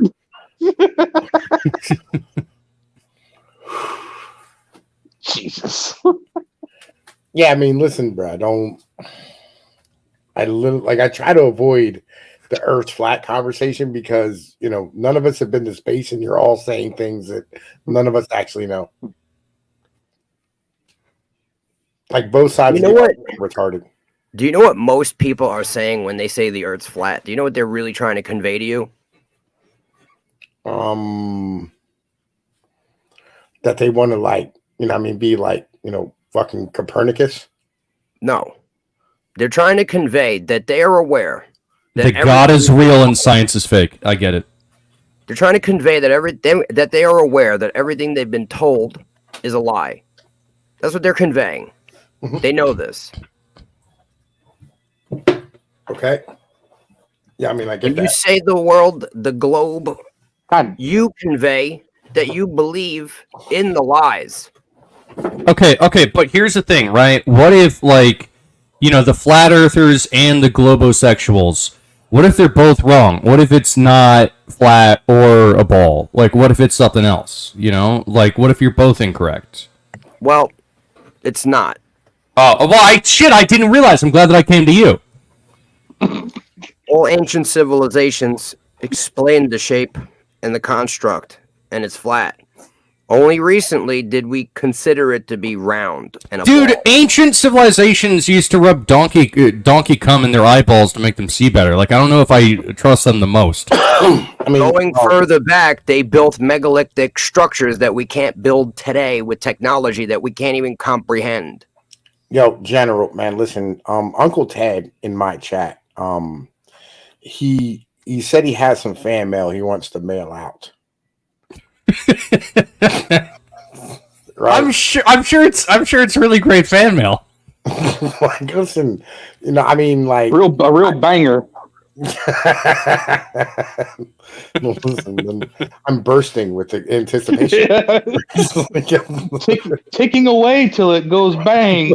Yes, can I have your address?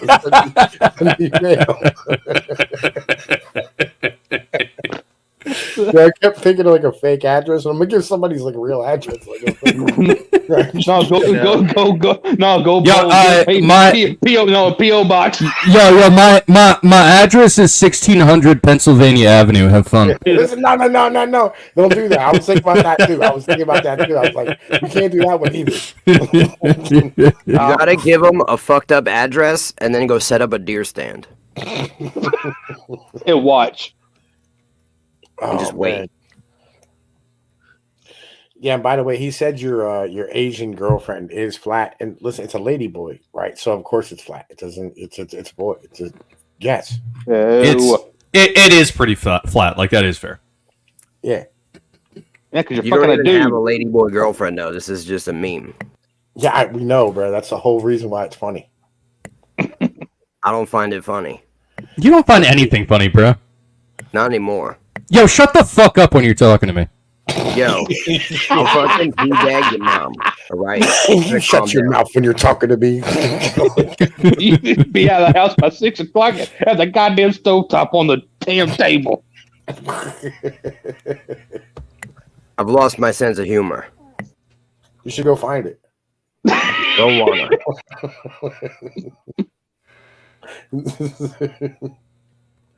I'm just too fucking pissed off to find it. I mean, yo. I remember when I was that angry. Pro tip: don't lick your stamps. I'm telling you, bro, this shit is not gonna end well. Uncle Ted just gave us a great tip. You'll get over it. You get a little older, you'll calm down. Well, they're all stickers now, so you don't got to worry about that shit. You're not licking them anymore. I think I'm just gonna get angrier until I explode.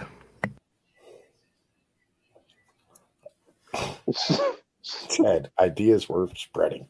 Great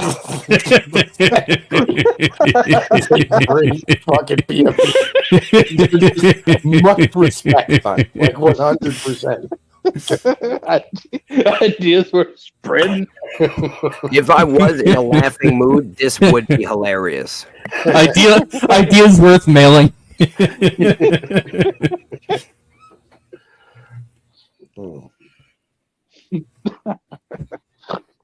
What was it I said in the 90s with the post office? You could depend on me. Oh, God. Goddamn. This shit fucking, man, listen. Mike, listen, you should find your sense of humor because this shit's been fucking great and you're not bugging out with us. I think my brain is broken. I think that's fucking evident. Like, I'm trying to tell you this. Like, you don't want to listen. No, I'm serious. Like whatever part of the brain like releases happiness, mine's broke. Yeah, It's called you give a damn.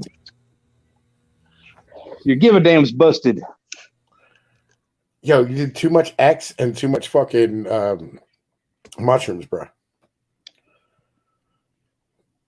Like literally, that shit sucks out all the serotonin out of your brain. Yeah. No, I don't think it ever worked, bro. Nah, we bugged out before. I've kind of been like this forever. Storyboards and shit for the show, and like, you just laugh your fucking ass off at the dumbass ideas we kept coming up with about fish and shit. You know what I mean? And like fucking heroin, like fucking addicted motherfucking jab needles. Well, yo, that's because I was high. That's what I'm saying. You know what I mean? Oh, you know what? Maybe you know, like sometimes people they get medicated with pharmaceuticals. Sometimes people get, you know, they took like SSRIs or whatever. Sometimes people self-medicate with drugs and alcohol. And you know what? Some people are chiller when they're self-medicating. Maybe you need to go back on the weed. I refuse. Okay, good. Yeah. I mean, like, you know, you do what you want to do. Have you tried ice cream?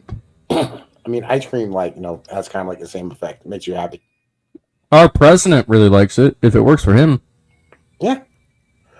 Or chocolate. I feel like everyone in the world should be this angry. Yeah, but it's impossible to maintain like that level of anger because it drains you, man. Like you can't always be angry. I mean, there's a lot of things worth being angry about, but shit. Naturally to me, I'm Well, that's powered good. by anger. Yo, and it's always somebody you don't want to catch that wrath who catches it eventually. I agree. That's Very why I live true. in the I've been woods. there. I live in the woods for your safety. Nah, because you were around me, man. Listen, you would throw hands, not just Not you, motherfucker. I'm I'd saying hug you. humanity, bro. I'd hug you to be like, yo, stop being dumb. You're tiny. I'm saying humanity. Yeah. I exist in the woods for humanity's safety. Did you guys ever see that meme with it's like this Pepe, and he looks in this book and it goes reasons to live and it just says spite. For hate. Shit, that's all I run on these days. Yeah, Mike, you should be laughing with us. You know what I mean? Because like that's where we are right now. I don't find none of this funny. You know, I bet you if Jake would have came on earlier, we could have been all laughing our asses off together.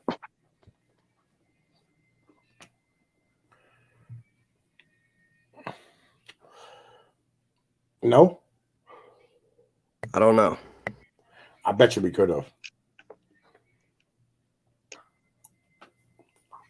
Like, I feel bad, man. Feels bad, man. And Tatsuaki, I think he's dead. I don't think he's alive anymore. So I don't even think a set of car keys would motherfucking pique its interest.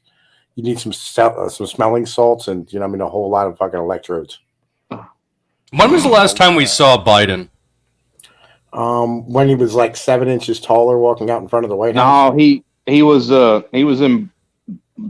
at Bergstrom Airport, which is out here not far from where I live, and he had some fucking event that he had to do down here, and then he flew off. Dude, I'm not doubting like that his body double is alive. I'm questioning, you know, what's going on with him.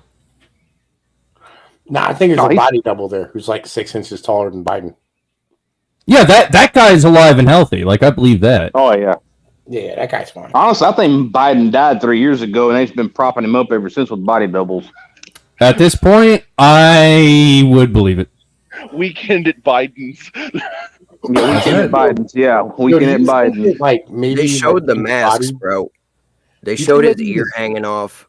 Yeah, like did you We ever have the technology. You ever think that like maybe one of his body doubles ended up catching dementia? Possibility. I mean, I think that doubles are old. just makes him a better body double. Right, like More believable. Like maybe one of the body doubles like ended up having an event, and that's what happened in Vegas.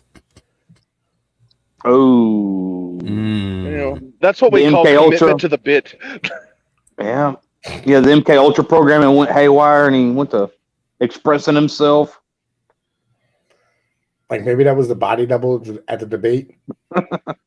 That's what the Batacast Care and Habba Dabba Shabba Pressure were. That was like the short circuiting. Listen, Come on, man. we fucking beat Medicare, man. Like, Yeah, we beat it to death. Do you know how much money we spent? It was trillion. It was $1 billion. A lot of money. That's a lot of money. Yeah. Beat the line. What do we do when we're past the point of even talking?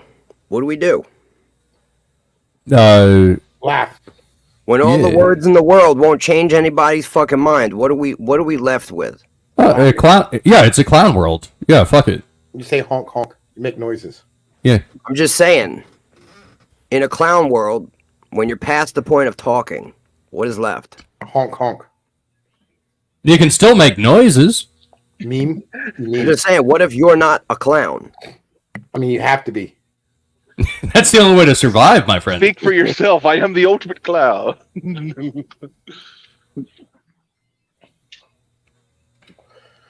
No, it doesn't make sense to like really be serious in a clown world. We live in a clown world. Serious bitches are bitches.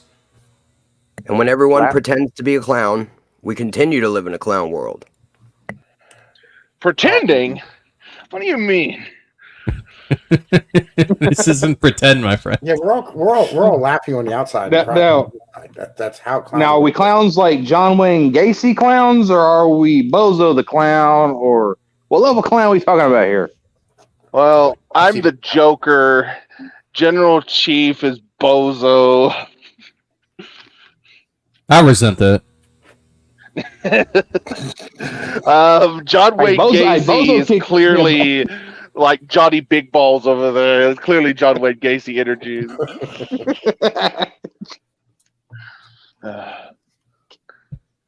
Like Pinoid is like the old Cesar Romero Joker from the 1960s Batman because he's Based. Oh, easy there, boy, easy.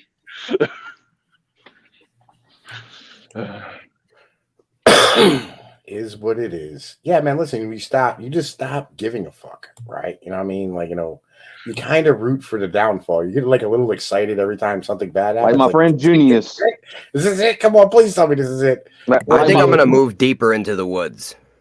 You should do that. It's always a solution. Just deeper into I'm the just going woods. to fucking break my computer and the fucking router. I'm going to quit my fucking job and move deeper into the woods and eat grass. There you go. Is there grass in the woods? Of course. He can eat leaves. Just watch out for the bears because I hear that they do what in the woods. So I'll make eat sure them. you avoid that. Well, I mean, if you do it during blueberry season, you know what I mean? Like they taste like blueberries. I mean, you gotta look for the silver lining. Just remember to consume the liver first. There you go. And remember, the snozberries taste like snozberries.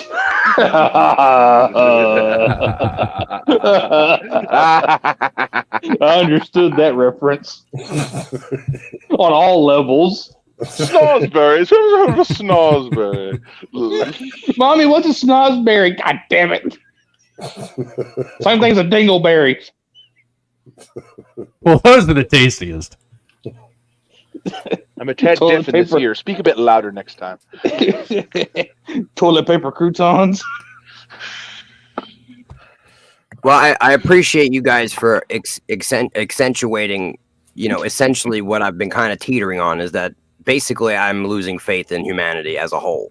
I lost faith in humanity decades ago. when did you ever have faith in humanity? No, I had a little shred of hope. It was a little shred. That's gone now.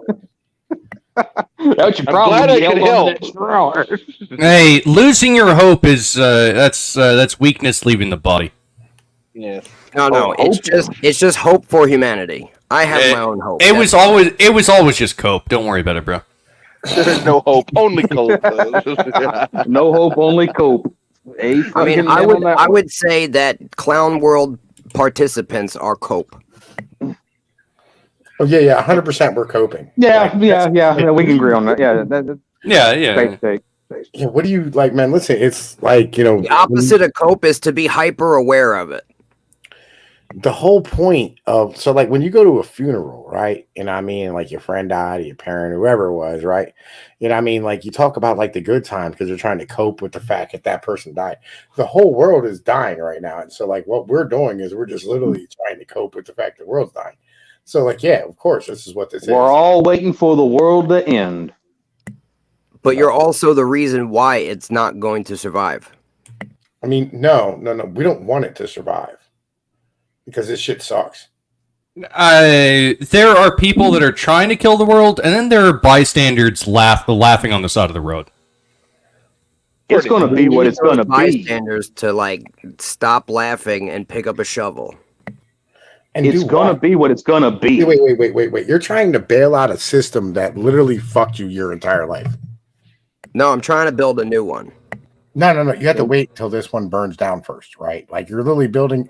What you're trying to do is you're trying to build a house, right, where there's one on fire right now. No, I'm trying to build a house somewhere else. Dude, the tsunami is literally rushing in, and you're like, "Yo, let me build a house right now." No, you can't do it. Like, listen, now's a great time to start construction. You know what I mean? Like the concrete will dry while there's water's in. You have to build a house that's tsunami proof. I live on a granite cap going, what the hell was that noise? Yeah, no, dog. You're not. This is a bad idea. Okay, I'm gonna tell you, bad idea. Now's a bad time to build. Well, it's been. I think it's a great time to build. Time for me to get out of here. All right. Hey, peace out, Breaker. Good talking to you, man. Deuces. Re.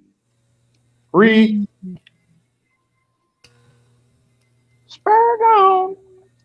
I mean, it's basically the same thing, just in different flavors. You guys are a very special flavor of the fucking disease, but there's many other flavors of this disease. It's the same disease. Okay. So that's let me explain this to you, right? Let me explain something to you, sir. We all went through like this process of catching cancer, okay? That the world gave us, okay?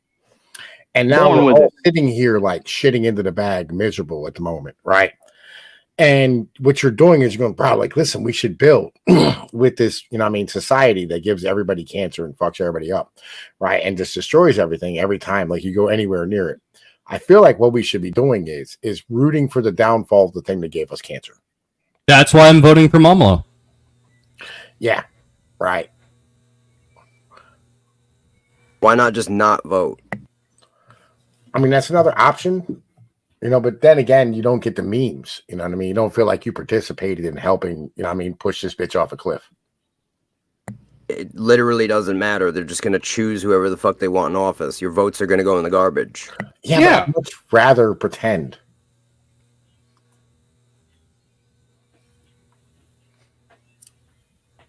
I mean, it's back to the same disease.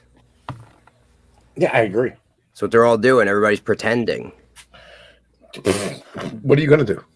Look, I mean, Stop this fucking pretending. This shit isn't gonna last. The forest fire has already started. Don't worry about it. Just, you know, it's all right. Just it's all gonna come crashing down. I mean, it can't. Like, it's completely the system that we've constructed is completely unstable. Like, I mean, maybe they can keep it alive for another 20 years by injecting it with like infinite money printer bullshit. But like, eventually, it's gonna have to come down. Like, it's okay. I'm not telling you to fix the system. You're telling us, like, I don't even know what the fuck it is you are telling I'm telling you to get yourself in a position where you're parallel to the system and not parallel systems. What he's been trying to say, and I get what he's trying to say. Yeah, we all agree with you. Kind of difficult these days because the average human being is fucking retarded. You know, or they're like Tom. They have obligations that they have to take care of their kids first. You know, that's kind of important. We all got kids, bro. There's no excuse. I don't. Well, that's because you keep fucking that Thai lady boy. You need to. It is difficult. It's tricky. I'm gonna fuck a real girl. The one thing I must say is we don't all have an equal amount of baby mamas. I agree. And those are resource sucks. Pussy. So kids are expensive, but kids with extra baby mamas is even more expensive. Correct. That was kind of my point. True, but the system made me. It is what it is.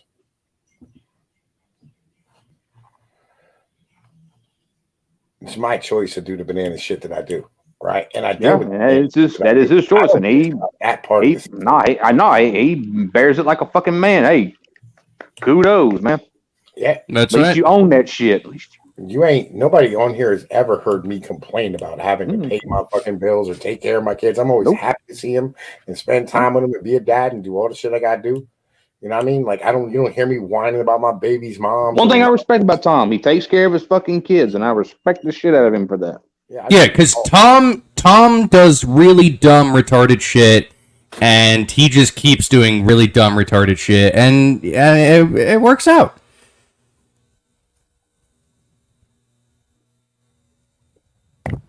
No, yeah. It sounds like chaos magic.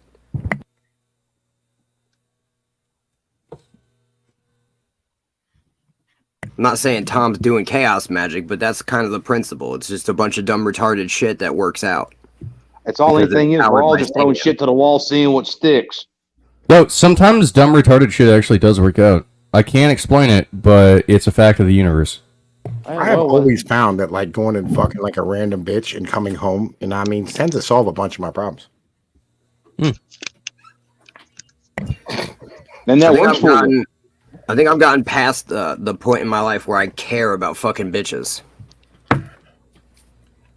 I feel you. It's just like it's not anything special. You know what I mean?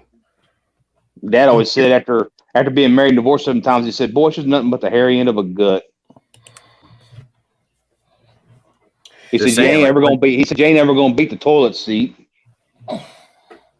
Yeah, but Mike, the thing is you're just miserable in general. I'm miserable because the world is fucked. And the world has always been fucked, always will be fucked. Yeah, it ain't ever gonna change. Like, you know what I mean? Like the 1920s and shit. You know what I'm saying? Tom, it was fucked even before then. You put 2 humans in a fucking room, you got a problem. Add another human, you even got a bigger fucking problem. Oh, wasn't that a story from the Bible? It's like they were literally given Eden and they fucked it up. Hey, who fucked it up? The goddamn woman. I mean, women have always been the problem. Yeah. I don't know how y'all don't realize that this is like the most fucked up it's been.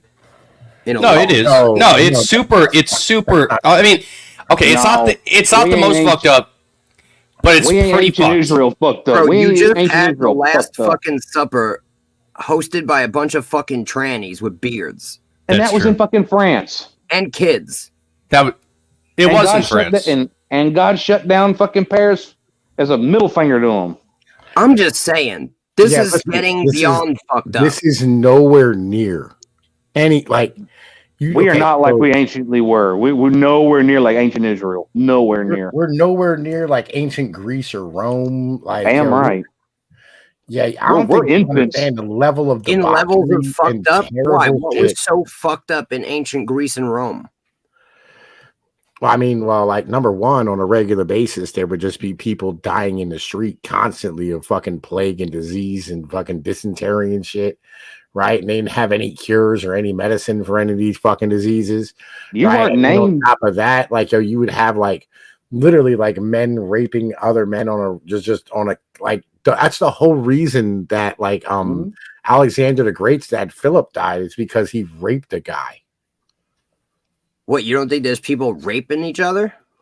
I mean, again, like I don't think that like our presidents are being, our leaders aren't being murdered because they The rape. difference is there's a small subsect of society that does the raping and pillaging. Back then, it was the normal. Why do you think they're pushing the pedophilia? Well- Why do you think they're pushing the homosexuality? They're trying to bring that back. Well, luckily, guys, we have been able to import the rape and assault and pedophilia from the third world. We can import it now. We don't even have to do it in house. It's fantastic. These are jobs that Americans don't want, you know? Exactly. Yeah, the Muslims will do it for free. And always remember, anytime something gets transplanted into an industrial society, their birth rate drops, and Muslims are no fucking exception. Do you realize this is all by design? No. Of course, it's by design. It's a great replacement. No, it's not. No. Listen, this isn't where them Tom like goes into here. fucking La La Land. Again, like they just care about keeping the system going. This is not like some like. For some of them, it's spiteful shit. For the most part, it's just literally they don't care, right? They just want to keep the system going. That's all they care about. Well, okay, most of them just want to do what they're told. Like most are like politicians or leaders or management class or whatever the fuck. They're being managed by someone that's higher up than them, and they just want to do what the fuck they're told, collect their paycheck, have a nice little fancy life. So like yeah, like most of it, but I do find it like it's odd, right? That like with the what's happened in Britain recently. You know, there was that African Muslim guy, and he stabbed a whole bunch of children, and then all the Anglos in Britain, they got really upset, and then the government went, hey, guys, look, it's okay when the Muslims murder and rape your children. Like that's not really that big of a deal. But you're not allowed to like protest and get mildly violent about this. Come on, guys, let's be civil. And like I look at that happening, and then like Britain is trying to say that like actually you know, if Americans post naughty things on the internet, then the British government should be able to like extradite them and charge them in Britain for some shit. I don't even know what's going on with that. The minute I saw that, I tagged my freaking attorney general from the state of Texas, Ken Pax, and say, "Hey Ken, can they do this?" He went, "No." Yeah, fuck no. But it's like I do look at that and I'm like, that's not just like regular level retardedness. That is malicious retardedness, right? Like that's ultra. It's not malicious retardedness, right? It's like them going, well, like we're managers and we should be able to manage this situation properly the way, you know what I mean, fucking Y'all remember here. Yeah, but why do they have to manage it for the benefit of the Muslims and against the native Brits? Like why do they have to manage it in that particular direction? Because we're getting their people all riled up about the You idea really here, hold on a second. You really think that there's an unfair advantage that's giving Muslim people power in the world? Yes. No. In Britain, fuck yeah. In Britain, fuck yeah. In Britain, that's not around the world. There's a world system. Do you think it's disproportionate power for Muslim people? No, that's not what anyone. I think that the Muslims are being led in as invaders and colonizers of the British Isles. By who? Who are they being led in by? I mean, probably by a small number of people that have an undue influence on the world. Probably the Swiss. Okay, so why don't you blame them? Why are you going around blaming Muslims? Because the Muslims continue to act like animals, and maybe they could stop. Yeah, but I live in a Muslim community with nobody's going around raping people here. Okay, well, maybe they should do better in Britain because there are a whole bunch of goddamn animals there. But you live in America. So it's different. So it's different in Britain. So in Britain, they're letting in animalistic people. That's the problem you're having. But hold on. You're Muslim. You're Muslim. The fact that you're Muslim blaming community Muslims is basically retarded. Look, look. It's actually, I think it's actually quite You're not simple. blaming the people that caused the problem. I think it's doing that. I think it's actually quite simple. I judge a tree by the fruit it bears, and if there's a whole bunch of Muslims who are going around raping 13-year-old girls, then maybe I'm not going to be super happy with that tree, bro. And what tree does your Chinese motherfuckers bear? Very principled communism. Very principled communism. Okay. Yo, So you if think- your so you think- neighbor so lets here, their hold on, dog here, hold out, on, Mikey. Here, hold on, Mikey. Go So you ahead. think Arabs are causing a lot of problem in the world, but the Chinese are all good? Is that what you think? Well, I mean, the Chinese actually commit way less felonies than the Arab than the Muslims do. They only forcibly harvest your organs, but Well, yeah, but that's from the government. Like the people themselves are actually quite peaceful, docile. You could say. You could even call them bugmen. No, not if they keep electing the same communist government that does the organ harvesting. Dude, if you think that elections matter in China, then I want to sell you on the idea that elections matter in America. Yeah, in China, they feed their people fucking sewage, and they traffic humans all the time. But you're saying They that deserve Muslims- what they tolerate. It's whatever you know what I mean. You're just Okay, it's not sewage. It's called gutter oil, and it's actually pretty healthy. Okay. Yeah, that's real humane. You know, that's real humane. If your neighbor lets their dog out of their front yard, right, and it bites your dog, is it your neighbor's fault or the dog? It's the neighbor's fault. So why would you blame the dog? But hang on, but wait. I'm gonna shoot that dog though. I'm gonna shoot the dog anyway. Yeah, that dog's getting shot. And yo, honestly, I don't think any Muslim would be opposed to you shooting a Muslim who just raped and killed a bunch of kids. Straight up. I mean, that's the problem, right? Is like, fucking they don't stop like that shit from happening. Right? They don't stand up and go, nah, we need to stop these motherfuckers from doing this shit. This isn't right.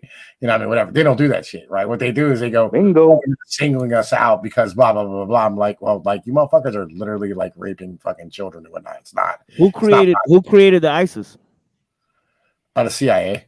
Okay. I'm just What making about sure that y'all You know, I like, know what the fuck is going on. Y'all just I not like talking out of Muslims. your ass about some nonsense great replacement shit. Like it's obviously by design. Like No, use I mean, your brain- use that your most fucking of brain. Use your Christianity- fucking brain. Yeah. Go ahead. Mike. The same way that most of Christianity isn't actually in line with the teachings of Jesus Christ is the same way that a lot of Islam is not in line with the teachings of Islam. Straight up. So that's what you're seeing on a global scale. Yeah, all right. So the quality of Muslims that go to Britain and the quality of Muslims that come to America, way two different things. Yeah, What's the reason for that? Right? I mean, well, because like, I mean, the ones that can go to Britain, tend to be motherfuckers who like went through all the other countries, and the ones that, wanted to be there stopped already, right? And then the rest of them just ended up in fucking Britain, right? And then the ones that come to America, like, they have to apply or whatever the case is, they have to have a decent job and, have some type of That's college. not true. We let in 7 million people undocumented and unvetted. Yeah, the vast majority of them aren't Muslim, though. We don't know. They're not. We Muslim. don't know. How would we know? Okay, they're not Muslim. How do we know? We don't even know who the fuck they are. Because they're not Muslims. It's a religion. How do you know? We wouldn't know. We wouldn't know. I mean, that's true. But, it's actually, like, as an American, I know that, like, I used to be really upset by all of these short brown Catholics coming up from, South America. And, like, now I've been so, I guess, like, desensitized to the horrors of mass immigration.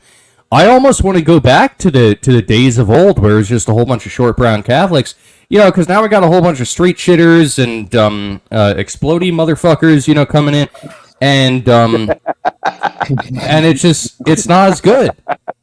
I like that. I like how you colored that. Nah, I mean, like, the vast majority of them are like Asians, and then like, it's Asians, and then people from South America and Central America, Guatemalans, Honduran. What do you mean Asians? Like, do you mean Asians like? Chinese. Like, yes, predominantly. No.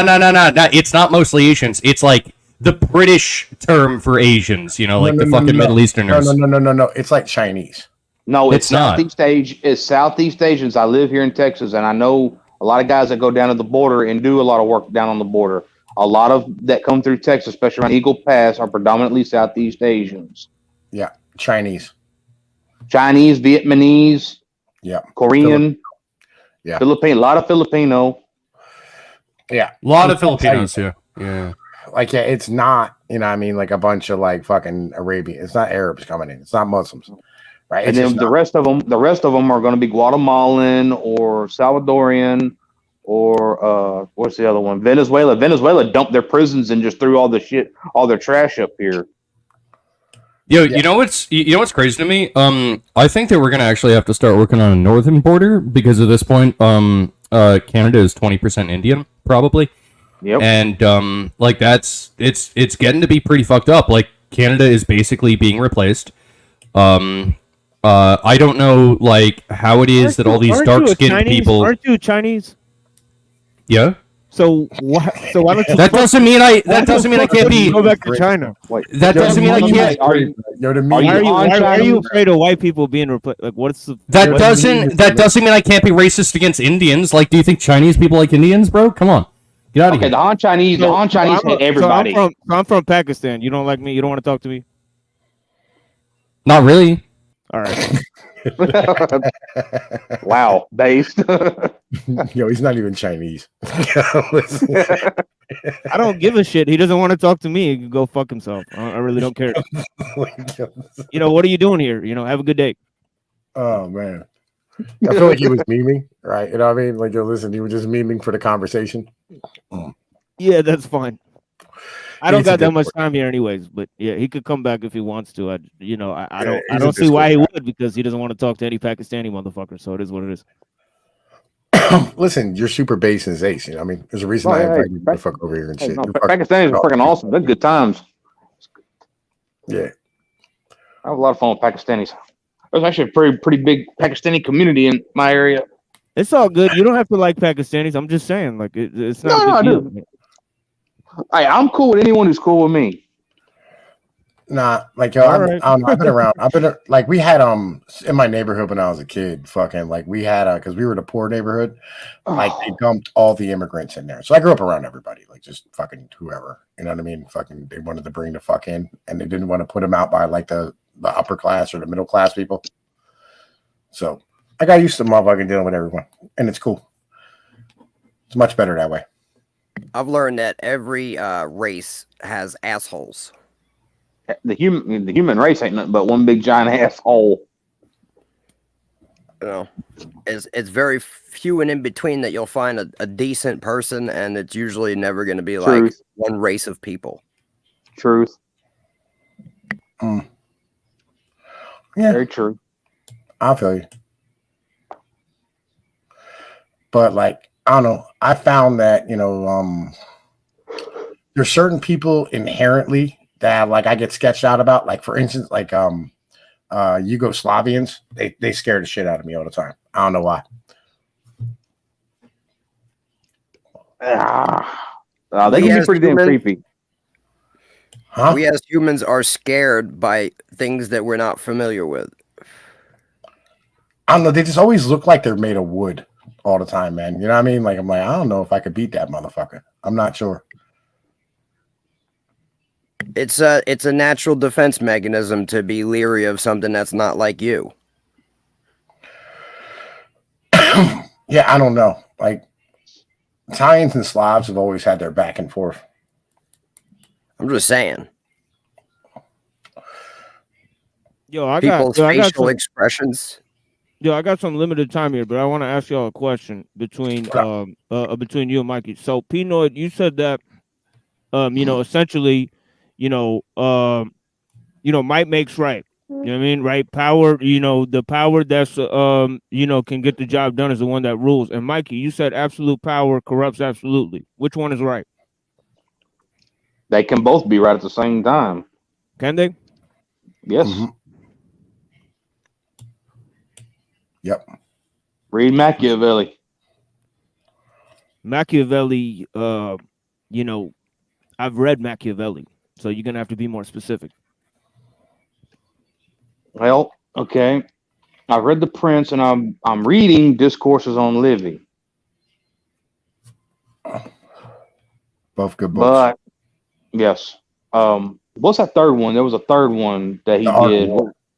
Art of War. I don't have Art of War yet. I checked. It's at my library, but I can't check it out. Yeah, I have to read it while I'm in there. Yeah, chapter 15, it says, concerning the virtue of princes, it says a prince has to learn how not to be good. But Correct. but still have the appearance of virtue. So what is that? So that Correct. doesn't so that doesn't have might makes right in there, right? That's That's different. exactly what it just said. How does that mean that? Okay, hold on. Was Truman moral when he dropped 2 sons on Japan? I mean, I don't know what this has to do with. Answer my question. When Truman ordered the 2 atomic bombs dropped, was he moral in that No. instant? But he No. saved 1 million American soldiers from having to fight hand to hand on That's- mainland China. That's maybe. Yeah, like that's No, that was the plan they had. They were already planning that invasion. They were going to drop 6 atomic bombs, and then they were going to have to use 1 million men plus another 1.5 million Russians that were being pulled off the Eastern Front to go in. But those 2 bombs broke their morale and broke them down and ended the war.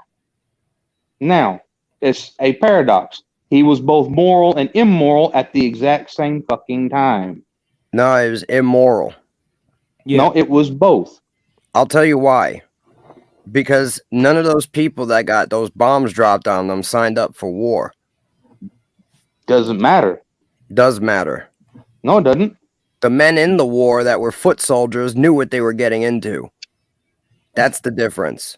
And you don't think the civilians that were operating their supply chain and their supply lines were not aware of it either? They knew what they were getting into. The fucking child sitting in a building didn't. That's irrelevant. You got to lose that It's not morality. irrelevant. Son. You don't have Yes, moral understanding. You're not supposed to when you're a leader. You're not supposed to have moral understanding? No. The needs of the many outweigh the needs of the few. I That's don't agree. utilitarianism. That's not Machiavelli.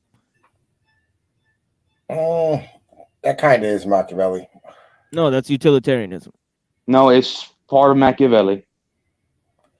Utilitarianism took what Machiavelli did and tried to update it. Machiavelli does not argue for utilitarianism. That's later. That's later. That's like 1600s and past that.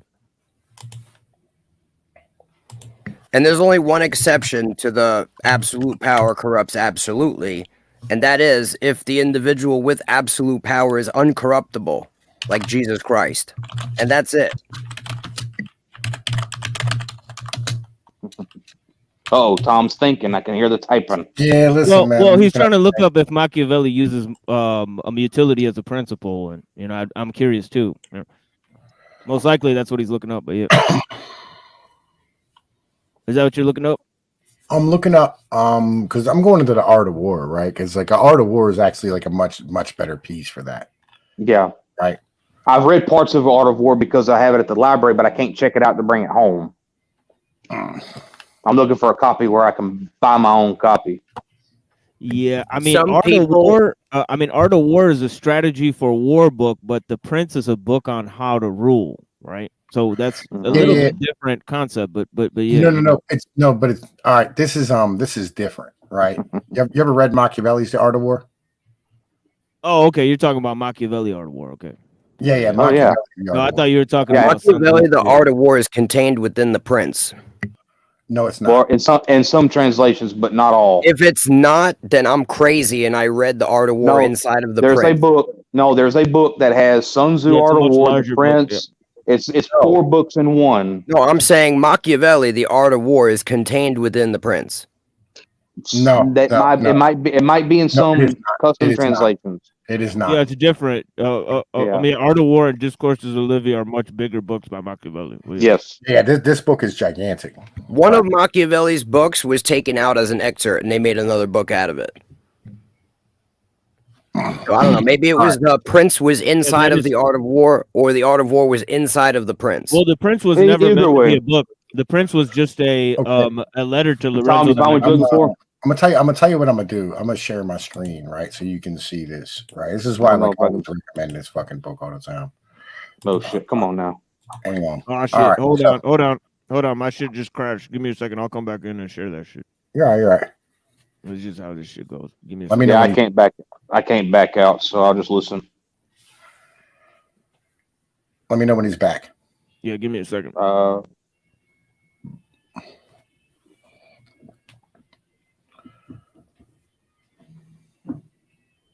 Yeah, I started reading Machiavelli about a year ago.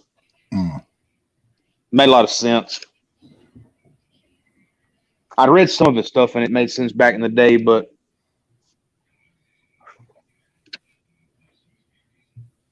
I've also, who else have I been? Shit, I read too much fucking shit. Yeah, I keep reading more things. I'm gonna spend a week this week, not on Discord, just reading. And I mean, just listening to all this shit I want to get through. Because I want to finish up the Tocqueville and then move on. I didn't like Tocqueville, but I've got a digital copy of which one you reading? You reading Democracy in America? Yeah. I got one. Ah, damn it! I can't see the title from here. Shit. I don't know, bro. I might have been wrong about that, but I'm pretty sure I have a book that has both of them in it. They might have put them together when they published it or something, because they do that sometimes. They'll put like several of them together and package them and then sell them. That way you can have some of his work. So that's my bad. No worries. We're good.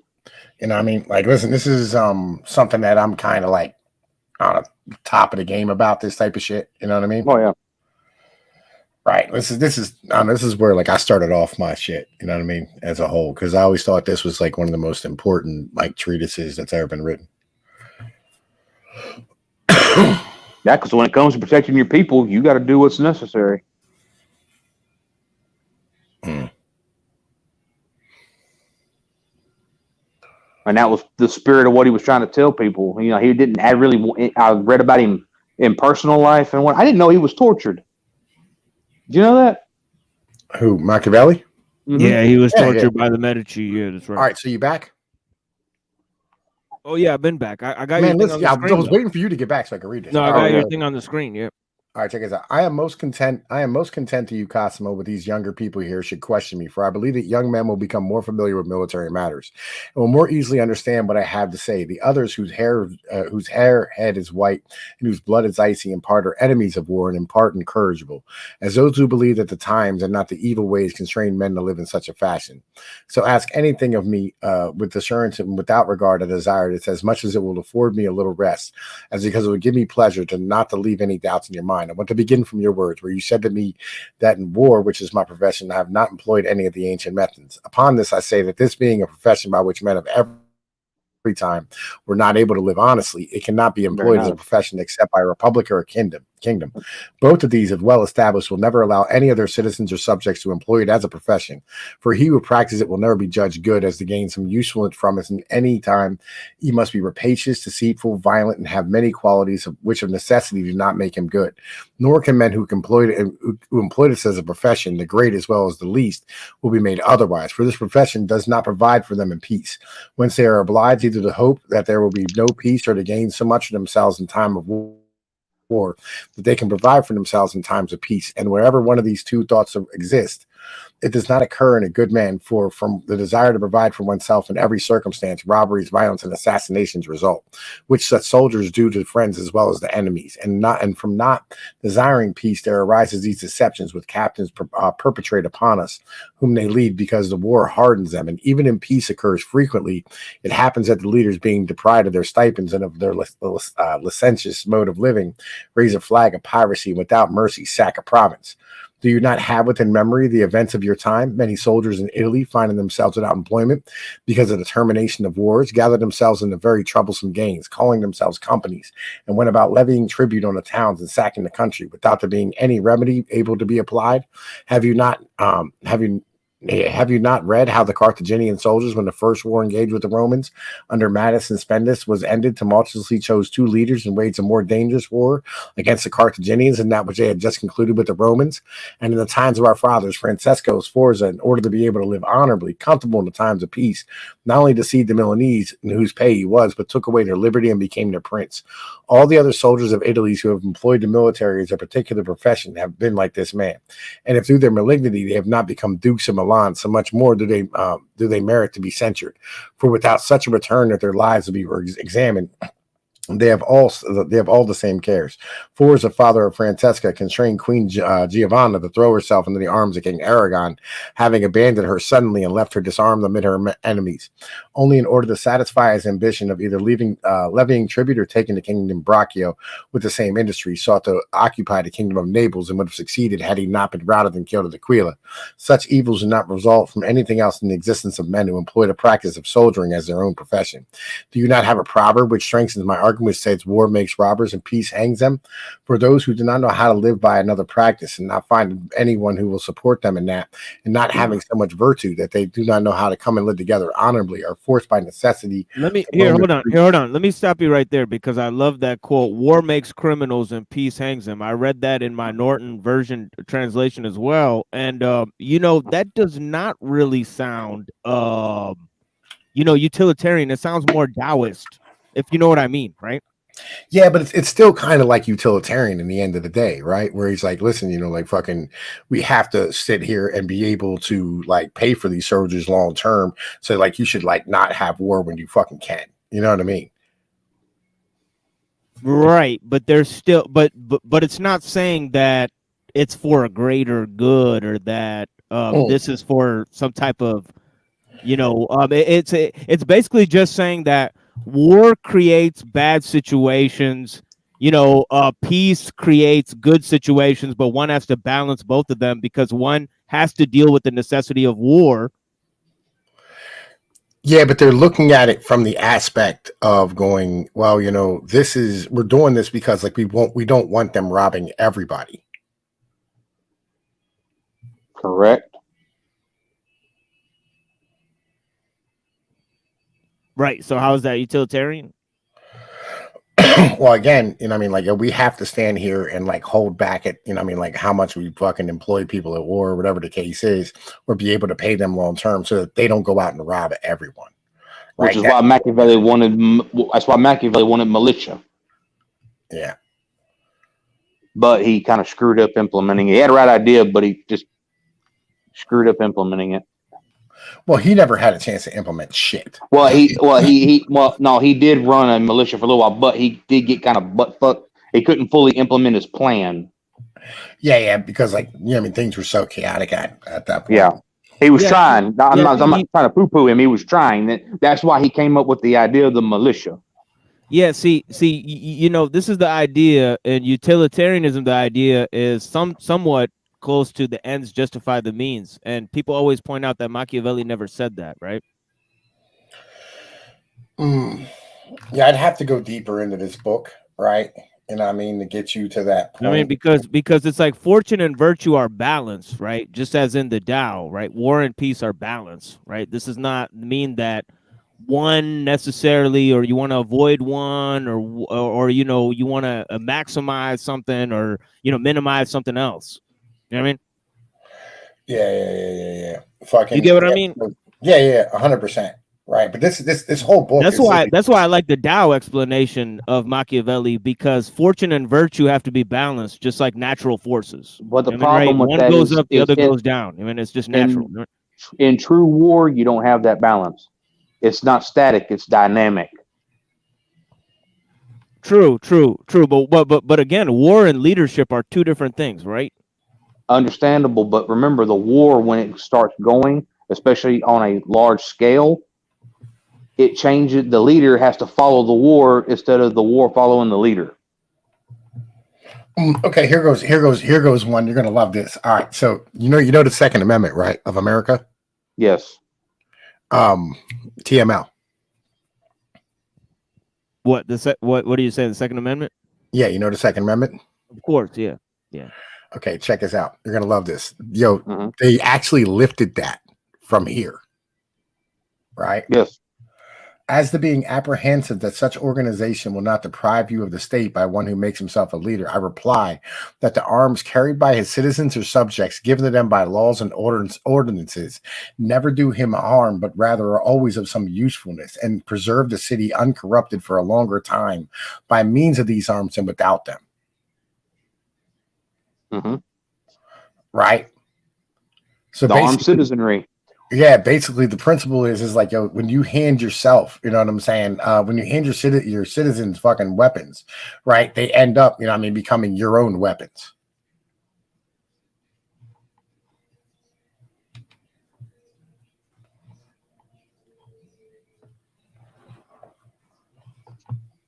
Mm-hmm. Here's another. Rome remained free 400 years while armed. Sparta 800. Many other cities have been disarmed and been let free less than 40 years. For cities have need of arms, and they do not have arms of their own, they will hire them from foreigners. And from the arms of foreigners more readily do harm to the public than their own. For they are easy to corrupt, and a citizen who becomes powerful can more readily avail himself and can also manage the people more readily as he has to oppress men who are disarmed.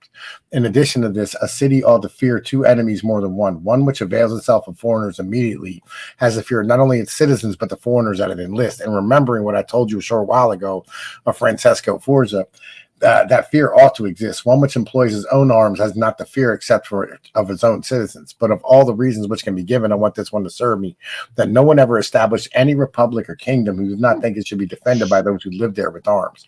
And if the Venetians had been as wise as this in their own institutions, they would have created the New World Kingdom.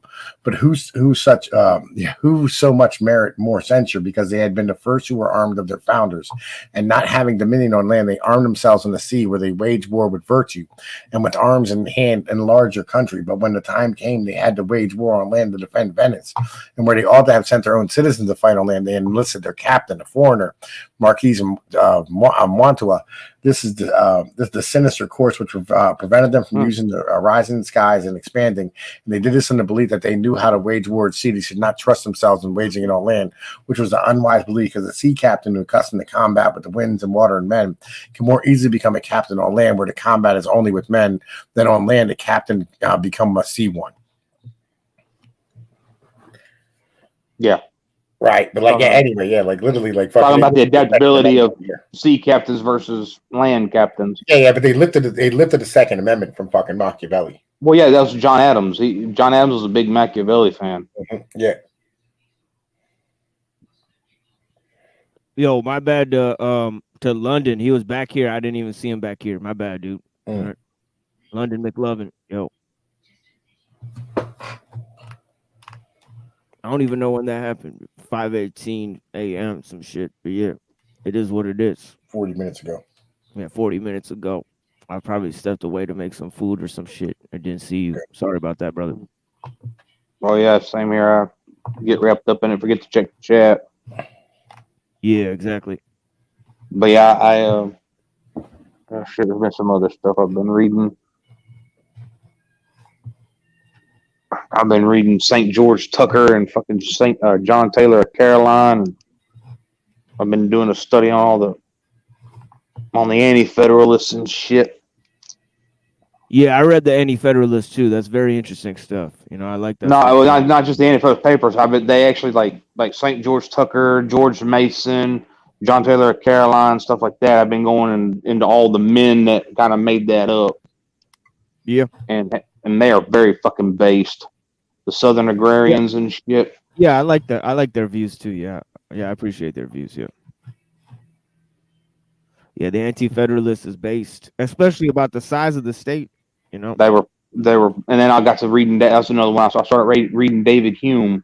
Everyone touts Hobbes. I can't stand Hobbes. Never could. Yeah, so I started reading David. Yeah, Hobbes is horrible. Yeah, Hobbes is a real. Hume, dear God, that was a breath of freaking fresh air. Really? Yeah, Hobbes is basically the heart of evil. You know, for sure. Mm-hmm. The centralized state came from him. Yeah. And all the bullshit that came with it, all the crap we live today came from him. And then there was Alexander Hamilton. Oh, God. Yeah, Hamilton is totally crazy. Yeah. Madison and Hamilton. Yeah. I was always a Jefferson boy, but as I got older and actually did a lot of reading about everything, I'm definitely more Jefferson. And more agrarian too. Yeah, I like Franklin a lot. Not his views, but the way he committed himself to statecraft. I thought it was very innovative. You know, he No, got there into was, yeah. everything. You know, he wanted to develop He memes was- from science to religion and Yep. use them against the population. So he was a master of propaganda and propagandistic techniques. So I think that studying, And he was a print shop owner, so he had a vested interest. Yeah, that was yeah.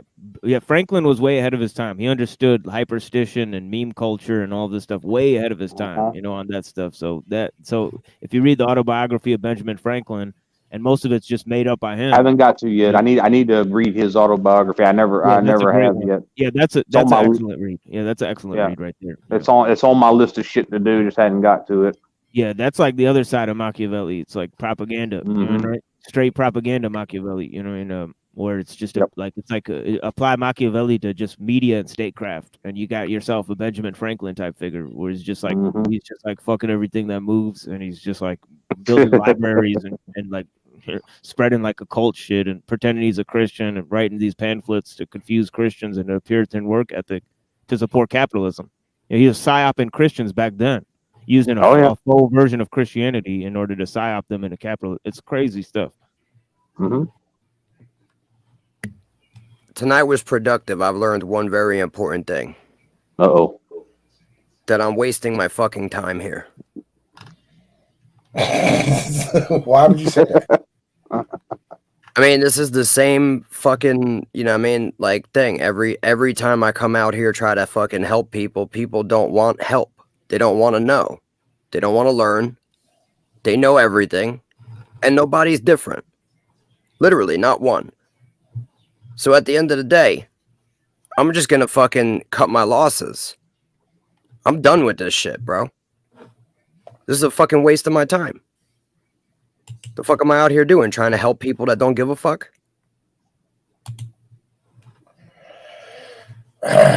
Yo, fuck all man. you niggas, like, you know what I mean? Like, honestly, fuck the whole fucking shit. You know what the problem is, man? Like, yo, you raw with your shit. I mean, you want it sugar coated or you want the reality? Yeah, I mean, like what was your phrase, man? You get more flies with honey than with vinegar. Nuance. I've tried honey. When? They took the No, honey, it's not ate about- it, and spit it in my face. It's not about honey. It's about how can I say it? What's the way to say it? Nah, man, you gotta show love. You know what I mean? Somewhat. Humanity. I've tried showing love. You haven't People take tonight. your fucking love for weakness and shit all over you. You haven't tonight. Well, tonight's tonight. Yeah, I mean, like you can't take a night where like you didn't, you know what I mean, like, you know, put out a good foot and then go like, oh, this is what it always is. Well, And go back in the good shell. You that can't do that. fucking- It's good that I didn't, because I was able to realize something that I would have never realized with honey. No, it's when you try with honey and people still shit in your face. That's when you motherfucking go, man. Fuck. I've been tried that When? a long time ago.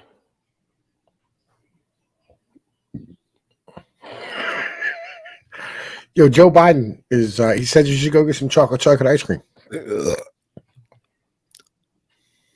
I have a better idea. What? We can't talk about it. I mean, Nah, you don't want to do that nonsense. chocolate chip ice cream. Okay. Damn it, you're making me hungry, Tom. Stop it. It's Joe Biden in the chat. It's not my fault. Come on, man. Joe Biden says you get some ice cream.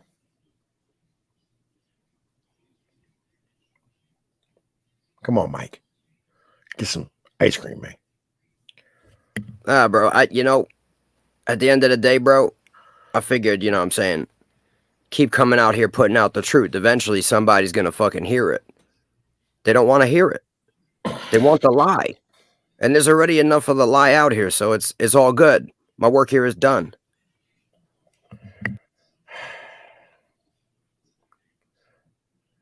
You know, there's guys out here who believe the things that you do, and like they're well respected, like on their own, and nobody knows any of this shit about what they believe.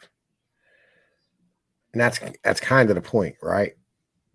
Because then when somebody asks him, you go, man, listen, like I know I have a feeling that, like, yeah, he needs your vote. He said, don't hurt yourself. You know what I mean? I remember Joe Biden needs your vote. You're not even running, Joe. Did they not tell you, bro? Like, they got to tell you. Oh, I would never hurt myself. Yeah. I know you wouldn't hurt yourself, right? But like you have to, you know what I mean? Like, you know, you have to learn how to like slow roll things. Honestly, most of you motherfuckers aren't even worth hurting either. I know I'm not. You know what I mean? It'd be worthless to hurt me. So like, it don't even matter. I'm just gonna like abandon this whole shit. I'm just gonna let everybody be in their fucking ignorance, and they can find out for themselves at the end of the road. Why do I give a fuck about anybody? Right? Why should I? I mean, because you should always want to grow. I tried to grow. People ain't trying to grow.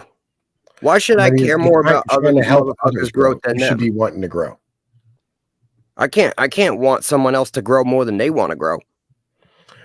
Yeah, but you should want to grow. That's what I'm gonna do. I'm gonna go grow, and y'all could go fuck yourself. You know what I mean? I feel you. I understand where you're at. But that's why we discuss Machiavelli at 6 o'clock in the morning. Because we want to grow. Machiavelli wasn't about growth. He was about destruction. Oh, it wasn't. It was about growth and how to properly maintain your society. That's kind of true though, for real. Like Machiavelli ain't nobody to hang your hat on for sure. But yeah. I mean, like when it comes to examining power dynamics, he's not a bad guy to go to. Yeah, I guess, but just for that, I mean, right? Like beyond that, he's pretty much useless. To be honest, That's a big piece. That's a big piece, right? Listen, if I read Machiavelli, you're gonna fucking see me in the news tomorrow, okay? No, you won't. You read enough of it, you make sense, and you realize he's not saying go do it. He's telling you how it works. Bro, the first time I read Machiavelli, Tom showed me the book, and I woke up after like 3 days of reading nothing but Machiavelli, and I was ready to just go to war with the world.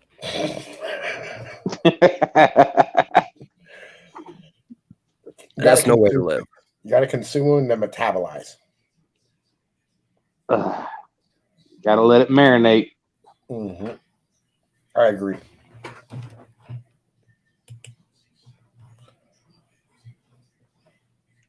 I'm not gonna lie, bro. I've been kind of contemplating on just being done with all this shit for a while. But this is basically like, I've got my answer. I mean, if you have the answer, you have the answer, you know? Yeah. Inner peace. It's very simple. It brings you inner peace. It's not about peace. It's about beating a dead horse. Well, you know, as I said, like I've had to find new ways to put things from time to time because like the old ways don't work sometimes. You have to come up with new ideas and new ways and new things. Re-examine shit.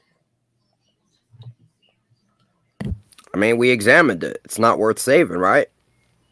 I mean, you're a charismatic dude. You just got to find like the proper way to get your message out. The message is the message. If you can't see what the message is, it doesn't matter how I say it. It kind of does matter how you say it. I don't believe in deception or manipulation, so it's kind of hard. People only understand lies. It's not about like lies. It's about being charismatic. For what? I mean, because you want to spread the word of your gospel.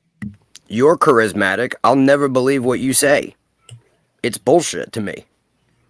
Doesn't matter how you say it. Doesn't matter how you try to trick me into believing it. Doesn't matter how you word it. I'll never believe it. Yeah, but I So, can like, contemplate it and add parts into your own shit. I'm just saying.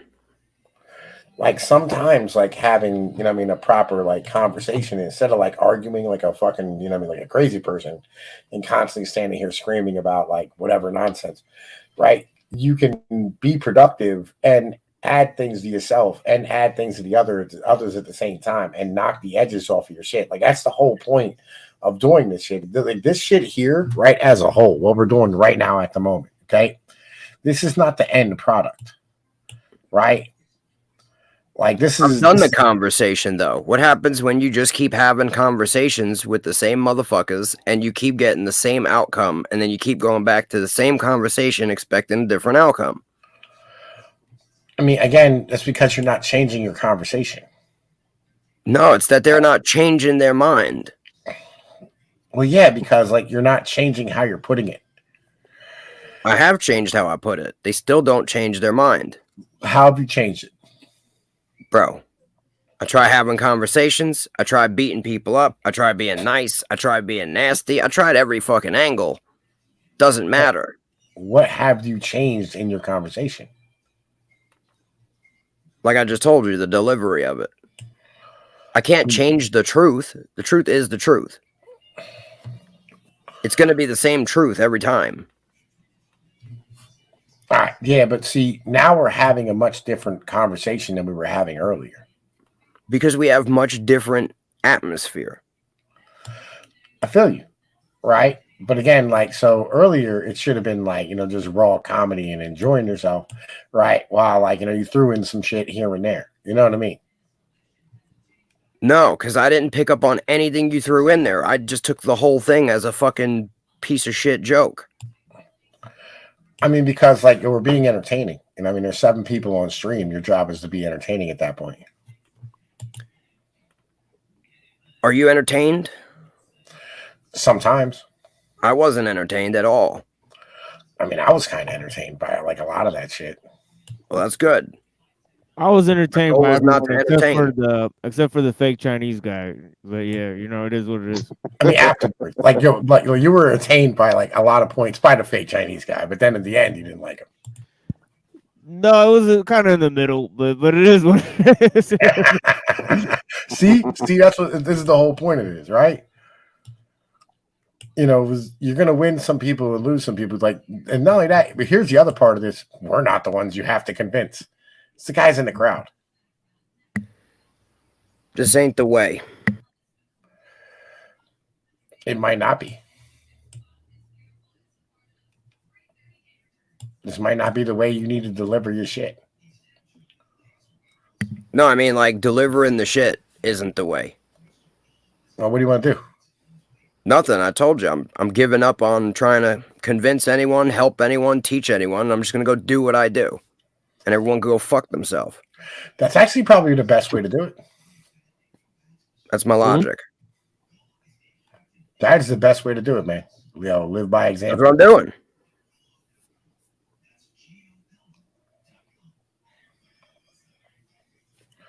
Yeah, living by example is literally the best way. I'm gonna. And even better, I'm not even gonna provide an example. I'm just gonna do it quietly. And y'all could burn in hell. I don't care. You know what I mean? I feel you. But again, you'll still be an example. Only to my kids. Feel you. Somewhat. Because I'll still speak of you fondly. I like giving you hell. I will still speak of you fondly. Always. No matter what happens. And I mean, as an example of what can be.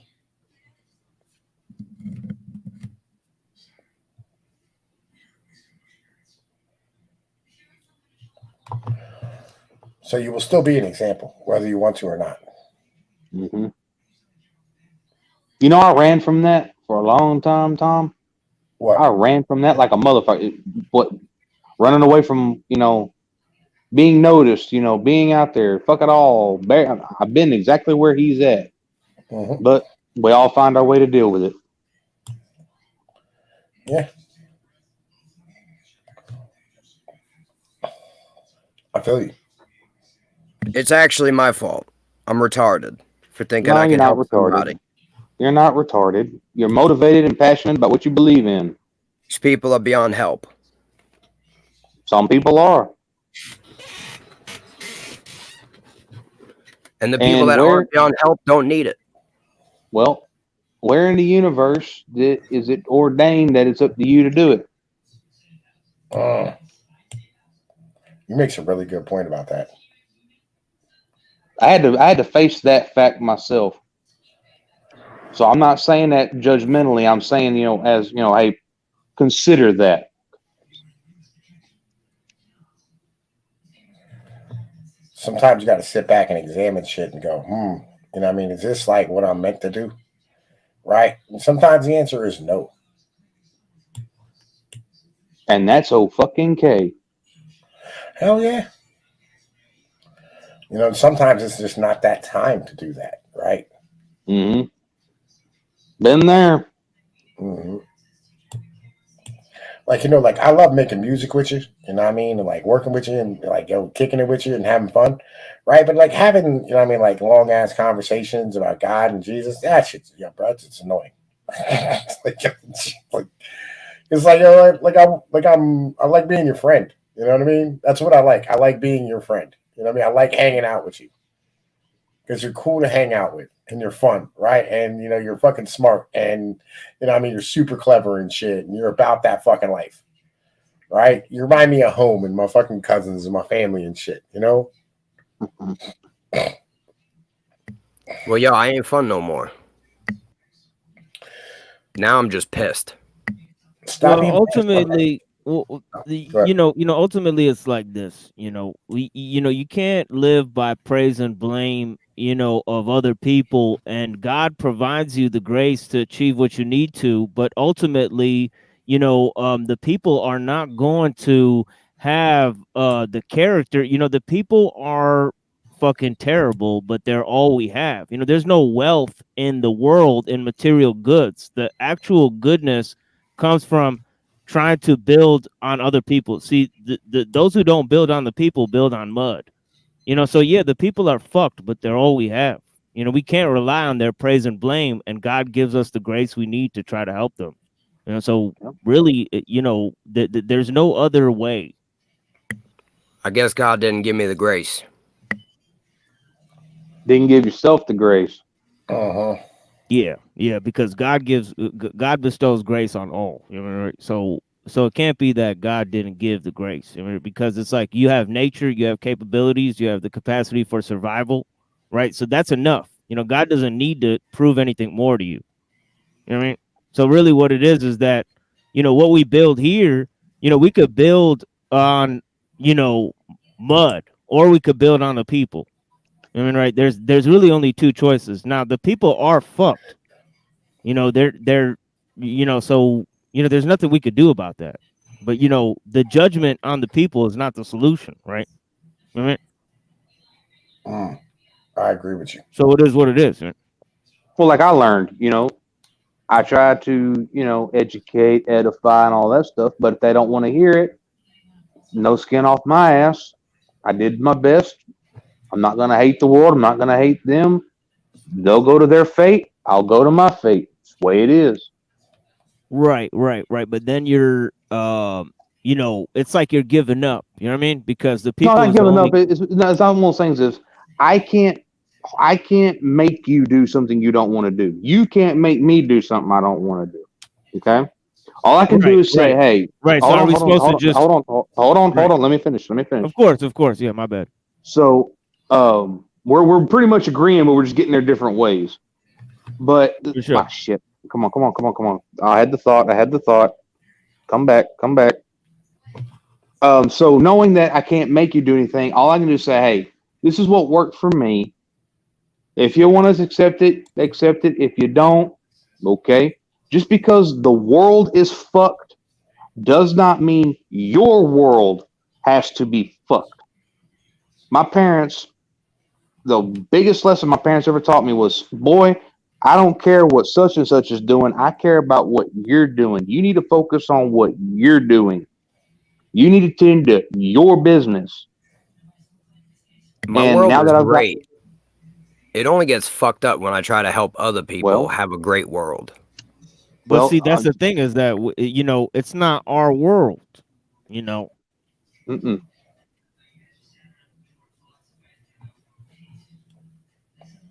Yeah, this is my world. You need to stop trying to like tell people how to live in my world.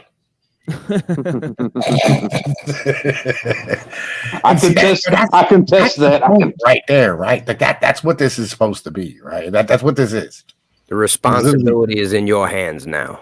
Nah, just laugh and joke and enjoy yourself and stop fucking worrying. Fuck because that. shit's gonna be fucked. It's always been fucked. That We're shit ain't never humans. gonna get me nowhere, bro.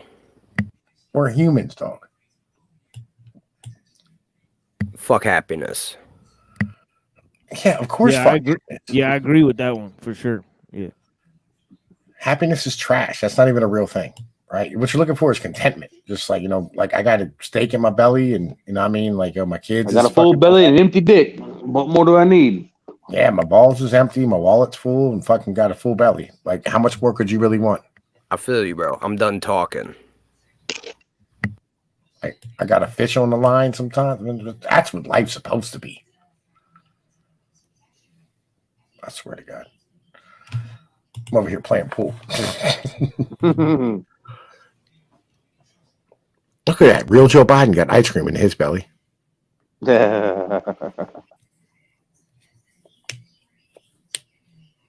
Oh, shit.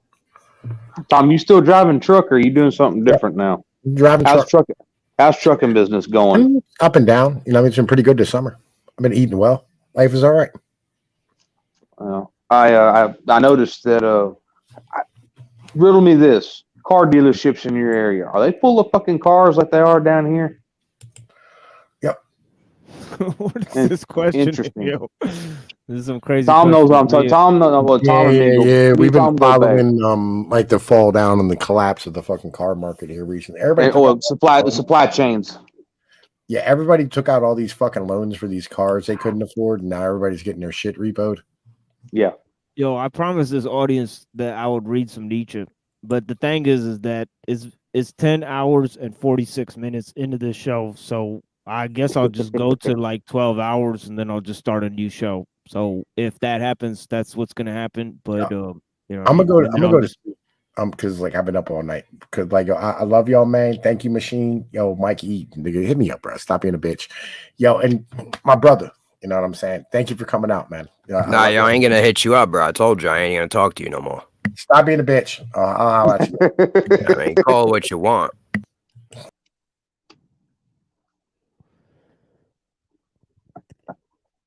Yeah, what about you, Buck? What about me? You want to hear some Nietzsche? Give me a little bit, and I'll mull it over. Okay. I'm still out to lunch on Nietzsche, but I've been Yeah, I'll giving him see a if I second could chance. fit this in for my people because I'm just gonna continue this second part at another episode either or after this, but I'm just gonna read a little bit of Nietzsche. What I'll do is I'll open up the Giorgiani thing, the rest of the debate, and the rest of this Nietzsche, on a different episode, and I'm gonna do the 10 minutes on Toilet Bowl Earth. I'm Is gonna this totally, Toilet the Bowl Earth. machine? Yeah. The machine. Hold on. The Machine Lives. Is that your actual YouTube channel, or is that just what Yes, you yes, got in the sir. chat? Yes, I'll sir. find. That's I the need. channel. I'll look. I'll find you. The Machine Lives. That's right. Yeah, the Machine I'll find you Lives. and Yeah. sub. For sure. I appreciate you, sir. You come back on and talk anytime. And so, and same with Well, the I'm in and out. I'm in and out because I've been doing a lot of stuff, and I'm dealing with fucking disability and shit. So yeah. Anyway, but so I'll be around for a while, then I'll disappear, and then I'll be back, and disappear, and be back, and whatnot. And I'm also doing a lot of reading and shit. So Yeah, I like the stuff you're reading. You know what I mean? We could definitely discuss that. I read Democracy in America. I read the the Anti-Federalist Papers. I read the Federalist Papers too. But yeah, we could. if you get a talk about chance, that. read anything by St. George Tucker. Read John Taylor Caroline. William Rawls' View of the Constitution is pretty good. I liked it. Okay, I It appreciate goes those to, he was references. one of the first ones to go through the Constitution and whatnot. I think he either did it right around the time Story or a little before Story, but his is really good. And then I have some other ones. I have to dig around to find them. But anyway, go ahead. I'm sorry to interrupt you. Go ahead and do your Nietzsche. Yeah, it's just I just grabbed my binder here, But yeah, Good, I'm good. only gonna do like 10 minutes of this shit. Then I'm gonna do 10 minutes of attack on this toilet bowl dude. I don't really have much time to attack this dude. It's just, you know, Whose the dude, toilet bowl like, can you give me? Whose toilet bowl, real quick? it's So I just got like some dude like I did a debate. This dude made like 4 hours Uh, of commentary on the debate. And it's like, all right, you know, so you know, Yeah. he wanted attention, so I'm gonna give him a little bit of attention, but just 10 minutes of it. but not in the way, but not in the way he wants. Yeah, not in the way that he gave me attention, if you know, basically. Yeah, I hear you. Because it's just like, you know, like you could stay Is focused on me. is your little avatar thingy a purple area with a globe on it? Yeah, that's exactly right. Yeah. Okay, gotcha. I have Yeah. now subscribed. Oh, thank you, man. Yeah, we talk a lot about philosophy and stuff here, so Cool. especially political philosophy. So that's the main thing. I've gotten into political economy. Yeah.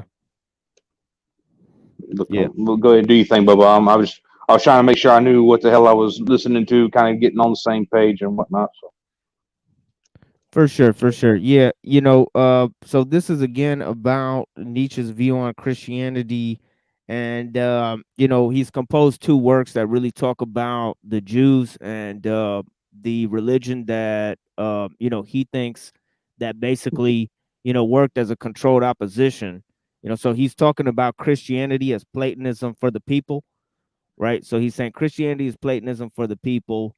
Um and he said to unbend the bow once by means of Jesuitism, the second time by means of democratic enlightenment, which with the aid of freedom of the press and the newspaper reading might indeed bring it. So he's talking about the rise of liberalism. He's talking about 2 key elements, Christianity and Plato within that, right? And Can I ask a question? May I ask a question? When they say Christianity, which version of Christianity? Are they talking about Catholicism or Judeo-Christianity? he's talking about the church. Protestantism?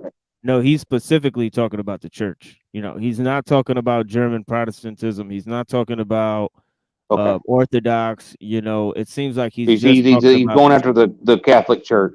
Yeah, he's going after the Catholic Church, which he doesn't support any form of Christianity. He's basically a neo-pagan German, and you know, That much I knew about him.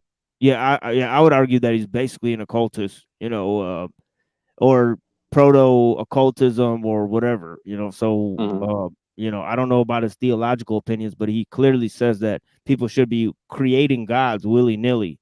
So he's definitely talking about idolatry, you know, but he believes that you know, human beings invent their own gods, which I don't believe that, but that's what Nietzsche believes, right? But he had a lot of illnesses and shit, and he was in chronic illness all the time, so he had a really warped way of thinking. Maybe, you know what I mean? But well, I have chronic illness, and it can make you think weird. Oh yeah, definitely physical ailments and stuff, but that's not too. But I don't think many of us can understand the expertise of somebody who could like read Greek, read. You know, all no of doubt, those like Aleister Crowley. Look at what all Crowley did. Yeah, Crowley. Yeah, Crowley's definitely you know, totally evil. You know, but and I don't think that Crowley was really as talented as Nietzsche was. You know, Crowley's philosophy is basically nonsense, gibberish, right? You know, Nietzsche's like one of the greatest philosophers who ever lived. I mean, the occultists are basically, you know, horrible philosophers. You know, they're second-rate philosophers. They're, you know, third-rate theologians. I mean, right? And you know, that's just how it is. You know, and you know, looking at you, Joseph Smith. Yeah. So, you know, but yeah, he says in this, he's talking about you know, the Brahmins, and that's something that we started with. Said the religion can be used as a means for obtaining peace in the noise of exertion of the cruder forms of government, the purity from the necessary dirt of all politics. That is how the Brahmins, for example, understood things. By means of a religious organization, they gave themselves the power of nominating kings and the people, while they themselves kept and fell apart and outside as men of higher super royal tasks. He says to ordinary human beings, finally, the vast majority exist for the service of general advantage, who may exist only for that. Religion gives an inestimable contentment with their situation and type, manifold peace of heart, ennobling of obedience, one further happiness and sorrow of their peers, and something transfiguring and beautifying, something of a justification of the whole everyday character, the whole lowliness, the whole half brutish poverty of their souls. Religion and religious significance spread the splendor of the sun over the ever toiling human beings that make their own sight tolerable to them. Religion has the same effect which an Epicurean philosophy has on the sufferers of higher rank. It is refreshing, refining, makes as it were the most of suffering, and in the end even sanctifies and justifies. Perhaps nothing in Christianity and Buddhism is as venerable as their art of teaching even the lowliest how to place themselves through an illusory higher order of things, and thus maintain their contentment in the real order, in which life hard enough and precisely this hardness is necessary. So he's talking about the role of Christianity and Buddhism in procuring a ascetic practice, and he says this is similar to the ascetic practice of the aristocratic virtues, right? But it does nothing to better the people who actually practice it, right? So because it's illusory, right? It gives them no real power in the world, right? Then he says the excess of failures of sick, degenerating, infirm who suffer necessity. The successful cases are among men too, always the exception. And in the view of the fact that man is the as yet undermined animal, the rare exception.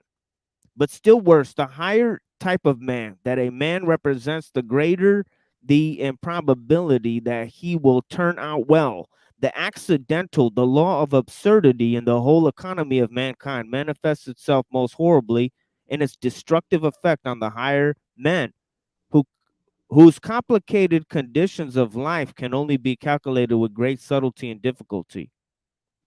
Now, he goes on to say that, and this is all in paragraph 62. He then says about Europe, he says, to preserve all that was sick and suffered, which means, in fact, in truth, to worsen the European race, stand all valuations on their head. That is what they had to do. He's talking about the Jays, right?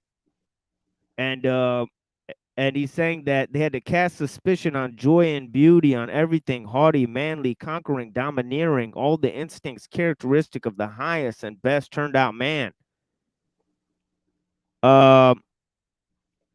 Insureness, agony of conscience, self-destruction, indeed, invert all love of the earthly and of dominion over the earth into hatred of the earth and the earthly. This is a reevaluation of values. Right. Okay. So this is coming from Christian Europe, and it's going to lead to the democratic system. As he says the Christian movement, that the democratic movement is the heir of the Christian movement. I mean, so first people had to become, had to follow a herd mentality, right? And then once they're stripped of their sort of, nature that wants to seek power and earthly, wealth and splendor, then they can be, once they've gotten rid of that then they can be given, a truly Christian philosophy. Then he says, men not high and hard enough to have any right to try to form man as artists, men not as strong, far-sighted enough to let the foreground law of thousandfold failure and ruin prevail. Though it cost them sublime self-conquest, men not noble enough to see the abysmally different order of rank, chasm of rank between man and man, right? It's a Rousseauian sensibility. There's more difference between a man and a man than there is between a man and an animal. That men collectively share more in common with the animals than they do with each other. Man is surprisingly, diverse, and that diversity leads to you know, the no notion of equality can be derived from it. In other words, right? The equality is totally a myth. And so Nietzsche completely rejects the notion of equality. Right. I'm now moving to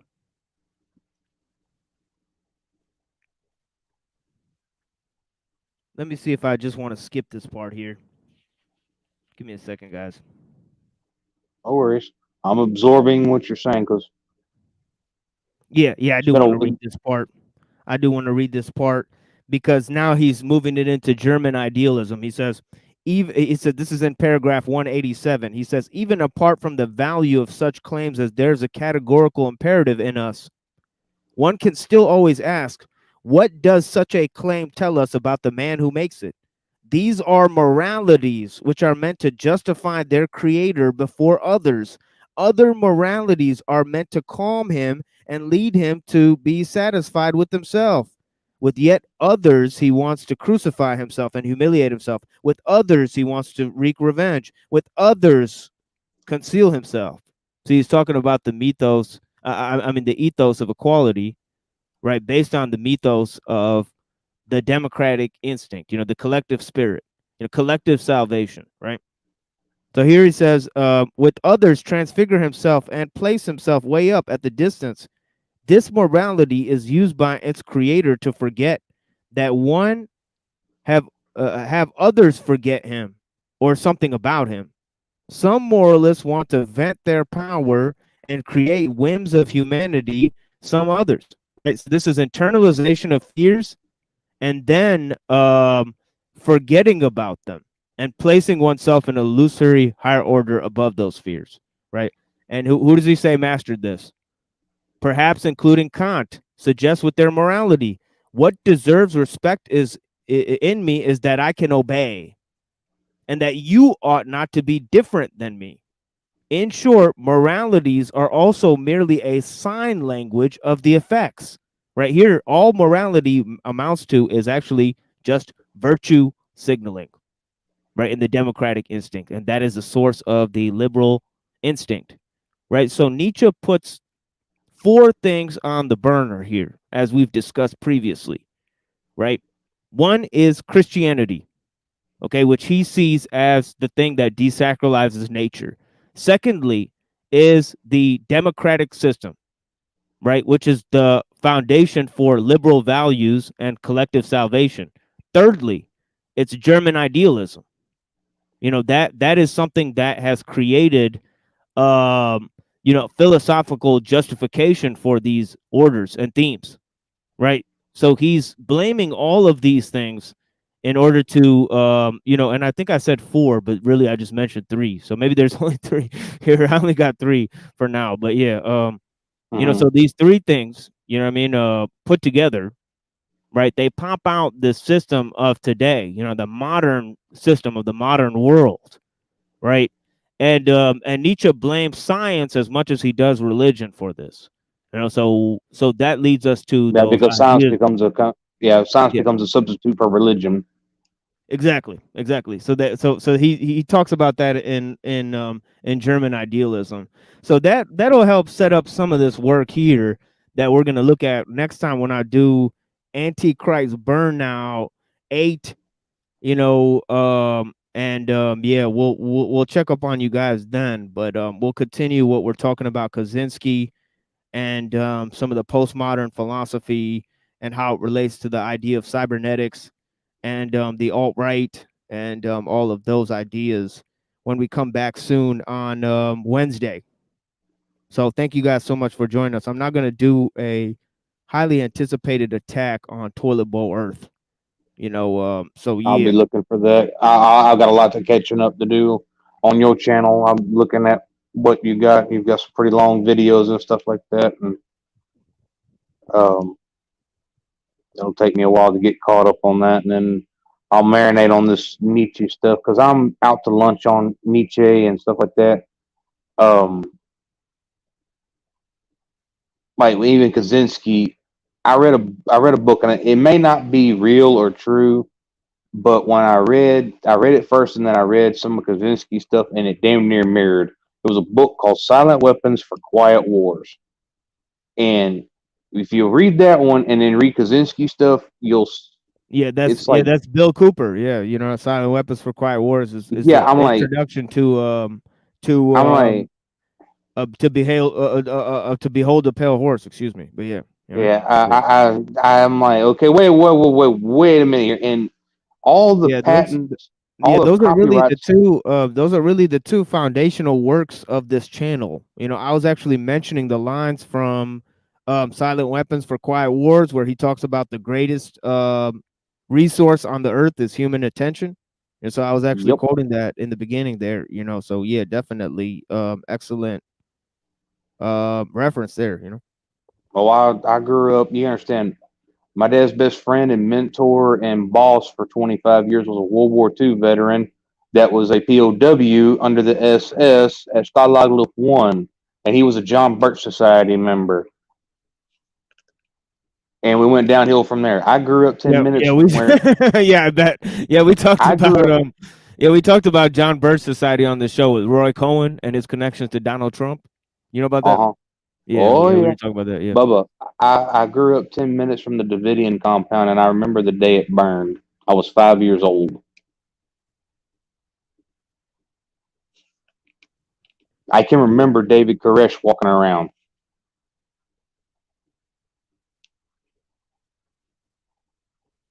That's crazy. That's wild. Oh yeah, I can take you right to it. Yeah, I was line of sight. I'd like to smoke a joint with David Koresh, see what he thought about the world. That would be a for real big time thrill. Did you read the Seven Seals? No. You can find it if you find it online. Look, you can find his manuscript. They got it online. If you ever want to read that one. Yeah, that's got to be interesting too. Yeah, for sure. That I read. Did you ever read Unseen Hand by A. Ralph Epperson? No. Read that one in New World Order. A. Ralph Epperson. For sure. Epperson, EPH? EPPA. If you type in Unseen Hand, it'll pop up.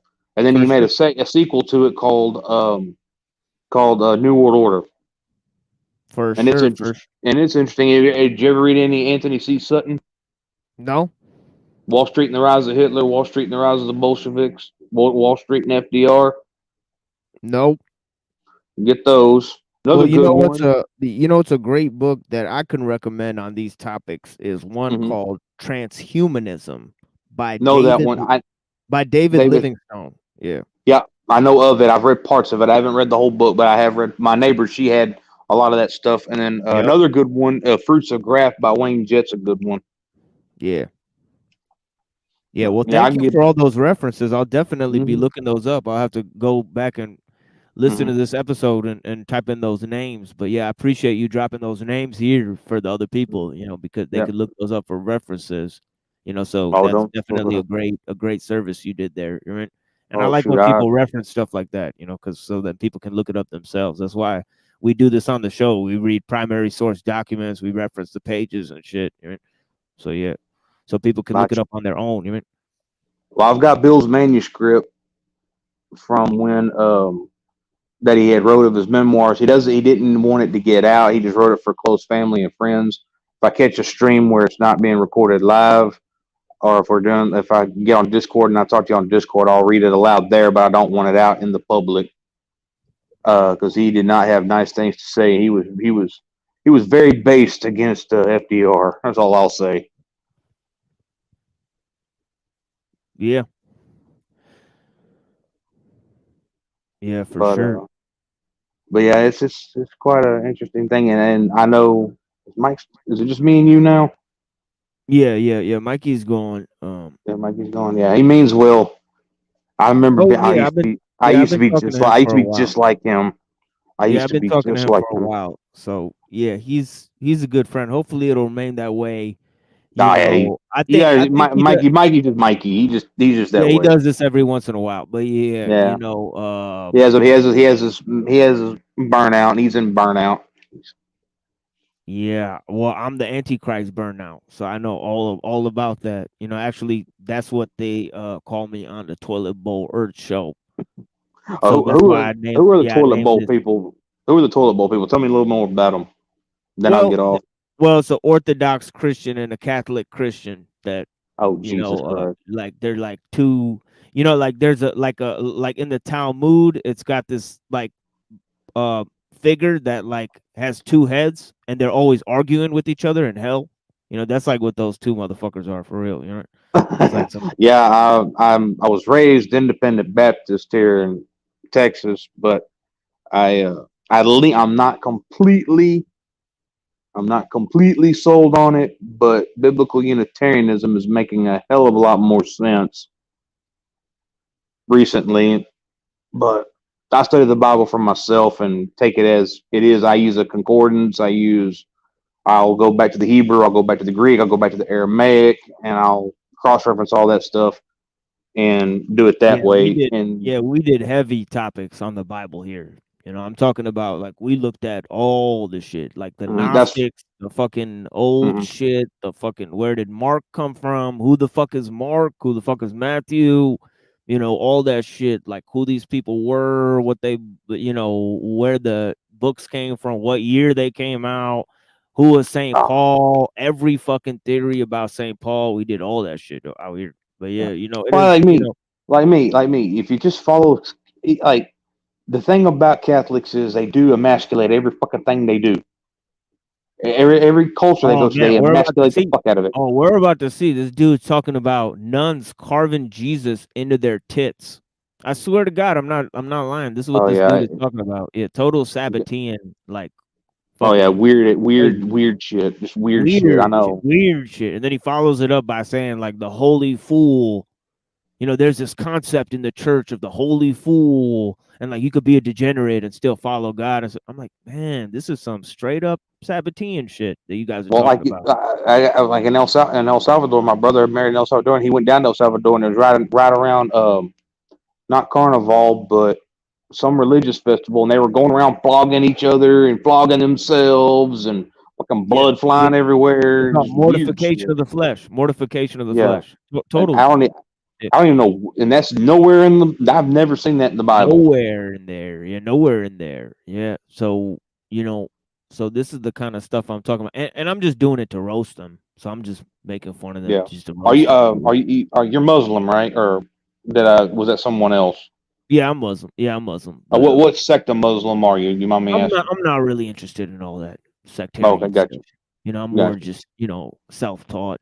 You know, it is what it is. But like me, you read the primary source and make your own decision. Exactly. Yeah, there's teachers from both in both of the sects. Now, you know, we talked about this in the beginning of the last show, so it's total. You know, it's just total. Yeah, and there's I the Quran. Christians to do the same thing because the church and the Orthodox Church and all that stuff is just, you know, that stuff's been corrupted. So who are you kidding with that? You know, so it's obvious that if you're a Christian or a Muslim, you're gonna have to be self-taught in order for me or anyone to take you seriously. You know, so you know, that's I was hearing the same 6 verses in Sunday school and in church, and I started reading the Bible for myself because I just got interested in it because the way my Bible's broke down. It's a study Bible, so it'll have a reference verse to whatever verse it'll give a reference verse. I started jumping around the Bible and going, why aren't they teaching this stuff? Yeah, I think that if Muslims and Christians woke up tomorrow and followed everything that was written in their books, it'd be a different world and a much better world, you know. And I think that you know, right now Muslims and Christians are puppets of the Jews and the Freemasons, and that's for a good reason for that. You know, it's because of their religion's been hijacked, you know, by things like, you know, Aristotle and you know, secular. What's your view on Aristotle? Wait, what'd you say? What's your view on Aristotle? I think Aristotle was one of the biggest catastrophes in human history, right? How so? Yeah. Wait, what are you saying? How so? How was he a catastrophe? Well, I think the compartmentalization of knowledge and the creation of science and other subjects, you know, the rule of experts, you know, and also his political philosophy. Okay. You know, I think that they're particularly dangerous. Right? How so? I'm trying to understand. Thank you for your patience. Yeah, for sure. And I did great explanations on this, and also I was going to read an entire thing on this, on how Aristotle's fucked and all this stuff, but I just don't have time, you know. But Yeah. But basically, in my view, Aristotle and his idea of the teleological, is basically the final cause, right? That this creates a metaphysics that basically puts time above the whole notion. See what he does is he gets rid of the transcendental world, right? Which is good. But then he introduces this whole realm of becoming on top of it. So he puts this temporal dualism, right, in which there's a final attractor. You know what I mean? So this idea of his metaphysics, that basically puts nature in a secondary category, and also then, essentially what it does is it creates correspondence theory, right, which is the father of empiricism, right? It puts nature in a secondary category the same way that like Galileo did, right? Yeah. And stuff. And then essentially what finally it does is it introduces this notion of teleology, right? Which then puts this concept of intelligence in nature to make up for the problem of the loss of transcendentals, right? So there's a lot of real quick, what's transcendentals again? Transcendentals is like the form. See, Aristotle rejects the forms of Plato, right? So, Okay. yeah. Bear with me because this is a lot of it's a lot of complex topics, and I got a cursory knowledge of them all. The only thing I really agreed with Aristotle on vehemently was his ideas on monetary theory. That was it. The rest of it I never did really get into. Plato, I never did like Plato. I tried to read Plato, and his observations start out good, but then just went to shit. I don't like Plato much either, to be honest. I have problems with Plato too, but they nowhere match my problems with Aristotle, right? Yeah, the only thing, like I said, the only thing I ever looked at on Aristotle was his monetary theory. The rest of it, I really didn't pay attention to. Yeah. I mean, just for starters, What's your view Aristotle sold Go ahead. his people out. He sold his people out. He sold Athens out to money lenders. Right? And How so? like basically, Socrates said he would rather die a citizen of Athens because Athens raised him up, right? So if he goes and gives his talent to a foreign state, right, then he's basically betraying his own people, right? He had a sense of honor for his own people. He expressed the need for love of one's own, right? This is the basic principle of thumos, right? See, Aristotle, right? He rejected, when he was told to do the same thing in Athens, right? He fled, right? Which many people give him credit for. But then he used his philosophy in order to conquer his homeland, right? And then they put a statue of Aristotle there when his own people rejected him, right? So Aristotle did business a totally different way, right? His philosophy was a lot more of a cosmopolitan, cosmopolitan, philosophy, of the people in the city. I'm gonna have to get deep. I'm gonna have to get deep into that because, like I said, I've only got a cursory knowledge of it. And the biggest thing that I liked about Aristotle was that his view on usury. And one thing I do like about Islam is the usury laws. Yeah, and of course, yeah. I hate to say it, the usury he bans laws. usury, but he supports pederasty. Did you know that, Aristotle? Yes, I knew that. And I didn't like that. That's the thing. Here's my thing. I'll tell you about my thinking style. I just discovered it and found out that I am an integrative, holistic thinker. So I will look at something and I'll see the best in it, and I'll take that portion out, and then the rest of it, like pedestry, I'll throw that to the side. Say, hey, this is a really good idea. I'm gonna take this idea. I'm gonna run with it. And then I'll start doing that with other fucking things, and that's why I'm working on my thing, the neo-agrarianism and shit, because I don't like I don't like being put in one box, because like you say, like Aristotle's good on usury, bad on pedestry. Yeah, and so that's the thing is that, yeah, exactly. So see, that's the same way I'm looking at these thinkers, right? So what's my problem with them? Well, my problems with them are multifaceted, right? But yeah, I'll definitely explain and read a full length reading about it next time we do it. We got a little But carried away what's with the panel, which is very good because usually we get nobody in here. It was just because of Pinoid that everybody came. So you know, usually it's me and Mikey talking for several hours. Nobody shows up. Sometimes it's just me. So you know what I mean? Well, I just So happened to see the notification. I hadn't seen the notification with Pinoy being live for a while, and I've been wanting to jump in. And the yeah, minute I jump yeah, in, we the had minute some good I discussions on last show too. So if did you're, the you know, yeah, we had some good discussions with Pinoid last show we did too. So yeah, the minute I jump in, it just goes to. It seems like it just like Mikey just gets like spurgs out, and there you go. Which is funny because I love him. I love it when he goes to ranting. yeah, I agree with most of what he says. You know, He does. so He's on the right track. He's just got to learn to nuance it. And he doesn't want to nuance. He thinks that's deep down in his conscious. He thinks having that nuance is gonna be weakness, and it's not. It's you got to deliver to people because people are going to ultimately make their own decisions. But yeah, anyway, for sure. that's just my ramblings. But now, what philosophers do you like? I guess I say support. Who are your favorites that trip your trigger? Well, you know, I would go with Ghazali. Don't know him. You know, the Lao Tzu, Parmenides, Nietzsche. Okay. You All know, right. those four primarily, but then also I would go into political philosophy, and also I would go into my ideas of theology and cosmology and epistemology and all those, so I can greater refine my views. You know, but yeah, you know, yeah, I borrow freely from many thinkers that I've Yeah. Yeah, unveiled like on the me, show. you're an integrative thinker. Yeah, yeah, but you know, but on the blacklist is like people like Aristotle and Hegel. You know, I hate Hegel. I hate yeah, that fucker with a yeah, passion. yeah. Aristotle and Hegel are like the top two demons in my realm. You know, and then I don't think everybody much else of is like, Hobbes either. yeah. Hobbes is definitely And Malthus. Oh, I'm so glad Henry George put the smack oh down on yeah. him.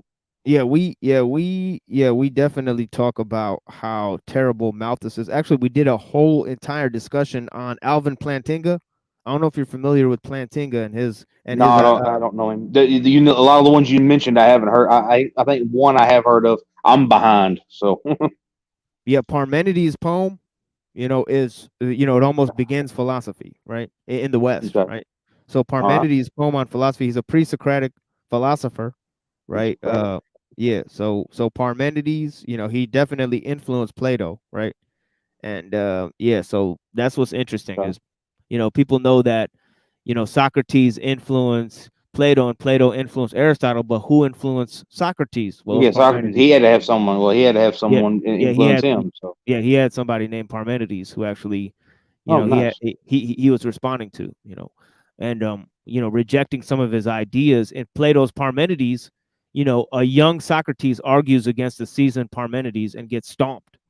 You know, so Plato did that on purpose to show the preeminence of Parmenides' views, and also to show the challenges in his own theory of the forms. You know, so the philosophical challenges therein. But yeah, I really gotta go, my friend. But yeah, No, blessings. you're good. You're good. Yeah, it's late. So Yeah, thank you so much for having me. I do want to let you get in a little closing statement here because I'm 11 hours in, and then 12 hours in, my stream will just collapse. So I gotta really run. But yeah, I really yeah, I don't thank you have so any much. last. I don't have any last words or nothing, Bubba. You just be well, and I'll be watching on your channel. I'll try to get caught up and try to get a better understanding of everything. I got free time now. Thank you, my brother. Yeah, you're welcome here anytime. Blessings. Yeah, I'll be back. I'll be around. For sure. Adios. Adios, my friend. Peace. Peace.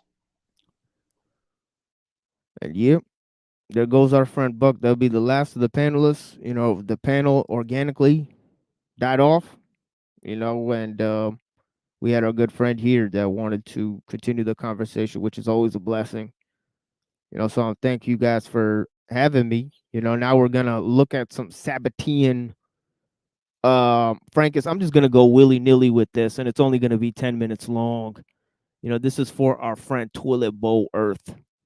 You know, let's look at some of his ideas. You know, this person wants to offer me some sort of philosophical challenge or whatever. You know, the problem is the sexually degenerate coward, you know, looking up pictures of my house, but too much of a pussy to actually have find the directions there, right? So you know how to use a map, but you don't know how to, show up here, right? So you're a pussy, right? You're a coward, right? You just talk online. Same thing with Two Family Drew, triggered online. You know what I mean? One day these people were talking or whatever, some degenerate nonsense about my wife, right? And this faggot Drew, he actually responds and says, "I'm a loyal friend, and I have a wife who's into bondage.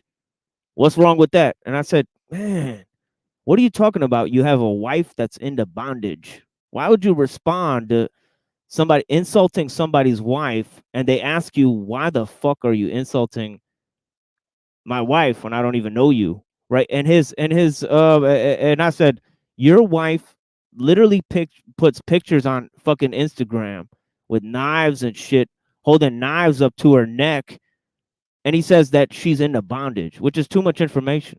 You know, these people are Sabbatean Frankus. You know what I'm saying? This is what's going on. Look at this fucking nonsense philosophy right here. Everyone's just in their room, in their space, and your space is going to be this little fucking tiny little fucking square on a screen. That's going to be your space in the hyper capitalist fucking AI world. You know, that's going to be your life. And as much as I want to be anti-capitalist, the only way to be truly anti-capitalist is to be hyper-capitalist. Is to like let them, give them carte blanche and let it fucking die faster. So he complains about the hyper-capitalist world we're living in. He says he wants to be anti-capitalist. Then he provides hyper-capitalism as a solution to the world we're living in. This is no more than Ouroboros fucking snakehead theology, Sabbatean Frankism, accelerationism, right? You're using the same thing that you hate to destroy the thing you hate. Total Sabbatean nonsense, right? Total Kabbalistic inversion, right? From the highest order. Let's take a little bit more look at this Sabbatean philosophy from Toilet Bowl Earth, who says the earth is this fucking toilet bowl. Can you imagine that? Right? Your mouth is a fucking toilet bowl. You know what I mean? That's all it is. You know what I mean? And you open your mouth and fucking shit comes out. You know what I mean? And look, this is the filthy fucking shit that comes out of these cocksuckers' mouth. Let's check this shit out. Let's check this fucking shit out, what these cocksuckers are talking about. You know what I mean? Let's see. So you got a cause. So you're sick of living in a hyper-capitalist world. You got a cause. For anti-capitalism, you got to cause hyper-capitalism. So you got to fight what you hate with what you hate. Can you believe this? You know, total Sabbatean philosophy. All right. That shit too, and I'm also kind of like, yo, what the fuck is going on here? And that's actually what the name of the stream is, right? The mortification of the metaverse. Some of this shit, I'm like, yo, what the fuck? Why are there nuns? Why are there nuns carving Jesus into their tits with a knife and shit? Like That's just some strange stuff, man. it's strange. It's out. I don't know how to deal with it, but this is like biblical though, is what. Oh yeah, the nuns carving the fucking Jesus into their tits. That's biblical. That's biblical stuff. Right? That's biblical. You know what I mean? So what kind of Kabbalistic inversion are these fuckers practicing? You know what I mean? Do you do that stuff with your wife or with your Mary statue? You know what I mean?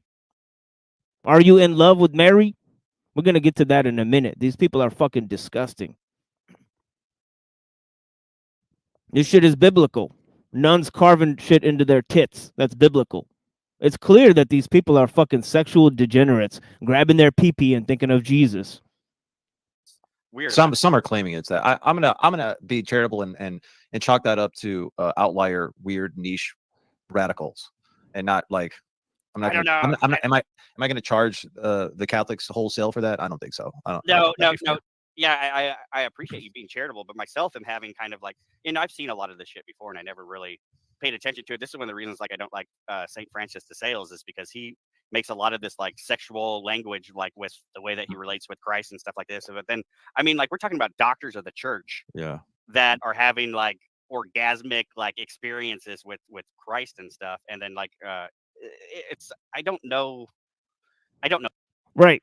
Grab your pee-pee and talk to Jesus. That's the fucking shit that these people are on. Grabbing your pee-pee for the Lord and talking to Jesus. Okay, they're having orgasmic experiences with Jesus. Doctors of the church. That's what he's saying. His words, not mine. Know how to process it personally. Even Wagner in the stream today, he was like, "Why do you guys keep bringing this shit up? Like, I don't even want to talk about it because it's fucking hard to talk about it. I mean, like, why? I mean, it makes it look insane, but it's not as crazy. It's the thing is, this exists in the Orthodox Church as well. Like the holy fool, the whole concept of the holy fool, right? Like the holy fool is allowed to go out and do all the degenerate shit that he wants to do, but he's still serving Christ by doing all the degenerate stuff that he wants to do. But then even if we boil it down to a simple term like mortification, fasting is mortification of the flesh. Right. Okay. So I mean, like how far, and this is the real discussion, is like how far can we extrapolate that idea of mortification of the flesh? Because mortification of the flesh is inherently a Christian I don't know what the word I'm looking for right now, but it's a Christian concept, right? Mhm. This is where fasting comes, and this is Old Testament. Okay. So it's a Christian concept. Mortification of the flesh. You got to be the holy fool. Then you can be a degenerate for God, right? And this is a biblical concept. Then he's saying we're gonna chalk this up to radicals. You know, these are radicals who follow this, right? But then he admits to doing it himself. See, this is the fucking lies. You know, but you are the holy fool, aren't you? Here he admits to being the holy fool himself, to being a degenerate that practices degeneracy, talks about sexual degeneracy for Jesus.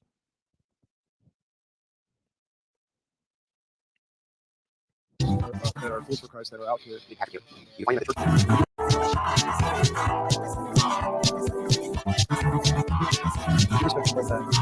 Soldiers that are fools for Christ that are out here. Patrick here. That are fools for Christ that are out here. Soldiers that are fools for Christ that are out here. So soldiers that are fools for Christ that are out here practicing sexual degeneracy, grabbing their pee-pees with Jesus. It's great stuff, guys. Great stuff, guys. So what are some examples of you know, this sexual degeneracy? You know, let's take a look at this. I mean, let's take a look at this. You know what I mean? Let's take a look at this right here. You know what I mean?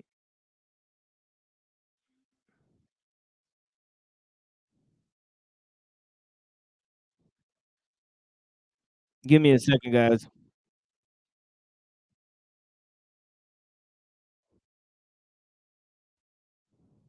Give me a second, guys.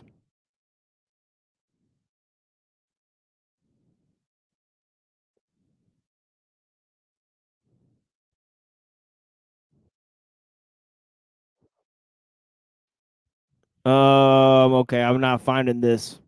Give me 1 second, guys. Shit. Let me see this.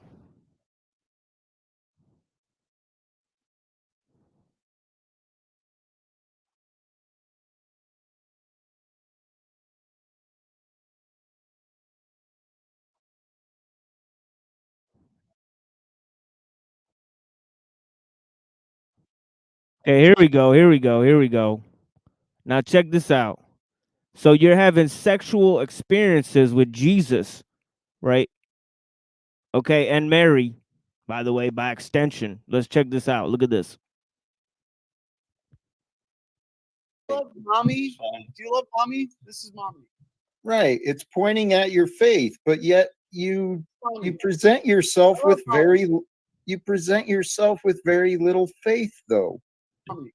Right. It's pointing at your faith, but yet you present yourself with very yes. Do you Right. love mommy? Do you love mommy? This is mommy. Right. It's pointing at your faith, but yet you present yourself with See that daddy was a Muslim psychopath, and mommy's the savior, and he killed mommy, and I was in love with mommy, so Muslims have to die. Is that really your philosophy, dude? You know, it sounds like a fucking made up story, man. Anybody believe that this dude's fucking origin story, fake villain story, when this dude doesn't even tell people his real name? You know, that this dude's fucking experienced this tragic event where his mother died. You know, no, this dude's in love with his mother and he's projecting it online. He's in love with Mary and he's projecting it online, right? With fucking Grace Thorpe, the fucking sexual degeneracy of incest, right? Which he's promoting right here, right? Right? Let's look at his other fucking incest nonsense here. Look at this shit. Look at this fucking nasty motherfucker. I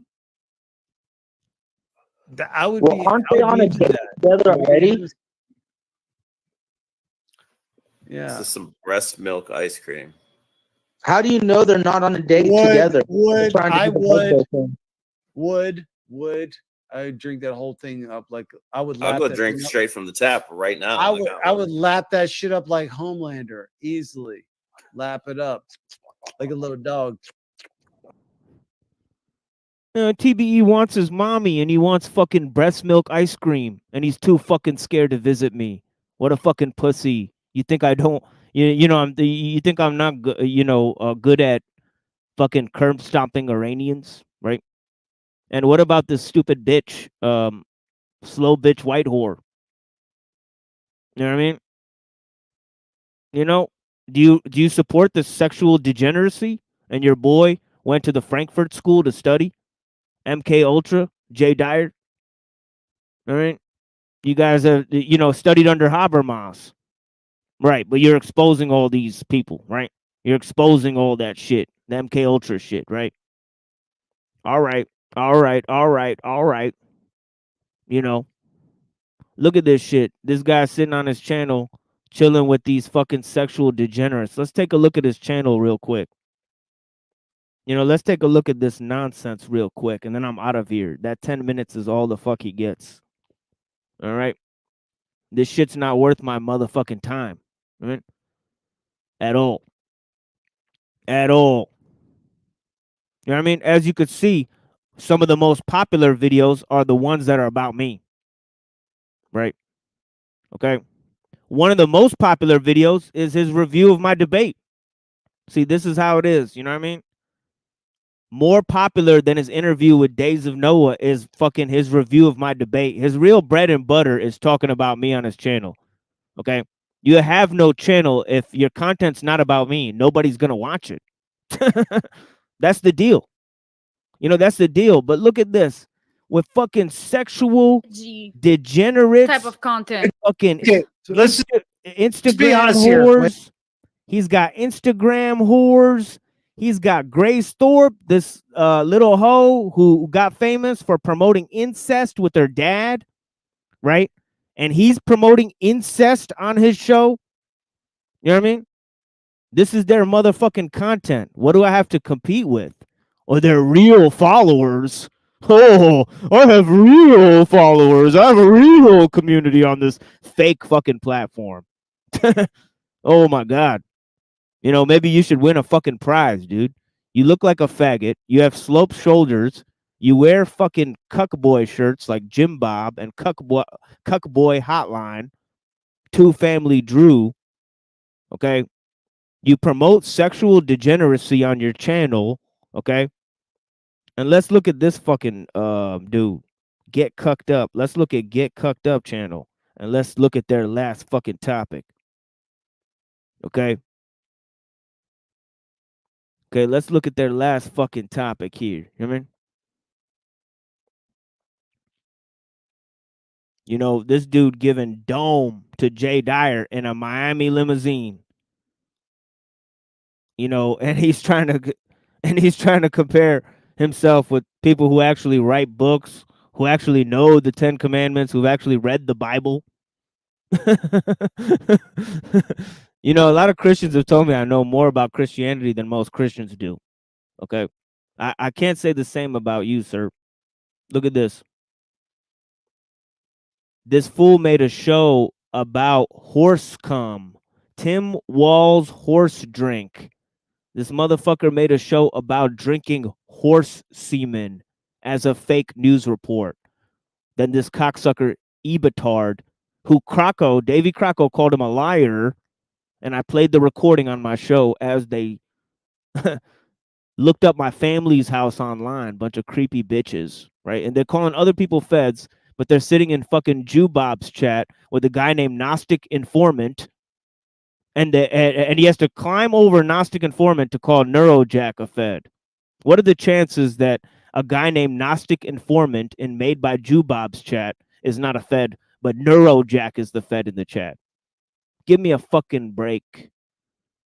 Okay, this cocksucker Ebitard told fucking Days of Noah to his face that he makes up fake conspiracies for schizophrenics and retards to believe in. Okay, he's responsible for psyoping other people.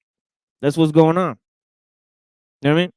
So you believe that people are psyoping other people, and your role is to spread more disinformation? So Ebitard is a fucking liar. Okay, that's their fucking achievements online. Sexual degeneracy, lying, and LARPing as fucking Christians. All right, and talking about horse cum. Okay. So thank you guys for listening to me talk about Nietzsche, philosophy, and other topics. You know what I mean? Machiavelli. You know, we had some discussions about the state of this world, the state of our nation. Okay. The state of technology, the state of religion. Okay. And the state of those who are architects of the alt-right. What kind of philosophy are they preaching? Okay. Sabbateanism, accelerationism. You betcha. You betcha. It's being promoted in broad daylight, but you people will not wake the fuck up. Right? Anyways, I mean, this has been The Machine Lies, where we talk about the lies of the machine on the machine that lies. And I hope you guys have clarity to see through the lies, my friends. You know what I mean? And, you know, the first step to blinding somebody is getting them to open their eyes. The first step to seeing beyond our programming is to realize that, realize how you've been programmed, right? I'm going to open up this by our friend Alul, right? And show you guys some of the ideas here. 5 minutes of this Alul with you guys I'll listen to. You know what I mean? Thank you guys so much, because I want to talk about the problem of determinism, right? Okay. Alul has some interesting reflections on this in his foreword in the Technological Society. Okay. Let's take a look at this, what he says.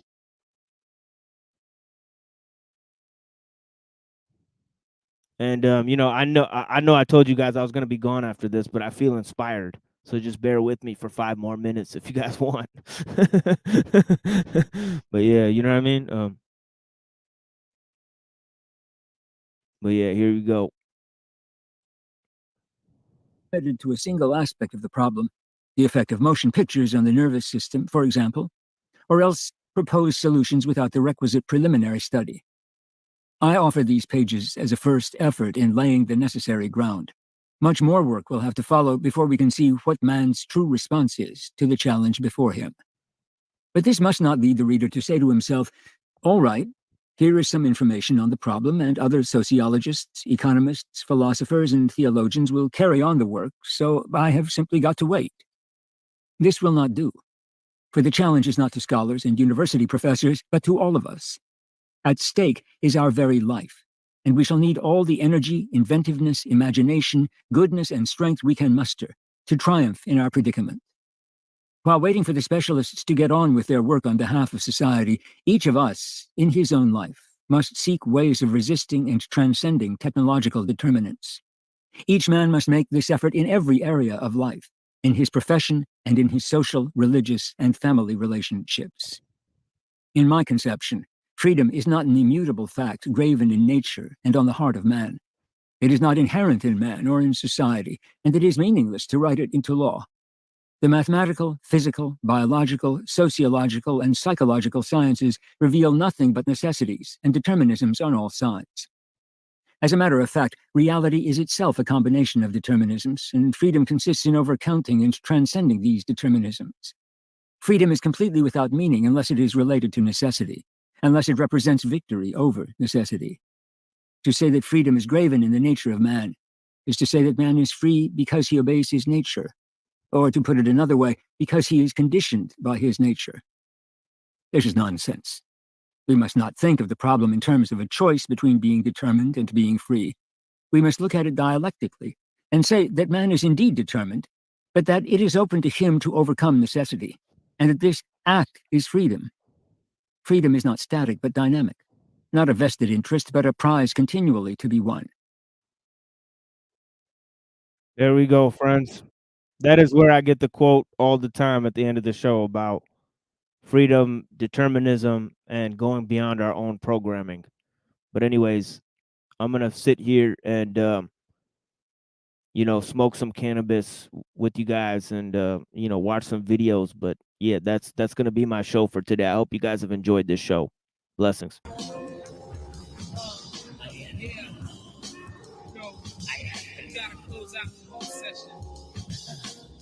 A little something, pop like that to the good old days. Yeah, no, I can't go out like that. Okay. 7 degrees of elevation.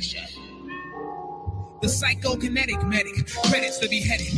The shredded bone dust, you've known us. The tone justified for live carcasses from donors. A bonus, this specimen's healthy. He must have felt me in the beginning. He be sitting, so his ending begins with me sitting. Workers from the shadows, spitting disease marrow, add many marrows, releasing sparrows. That's cybernetically enhanced advanced electronics to decode and implode. Select phonics, direct tonics, the physical, labyrinths, mechanisms encased in cabinets to make atoms split. These technologies have scholars debating, elating thoughts up while their daughters IV sedating. From nubile young vixens to tricks in my Dixons, a bacterial courier to scurry about flurries addiction. Just stating syllables to kill a few illadudes like Willadu. You strychnine and wine, the blind minds like Mildew. The Willa crews are crushed like small plastic cast items. Mere trinkets of idolatry like sugar babies. I bite them. I'm back again like saccharin packs of slim fast. No men last in DC. I hawk men and then flash. 7 degrees of elevation. Let me elevate you, man. 7 degrees of elevation. Let me elevate you. Got so bad, I wanna straight. Bitches and all of the snakes trying to get through. Just try to hate. Drugs, sex, glamour, the hammer of God that solves in your evil abyss. Kiss up the czar, the odd bazaar, far beyond still appeals with the quickness. Bitches witness, open dunk and stitches, niches, smoking cones and bitches, plotting attacks of fat stacks. My back contracts, got a mat finish to diminish various scrimmages or images. Entering my poisonous jungle where mad fake niggas fumble. I'm simmering flesh with the bone, necks are blown off the body. Shoddy style and hotties got me highly bow. I wonder why lifestyle child's the foul and bow from pissed out. Busted cow turns all my scripts foul. No matter how much I clutch my holy Bible, my rivals see my survival was vital when try to throw me vitals. They show me ice. My cycles in the blood of my enemy battle within my symmetries of 1 to infinity. Projects I house the mind of a gun like Barnabas. Dark shadows are hot, lost by the dominance. Momentum worry, armies them arbre, dimes the parlay until your life turns to law. Life ain't the same in the world today. Things done got so bad, I wanna stray. Niggas, bitches, and all of these snakes trying to act third world when you just try.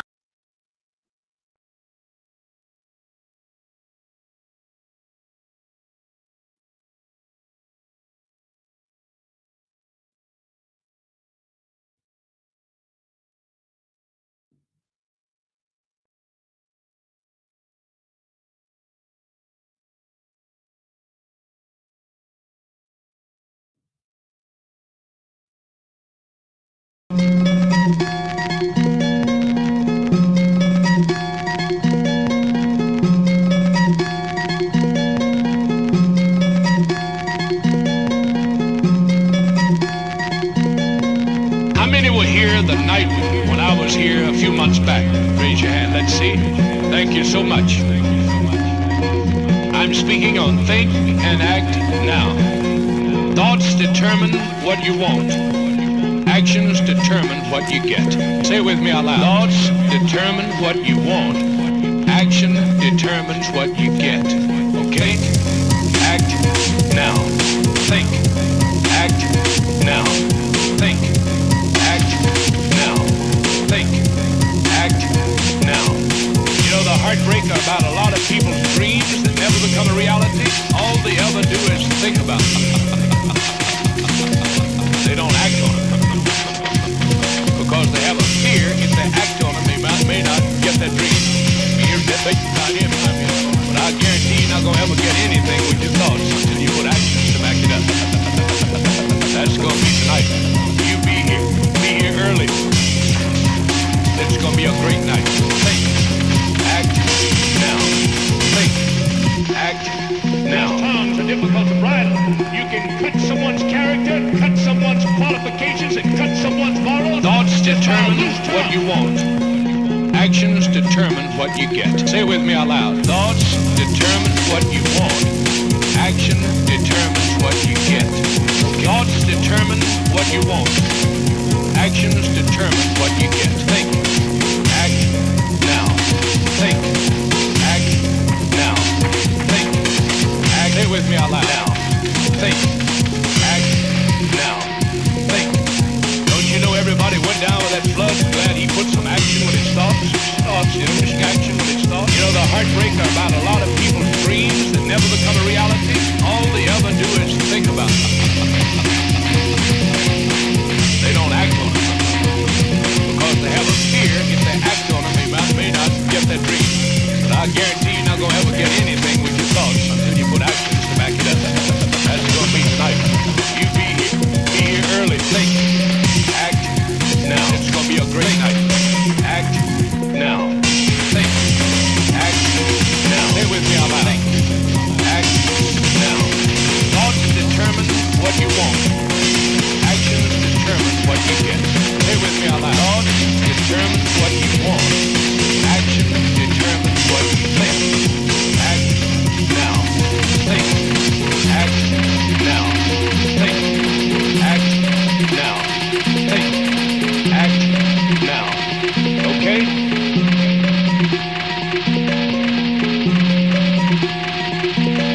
That's gonna be tonight. You be here early. It's gonna be a great night.